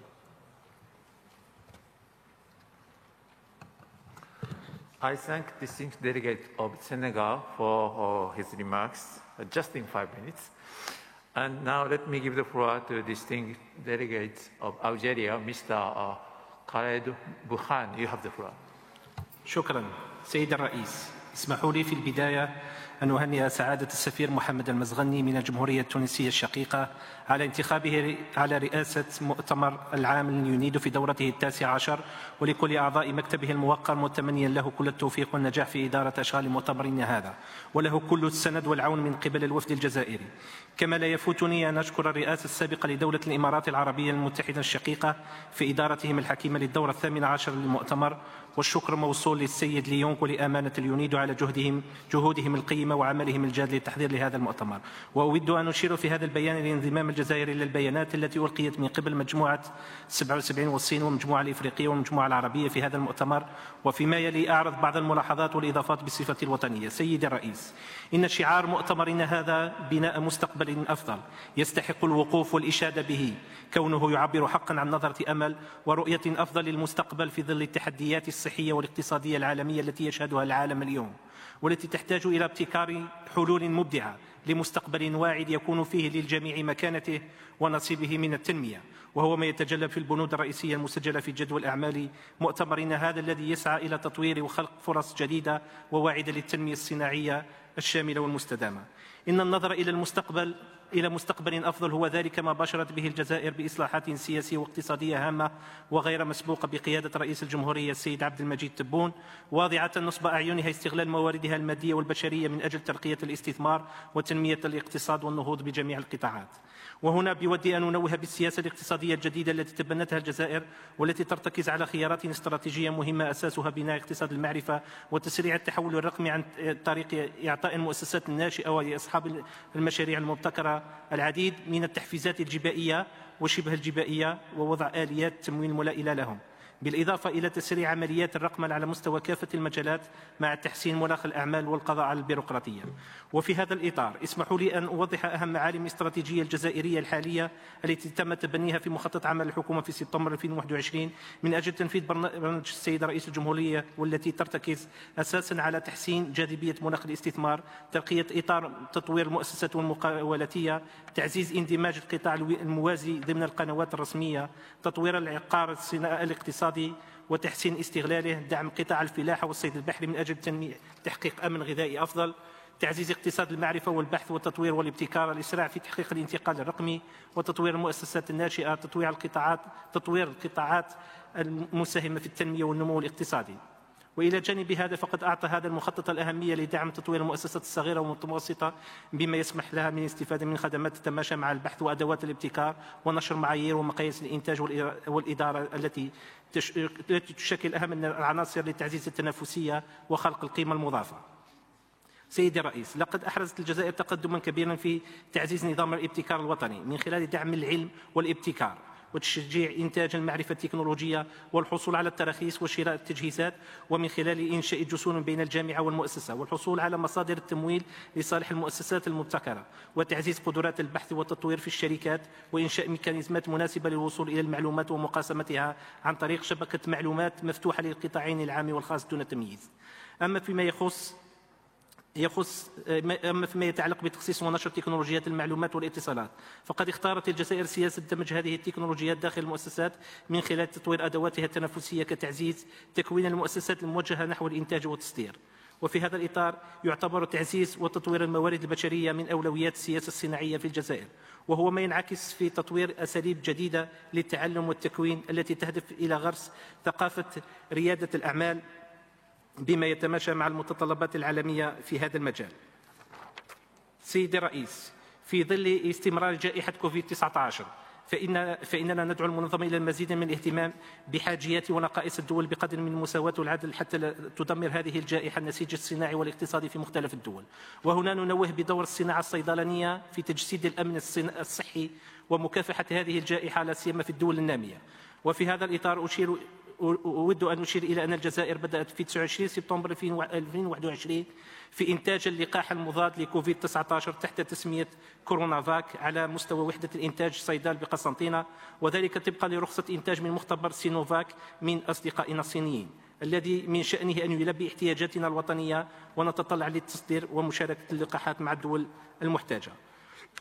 ومن جهة أخرى تعمل الجزائر حاليا على مواكبة التحولات الصناعية الحاصلة في العالم، إذ شرعت في هذا الخصوص في تطوير ميكانيزمات الاقتصاد الدائري كونه مصدر جاذبية للصناعات الوطنية، ويسمح برفع وإعادة استعمال الموارد والمواد الضرورية المختلفة في المسارات. كما تعمل على أن يستجيب لبرنامج الحكومة في مجال الانتقال الطاقوي والاقتصادي والإيكولوجي، وذلك من أجل مرافقة الاستراتيجية الوطنية للتنمية المستدامة في آفاق 2030. سيدي الرئيس، في الختام أود أن أهنئ اليونيدو على التنظيم الناجح للمؤتمر الوزاري التاسع للبلدان الأقل نموا الذي عقد يومي 25 و 26 نوفمبر 2021، والذي تتضامن فيه الجزائر بشكل فعال، إذ سمح لنا بتتبع نقاش مفيد للغاية جعلنا ندرك أهم وأكثر التحديات التي تواجه هذه الدول. كما أجدد التزامنا إلى جانب المدير العام الجديد السيد جارد ميلر بهدف تنشيط دور اليونيدو والارتقاء بأنشطتها لجعلها منتدى الامتياز في خدمة وتنسيق السياسات الصناعية ومناقشة التنمية الاقتصادية. شكرا لكم على كرم الإصغاء.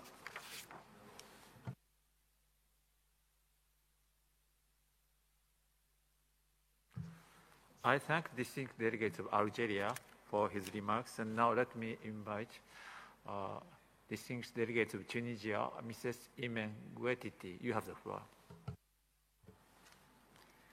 السيد نائب رئيس المؤتمر، السادة الحضور، يسعدني في مستهل كلمتي أن أتقدم إلى سعادة السفير المندوب الدائم للجمهورية التونسية بفيان السيد محمد مزغني بالتهنئة على انتخابه رئيسا لإدارة أشغال هذه الدورة الهامة للمؤتمر، متمنية له التوفيق في مهامه. كما أتقدم لكم وإلى كافة أعضاء المكتب بالتهنئة، ولا يسعني بهذه المناسبة إلا أن أتوجه بالشكر لكل من دعم ترشح تونس لمنصب رئاسة المؤتمر عن المجموعة الإفريقية، مجددة لكم حرص بلادي على الإسهام في إنجاح هذا الحدث الهام. كما لا يفوتني أن أتقدم بخالص عبارات الشكر لمنظمة الأمم المتحدة للتنمية الصناعية، وعلى رأسها السيد لي يونغ المدير العام على الإعداد المحكم لأشغال هذه الدورة والتنظيم المتميز لفعالياتها. وأغتنم هذه الفرصة لأعبر له وهو على وشك مغادرتنا عن فائق التقدير لجهوده الدؤوبة وسعيه المتواصل طيلة فترة ولايته على تحقيق أهداف المنظمة. ويضم وفد بلادي صوته إلى ما جاء في كلمات كل من مجموعة 77 زائد الصين والمجموعة الإفريقية والمجموعة العربية. السيد نائب الرئيس، نحتفل هذه السنة بالذكرى 55 لتأسيس منظمة الأمم المتحدة للتنمية الصناعية، وهي مناسبة نجدد من خلالها التعبير عن تقدير تونس للدور الهام الذي ما فتئت تضطلع به المنظمة في مجال التنمية الصناعية في الدول النامية والأقل نمواً من أجل تحقيق تنمية صناعية مستدامة وشاملة، مما يسهم في دعم جهود هذه الدول للقضاء على الفقر والحد من التفاوت الجهوي، بالإضافة إلى خلق فرص العمل للشباب وضمان تكافؤها ودعم القدرة التنافسية للمنتجات المحلية ودعم ريادة المشاريع ونقل التكنولوجيا ومزيد تمكين المرأة خاصة في المجال الاقتصادي. كما أنها فرصة مواتية نعبر فيها عن تطلعنا إلى مزيد تعزيز الدور الفريد للمنظمة، خاصة في ظل ما يواجهه العالم اليوم من تحديات اقتصادية واجتماعية جراء تبعات جائحة كورونا واستمرار انتشار تحورات وموجات جديدة للفيروس، قصد معاضدة جهود الدول للتعافي من تداعياتها. السيد نائب الرئيس، إن الظرف الاقتصادي الدولي الدقيق الذي نعيشه اليوم يستوجب أكثر من أي وقت مضى بذل المزيد من الجهود لتعزيز تعاوننا المشترك في كافة المجالات التنموية وخاصة فيما يتعلق بالتنمية الصناعية. وفي هذا الإطار تجدد تونس حرصها على مواصلة الإسهام في دفع هذه الجهود، وإذ نحيط علما بما ورد في التقرير السنوي للمدير العام للمنظمة من مبادرات وأنشطة وبرامج وخطط تنموية، فإننا ندعو إلى مواصلة تسريع نسق التنمية الصناعية المستدامة والشاملة في إطار تحقيق الأهداف العالمية للتنمية المستدامة لسنة 2030، ومنها الهدف التاسع المتعلق بالصناعة والابتكار والبنى التحتية. ونؤكد حرص بلادنا على الاستفادة من كافة المبادرات في هذا الصدد من أجل دعم مسار التنمية في تونس، خاصة وأننا نعمل حاليا على إعداد الاستراتيجية الوطنية للصناعة والابتكار لسنة 2035، لا سيما فيما يتعلق بتكثيف اندماج الصناعة التونسية ضمن الصناعات ذات القيمة المضافة العالية، ودعم وتعزيز البنية التحتية للتجارة الإلكترونية، ودعم الشركات الصغيرة والمتوسطة في عملية الابتكار، وإجراء تقييم لنضج واستعداد الشركات المصنعة لضمان الانتقال السلس إلى صناعة 4.0، وإنشاء محطات صناعية تجريبية ذكية ومبتكرة، بالإضافة إلى إقامة شراكات مع البحوث في التنمية الشاملة والمستدامة والاقتصاد الدائري. السيد النائب الرئيس، تحرص تونس على مزيد تعزيز العلاقات المتميزة والتاريخية مع المنظمة والعمل على تطويرها على مستوى مكتبها الوطني ببلادنا، الذي نأمل أن يتم في القريب العاجل اتخاذ التدابير من أجل تعيين ممثل على رأسه، وكذلك من خلال إنجاز عديد المشاريع والبرامج الناجحة، من بينها مشروع تعزيز دخول المنتجات الغذائية المحلية للأسواق العالمية، ومشروع تسهيل تشغيل الشباب في القطاعات المنتجة من خلال ريادة الأعمال في المناطق الداخلية، والمشروع الخاص بدعم الحرف اليدوية وتصميم سلاسل القيمة في تونس، هذا بالإضافة إلى المشاريع الرامية لدعم المحافظة على البيئة.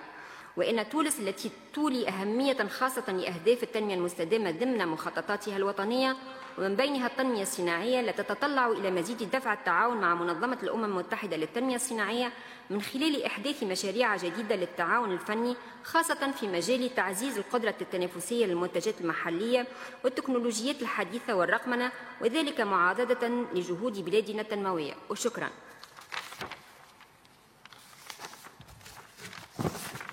I thank distinguished delegates of Tunisia for her remarks, and now I'd like to invite the distinguished delegates of Sweden, Director General, Ministry of Enterprise and Innovation, Mrs. Maria Rosander, who will be joining us online. You have the floor. Thank you, Mr. President. Sorry, we're just trying to adjust the picture. There we go. Sweden aligns itself with the statement by the EU and its 27 member states and takes this opportunity to congratulate Dr. Gerd Müller on his appointment as Director General. Sweden is looking forward to continuing and deepening our cooperation in the years to come. Let me also take this opportunity to thank the outgoing Director General, Mr. Li Jong, and wish him luck in his future endeavors. In our view, UNIDO has an important role to play promoting sustainable industrial development in a world that is still struggling with the COVID-19 pandemic. As the title of this conference suggests, we must all commit to building back a better future.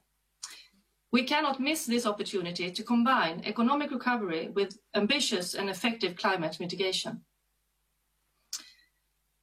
Climate change and environmental related challenges is this generation's defining task. But it is our firm belief that this great challenge can be turned into opportunities. Sweden aims to be the first fossil-free welfare state, and our missions are to be reduced to net zero by 2045 at the latest. We are glad that industry is committed to taking a leading role in making this happen, both because it supports the cause, but also because it makes sense economically. Climate change mitigation paves the way for new business opportunities, and today massive investments are being made across the globe. In Sweden, investments are being done in, for example, innovative battery production, green mining, and the development of fossil-free steel, creating new jobs and increasing our welfare.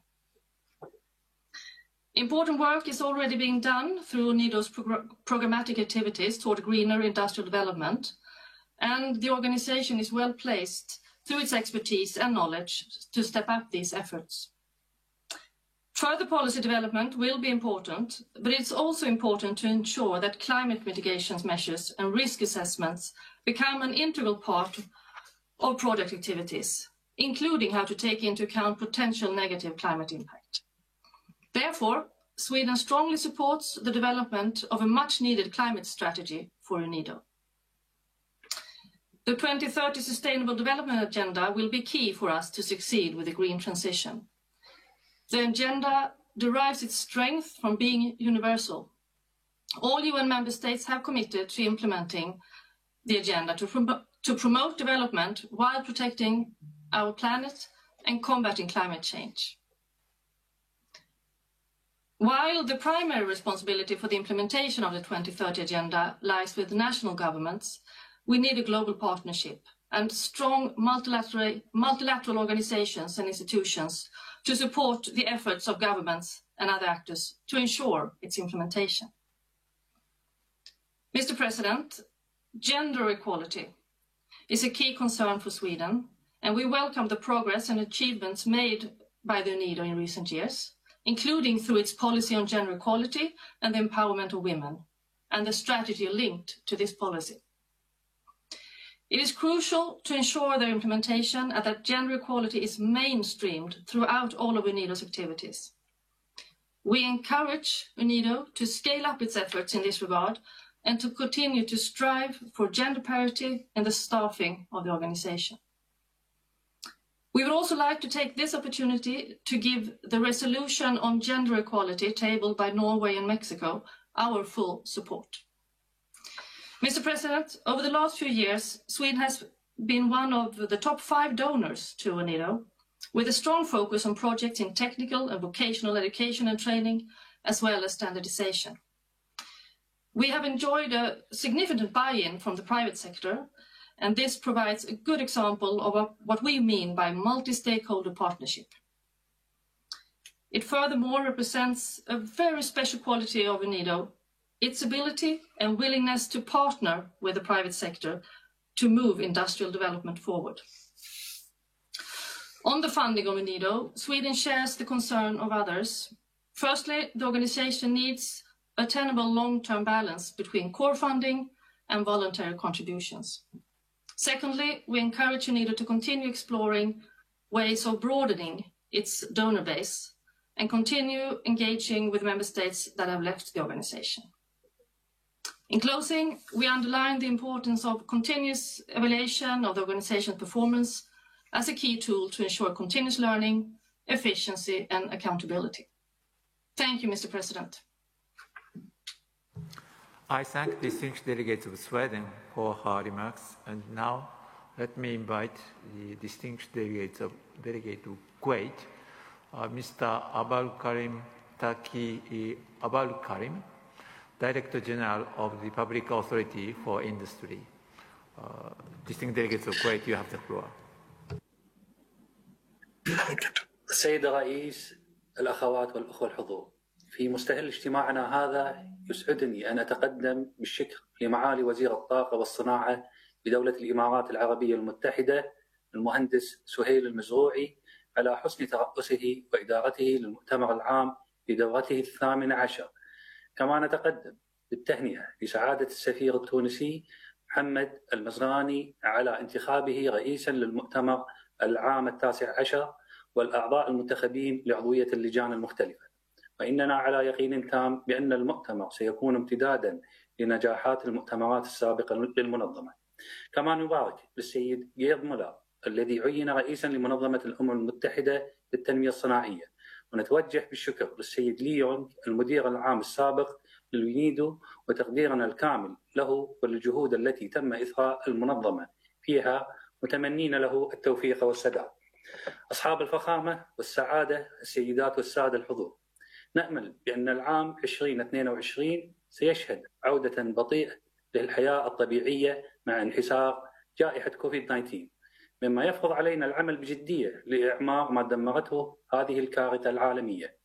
وأولوية الإعمار تكمن في إعادة بناء الثقة على كافة المستويات، ومنها إعادة ثقة العاملين بالمجالات المختلفة في النظام المعمول به، وإعادة الثقة في بيئة العمل، وهذا ما سببه غياب التفاعل الشخصي بين الموظفين في فترة الجائحة والاعتماد على العمل بالتواصل الافتراضي، والذي أدى إلى فتور الهمة كنتيجة للتدابير الوقائية الخاصة بالوباء.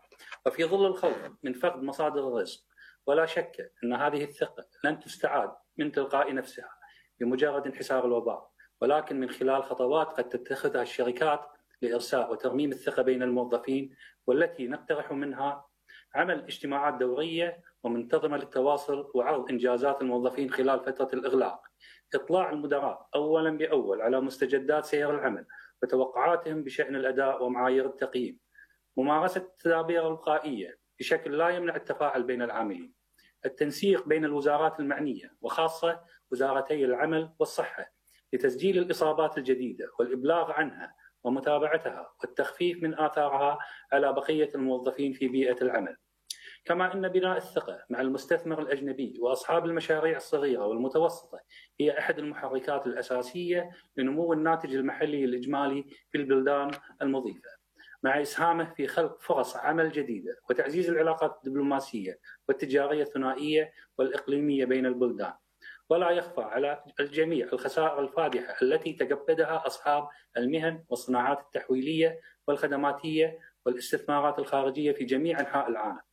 إن دولة الكويت تدعو إلى العمل على تحسين مناخ الاستثمار والأعمال وحمايته، وتأسيس ثقة المستثمرين في الاقتصاد الوطني، وتذليل الصعوبات والعراقيل التي تعترضها لا سيما ذات الطبيعة الإدارية أو الإجرائية، من خلال أتمتة المعاملات، تمديد المواعيد النهائية المحددة لسداد القروض المستحقة على الشركات المتضررة، وتقديم الدعم للعمالة التي يتم تسريحها، وتوفير الدعم المالي بفائدة مخفضة للمؤسسات المتضررة من الجائحة، تنمية الصناعات التي غابت خلال فترة الإغلاق كالصناعات التحويلية والخدماتية، تطبيق أقصى معايير التدابير الوقائية، الأمر الذي من شأنه طمأنة المستثمر المحلي والأجنبي لممارسة عمله بكل أمانة وثقة بمستقبله.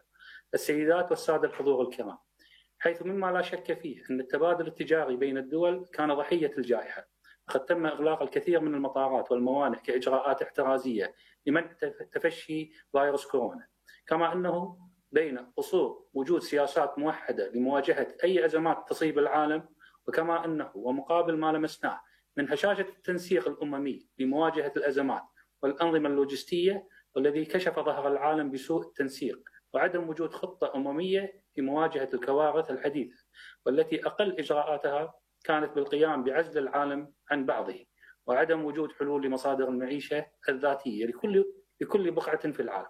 وهذا ما يعني تبادل المصالح والحاجات.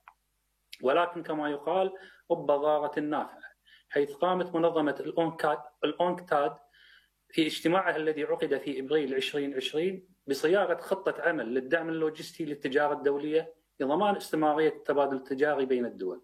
وإن دولة الكويت تتبنى البيان الذي صدر عن هذا الاجتماع في جميع بنوده التالية: ضمان الشحن المستمر واستمرارية عمل الموانئ، حماية السلع الحرجة وتسريع إجراءات التخليص الجمركي وتيسير التجارة، تسهيل النقل عبر الحدود مع ضمان حق المرور من المعابر، ضمان تدفق وشفافية المعلومات وتخليص المعاملات الورقية، المعالجة المبكرة للآثار القانونية ولمقدمين الخدمات، إعطاء الأولوية للمساعدات التقنية.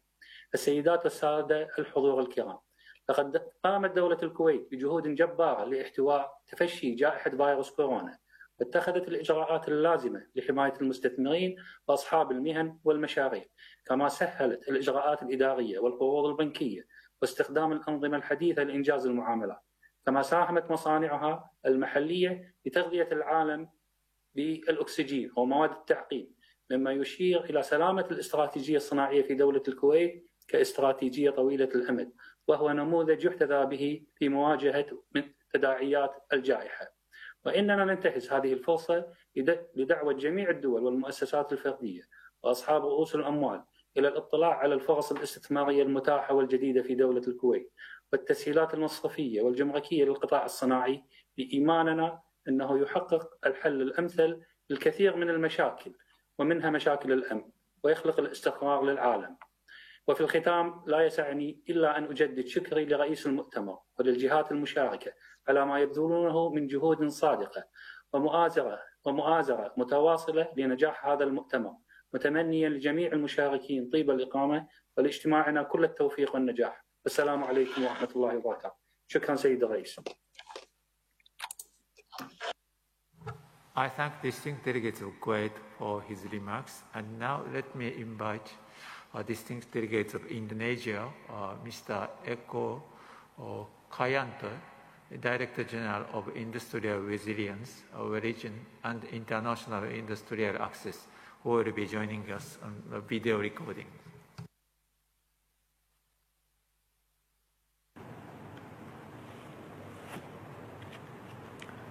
Mr. President, Excellencies, Indonesia views the collaboration between multi-stakeholders aim to accelerate inclusive Industry 4.0 as one of the main keys to overcome the negative impacts of the COVID-19 pandemic, to gender equality and the empowerment of women, to support effort toward green economy, low carbon development, resource efficient, sustainable consumption and production. Therefore, the Indonesia UNIDO Country Program 2021-2025 has reflected the element that I have mentioned before. Indonesia wishes to express its appreciation for UNIDO, donors countries, and institutions for their trust and endless support so that Indonesia UNIDO Country Program 2016-2020 completed with positive and real impact, such as by providing job, energy efficiency, increasing product quality and traceability. Indonesia is committed to collaborate and looking forward for the enhancement of engagement of multi-stakeholders to the implementation the projects designed in the new country program.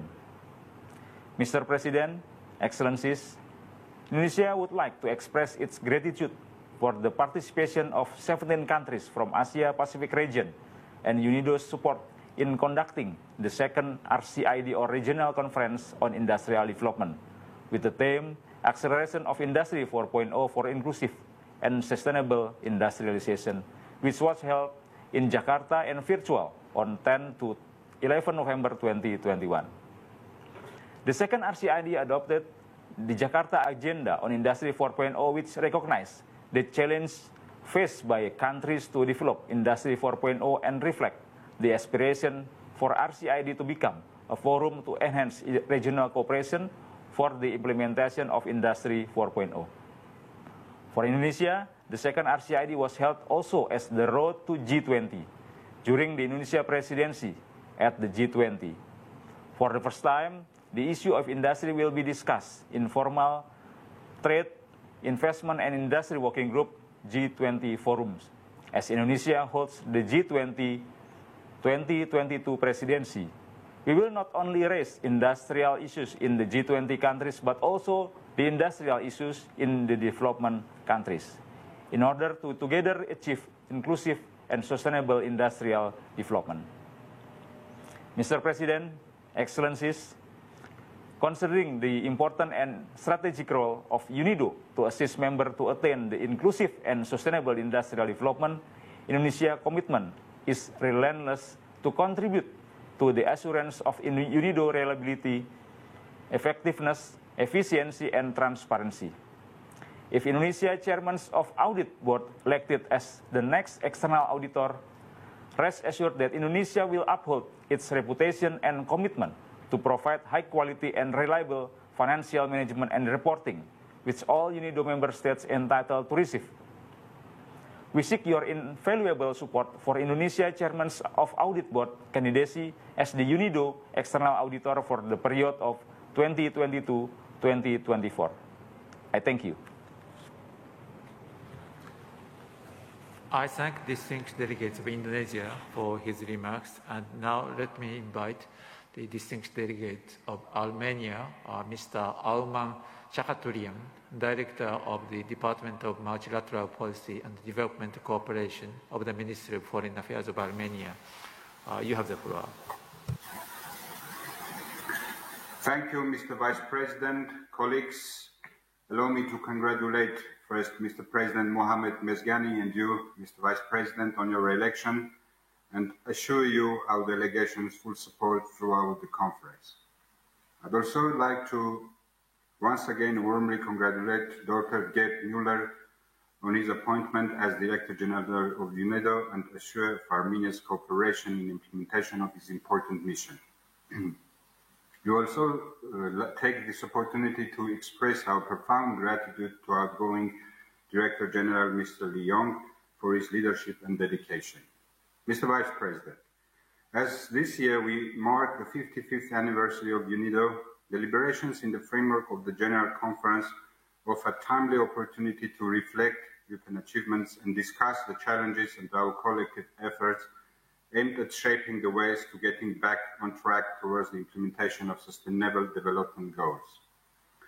The unprecedented global health crisis caused by the COVID-19 pandemic and its socio-economic consequences threaten to roll back hard-won development gains. From the very beginning of the COVID-19 pandemic, Armenia has been vocal in its support to relevant multilateral institutions. All essential health products to combat the virus must be available to all, particularly the vaccines against COVID-19, which are a global public good. Meanwhile, the COVID-19 was not the only challenge that Armenia had to face in the past year. Enormous humanitarian needs emerged as a result of last year's war against Nagorno-Karabakh, which had a massive impact on the development efforts of Armenia. The 44-day war and its consequences created significant pressure on existing response capacities, including in the social, health, and economic systems. Mr. Vice President, Armenia values its long-standing and constructive cooperation with UNIDO in many areas of inclusive and sustainable development, including industrial development, promotion of green and circular economy, environmental management, and enhancement of sustainable agribusiness. The government of Armenia and UNIDO have recently signed the country program for inclusive and sustainable industrial development in Armenia 2022-2026, focusing on sustainable economic transformation, industrial diversification, and digitalization based on innovation and technology transfer. We welcome and support the efforts of UNIDO aimed at promoting circular economy as an essential tool to address the development challenges caused by climate change. Transition towards circularity and more effective management of resources, more productivity through innovative practices, sustainable consumption and production patterns are among priorities of the Armenian government. we look forward to continuing global consultation on circular economy as a suitable framework for highlighting the existing challenges, seeking solutions, and exchanging the best practices. As a middle-income country, Armenia faces specific development needs which necessitates a tailor-made approach and elaboration of a comprehensive set of criteria. In particular, when it comes to facilitation of technology transfer, conducive investment climate, and supporting policies that are crucial for advancing industrial development access. UNIDO, through the implementation of its strategic framework for partnering with middle-income countries, should be an important partner in facilitating coordinated multi-stakeholder efforts towards promoting inclusive and sustainable industrial development in mix through technology advancement, human capital, and environmental sustainability. Digital technologies are important drivers and accelerators of development.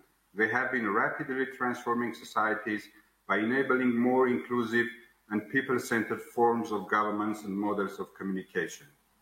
Investing in young people's talents, skills, and entrepreneurship, developing high-tech industry and innovation ecosystem are amongst the strategic priorities of the government of Armenia, with a focus on the impact of smart development. Armenia remains committed to further cooperation with UNIDO in upholding the role of digital technologies as a means to accelerate the achievements of SDG 9. Mr. Vice President, Armenia fully supports the implementation of UNIDO's gender equality vision. We are strongly convinced that full and effective implementation of 2030 agenda requires renewed commitment towards mainstreaming gender equality across all sectors. In this regard, we welcome UNIDO's strategy for gender equality in the empowerment of women 2020-2023.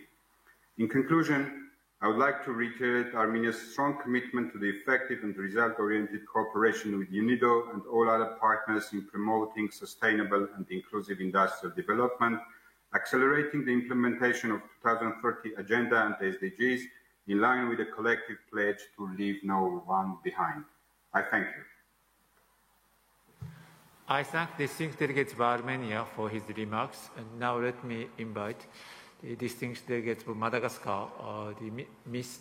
Nija Lakotoarivulovna, I'm sorry for this terrible pronunciation, Director of Industrial Emergency of Madagascar. You have the floor. She will be joining us on video recording. Madame la Vice-Présidente, Honorable Ministre, Monsieur le Directeur Général de l'ONUDI, distingués délégués, Mesdames et Messieurs, c'est un honneur pour moi d'intervenir aujourd'hui pour représenter la délégation du ministère de l'Industrialisation, du Commerce et de la Consommation de Madagascar pour cette 19e conférence générale de l'ONUDI. J'aimerais adresser mes vifs remerciements à M. Lyon pour ses 8 ans à la tête de l'organisation et par la même occasion, mes sincères félicitations à M. Muller pour sa nomination en tant que nouveau directeur général en lui souhaitant plein de succès. Mesdames et Messieurs, j'interviens à cet état général et dans le cadre du développement industriel inclusif et durable pour rappeler à tous que l'industrialisation de nos pays doit se faire en priorité à l'échelle des communautés locales. Pour reprendre les mots de son Excellence, le président de la République de Madagascar, une industrialisation plus proche du peuple. Nous avançons à Madagascar le programme One District, One Factory et pour le concrétiser, nous mettrons en place des zones pépinières industrielles, un terme peu familier, d'associer pépinière et industrie. Mais l'idée est de former de petites zones industrielles et d'en faire des modèles de réussite à l'échelle du pays. Pour cela, nous allons viabiliser, aménager et doter les aménagements, doter les zones en unités industrielles. Ensuite, nous allons former et accompagner producteurs, coopératives et petits industriels dans la production et la transformation de produits agricoles, le tout pour une plus grande valeur ajoutée au bénéfice des communautés locales. Les zones pépinières industrielles nous permettront de relever nos économies rurales, de créer des emplois décents, d'autonomiser les communautés et de lutter contre l'exode rural. Maintenant, je me tourne vers mes confrères et partenaires techniques et financiers. Nous avons besoin de votre soutien pour accomplir ces engagements, mais aussi pour apporter notre voix et rappeler que nous agissons avant tout pour nos peuples pour nos localités. Mesdames et messieurs, honorables assistants, je vous remercie pour votre aimable attention.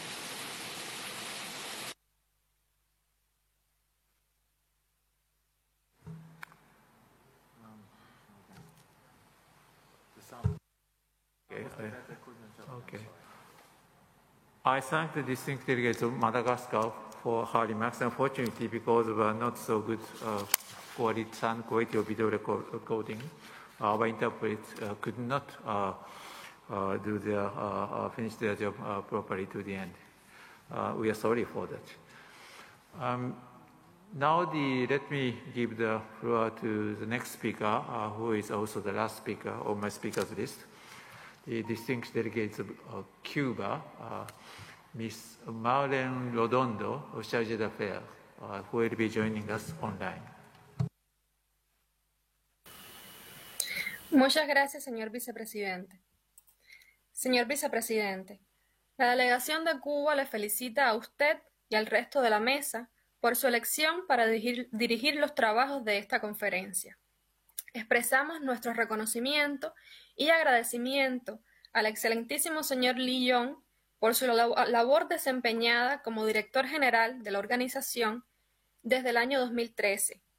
Sus esfuerzos han sido fundamentales para el fortalecimiento de la organización en los últimos años, en favor del desarrollo industrial inclusivo y sostenible en todo el mundo. De igual manera, damos la bienvenida y trasladamos nuestras felicitaciones al excelentísimo señor Müller por su reciente nombramiento como director general de la UNUDI y esperamos que su mandato sea largo y fructífero.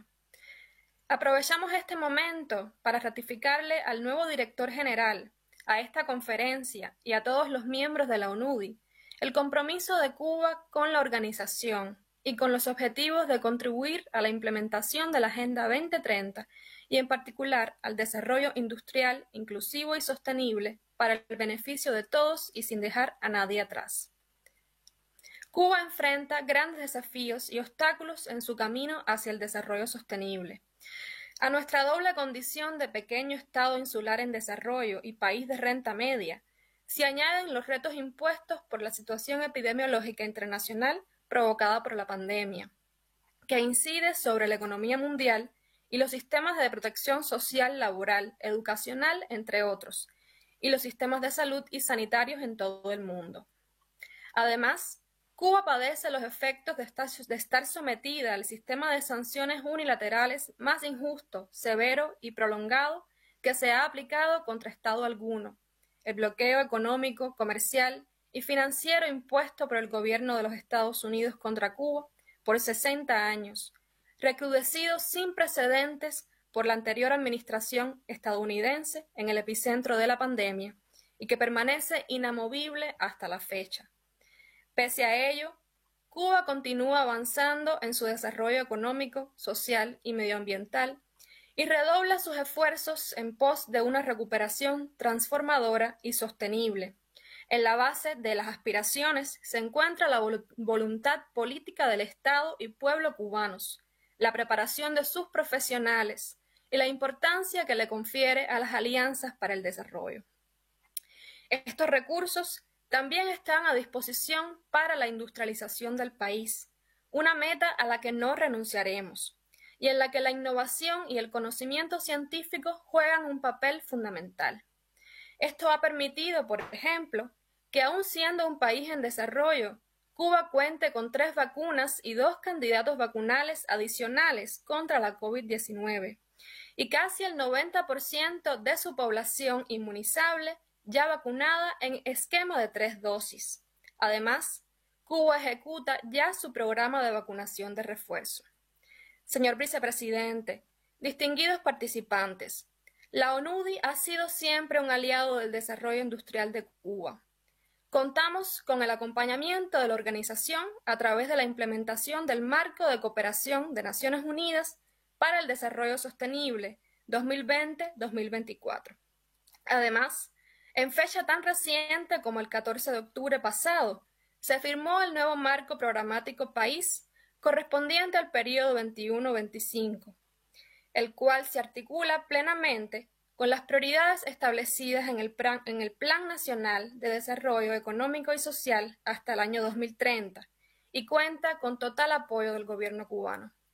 Señor vicepresidente, finalizo reafirmando la disposición de Cuba a continuar trabajando estrechamente con la ONUDI y a brindar nuestro apoyo para el fortalecimiento de la organización frente a los desafíos crecientes del desarrollo. Solo me resta reiterarles que en Cuba pueda encontrar un aliado. Muchas gracias. I thank distinguished delegates of Cuba for her remarks and who was the last speaker on my speaker's list, but I have got a request, a right of reply from the Azerbaijan delegation. I'd like to draw the attention of the Azerbaijan delegation that you have 5 minutes sharp in using your right of reply. You have the floor. Thank you, Mr. Chair. My delegation would like to exercise its right of reply. Delegation of Armenia tries to disrupt the course of the meeting and brings irrelevant topics to this platform. We would like to draw attention of distinguished delegations to the fact that Azerbaijan resolved the 30-year-long conflict and restored its territorial integrity and historical justice. We call on Armenia to comply fully with the provisions of trilateral statements signed between Azerbaijan, Russia, and Armenia accordingly, and to take concrete steps to implement it in order to bring peace, security, stability, and development in the region. We hope that long-awaited peace, security, and stability will prevail in the Southern Caucasus at last. Azerbaijan will continue its consistent efforts to contribute and to strengthen regional peace and development. Thank you, Mr. Chair. I thank distinguished delegates of Azerbaijan for her remarks, and I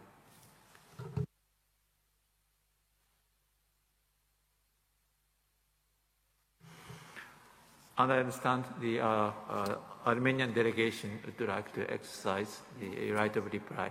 So you have 5 minutes. Please go ahead.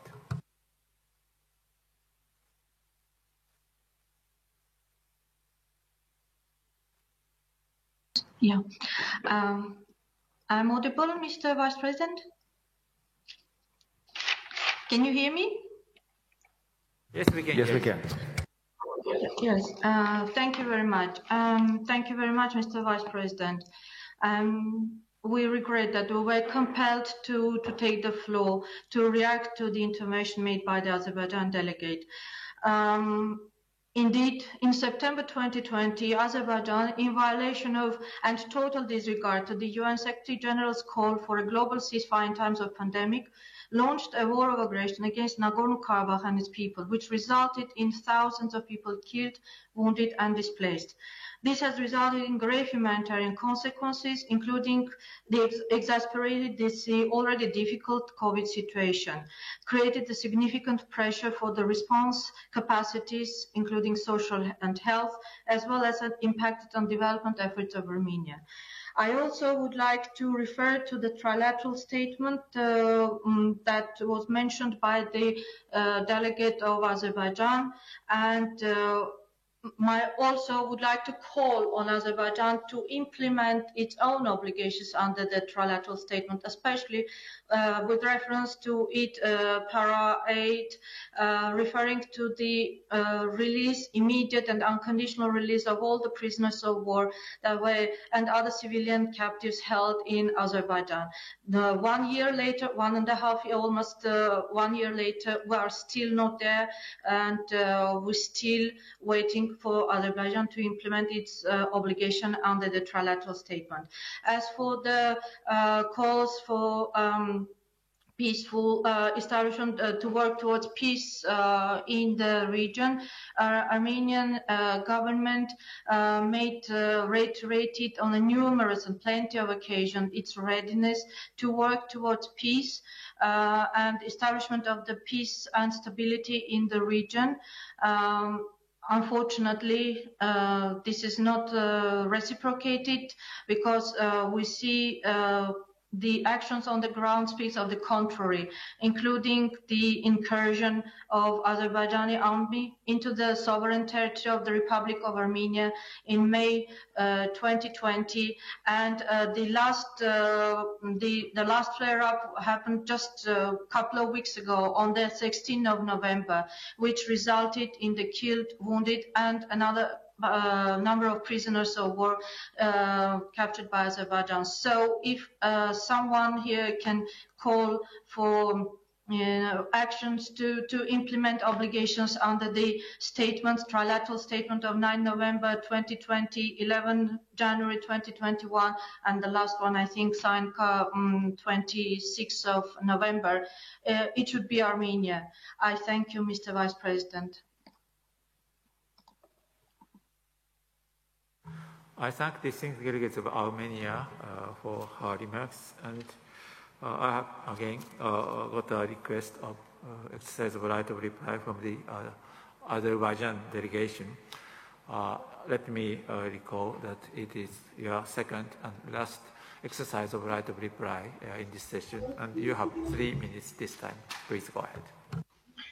Thank you, Mr. Chair. Actually, delegation of Armenia again brings irrelevant topics to this platform. Prisoner support. This is issue that is discussed in the other platform, but there is no prisoner pool. If they want to bring relevant topics, I can bring it to this platform, which is relevant here. So again, we would like to draw attention of distinguished delegation to the fact that Azerbaijan resolved the 30-year-long conflict and restored its territorial integrity and historical justice by military political means. Nagorno-Karabakh conflict was left in the past. There is no administrative territorial unit called Nagorno-Karabakh in Azerbaijan. We have created Karabakh and Eastern Zangezur economic zones by the presidential decree signed on 7 July this year. Using this occasion, we would like to call on all the member states at the Secretariat to avoid using legal and non-existing politically based, biased and manipulated names while referring to our territories. During almost 30-year-long occupation, Armenia has deliberately destroyed cities and villages, looted, plundered all cultural and religious sites of Azerbaijan, turning them into textbook example of urbicide and cultricide. After the Second World War, probably annihilation of cities in such a magnitude has not happened anywhere else in the world. 9 Azerbaijani cities and hundreds of villages have been barbarically wiped out by Armenia. Armenia attempts to erase the traces of Azerbaijani people living in these territories for centuries. Agdam city was destroyed to such an extent that it was called as Hiroshima of Caucasus. After the liberation, our army could not find a single safe building in Fuzuli city to raise the Azerbaijani flag. Armenia has committed severe ecocide in the formerly occupied territories of Azerbaijan. 60,100 hectares of forests have been destroyed, cut down and taken away. Soil and rivers have been polluted and contaminated. Armenia used water reserves to create an artificial environmental crisis on the formerly occupied territories.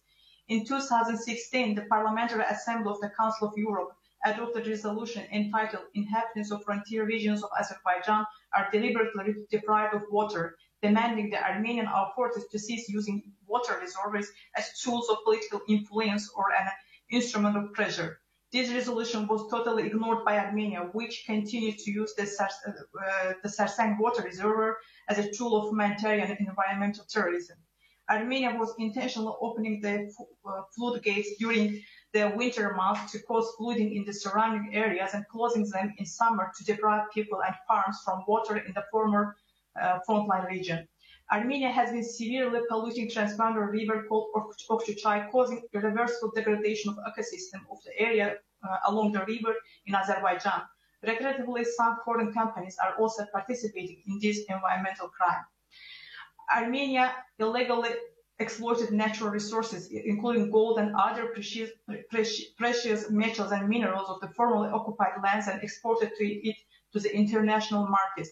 Based on solid facts, we have identified companies from different countries illegally exploiting Azerbaijani's natural resources and conducting other illegal activities in the formerly occupied territories. We have already started taking legal actions against those companies.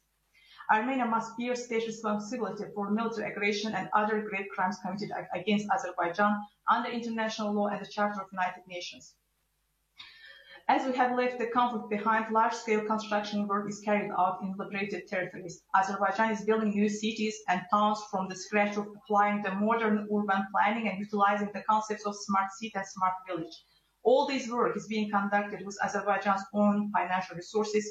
To that end, $1.3 billion has been allocated from state budget only this year. As the conflict is over, Azerbaijan has already announced its readiness to embark upon the border delimitation and demarcation between Azerbaijan and Armenia and to start negotiations on peace agreement with Armenia based on mutual recognition of sovereignty and territorial integrity of each other. Such an agreement would turn our region into the region of peace and cooperation. Excuse me, distinguished delegates of Azerbaijan, I have to intervene. You are exceeding largely your time limit, so please conclude your remarks quickly. Thank you, Mr. Chair. So again, we hope that long-awaited peace and security and stability will prevail in the South Caucasus at last, and we call on Armenia to comply fully again with the provisions of the trilateral statement signed between Azerbaijan, Russia, and Armenia accordingly, and to take concrete steps in this regard. Thank you. I thank distinguished delegates of Azerbaijan for her remarks and her understanding. And I next would like to give the floor to the distinguished delegates of Armenia for her second and last exercise of right of reply. You have 3 minutes. Please go ahead.